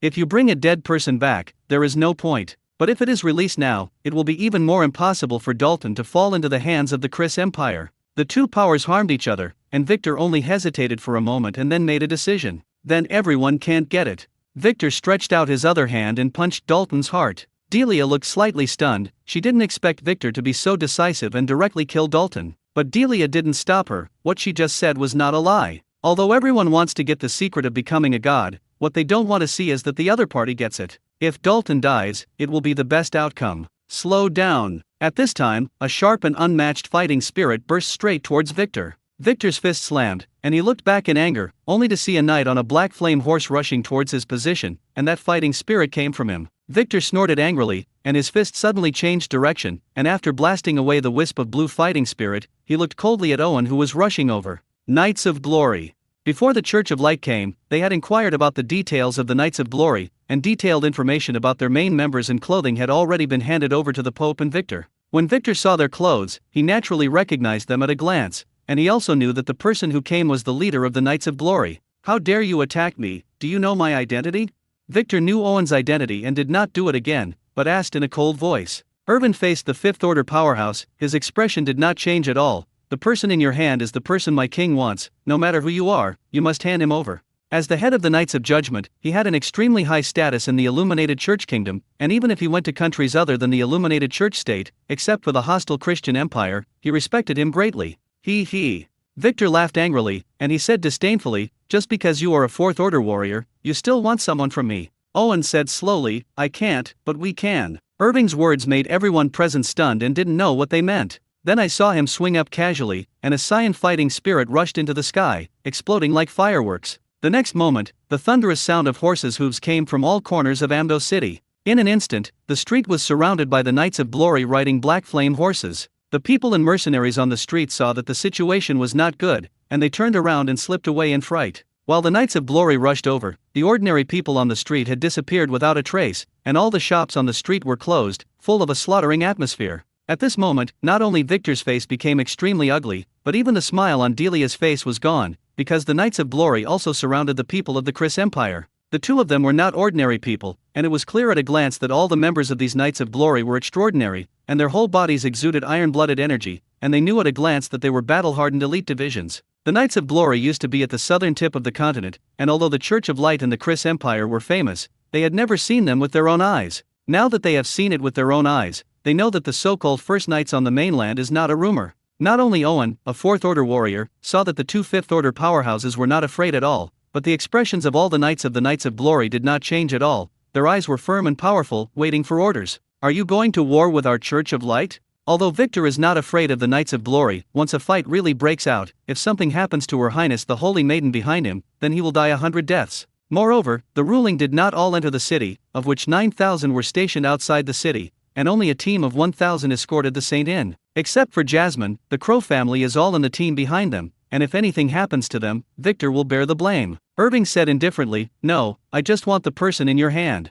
This person is the person wanted by the goddess of light. If you want him, you are declaring war on our Church of Light. Owen's expression still did not fluctuate at all. If you want to fight, then fight. Owen slowly raised his hand as he spoke, and all the Knights of Glory drew their weapons, and all kinds of fighting spirit bloomed, ready to go. You! Victor didn't expect Owen to do it without even thinking about it, and he said angrily, "What you say represents your king."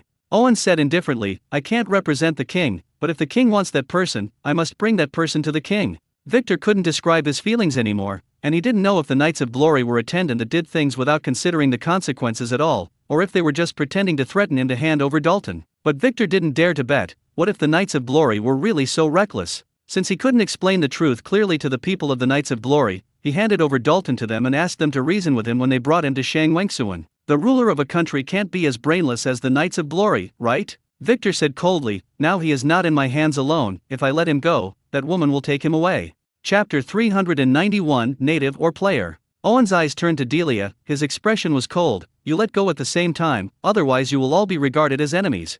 Delia was also happy, but compared to Victor's anger, she admired the Knights of Glory a little. It is impossible for Irving to be a fool to become a fourth-order transcendent. Owen cannot be unaware of the identities of the two groups of people in front of him, and he is also very aware of the consequences of attacking them, but the other party just dares to do so. Delia could see that Owen was not ignorant and fearless, but seemed to have some kind of noble faith, and they firmly believed in it, without any fear. Anyone who stands in their way from practicing this belief will be regarded as an enemy, no matter what the enemy is. A faint smile appeared on the corner of Delia's mouth, and she thought for a moment before deciding to let go of Dalton first. Her thoughts at this time were the same as Victor's. Since she couldn't reason with Owen and the others, then she should go to Shang Wengsuan. Under their noses, Dalton could still fly into the sky. Just as Delia was about to let go of Dalton, a raw voice suddenly came from behind her. "Auntie, let me say a few words to Dalton." Delia turned her head to look over with a slight surprise, only to see a young man wearing a blue mage robe walking up. The man looked about the same age as Delia, with a handsome face and full of heroism.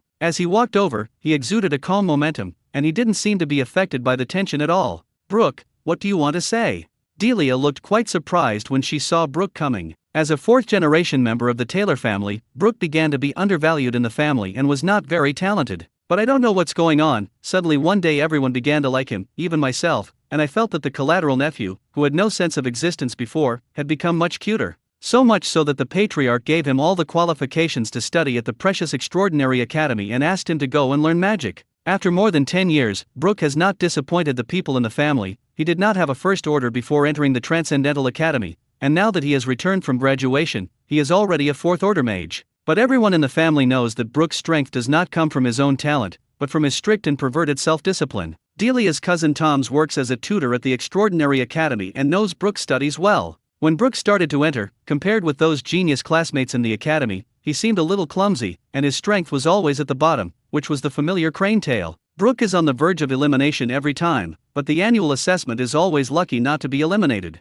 Although he was not the last one, he became the last one after all the eliminated personnel were eliminated. Originally, this was nothing. Everyone thought he would be eliminated the following year. But the strange thing is that in the second year of the assessment, after all the last students were eliminated, Brooke became the last one again. This situation lasted until the 7th year, and Brooke became the mage at the peak of the second order, but he was still the last one, and he was not eliminated tenaciously. At this time, the worst students above all of him had broken through to the third order, and the strong ones were even at the peak of the third order. Although everyone thought it was incredible, no one could fault Brooke within the rules. But this at least shows that Brooke is improving every year, otherwise he wouldn't just be stuck out of the elimination personnel. Tom Taylor felt a little embarrassed. After all, Brooke was recommended by him with his own quota, and he even had a grudge against his own son for this. Tom's hated iron and steel, and if Brooke hadn't worked hard to lead to this situation, he would definitely have taught this nephew a lesson. But in fact, on the contrary, Brooke spent almost all his time studying. He only slept 3 or 4 hours a day, using meditation instead of sleep, and the first thing he did when he woke up was to practice.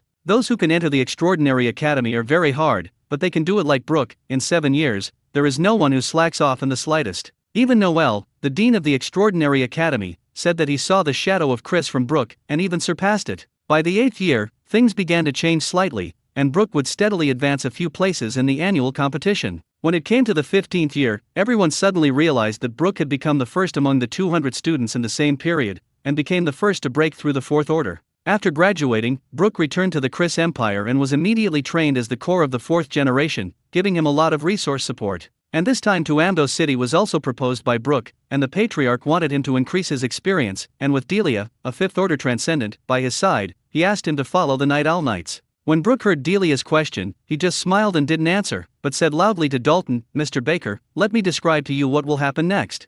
Brook's words made everyone present stunned, a little confused, and looked at him one after another. Owen's expression was cold, he had no patience to listen to Brook, and he could foresee that this person would not say anything good. Just as Owen was about to wave his hand to order an attack, Brook seemed to have guessed his thoughts, suddenly looked over, and said with a smile, "Commander Owen, if you attack, I can assure you that Dalton will be the first to die." Irving's face changed slightly, and this Brook seemed to see that he was mostly threatening. Owen didn't really have any scruples at all, he knew very well that Shang Wengsuan also wanted a living Dalton, and it was useless to bring back a corpse. Now that Dalton's life is in the hands of Victor and Delia, if he really attacks, there is a high probability that Dalton will be the first to die, as he told Brook. That is, it is really not worth the loss. When Fang Xingchen in the camp of the Church of Light saw Brook stand up, he couldn't help but feel a little surprised in his heart. The current situation is extremely tense, and it is not an exaggeration to say that it is imminent, and the slightest change will lead to a disaster. Even his nervous palms were sweating at this time, but this person could talk eloquently in such a situation, and a few words held Owen, so that the other party did not dare to act rashly.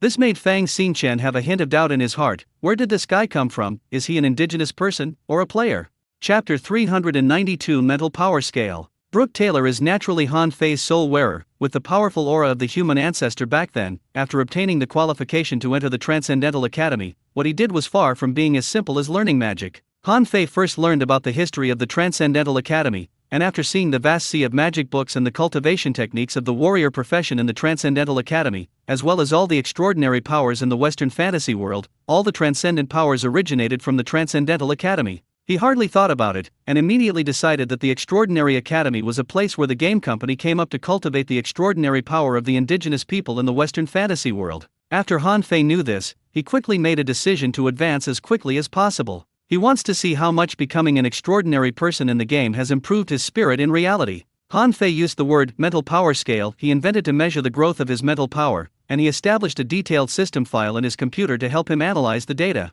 When he first entered the Western fantasy world, his spiritual power was enhanced to a certain extent, and Han Fei set his initial spiritual power scale at 1. This degree is slightly stronger than ordinary people, and the effect is that the mental strength is more vigorous than that of ordinary people, and the memory has been improved, but that's all. When he became a first-order transcendental, Han Fei didn't feel very strongly. He roughly estimated that the spiritual power scale was only 3. The second order does not have a very obvious enhancement feeling, and the spiritual power scale is what it looks like at 6. When he broke through the third order, Han Fei found that his spiritual power had made a qualitative leap, and the most obvious change was that some of the knowledge he had learned in the Marvel world before was understandable. Most of these things were originally automatically excluded by the brain due to brain volume problems. After becoming a third-order transcendent in the Western fantasy world, Han Fei found that he had regained those lost memories. Not only has his spirit doubled, but his memory has also been enhanced several times, although he has not memorized it, but he can recite the same thing without difficulty as long as he reads it a few times. Compared with the spiritual power at the second order, Han Fei set his spiritual power scale at this time to 20.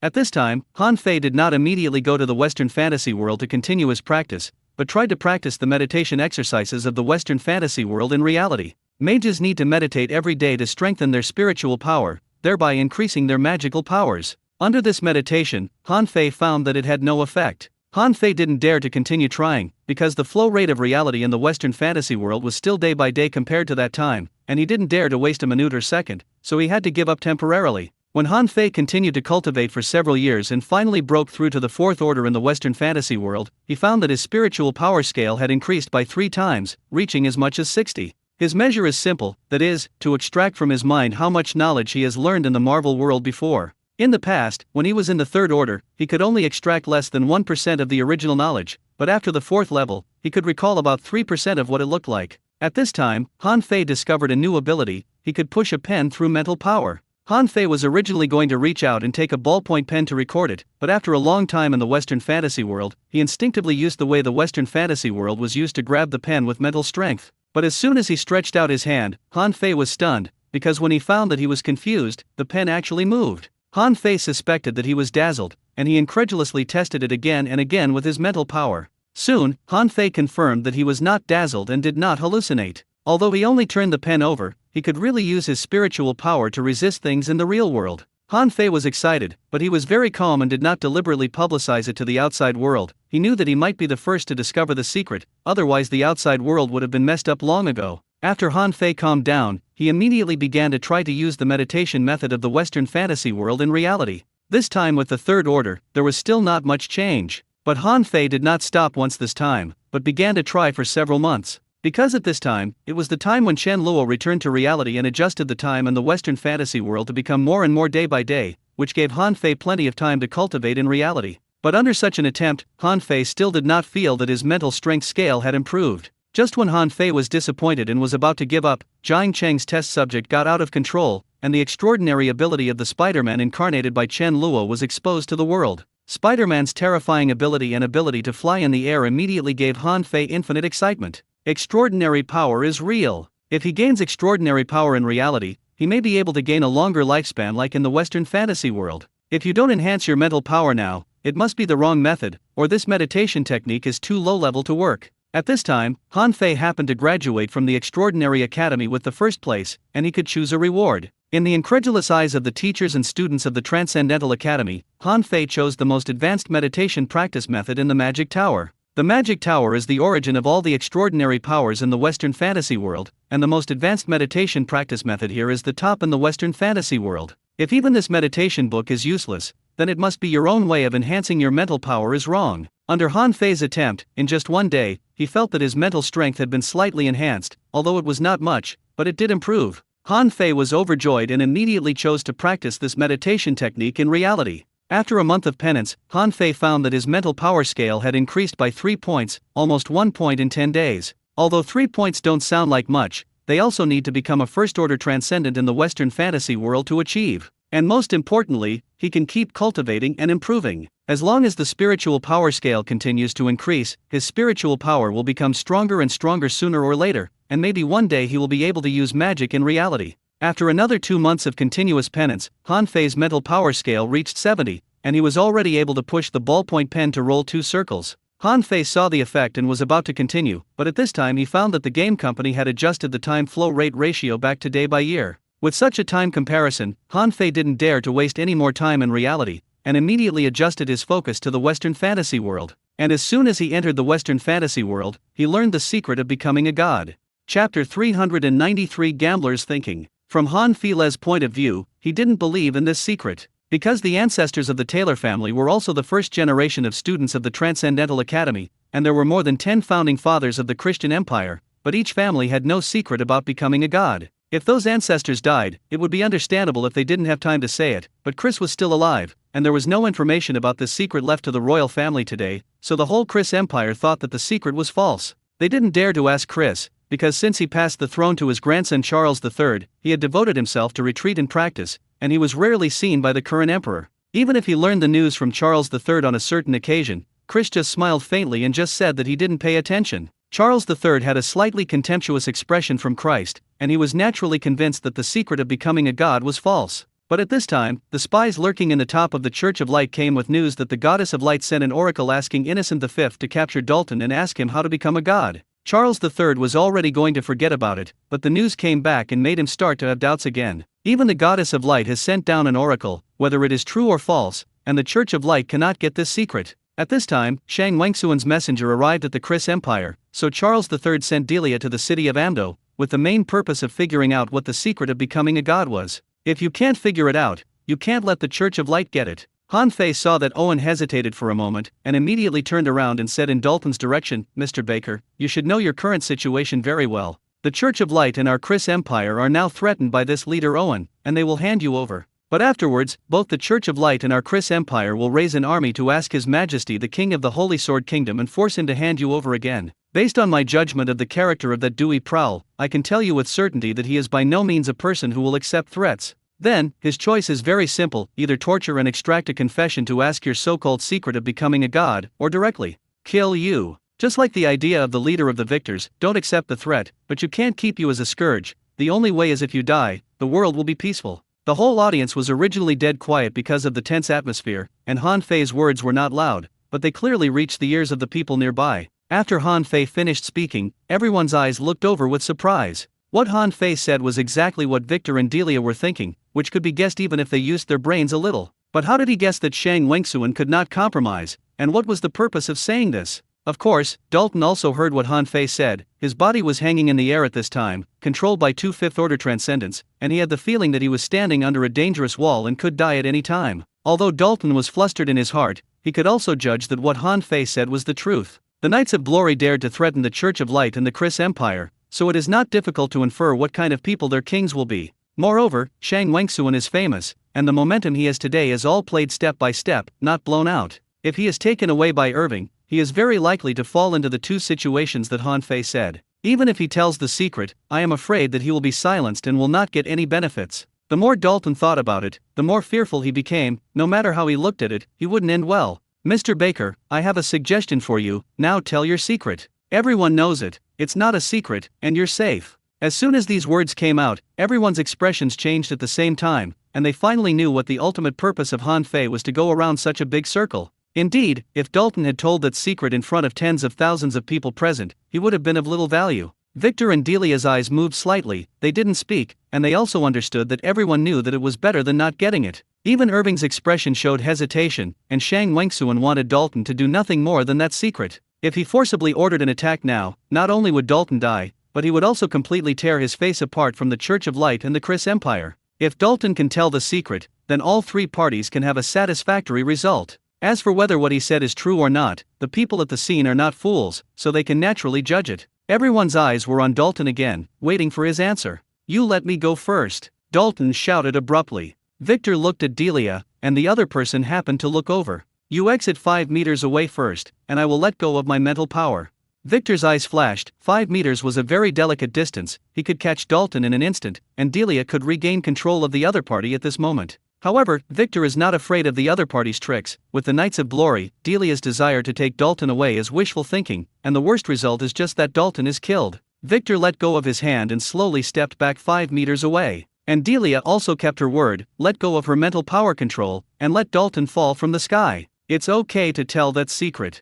Dalton's face showed a strong unwillingness to go, but I want money. Everyone looked at Dalton like a fool. This guy is afraid that he is crazy. In this case, he still wants money. Delia laughed dumbly. How much do you want? Dalton seemed to have completely resigned himself to his fate, and the frightened expression on his face gradually calmed down. The price I asked for at the beginning was 3 million gold coins, just like the three of you countries, 1 million gold coins for one country.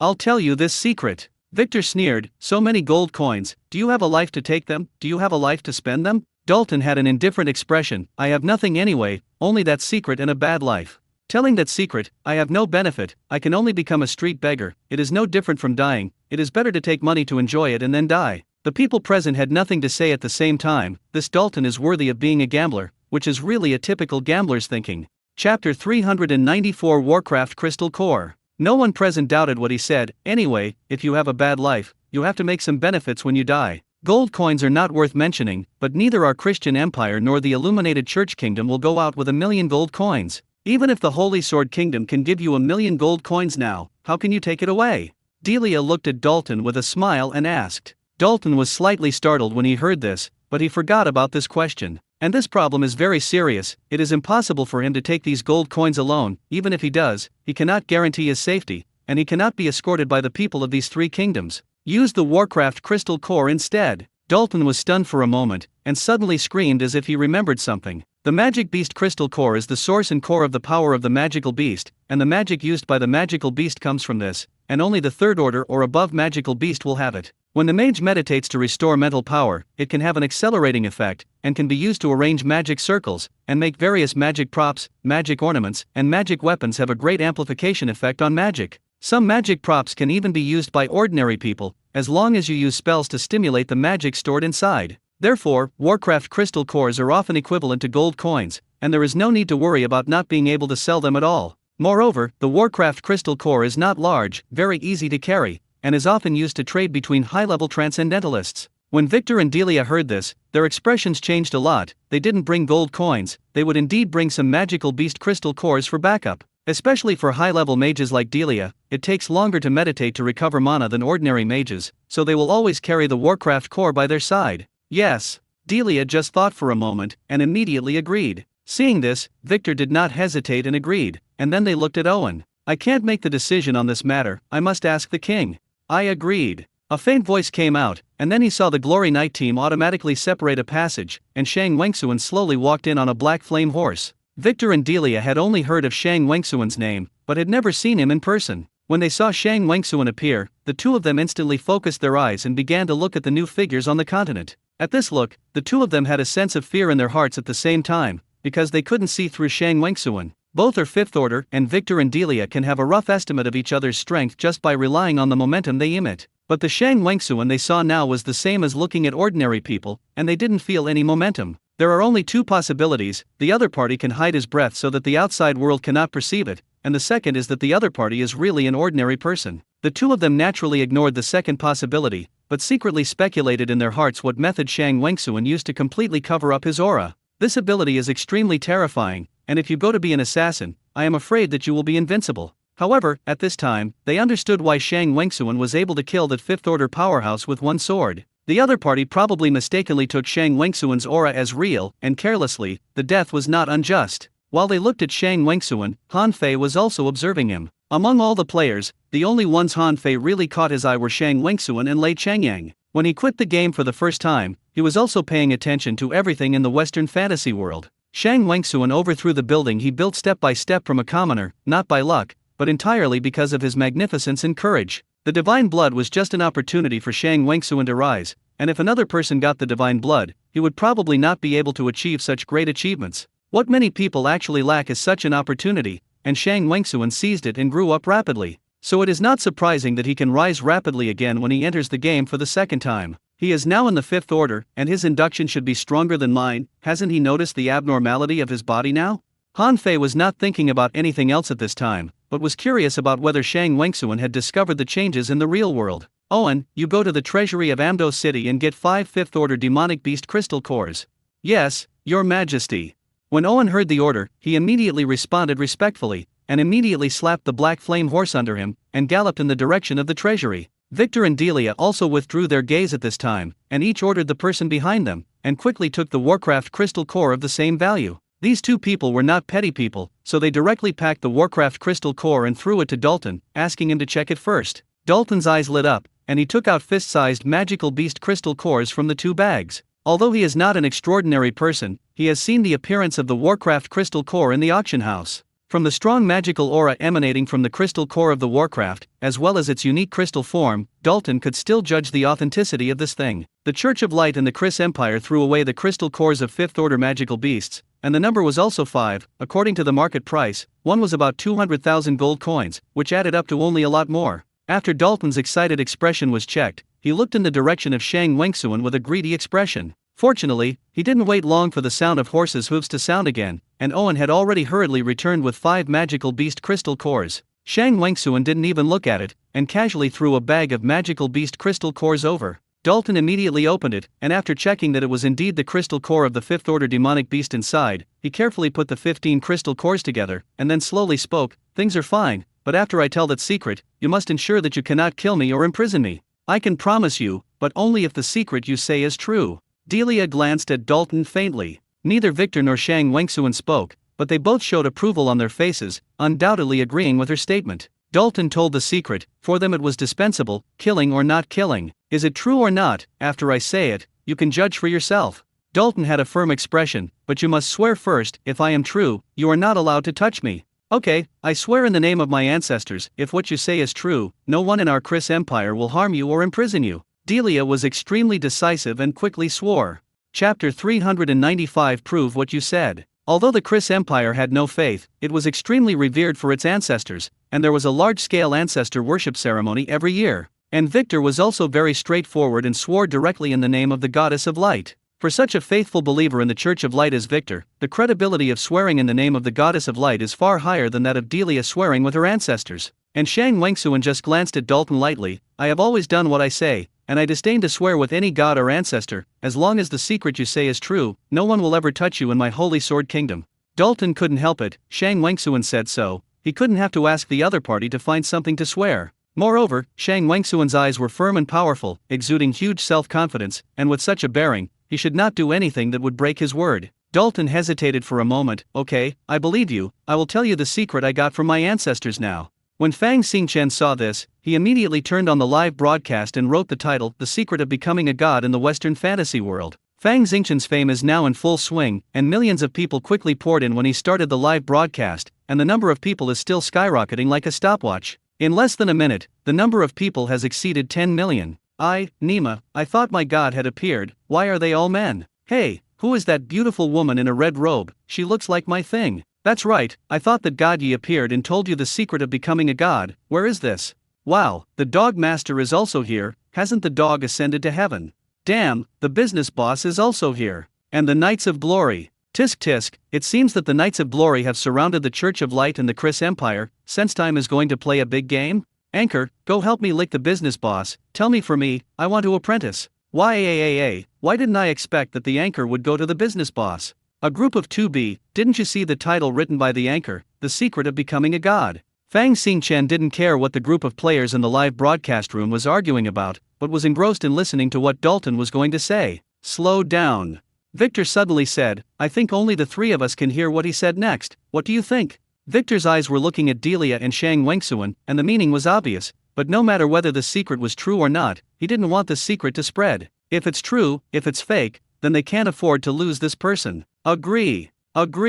Shang Wengsuan and Delia only thought about it for a moment, and then agreed at the same time. Drink the blood of God and become a god. The secret of becoming a god is in the original Daxia dynasty's creation temple. In addition to the method of becoming a god, there is also a drop of the divine blood of the creator god, but in which one, I don't know, the ancestors did not mention it. Dalton didn't care whether they agreed or not, and called out directly in the loudest voice, the fastest speed. Dalton was not stupid. If only the three of them knew this secret, then they might kill him to silence him afterwards, even if they swore an oath to keep it a secret. And he now has a huge amount of 3 million gold coins. God knows if the people of these three countries will settle accounts after Ottomans secretly chase these things back. Only by spreading this secret can everyone shift their focus to the divine blood, not to himself, and he will have a chance to live. Sure enough, as soon as Dalton's words were spoken, the effect was comparable to an atomic bomb explosion, and everyone was stunned, including the tens of millions of players who poured into the live broadcast room, as well as those adventurers hiding in the shadows. Victor and Delia were speechless before they even had time to be angry at Dalton's self-assertion. Even players like Shang Wengsuan, Han Fei, and Fang Xingchen didn't expect to hear such a news. Damn, is it really fake? This guy doesn't talk nonsense, right? The Temple of Creation is something that Emperor Han made back then. It has only appeared for a few decades, and it has been more than 1,000 years since now. That's not possible. What if this guy just knows this and uses this to deceive people? The Western fantasy world has become a god, except for the creator god. It seems that only my god is ye god. I'm curious, can players become gods? What I'm even more curious about is how much the real world will improve if players become gods in the Western fantasy world. Shang Wengsuan quickly regained his composure. He had obtained a drop of dried-up creator god blood in his previous life and became an extraordinary person, so he did not doubt the existence of the creator god, but he could not be sure whether Dalton was telling the truth or false. Prove what you said, otherwise, die. Shang Wengsuan's eyes flashed with a cold light, and he stared at Dalton coldly and said, Han Fei looked strange at this time. Who in this world knows better what the Temple of Creation is? At that time, he got the creation god cult in the creation temple, just to see the creator god and want to live longer.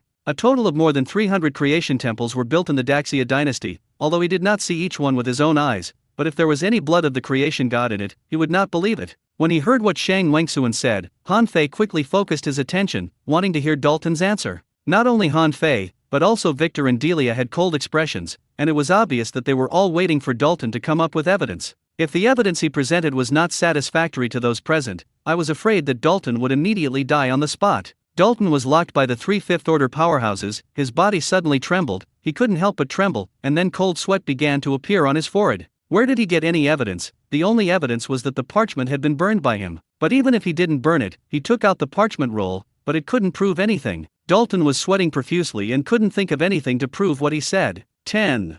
Shang Wengsuan slowly spat out a word. The people present were still stunned at first, but the next moment they understood that Shang Wengsuan was counting down. If Dalton didn't give convincing evidence at the end of his timer, Shang Wengsuan would have done it. Boss Shang is domineering. The business boss's demeanor is still the same, ha ha ha ha. The boss is always the boss. No, I'm going to bow down under the pomegranate skirt of the business boss. Master, accept me. I can be a man or a woman. 36D. Get out of the dead lady, master is mine. the live broadcast room instantly fried, and one by one they started crying and shouting that they wanted to apprentice. Chapter 396, Little Cain is dead. Dalton was locked by Shang Wengsuan's powerful thought, and his breathing was tight, and it felt like his neck was being choked tightly. Dalton felt the imminence of death, and he knew that if he didn't want to produce evidence within 10 numbers, he would surely die. In just an instant, countless thoughts came out of Dalton's mind, and he suddenly said urgently, "My ancestors left me a text of the Daxia dynasty. I don't know it, but I have memorized it, and I can write it to you." Dalton was still lucky, and did not say that what was left was a map of the Temple of Creation, but a piece of text. Everyone present frowned. The words of the Daxia dynasty are not known to many people now, and they can't find someone to identify them right now. Everyone thought that this was an excuse that Dalton casually found in fear, in order to save his life. But Shang Wengsuan and Han Fei were not included in everyone. Because Han Fei and Shang Wengsuan were in the Daxia dynasty during the first generation, how could they not know the writing of the Daxia dynasty? Write it out. Shang Wengsuan's eyes flashed, and he immediately waved his hand to ask Irvin to get the paper and pen. Shang Wengsuan believed a little at this time. If Dalton only said a creation temple, the credibility was of course very low. But he still has the text of the Daxia dynasty in his hand, which ordinary people can't make up. Shang Wengsuan only needed to take a look at what he had written down, and he would naturally be able to judge whether what Dalton said was true or false. Owen quickly took the paper and pen and brought it to Dalton's hand. At this moment, everyone's eyes were on Dalton. At this time, they thought that Shang Wengsuan still had the last glimmer of hope to see if Dalton could write something. Dalton did not dare to hesitate, and immediately picked up a pen on the paper and wrote according to the Daxia script in his memory. He did not write all the words, nor did he dare to scribble. He only hesitated slightly, and then wrote the first paragraph on the parchment scroll. Write, finish. Dalton was about to hand the text to Owen, but Han Fei suddenly spoke, "Write another one." Delia looked stunned, and she asked suspiciously, "Brooke, do you know the Daxia dynasty script?" Han Fei nodded slightly. "I am very interested in history. I have learned a little bit of the script of the Daxia dynasty. If it is relatively simple, it should be understandable."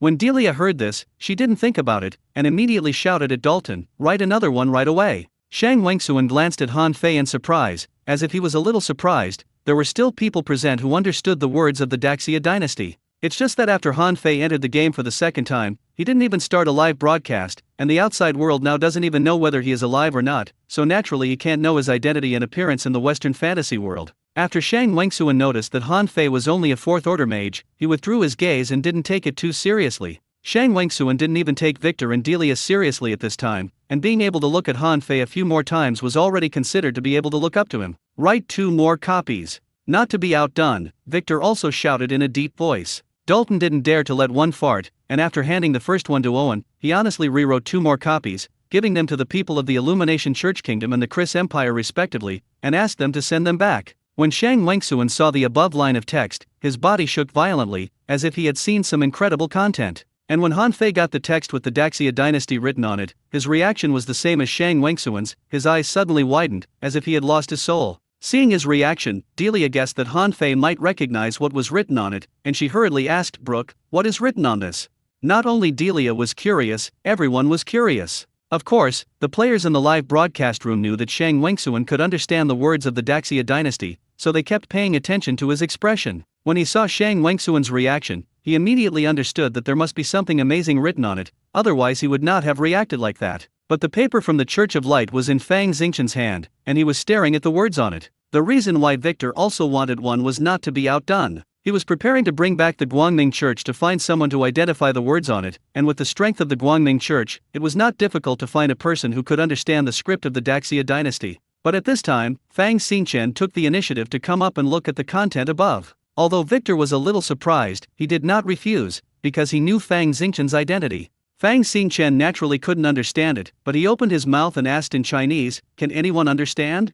Fang Xingchen asked the people in the live broadcast room, but he didn't have much hope, because he knew very well that the people who could know the Daxia dynasty script now could count them on one finger. In addition to Shang Tang, only Emperor Han knows this ghost talisman, right? Emperor Han has been diving for many years, and the ghost knows where he went. Anchor, you ask us, it's better to ask Sense-Time Boss directly, although he may cut you with a sword, funny.jpg. Boss Lei may know him, but unfortunately he doesn't start a live broadcast now, and it's hard to find him. The curiosity of the audience in the live broadcast room was also aroused all of a sudden, and they encouraged Fang Xingchen to ask Shang Wengsuan one by one. Fang Xingchen is not a fool. Even if Shang Wengsuan knows that he is a player, he may not treat him as a green onion. Even if you ask in the past, it will most likely just be boring. I know. I know. I know you. At this time, someone in the live broadcast room suddenly swiped dozens of screens in a row and directly dominated the screen. The players didn't take it seriously at first, but when they saw the ID of the person who spoke, they all went crazy, because that person's name was, "If you have milk, you are a wolf." The ID of the players speaking in the live broadcast room and the forum ID are bound and cannot be changed, and everyone knows that Kane's forum ID is this wolf with milk. Haha, it's a short life. Kane child cheated the corpse. How can I forget, Kane's children have also been alive since the Daxia dynasty. Hurry up, Kane children help us translate. Zhao Yi was originally quite proud, but when he saw a group of people calling him a child in the live broadcast room, his face suddenly darkened, and he immediately typed a line in the live broadcast room. Why should I translate for you? A group of younger brothers. Zhao Yi suddenly smiled after finishing the game, and continued to type on the live broadcast room, it's all called Brother Kane, Uncle Kane, I'm thinking about whether to help you translate.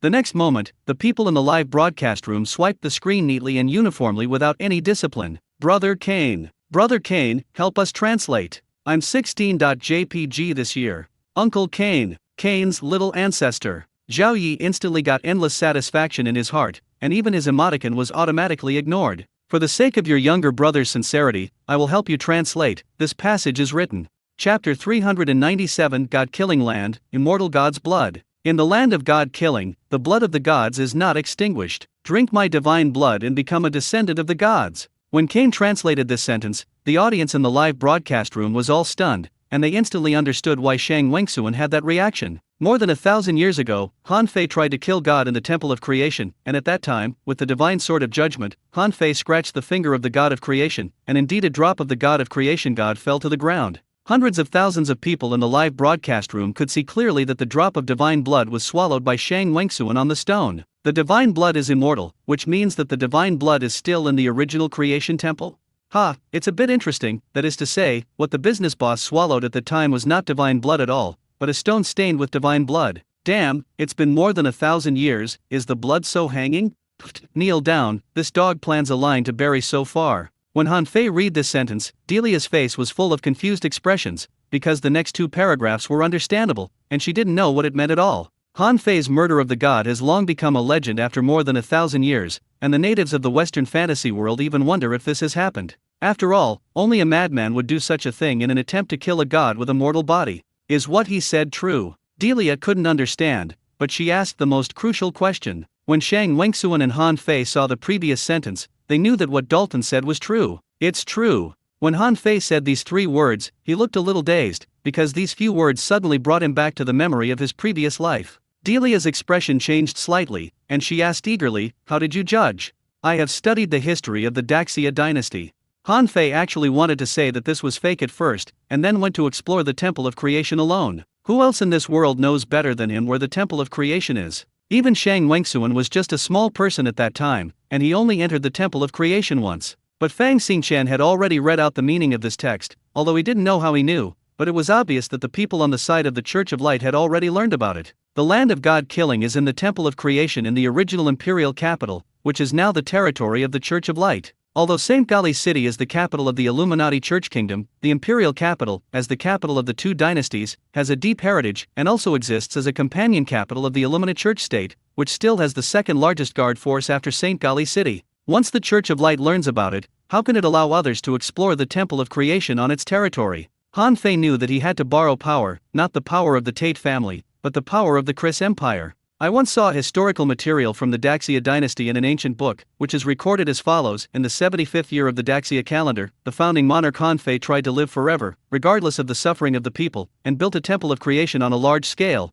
with the intention of winning the mercy of the gods. The gods of heaven were grateful for his sincerity and descended, but the king Han Fei was arrogant, and actually intended to kill the gods, obtain eternal life with the blood of the gods, and finally angered the gods and was killed on the temple, and his son Han Yu was designated by the gods as the new king, which was the 2nd generation. When Han Fei read out the complete historical material, everyone was stunned. Although they didn't know where Han Fei saw this record, what he said inexplicably coincided with Dalton's first sentence, the land of God killing. Even Shang Wengsuan looked over in surprise again. He thought that he was the only one present who knew that history, but he didn't expect this person named Brooke to know so clearly. It is rumored that Han Fei killed the god with the divine sword of judgment, although he failed, but with the power of the artifact, he finally cut the finger of the creator god, and a drop of divine blood dripped down, which was swallowed by Shang Tang, the king of gold that year, and then created the Great Shang dynasty of that year. There are very few people in this world who know that the place of God killing is in the founding temple, and at the same time, they can also know that there is almost no blood that has fallen there. If I hadn't liked the history of that time, I would have spent a long time researching it, and I might not have been able to know. Mr. Baker can't make up such a thing even if he wants to. Except for Shang Wengsuan, everyone present was stunned when they listened, because they all knew little about the history of that period, and they didn't expect that there were so many stories in it. Are you Han Fei? After hearing this, Shang Wengsuan suddenly opened his mouth and asked in Chinese. As soon as Shang Wengsuan's words came out, of course, the natives of the Western fantasy world couldn't understand it, and Fang Xingqian and nearly 100 million people in the live broadcast room were all stunned at this time. I'm grass, won't it? That kid is Emperor Han. It's possible, except for Emperor Han, who can be so clear about the history of that period. What ancient books are pure nonsense. Emperor Han undoubtedly. He said it in too much detail, knowing that the creator god was scratched, and knowing that it was a finger. Such a thing, except for us players, only the parties involved. The business boss must have thought of this, so he asked like this. Han Fei just smiled when he heard this, neither admitting nor denying it, but continued, Auntie, we should return to the Empire as soon as possible and report this matter to your Majesty. Delia's expression changed, and she realized that she had to return to the Chris Empire as soon as possible. According to Han Fei, if there is really divine blood in the Temple of Creation, and it is all within the Church of Light, it is definitely not good news for the Chris Empire. Their purpose of leading the team here this time has also been achieved, and there is no reason to continue to waste time here. Go back to China. Delia immediately turned around and ordered the Night Owl Knights to turn around and go outside the city. Now that it has been confirmed that the secret of becoming a god and the blood of God are very likely to be true, and it is within the territory of their Church of Light, where are they still interested in being here? Victor didn't even care about diplomatic etiquette, and without saying a word to Shang Wengsuan, he ordered the ruling knights to turn around and return to St. Gali City as quickly as possible. At this time, when the players in the live broadcast room saw that Han Fei did not answer, they suddenly boiled, and Han Fei clearly acquiesced. Damn, it's really Emperor Han, it's lively now. Haha, Emperor Han and the business boss fought, who is better? Emperor Han must have been hanged, and the business boss is in the fifth order. That's not sure. Now the Yani continent is the era of the sanctuary, and the Church of Light has Innocent the Fifth. As long as he squats to the capital of the Emperor, the Shang boss and Emperor Han can only stare. I also think yes, maybe before they arrive, the Church of Light has already dug out the divine blood. Chapter 398 Storm. The Church of Light and the Chris Empire came and went in a hurry, and left with that shocking secret. Shang Wengsuan naturally didn't have the idea of sending them a ride, but Han Fei's appearance surprised him. He was able to recultivate to the 5th level in such a short period of time, because he had several experiences, which was the same as opening a plugin. But Han Fei barely cultivated to the 1st level in the first life, which was of no help to the second time, and he actually cultivated to the 4th level in just over 10 years, both in terms of talent and ability. It was very terrifying. Not to mention the distance, just this battle for divine blood in front of him, I am afraid that it will become a strong opponent for him. The Temple of Creation was built by Han Fei, and he even lived in it for a while, and no one in the world knew the temple better than him. Shang Wengsuan thought for a moment, and suddenly had a headache, because both the Church of Light and the Chris Empire had certain advantages. Owen, if the order goes down, Dalton's wanted will still be valid, except for the people of the Holy Sword Kingdom. Everyone else can take him to receive the reward, but only if he is alive. Owen was slightly stunned. Just now, after the people of both the Church of Light and the Chris Empire learned the secret, they didn't bother to deal with Dalton, and this guy took the opportunity to slip away. And the people of the Knights of Glory knew what Shang Wengsuan had just said, so naturally they didn't stop him, so they let Dalton leave. Owen quickly understood what Shang Wengsuan meant. What he said was that the Holy Sword Kingdom would not move Dalton, but foreign mercenaries and adventurers were not among them. Owen wondered in his heart, since Dalton told that secret, it was of no value, why did Shang Wengsuan arrest him? However, Irvin didn't ask too much, but immediately went to carry out Shang Wengsuan's order. Meanwhile, in the Night Owl Knights, Auntie, we need to catch Dalton as soon as possible. Delia looked at Han Fei in astonishment. The secret has been revealed. Is he still useful? The passage he wrote was not smooth to read, and there was obviously a lack of content in the middle. That guy was very cunning and deliberately hid some words, and I think what he hid was the key to finding the secret of divine blood and becoming a god. Then why didn't you say it just now? Delia asked with a frown. Just now, my aunt has sworn in the name of her ancestors, and she can't break her promise in front of so many people. Moreover, the people of the Church of Light and the Holy Sword Kingdom are there, and if we do it, they will definitely become suspicious. Delia glanced at Han Fei in surprise. This nephew's performance today was so amazing that she had to be impressed. But I have already said that the people of the Chris Empire will not touch him. Then use someone outside the Chris Empire. Han Fei said without hesitation, "The empire has so many vassal kingdoms, just let the transcendent people of their country take action. There are also those adventurers and mercenaries, they are all money-blind people, as long as they make enough rewards, they will send Dalton to the door." Delia glanced at Han Fei strangely, judging from his reaction just now, it was obvious that she had thought about it a long time ago, and she didn't say it until now. "Gordon, did you hear what Brooke said just now?" "Lord Delia, I heard you. Do as he says." "Yes, my lord." What happened in Ander City caused a shock not only in the Chris Empire, the Church of Light, and the Kingdom of the Holy Sword. The news was spread by the mercenaries and adventurers hiding in the shadows, and the entire Yani continent was in a sensation. A large number of transcendents, kings, great nobles, and even the Church of the Underworld in the south and the Orc kingdoms in the north were shocked at this moment, and countless forces were secretly ready to move. "Drink my divine blood and become a descendant of the gods. Go to the capital of the Emperor, there is the secret of becoming a god." The Temple of Creation not only has the secret of becoming a god, but also the divine blood of the God of Creation. At all costs, we must get ahead of everyone and know how to become a god. The Yani continent fell into madness because of this news, and the news became more and more exaggerated, and in the end it had become a god by drinking the blood of the gods. Such a possibility is enough for people to do whatever it takes, no matter who they are, they cannot resist such temptation, and countless strong people and countries have begun to go to the capital of the Emperor. In the Orc realm, after Gurn learned the news, he just smiled coldly and didn't take it seriously.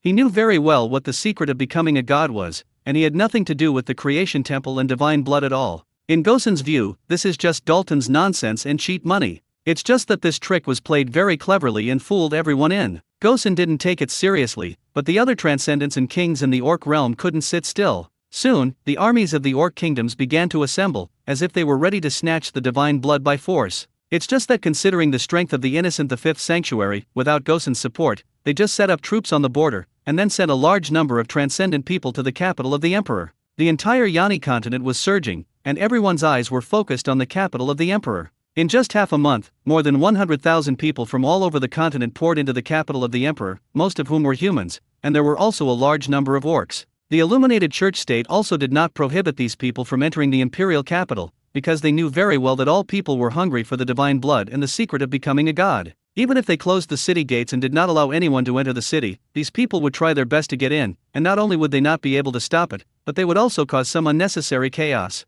As long as they enter the city and don't make trouble, they can come and go as they please. And the Church of Light also has this confidence, because Innocent V has personally arrived in the capital of the Emperor. However, the ruins of the original Temple of Creation are still completely isolated, which has been the territory of the Church of Light for hundreds of years, and it is not difficult for them to find the ruins. From the day it was found, all people within a 5-kilometer radius of the site were evacuated, and then the Church of Light began a huge excavation work, and other irrelevant people were strictly prohibited from entering. Except for the permission of Innocent V and Saint Jasmine, trespassers will be killed, not to mention foreign people and orcs. Even the people of the Church of Light are the same. With Innocent V personally in charge, those who even had ideas did not dare to act rashly, and they were waiting for the day when the ruins were completely excavated. The excavation work lasted for a month, and the ruins of the entire creation temple were fully presented to the world, and there were more and more people in the capital of the Emperor, filled with all kinds of bulls, ghosts, snakes, and gods. Chapter 399 Tricked everyone. When the Temple of Creation was presented to the world, the capital of the Emperor was in chaos.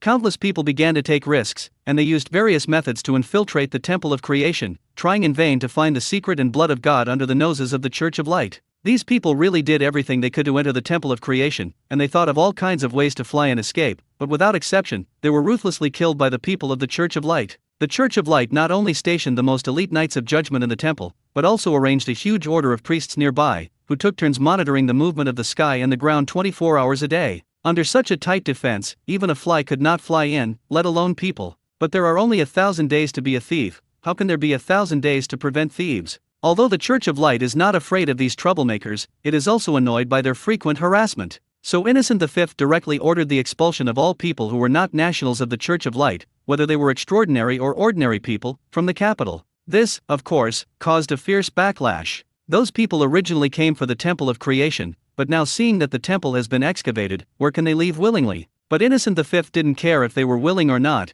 and very decisively issued the strictest order, and anyone who dared to resist would be killed on the spot. And Innocent V did a great job, ordering the army of the Illuminati to check the household registration door to door, and everyone must be right. Those who dare to hide abroad will be punished according to the same crime. Those with ill intentions in the city united to create chaos to fish in troubled waters, but the contact was detected by the secret agents of the Illuminati Church as soon as possible. Before they could start, the Church of Light took action in advance, destroyed the group, and cut off their heads and hung them in front of the central square of the imperial capital. Everyone saw the determination of the Church of Light, and even if they were reluctant or unwilling, they could only go out of the city honestly. After all, the arm can't twist the thigh, Chris and Gosen don't come, innocent V's thigh is too thick for anyone to move. But to everyone's surprise, the Church of Light drove everyone out and searched the Temple of Creation for several days, but they did not find the so-called divine blood or the secret of becoming a god. Innocent V naturally would not give up easily. This was an oracle descending from the crown of the goddess of light, and there could be no mistake. He simply ordered people to demolish the Temple of Creation, not letting go of every brick and every inch of land, and really dug 3 feet into the ground. But even so, they still couldn't find anything of value, not even a single clue. No matter how you look at it, this Temple of Creation is an ordinary temple. This news also spread through the people inside to all the people outside the city who couldn't fight. Even if the Church of Light has reached such an extreme point, it is impossible to really drive everyone out. There are always a few fish that slip through the net. And these people just found that the Church of Light had been searching inside for more than half a month, and there was still no movement, so they guessed that they might find nothing. As soon as this news came out, all the people outside realized that the secret of divine blood and becoming a god might not be in the temple of the capital of the emperor. In the land of killing gods, the blood of the gods is not extinguished. These 2 paragraphs made everyone subconsciously think that the blood of the gods was in the Temple of Creation in the capital of the emperor. At this time, someone thought of what Dalton said that day. The secret of becoming a god was in the original creation temple in the Daxia dynasty, but he didn't know which one it was.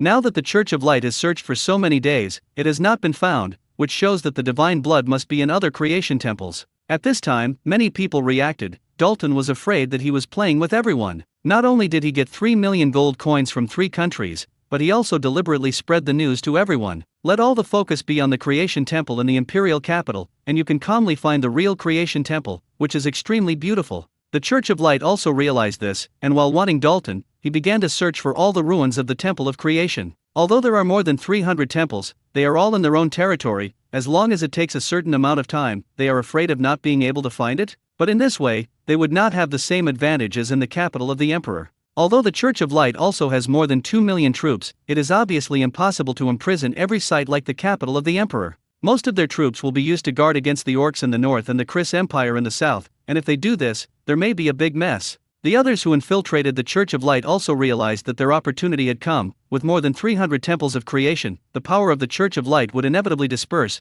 as long as they avoided the location where Innocent V was. Now it has become a scavenger hunt. It depends on whose luck is to find the right temple of creation. The news spread quickly, and more transcendent people poured into the territory of the Church of Light and began searching for the ruins of the Temple of Creation throughout the territory. The Church of Light can't help it. These people who come in are all transcendent people. Even if the border is blocked, they can easily find other ways to enter the country. Illuminated Church Country, province of Pate, Buenos Aires. In a valley, a large number of slaves and craftsmen were digging against the mountain, and the ground was full of excavated traces, as if they had turned the entire valley over, looking for something. Dalton sat on a chair in a luxurious outfit, and behind him were 4 second-order warriors standing behind him as guards, and these slaves and craftsmen were brought in by him at a high price. From time to time, he looked at the excavation progress below, and then stared at a hand-drawn sketch in his hand to study. In the past 2 months, Dalton used a human skin mask to exchange the magic beast crystal core for gold coins, and instead of rushing to find the Temple of Creation, he first looked for someone who could understand the text of the Daxia dynasty. Because Dalton was keenly aware that the Daxia text on the parchment scroll was the key to finding the divine blood. In order to prevent being found by the split-toothed dog again, after Dalton had money, he took a bath as soon as possible, removed the odor from his body, and soaked in the spices for several days. In the next time, he found someone who could recognize the script of the Daxia dynasty in the territory of the Church of Light. Dalton was extremely careful. He scrambled the text, found different people to translate, and after identifying a paragraph, he immediately changed cities and never stayed too long. After a month, Dalton finally translated all the above texts. Chapter 400. I finally found it. Through the translated text, Dalton finally knew what place the parchment scroll depicted. It was not just a simple temple of creation, but also a tomb, and the owner of the tomb was Han Fei, the founding king of the Daxia dynasty. After the failure to kill the god, the second Hanya knew that there were too many people who hated Han Fei during his lifetime, and he was afraid that he would be robbed of the tomb at that time. Therefore, Hanya did not hold any grand funeral for Han Fei, but quietly rebuilt a certain creation temple in the territory,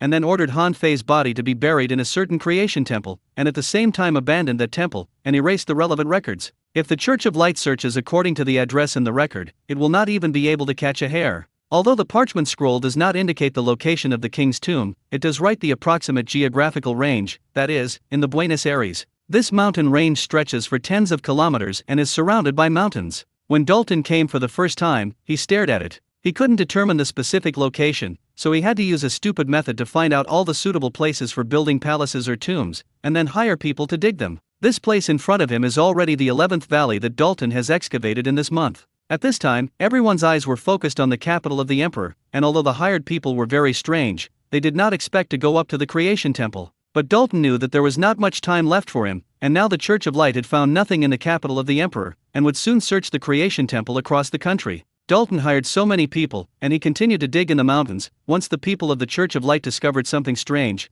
they would definitely think of going up to the Temple of Creation, and he would be the one who was unlucky at that time. If you can't find any clues in this place, you can only leave first and come back after the rumors have passed. Although Dalton was reluctant to give up, he also knew that he could no longer risk staying here. Master, we seem to have dug something. Just as Dalton was secretly making a decision in his heart, a slave ran over in a panic. Dalton immediately stood up from his chair, grabbed the slave in surprise and shouted, "What did you say?" The slave's arm was grabbed by Dalton and hurt, and he couldn't busily say, "Just now someone dug a pit," and then his whole body fell. Below, a circular roof appears below, like a house. No, like a palace. "Take me there," Dalton shouted impatiently. The slave did not dare to neglect and immediately turned around and led the way. Somewhere in the valley, a group of slaves and craftsmen were watching in front of a pit about 3 meters long. A circular roof appeared below, with many strange patterns carved on it, which looked extremely magical. Dalton pushed away the crowd of onlookers. He lay on the ground and looked down, and saw the style of the roof and the pattern on it. That's right, this is the style, this is the architectural style of the Daxia dynasty, and the legendary Temple of Creation. It took me so long that I finally found it. Dalton shouted excitedly in his heart, but did not say it, because he knew very well that once he shouted out, he would die without a place to be buried. Dalton tried to calm his mood. He stood up again, glanced around at everyone present, and said loudly, "Thank you for your help, I finally found the remains of my ancestors. I announce that today everyone will have wine and meat, and each person will be rewarded with 10 gold coins." The slaves and craftsmen immediately cheered when they heard this, shouting that Dalton was wise. "Now eat, rest for an hour, recuperate your strength, and help me dig up the ancestral relics." With a wave of his hand, Dalton ordered people to fetch wine and meat for these people to eat. After digging for so long, it finally came to fruition, and Dalton also generously rewarded everyone with 10 gold coins, which made everyone excited all of a sudden. The scene quickly fell into joy, and the slaves and craftsmen, including the second-order warriors hired by Dalton, began to eat and drink excitedly. An hour passed quickly, and someone realized something was wrong. From the first slave who spat blood and fell to the ground, it quickly infected everyone like some kind of plague. One after another, slaves and craftsmen fell to the ground, and even those second-order transcendents were not spared. They spat blood and fell to the ground in convulsions, and the scene quickly turned into a wailing hell. But the sound soon stopped, because they screamed for less than a few seconds before they were completely cut off. The scene was instantly dead, and there was no longer a living creature. Dalton slowly walked out of the shadows, as if he didn't see the corpse on the ground, and walked directly towards the hole that had just been dug out on the ground. This group of slaves was bought by Dalton with money, and if he died, he would die, and no one would be in trouble. And these craftsmen greet their families before going out, and they will work outside for 10.5 days. By the time the outside world became aware of the situation here, he had already left. Dalton set up the rope and slid down from the outside of the hole. This was a certain location on the roof of the temple, and because the pit above could only accommodate a few people passing through, the area where the light could shine was very limited, and Dalton couldn't see the situation inside clearly for a while. He quickly took out a night pearl the size of an adult's fist from his arms, then held it high, and quickly saw the surrounding scene clearly. More than 10 magnificent temples appeared in front of him, which stretched one after another from the foot of the mountain to one of the most magnificent temples on the top of the mountain. And in that temple, a touch of golden light was emitted. This light was soft and exuded a strong sacred aura. Even if it was thousands of meters away, it was as dazzling as the night pearl in his hand, which was impossible to ignore. Dalton's eyes were staring at the golden light, and he could hardly guess without thinking that there must be divine blood there. Dalton's whole body trembled with excitement, and he couldn't wait to tie a large piece of rope in his hand to the stone beam above the temple, and then slid down little by little from a height of more than 20 meters. While Dalton went down, Delia and Han Fei also came over with a group. When they saw the corpses all over the ground, their expressions couldn't help but change slightly. This guy is really not an ordinary ruthless, he killed hundreds of people. Delia was dumbfounded for a moment, but she didn't have too much emotion. These people were all members of the Church of Light, and they had nothing to do with them. At most they only let out a sigh of emotion. Auntie, let's hurry up. Let's go.